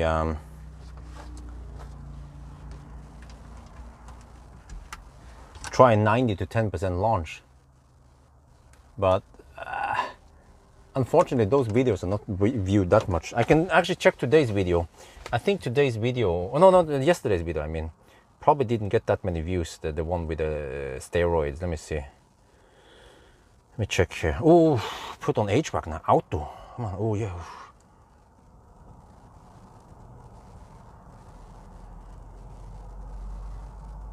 Wow, 7K, huh? With today's video, how much was it again? Just average. Yesterday, 11K. Yeah, that's not much, you know. Okay. Right. Let me see. I need to get this one ready.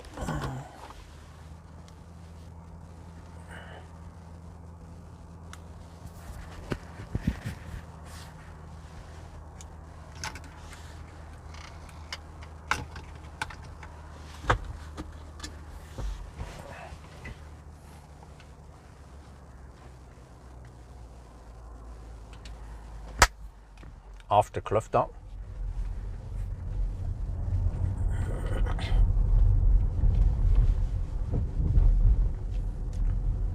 Right, so this is interesting. I charged just 10 minutes and we already at 21%. But on the screen I see we have power limit still. So you know here, okay, this one is misreported when you hammer it with high power, but this one, at least in ideal conditions, you should be able to get 1060 amp. Let's see now. Oh, we are limited to 700 amps. Huh, at 20%. Wow, so it means that actually it would be interesting for me to try the 90 to 10% launch, because already at 90% you don't get that power anymore. Oh, sorry, already at 20% you don't get that power. But I've seen that the limit already starts earlier. It could seem like maybe we get the 700 amp limit already at I don't know, 40%, 40 or 30%. But okay, this test was not about that one, so now we're gonna go home and I will make the conclusion over there. โอเคแล้วก็เนี่ยเราชาร์จถึง 21% เมื่อกี้นี้นะเราใช้เวลาแค่10 นาทีนะก็ชาร์จเร็วนั่นแหละแต่ว่าผมก็สังเกตว่ามันมี power limit หน้าในจอเนี่ยไม่รู้มันเป็นเท่าไหร่เนี่ยประมาณ 70% power limit นะแล้วก็อันนี้นะครับอันนี้มันจะ report ผิดนะถ้าเราเร่งแรงแต่ว่าอันนี้อ่ะ amp นี่นะถ้าแบตเตอรี่มันเต็มหรือว่านั่นน่ะไม่มีลิมิตนะเราน่าจะได้ 1,000 กับ 60 แอมป์นะครับเดี๋ยวเราจะลองเร่งดูนะว่ามันเป็นเท่าไหร่นะครับโอเครอไปแป๊บก็ทำแบบก็ฮะ700 แอมป์แค่นั้นอ่ะโอ้แปลว่าตอนนี้นะครับเรามีประมาณ 70% power แล้วก็เรามีแค่ 20% นะคิดดูสิผมเห็นลิมิตอันนั้นมันมาตั้งนานแล้วนะอาจจะเป็นตั้งแต่30หรือว่า 40% นะก็แปลว่าตั้งแต่นั้นนี้เราก็ไม่ได้ full power นะกับคันนี้อ่ะถ้าเป็น Tesla หรือว่าคันอื่นนะมันจะมี full power อย่างน้อยมันจะเป็นแบบเต็มจนถึงประมาณอาจจะเป็นสัก 10% หรือว่าอย่างน้อย 20% เราก็น่าจะมี full power อันนี้นี่กะว่าตั้งแต่ไม่รู้ว่าเท่าไหร่นะ 30-40% มันก็เริ่มลดลงแล้วนะถึงแค่ 70% power ลองอีกทีนะเดี๋ยวรอให้รถมันแซงไปก่อนลองอีกทีหนึ่งนะว่าเป็นยังไงโอเคลองเร่งเต็ม700 แอมป์โอเคผมรู้สึกแล้วว่ามันช้ากว่าเดิมนะครับ well Mustang Mach-e GT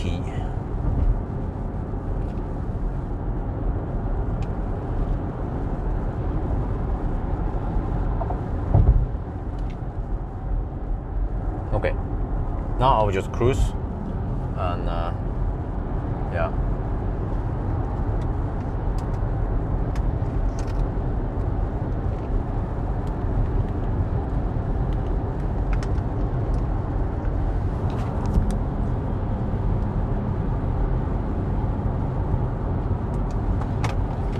hammer it.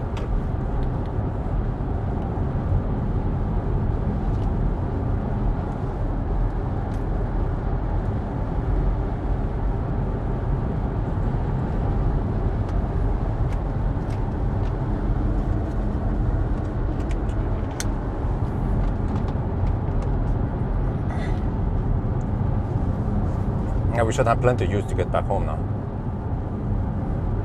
No, I don't know what's up with Skarsgården, but whatever. We can just look at the number of amps, which still gives the correct indication. It's quite easy since the limit is a little bit over 1,000 amp.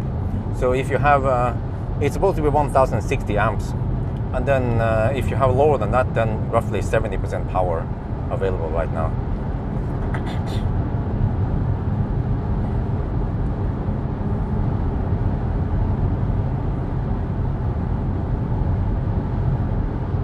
Okay, let me see. Just as a reference here, I drove 8 kilometers extra on that last loop. So if I would try to stretch it further for Berge, that could be kind of risky. But let's see now. This is 7 kilometers. Okay, so at this point I will be at 1%, and but we have to go uphill, which is kind of scary.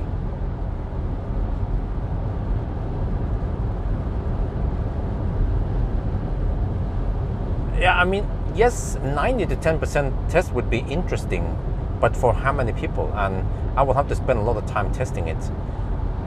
So I feel like I'm kind of wasting a lot of time just testing something that few people will watch. So I have to pick my tests wisely. Here, 8%. 8, okay. So I would be here with 1% left, roughly. And yeah, I think I could have made it to Berge. I would have 4 or 5 kilometers left. Yeah, so it would have been possible.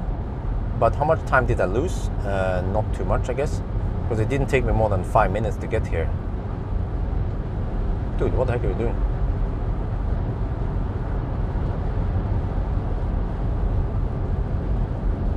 And it's so silent here on the new asphalt.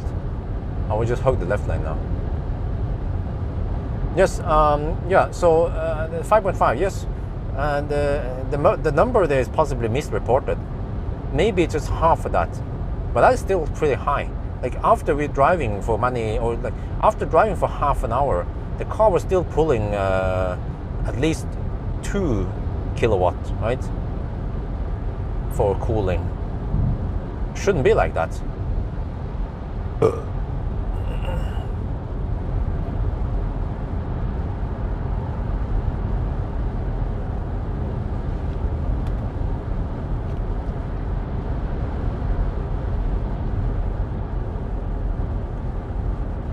Okay, oh shit, it's almost 9 now. I mean, it's not, it's 8, it's past 8. Okay, I should at least be inside the house before 9.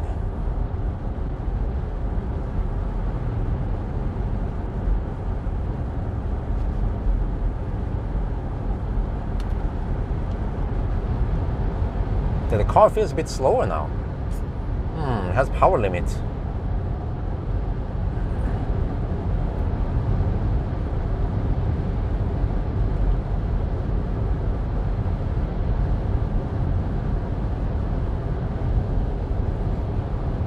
Yeah, I mean, I also kind of want to test it, but the thing is that, like I said, how many people will actually watch it, right?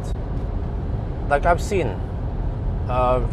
if I just get 10k views, it's not really worth the time, because that test takes a long time. I already did the standard test, so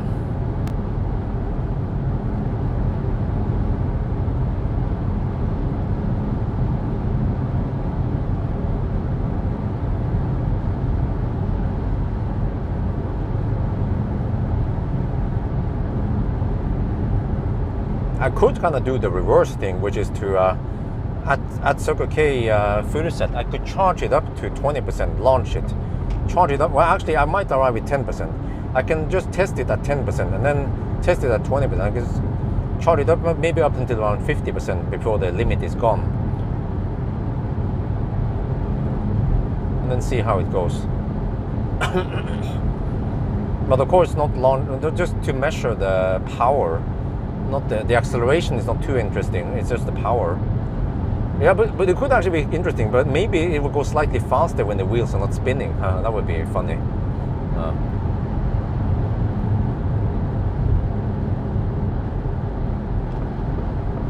No, it's not. It's kind of pointless to test it because I already know that it gets low. Just look at the regular acceleration test. You can even look at the 90% tests. They get very low view counts, and they usually take, well, somewhere between 3 and 5 hours to complete, since there is some preparation and stuff going on. And then the actual test that usually takes 2 hours, and then I have to go home again. So, and that's just for the driving part, and then you have to process the data and everything. So, when so few people watch it, then it's kind of a waste of resources.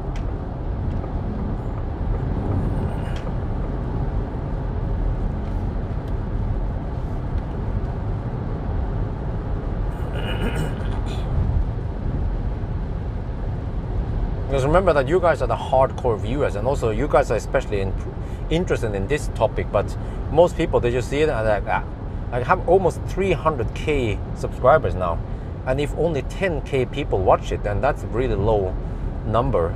I should try to aim for at least 20-30k or more, which is, let's say, 10% of my subscriber count. Everything else, roughly 10k or below, is kind of waste of time.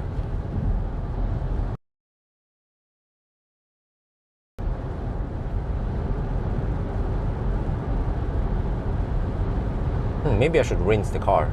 Could do a quick one at Circle K. Want to get rid of some of the bugs.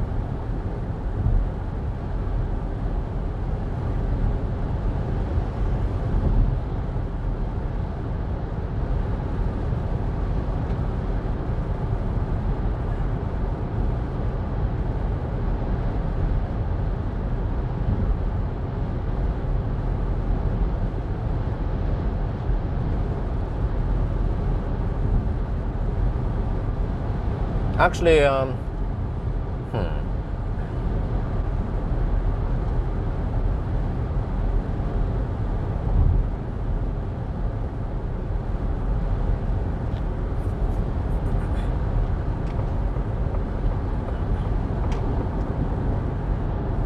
just look at the number of amps would already give a a good indication, and also the dotted line, the power limit.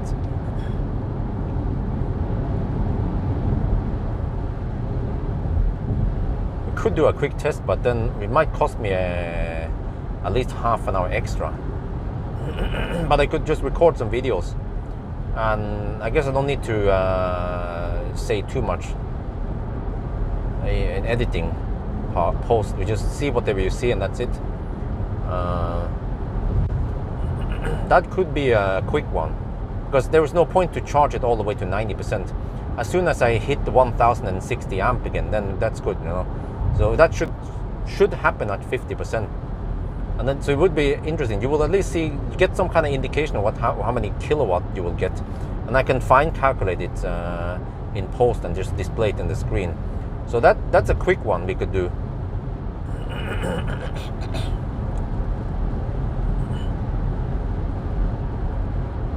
Yeah, well, it's 30 degrees now, but shouldn't be a problem really with overheating, right? Or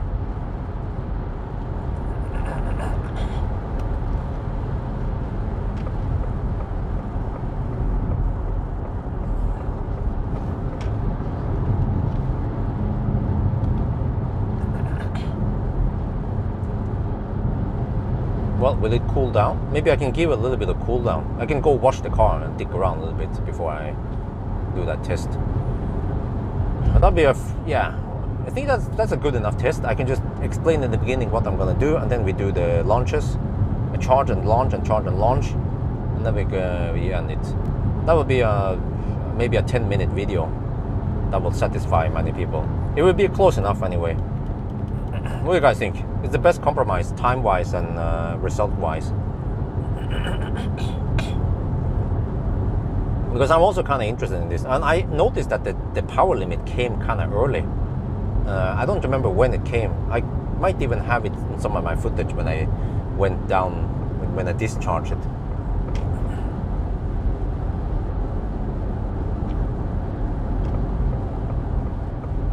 Well, we have 14% now, so that's close enough. We can count it as a 10% limit, whatever. It doesn't have to be that strict.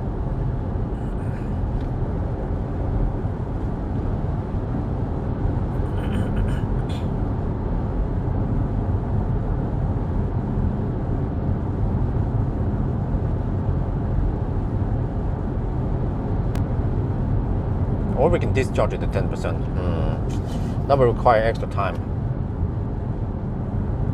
Yeah.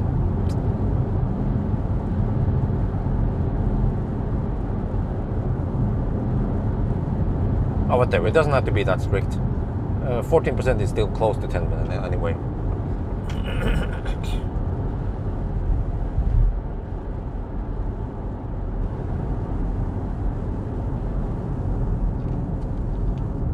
Okay, the washer stalls are available. That's good. I'll do a quick one here. And also I'll be launching uphill, which is good, because you want to have that extra load, and I don't care about speed right now, and I don't care about acceleration times either, because I won't show the speed and the acceleration time since it's an 80, so it should be going at 100 over here anyway. 10. Well, no, but most of them it's not too interesting. But at least this one, okay. If I only spend 45, maximum 45 minutes on the test, then okay, I will do it, and no crazy editing in afterwards. Just show the result. Yeah, then not too much investment, and I can just squeeze in this one parallel with another video on a separate day. So then, okay, I will do it.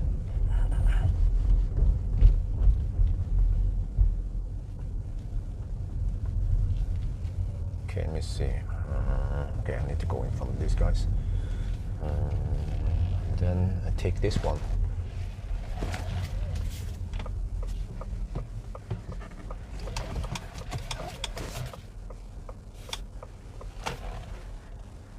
Just have to clean the front, because the front is full of bugs right now.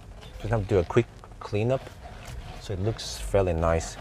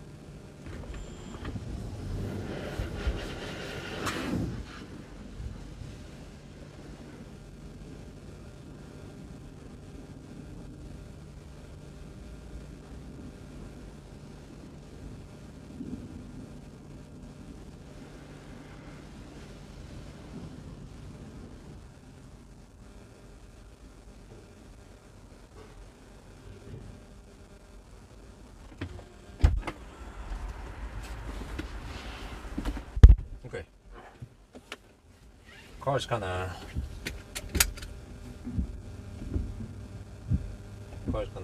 wet, but I guess that's fine, right?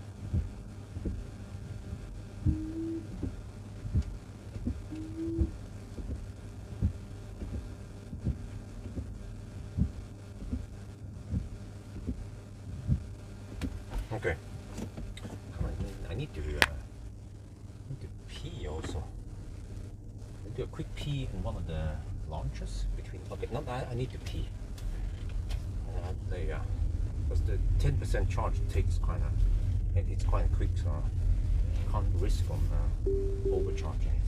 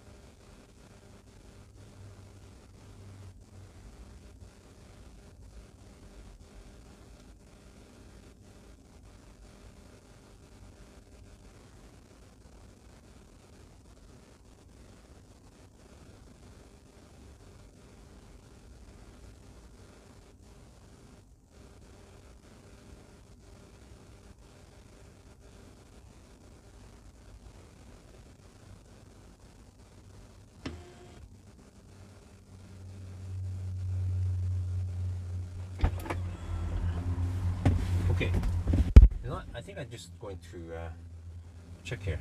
Yeah, I want the battery to cool down a little bit. I need to do my my conclusion also. And I guess I could do it here, right? Wait, are these parking spots? Okay, but whatever. I'm just gonna go here, I guess. Park here. Isn't this some kind of parking spot?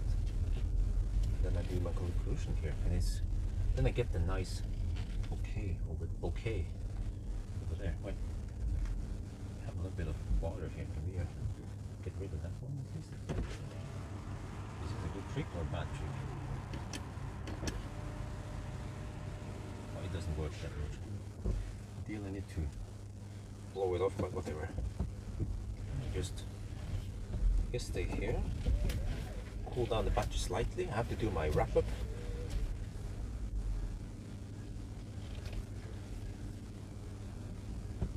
Like this.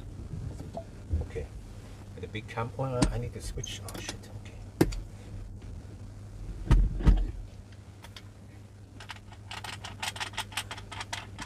All right. So I have to swap camera a little bit. Well, it seems like. Oh wait. It seems like maybe is the car cooling down or what? Not sure what it is doing. The battery is at 29 and 33 degrees. Okay.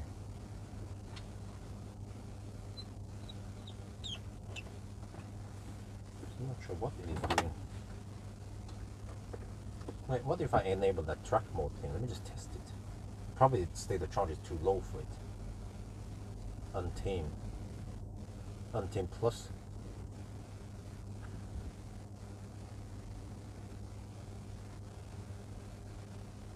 Due to vehicle condition. Yeah, I cannot enable it now, probably because state of charge is too low.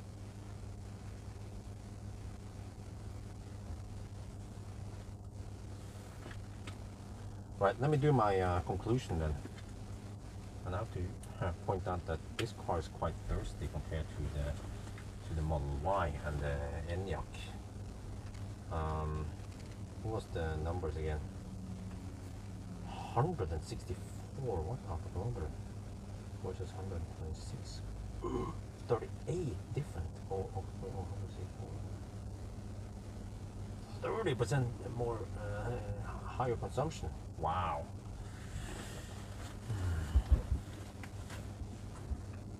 How do you mean center mode? What are you talking about?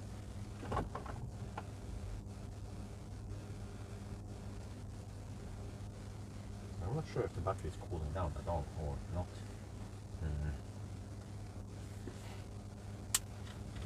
But I kind of need to do this before it gets too dark. So I can show you guys what I'm doing.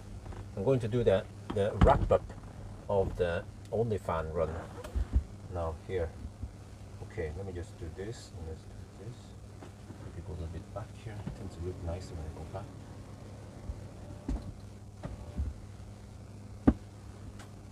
There, wait, I look all black now. I think it would be better for me if I wear this one to get more contrast between me and the rest of the interior.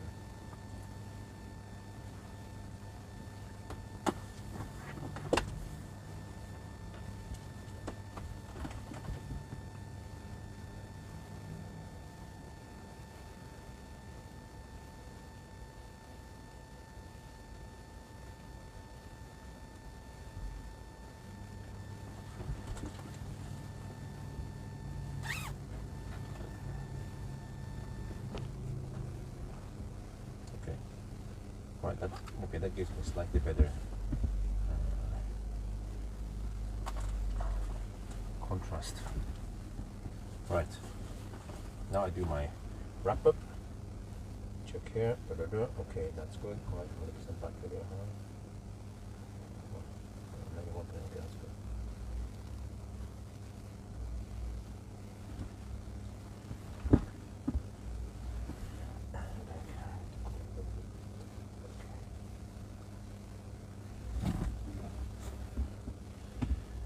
Right, we ended up at Circle K near my home, but it's fairly quiet here, right? Yes. Okay, so when you look at the data now, this car will go 522 kilometers. It's actually less than the other cars higher in the list here, like Model Y, Performance even, and the Skoda Enyaq. Okay, you see that. But this is a performance car, right? So it's supposed to be thirstier than the Skoda Enyaq, which only has 300 horsepower. Yes, but what about the Model Y Performance? We even had more. It has 540 horsepower. So I feel like this car is thirsty. Okay, it was 164 watt-hour/kilometer. That's the lowest I can go. We don't trust the one that the display shows because it's not accurate enough. But I also did some other calculation that it seems like, yeah, the 89 kilowatt-hour that we were supposed to get initially, we have to go below 0%. So I actually measure 84.8 kilowatt-hour. That corresponds with what I measured before, roughly. Well, actually, with a 1% left, yeah. So it would be, well, shit, my bad. I have to check my numbers. I need to check my numbers before I do this. Well, I have it here. I forgot. I didn't need to do it because I'm on the notes here. I don't say anything wrong. Yeah, 85.6 is actually 85.6. So let me see, 85.6 versus this one, 84.8.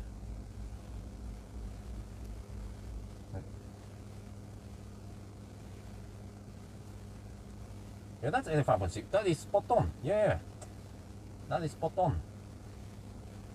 1% left. Yeah, okay. That's what I should have said. Yeah. Okay.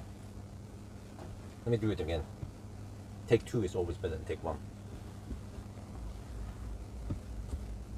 Alright, so we are back now, almost at home. I stopped here, by the way, at Circle K, but it's quiet enough here. But if you look at the data now, so when you look at the energy, so initially the car claims 89.5 kilowatt-hour at home, but then we have to go below 0 if you want to use all of that, and I never test below 0.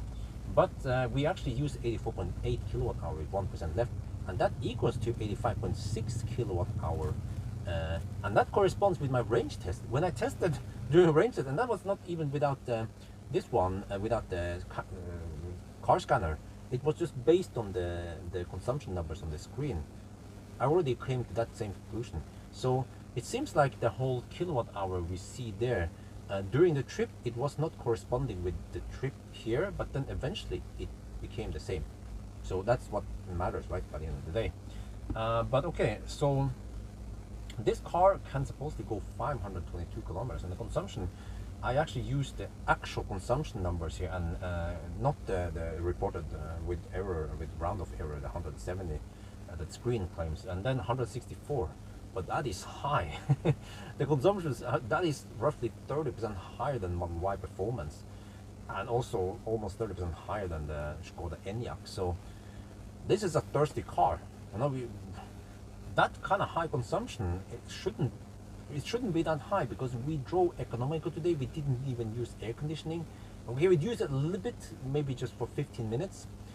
We drove slow. Our speed was roughly 65-70 kilometers per hour only, and this was considered like the eco run, just like the other cars. Okay, they're not completely the same, but I have to say that the driving condition today is near perfect. We even drafted behind some caravans and trailers for the last part here when we had headwind. So we did all we could to try to make this car as efficient as possible, and then by the end of the day, it wasn't that efficient. So why is it like this with this car? I think there are two reasons here. One reason is that the drag coefficient is quite poor, and the second reason, like you guys saw, this is all-wheel drive permanently, and that kind of ruins it. So I think if we did something like this with I-Pace or maybe the Polestar, we would also get, no, actually no, Polestar shouldn't be that low, but maybe Polestar is better drag.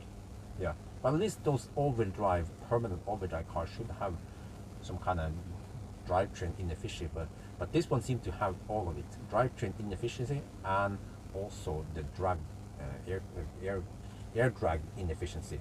So it's a little bit bummer, because this is a fairly big battery pack, 85, almost 86 kilowatt hour net capacity, but we get lower range than other cars with smaller batteries. So in my opinion, Ford should have put more effort into making this car more efficient, and then they don't need the 99 kilowatt hour. They can get away with around 80-85 kilowatt hour, and they will have the same range as Model Y or Skoda Enyaq. Yeah. But okay, so anyway, I think that's going to be it for now. I hope you guys enjoyed this video. As always, thank you for watching, and talk to you later. What, are you guys not talking, or is the chat bug?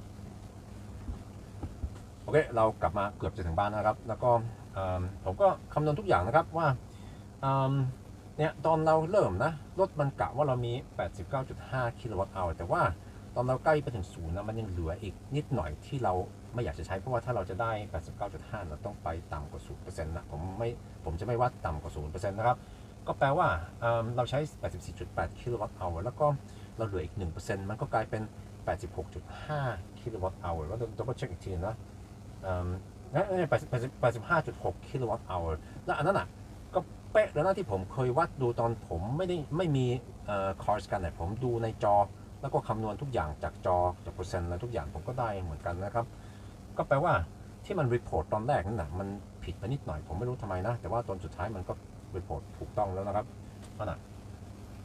แล้วคันนี้ก็สามารถที่จะวิ่งได้522 กิโลเมตรมันก็ไม่ค่อยเยอะเพราะว่าแบตเตอรี่มันใหญ่นะปัญหาคือมันใช้ไฟฟ้าเยอะ164 วัตต์ต่อกิโลเมตรนะมันเป็น 30% มากกว่า Model Y นะโคตรเยอะเลยนะคันนี้นะครับแล้วก็อย่าลืมนะว่าวันนี้นะเราพยายามจะขับ economical เราขับช้าเราพยายามประหยัดไฟฟ้าเราไม่เปิดแอร์เราทำทุกอย่างแล้วตอนขากลับเราก็ยังขับหลังcamper อะไรนั่นนะพยายามจะประหยัดไฟฟ้าขับช้าแต่ว่าจนสุดท้ายคันนี้มันก็ใช้ไฟฟ้าเยอะผมก็ไม่รู้นะแต่มันใช้ไฟฟ้าเยอะขนาดนี้แล้วก็ก็เสียดายหน่อยเพราะว่ากลายเป็นคันนี้มันทำไมมันเป็นอย่างนี้ผมว่ามันเป็น2 สาเหตุนะคือ1มันใช้ permanent all-wheel drive แล้วผมว่ามันเปลืองไฟฟ้าแล้วก็2คือ drag coefficient มันสูงมันไม่ดี2 อย่างนะด้วยกันมันทำให้มันใช้ไฟฟ้าเยอะก็ถ้าจะให้ดีนะ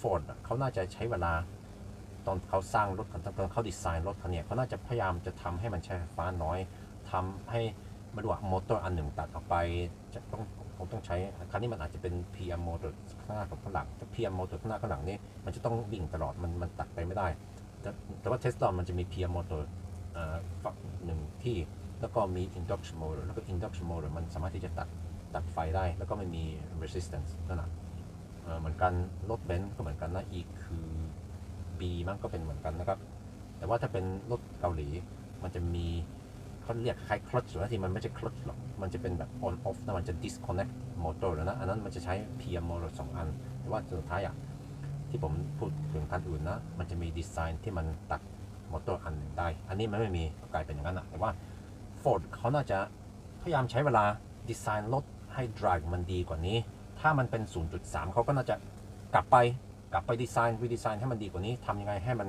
aerodynamic ดีขึ้นแล้วก็ถ้ามันใช้ไฟฟ้าน้อยคันนี้มันก็ไม่จำเป็นต้องมี99กิโลวัตต์แบตเตอรี่มันก็น่าจะมีประมาณ80-85กิโลวัตต์แบตเตอรี่มันจะดีกว่าเพราะอะไรเราจะได้วิ่งได้ไกลเท่ากับ Model Y หรือว่า Skoda Enyaq แต่ว่ามันจะทำให้รถคันนี้มันเบาลงแล้วก็ราคาก็ตกเพราะว่าแบตเตอรี่ไม่ต้องเยอะแล้วก็มันก็เร่งได้ดีขึ้นแฮนดิ้งดีขึ้นเพราะว่าน้ำหนักมันลดลงมันมีข้อดีตั้งหลายอย่างถ้าเราทำให้แบตเตอรี่ถ้าเราทำให้รถมันเบาแล้วก็ใช้ไฟฟ้าน้อยนั่นนะแต่ว่าโอเคก็มันก็กลายเป็นอย่างนี้นะครับตอนนี้คุณก็รู้แล้วว่า Mach-e GT มันเป็นยังไงนะครับนั้นคงจะเป็นแค่นี้นะครับขอบคุณที่คุณดูวิดีโอแล้วก็เอากระปากกันใหม่สวัสดีครับ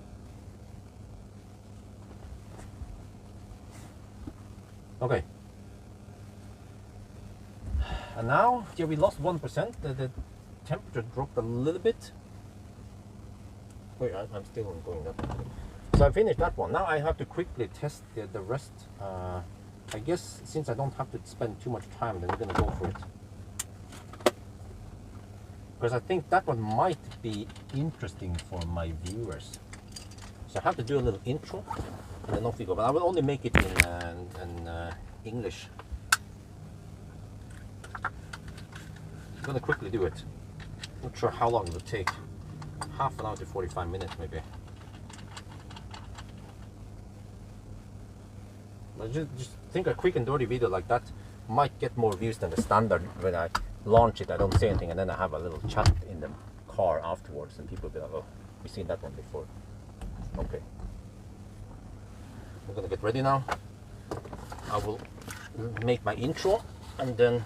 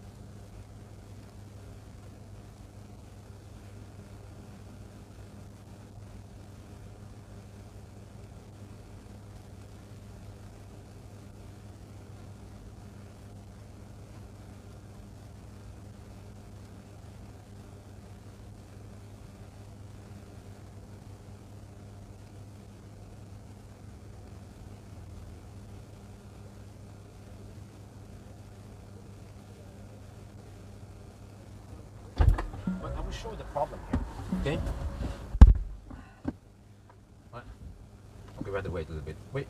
I just needed to do some animation before. So you see here. Normally, if you have higher state of charge, you will not see this dotted line thing. This is the power limit, and here is 0. So right now we have supposedly roughly 70% power limit. Oh, I mean the 70% power available. And I have to explain that here, this is car scanner. Once we hammer it, this value might go up to 220, 230 kilowatt. But then this car seems to be a little bit bugged. So, or I mean, not that car, the app or something, it's misreporting. But what you need to do is look at this one, the voltage, and this one, the current, because when you take these two together, you will see the real value, especially when we go high state of charge. So just bear that in mind. And then here we also see the front and the rear torque. So what we're going to do now is we don't care about the acceleration time because it's an 80 zone around here, so we won't accelerate to 100 kilometers per hour. We will just look at this one and kind of get an indication. Under optimal conditions, we will get 1060 amp. So quick math, if you have 700 amp, that means 70% power available, roughly. Okay, you guys know it, right? You guys are up for it. So now we will do the launch with 13, okay, close enough. I don't bother going to 10%, but that's close enough. And then we will yeah, I will show you soon. We will launch now at roughly 10% and then charge it to 20%, do the launch again, 30%, do the launch until we have no power limit. So, all right, let's do it.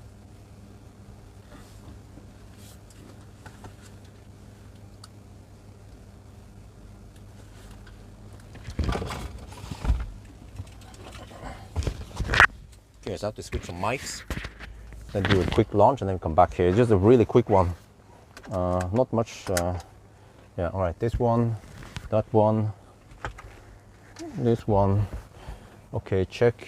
Oh, maybe I can go this one instead. Oh, is that going to be weird? Or will it change? Will it adjust?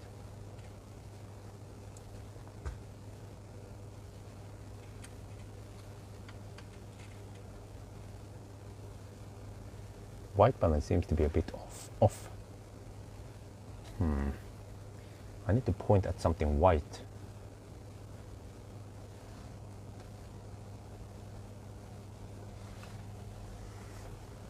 Wait, maybe it adjusted.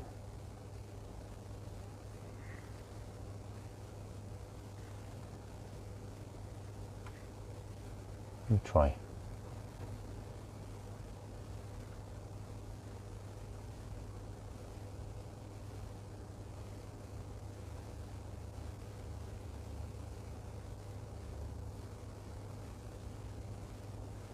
Oh, is it?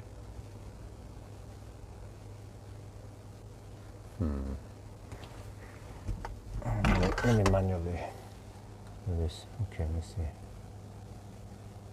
What is that? Oh, there.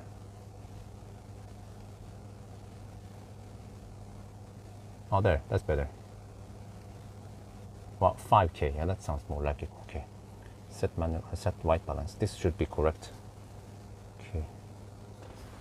Oops. Okay, let me go. Let's go. You ready? All right.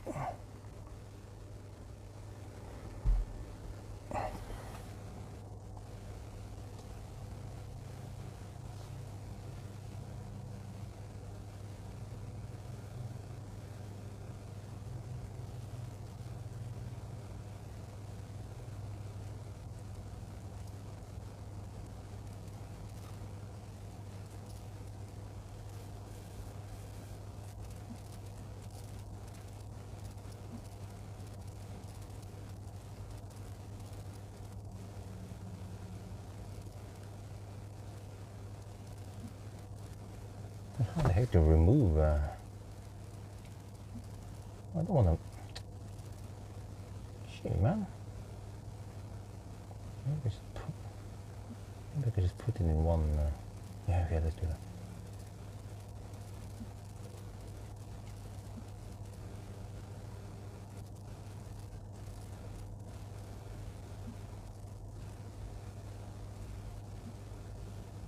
Okay.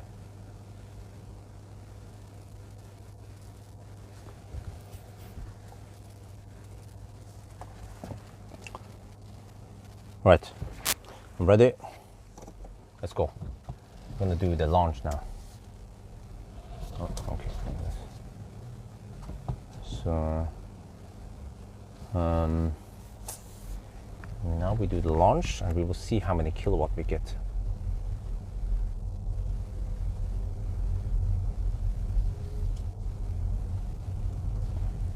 Hopefully this doesn't take too much time. It's almost 8. It's almost 9 now. Let's see how many minutes we need for this. I will just launch it until we have no power limit. Okay, launched at 13.5%.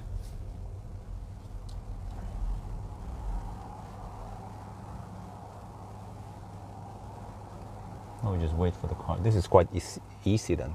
We just wait until it's clear and then we launch it.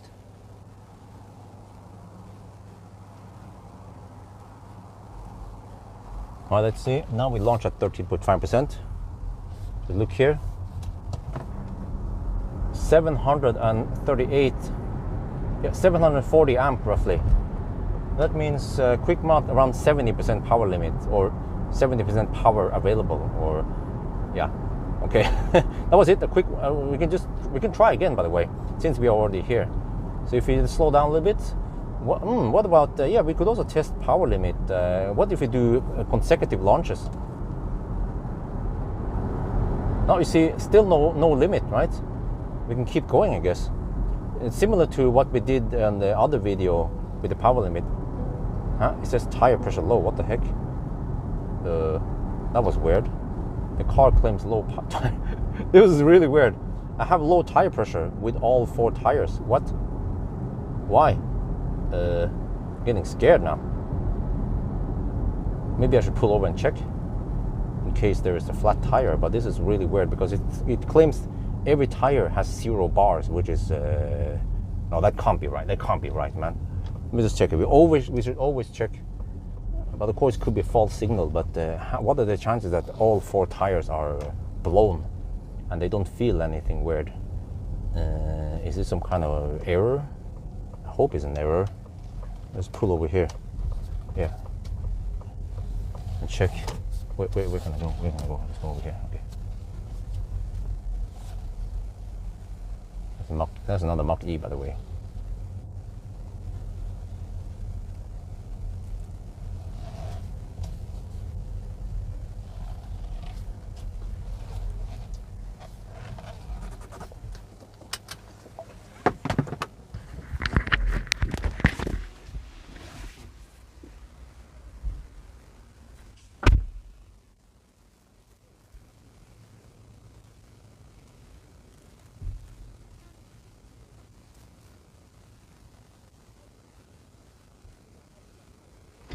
Scary, and you don't want to drive around with it. But this time, that was not the flat tire. I guess maybe the air is gone once we start again now. So that's, yeah. What? It still reports tire pressure low. Why? What? Okay, that's.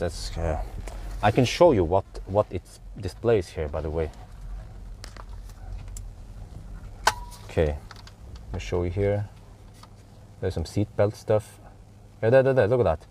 Tire pressure low, what the heck?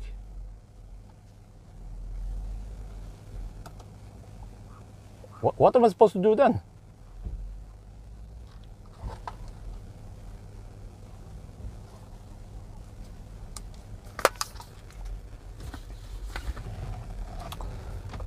What?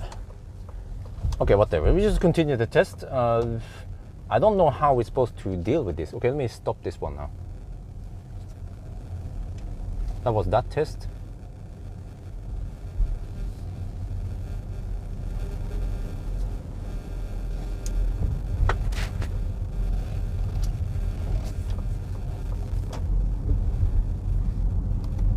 How the heck do you get rid of tire pressure warning? And it claims 0 bars on all 4 wheels. That's kind of not plausible. The sensors are faulty, all of them. What are the chances? I mean, should I be doing this test with faulty sensor? But I mean, what are the chances that we actually have a flat tire anyway? So I guess if it's a faulty sensor, then we just don't care about it.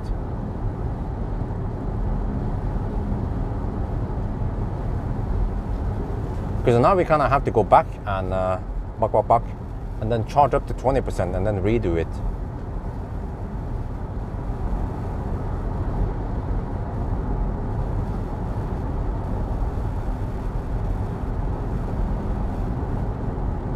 Yeah, it's probably a software bug. Wouldn't surprise me. It kind of came on the wrong time here. Hopefully it disappears.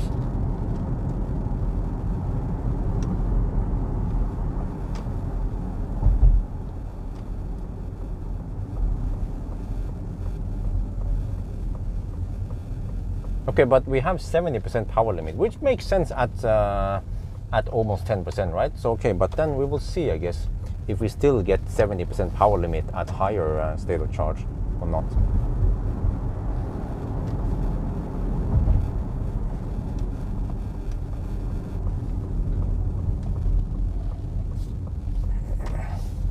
Okay, now we plug in, charge at 20%, and then rinse and repeat. But I think we don't have to go more than roughly 40%. Hopefully at 40% we get the full power.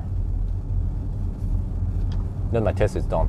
I might have to edit out some of the small talk here in the video. We'll see.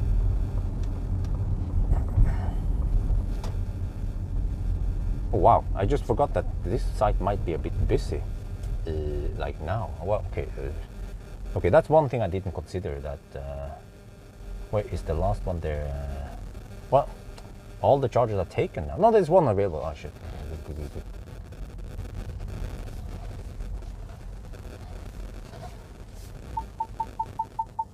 I didn't expect ladestav now.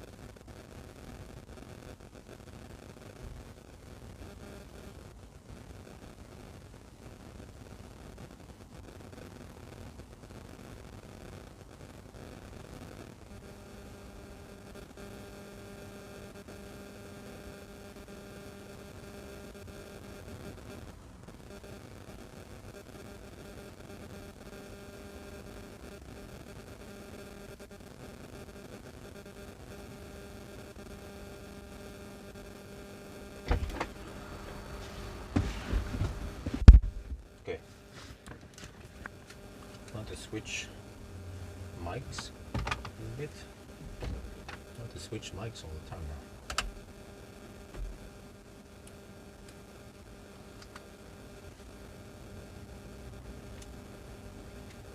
Nope, I haven't tested 20%. Tasted, yeah.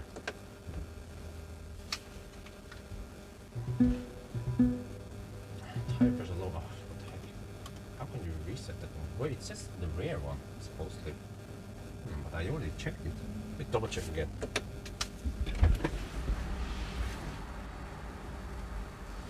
It looks normal.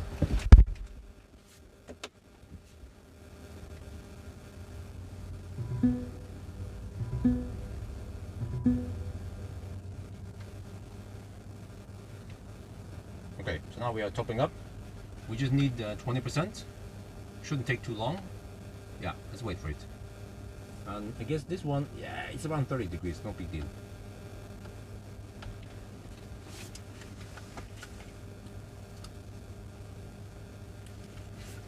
Yeah, just show this one, but then I don't have to show the other ones. I think I took 30% and so on. I don't have to show this every time. Let's hope I don't blow a tire or some shit here, but it's just high pressure low, but there's nothing wrong with it. It looks normal. I double check it, triple check. What? Dude, that dude has Continental Viking contact winter tires. What? Oh, Jesus.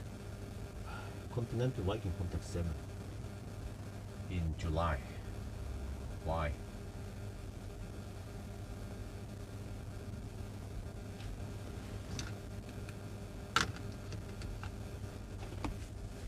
Well, my concern is that once I get back here, the charger might be occupied and it will take longer to reach the next breakpoint. Now I'm getting 130 kilowatt, not the noise. Oh, even though I have to after we unplug, I have to show the charge limit. I have to wear 2 microphones now.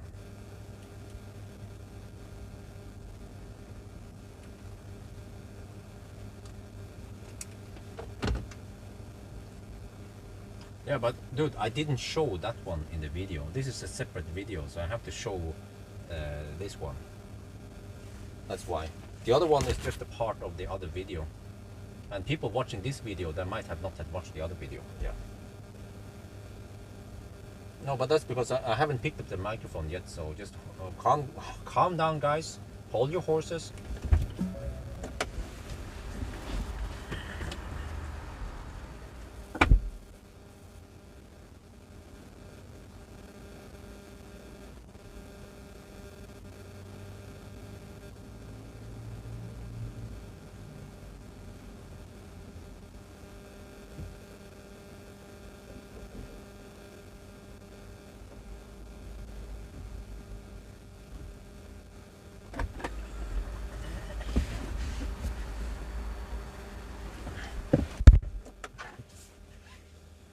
Man, this is why I just want to end the live stream, because you guys will be like, oh, but why are you doing this? What is wrong there and stuff like that. Dude, I'm actually working now on a test, but I don't want to just explain to you guys everything that I need to explain in the video anyway. So it's kind of a little bit disturbing that you guys keep asking me about stuff all the time. Wait, maybe I can get rid of this one. Okay. You see, now we are 20% and we still have a power limit here. How much is it? Let's find out.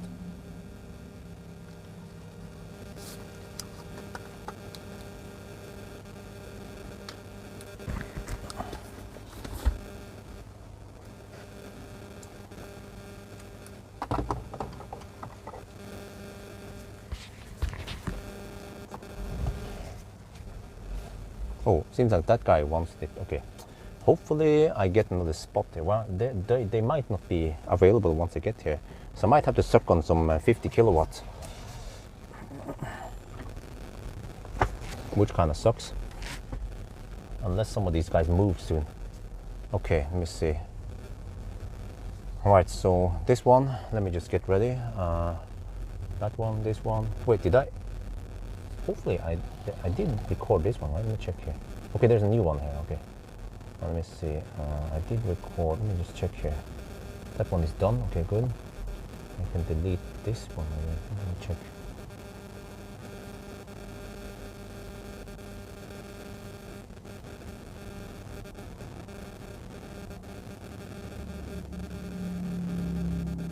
Right, okay, we're good. All right, we're ready for the launch. Okay, let me get ready. Launch at 20%.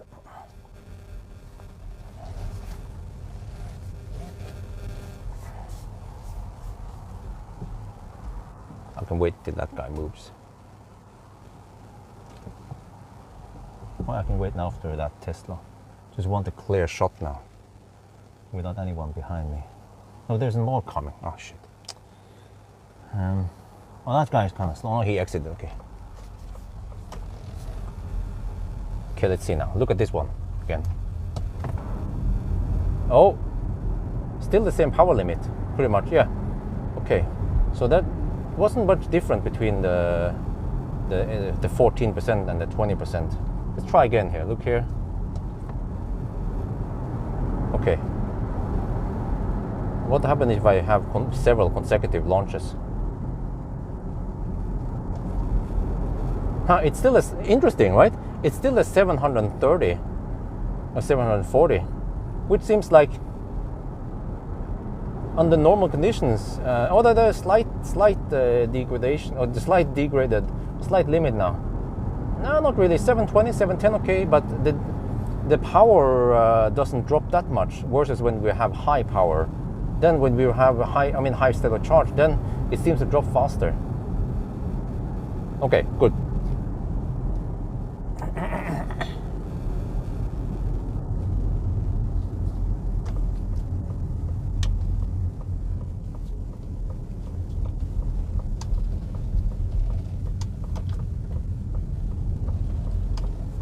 I might have a power limit part 1 and power limit part 2. Now, what the heck do I do now when the chargers are occupied?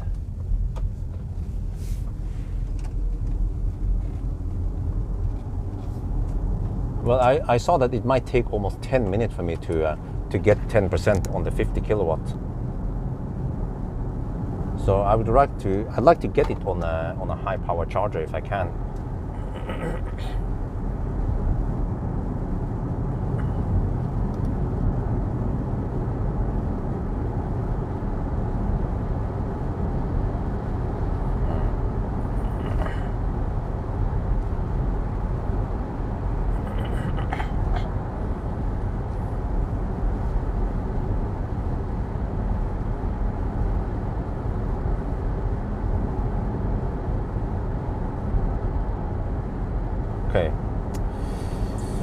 Yeah, well, I guess rather than sitting there waiting, there was a freaking Volvo C40 with winter tires on, charging to 91%, getting 11 kilowatts. Like, when the heck will he leave? Hopefully he will leave soon. Just need a spot for, I need to charge for only 3-4 minutes, and then I have the next 10% tier. Otherwise I have to take the 50 kilowatt charger, because the other ones would be kind of too far away from here, and it's not worth it going too far to get the high power charger. You know, the tire pressure fault is still there, and it claims that the left rear is problematic, but it claims that all of them are 0 bar, but then it blinks at the left rear. So, but did I spin too much? Did I ruin one tire? I haven't spun that much really. Like, I haven't done donuts or anything. You know, there's a little bit of tile spin that shouldn't matter too much. Okay, let me see. Now, Laderstau, or do we have? No, we have one clear. Yeah, one is clear, but the leaf, you can't use that one. Okay, whatever. No, the leaf, you can't use that one, dude. It's a high power charger. Okay, whatever. I'll take this one. Just quickly plug it in.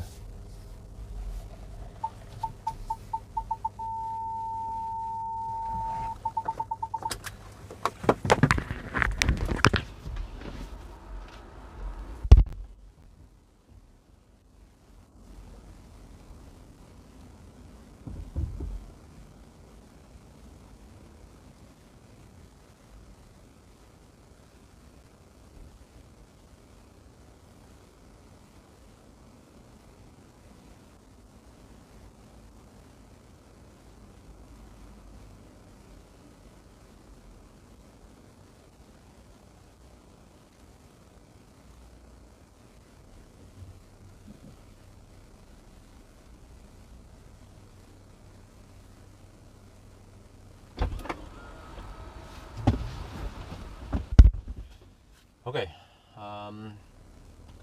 Yep, now we charge to 30%. I think we don't have to charge that much more before. Well, we will see, I guess. It would be interesting that maybe already at 50% we have the power limit. We'll see. So this is like the reverse 90 to 10%. Yeah, but it's just that we end when we don't have power limit left. Or again, or yeah, anymore, I mean. So it goes fairly fast. We're getting 130 kilowatt now. I don't even bother moving the screen because it goes kind of fast. We just, yeah, it will take just a couple of minutes now, or yeah, 3-4 minutes before we reach 100%. I mean, okay, I can hold it here in case you guys want to see what's going on. Just hold it here. Yeah. So it goes fairly fast. Wait. Ah, when we plug in. Oh yeah, of course, that makes sense. When we plug in now, we get 130 kilowatt. Normally we will not get 130 kilowatts. So this is the nice boost we get since we plug in at higher state of charge. So I like it. Yeah. Weird noise. And it seems like the battery temperature doesn't go up too crazy. So let's wait a little bit until we have 30%, and then I unplug. I can just press the button on the side, and that's very convenient. Yeah, but this goes way faster than if I have to suck on some 50 kilowatts. So I really hope I can use the HPC here for all the tests. Yeah, the charger is making some noise for the mic, but don't care why. Is it really that bad?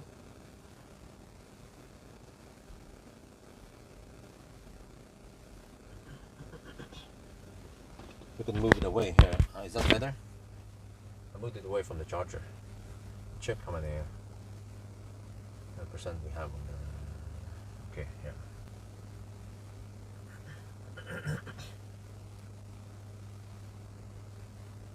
Okay, now we start throttling a little bit, but that's still fine.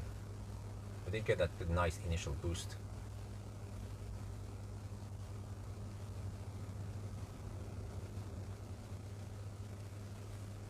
Well, maybe this kind of acceleration test is better. Oh, actually, yeah. Because normally I have to spend a lot of time just driving down 10%, but driving it up is actually easier. I mean, charging it up is faster than driving it down. Well, or is it?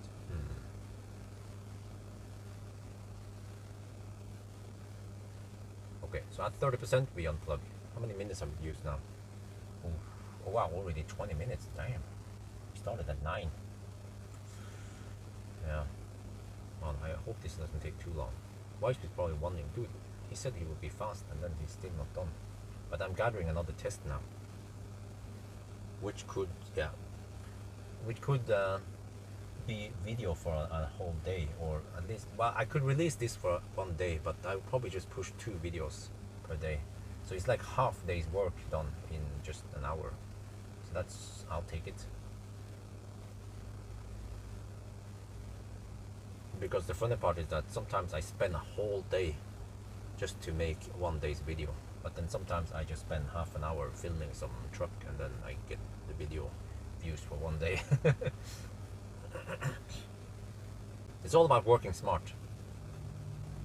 Okay, 20 point, yeah, okay, almost done now. I wonder if I'll get that nice 130 kilowatt boost and when I plug in at 30%, or it will be 29%, I guess, once we're back here again.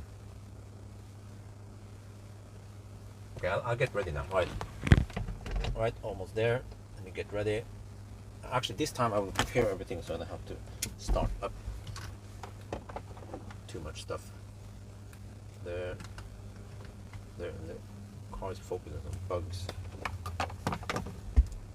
28.5 now, almost done.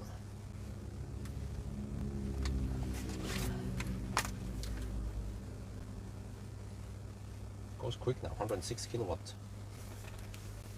29. 29! It's all about the 9s here. Okay, go on.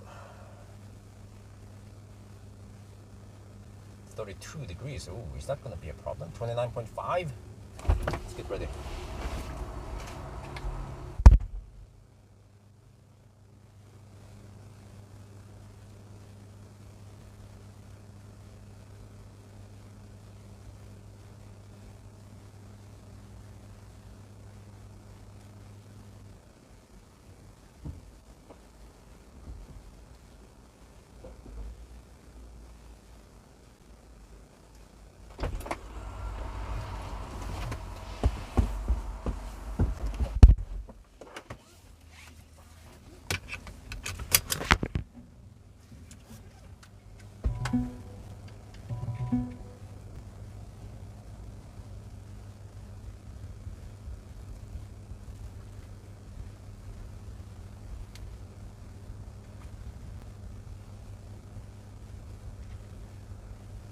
%30%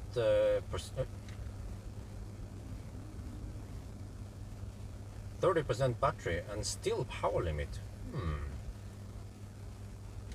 Okay, that was the initial. Oh wait, it changed it. Oh wait. That's interesting.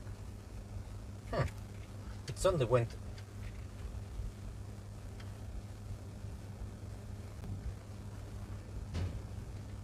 Wait a minute. Suddenly it went up. Now we have just minor power limit. Interesting. Okay, now it seems to have about 95% power left. Maybe because the battery is getting hotter. Okay, let's get ready. Maybe this is the. Well, maybe I have to go 40%. We'll see.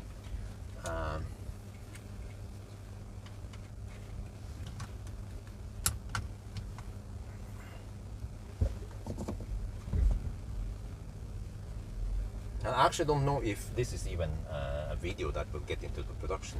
If we don't get any interesting result, then we just scratch it. Wow, that Volvo is still charging there. He's at. Wow, he's at 96%. This Volvo with the Continental winter tires, and he's still charging. Wow, do you want to go 100%, bro? No, he's at 96%. Okay, next one. Launch at 30%. Well, no, thank you.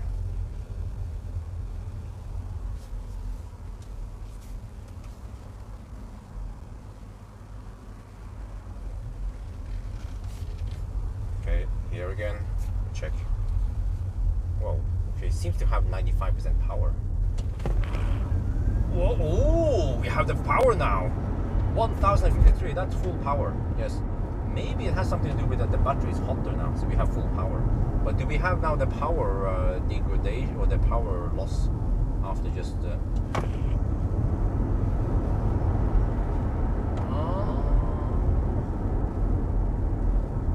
maybe a third launch now. Yeah, now we are at 600 again. Okay. Okay. So you get full power at least to around 30%, and then you start losing power.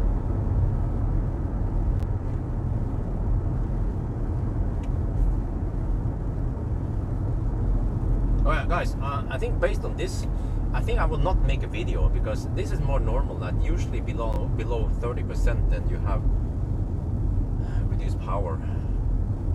Well, is it? Let me think here. I'm gonna think before I'm on my way back home. I might make a little conclusion video once I'm back home. But is this really a problem? Wait, Mike, get over here. Because many cars will have some kind of power limit, but below 30% is kind of early. Which means that, okay, so if you go for the Mach-e, well, okay, no, but you know what? It is interesting still. Yeah, it is still interesting, because it means that if you go for the Mach-e GT, you have the power, I don't know, from 100%, but below 30%, I'm not sure where, then you don't have that maximum power anymore. At least at 20% you don't have it. I don't know where the limit goes. I mean, we can try, but roughly somewhere between 30 and 20% you lose that one.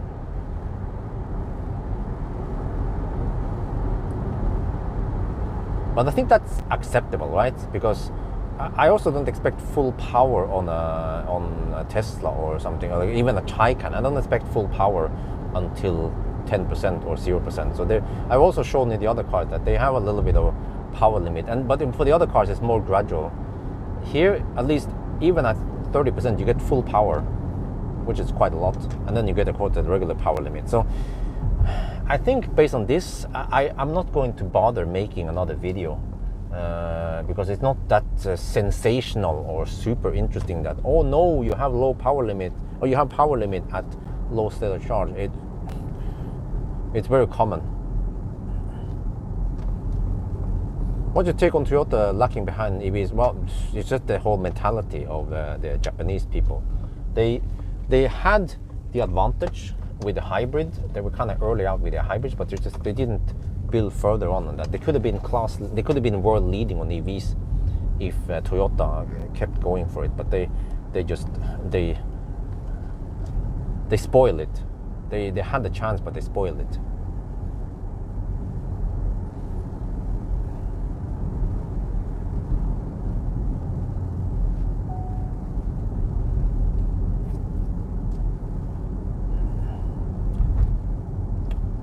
Well, I could bundle this into the power limit video.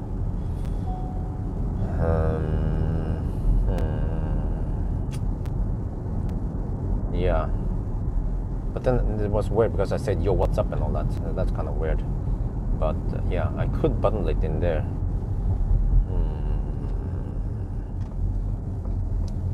Yeah, but most cars, they will already start limiting the power when we get to like 20% at least. So in this one, yeah, okay, you get a 30% power limit, or you get 70% power at 20%, which is kind of normal anyway. I don't consider it a scandal or anything, you know. But the funny part was that when I had the power limit, then there was no what, does he want to talk to me? No, I'm kind of busy, I need to go back home. But when we have the power limit, the funny part was that when in power limit mode, then when we hammered it, we kept getting 700 amp, and it didn't drop. So that kind of okay.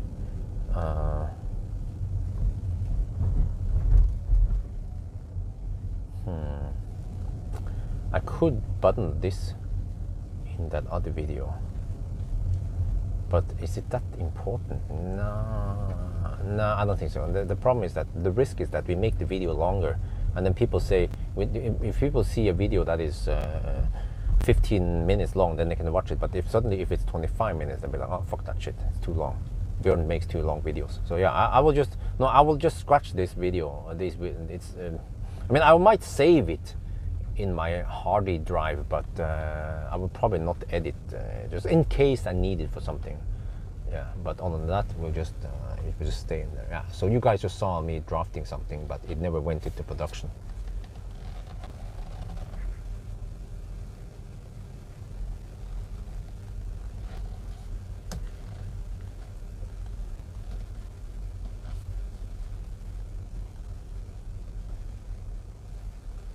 What the heck? What's wrong here? I'm supposed to upload 3 files. Yeah, come on, go. Why is it only 2 of them there? Okay, whatever. Hey, where's the third one? Dude! Oh, what the heck is wrong here? Let's see, it's the 24 and the 53. Okay.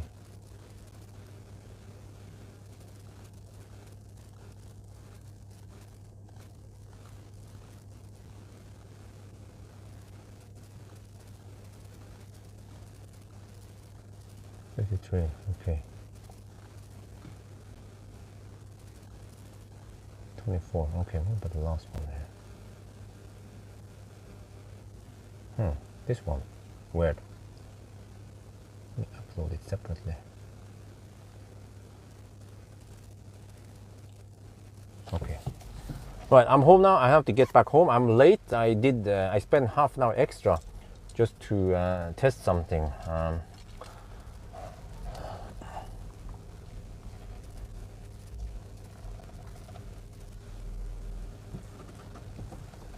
This has been a long day already, and I think I need to just bail out now. I have to get back in there to the rest of my family.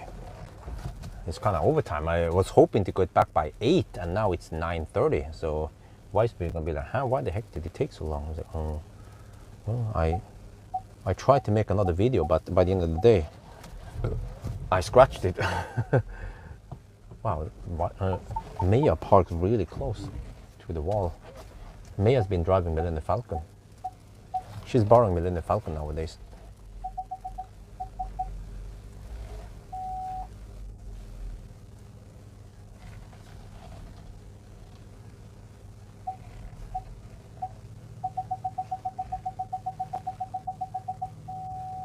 But the interesting part was that it changed the power limit. But okay, whatever. Right, I'm done here, I'm done there. Let me delete these ones, clean up here, delete. All right. What the heck is wrong with this one? This file is bogus. I'm trying to delete it. There. Okay, good. Car scanner, right? We're good. 10-hour stream, yes.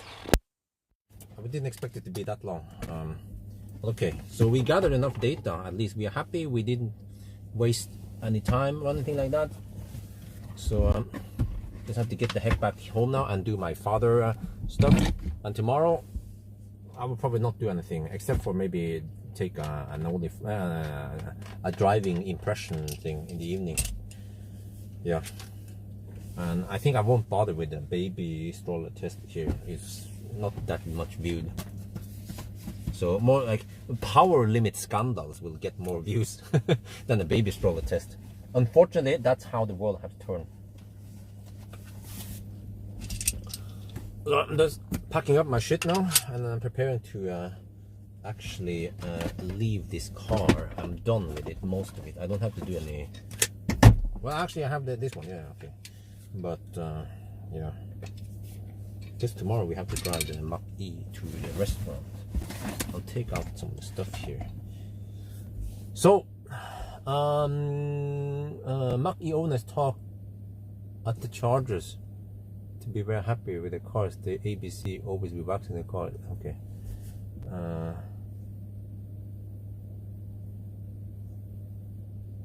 Yeah.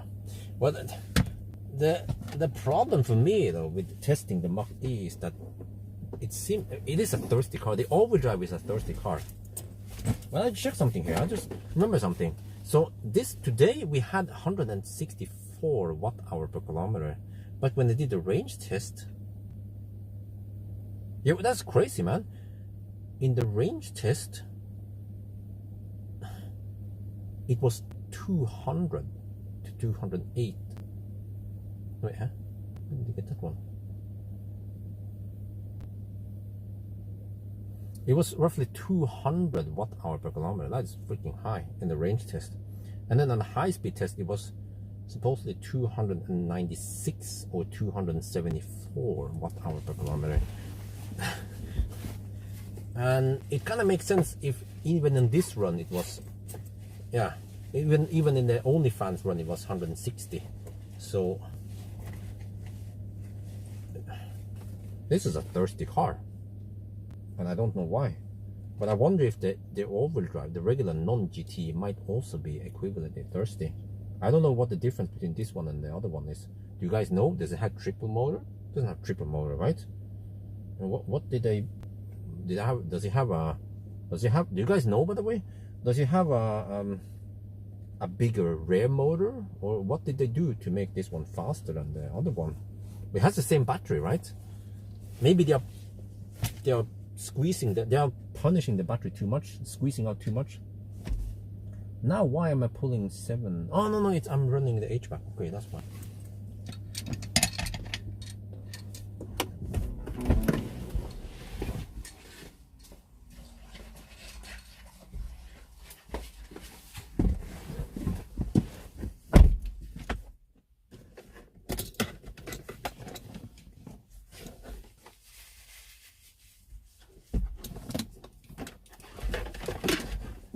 Okay, I have to pack my shit.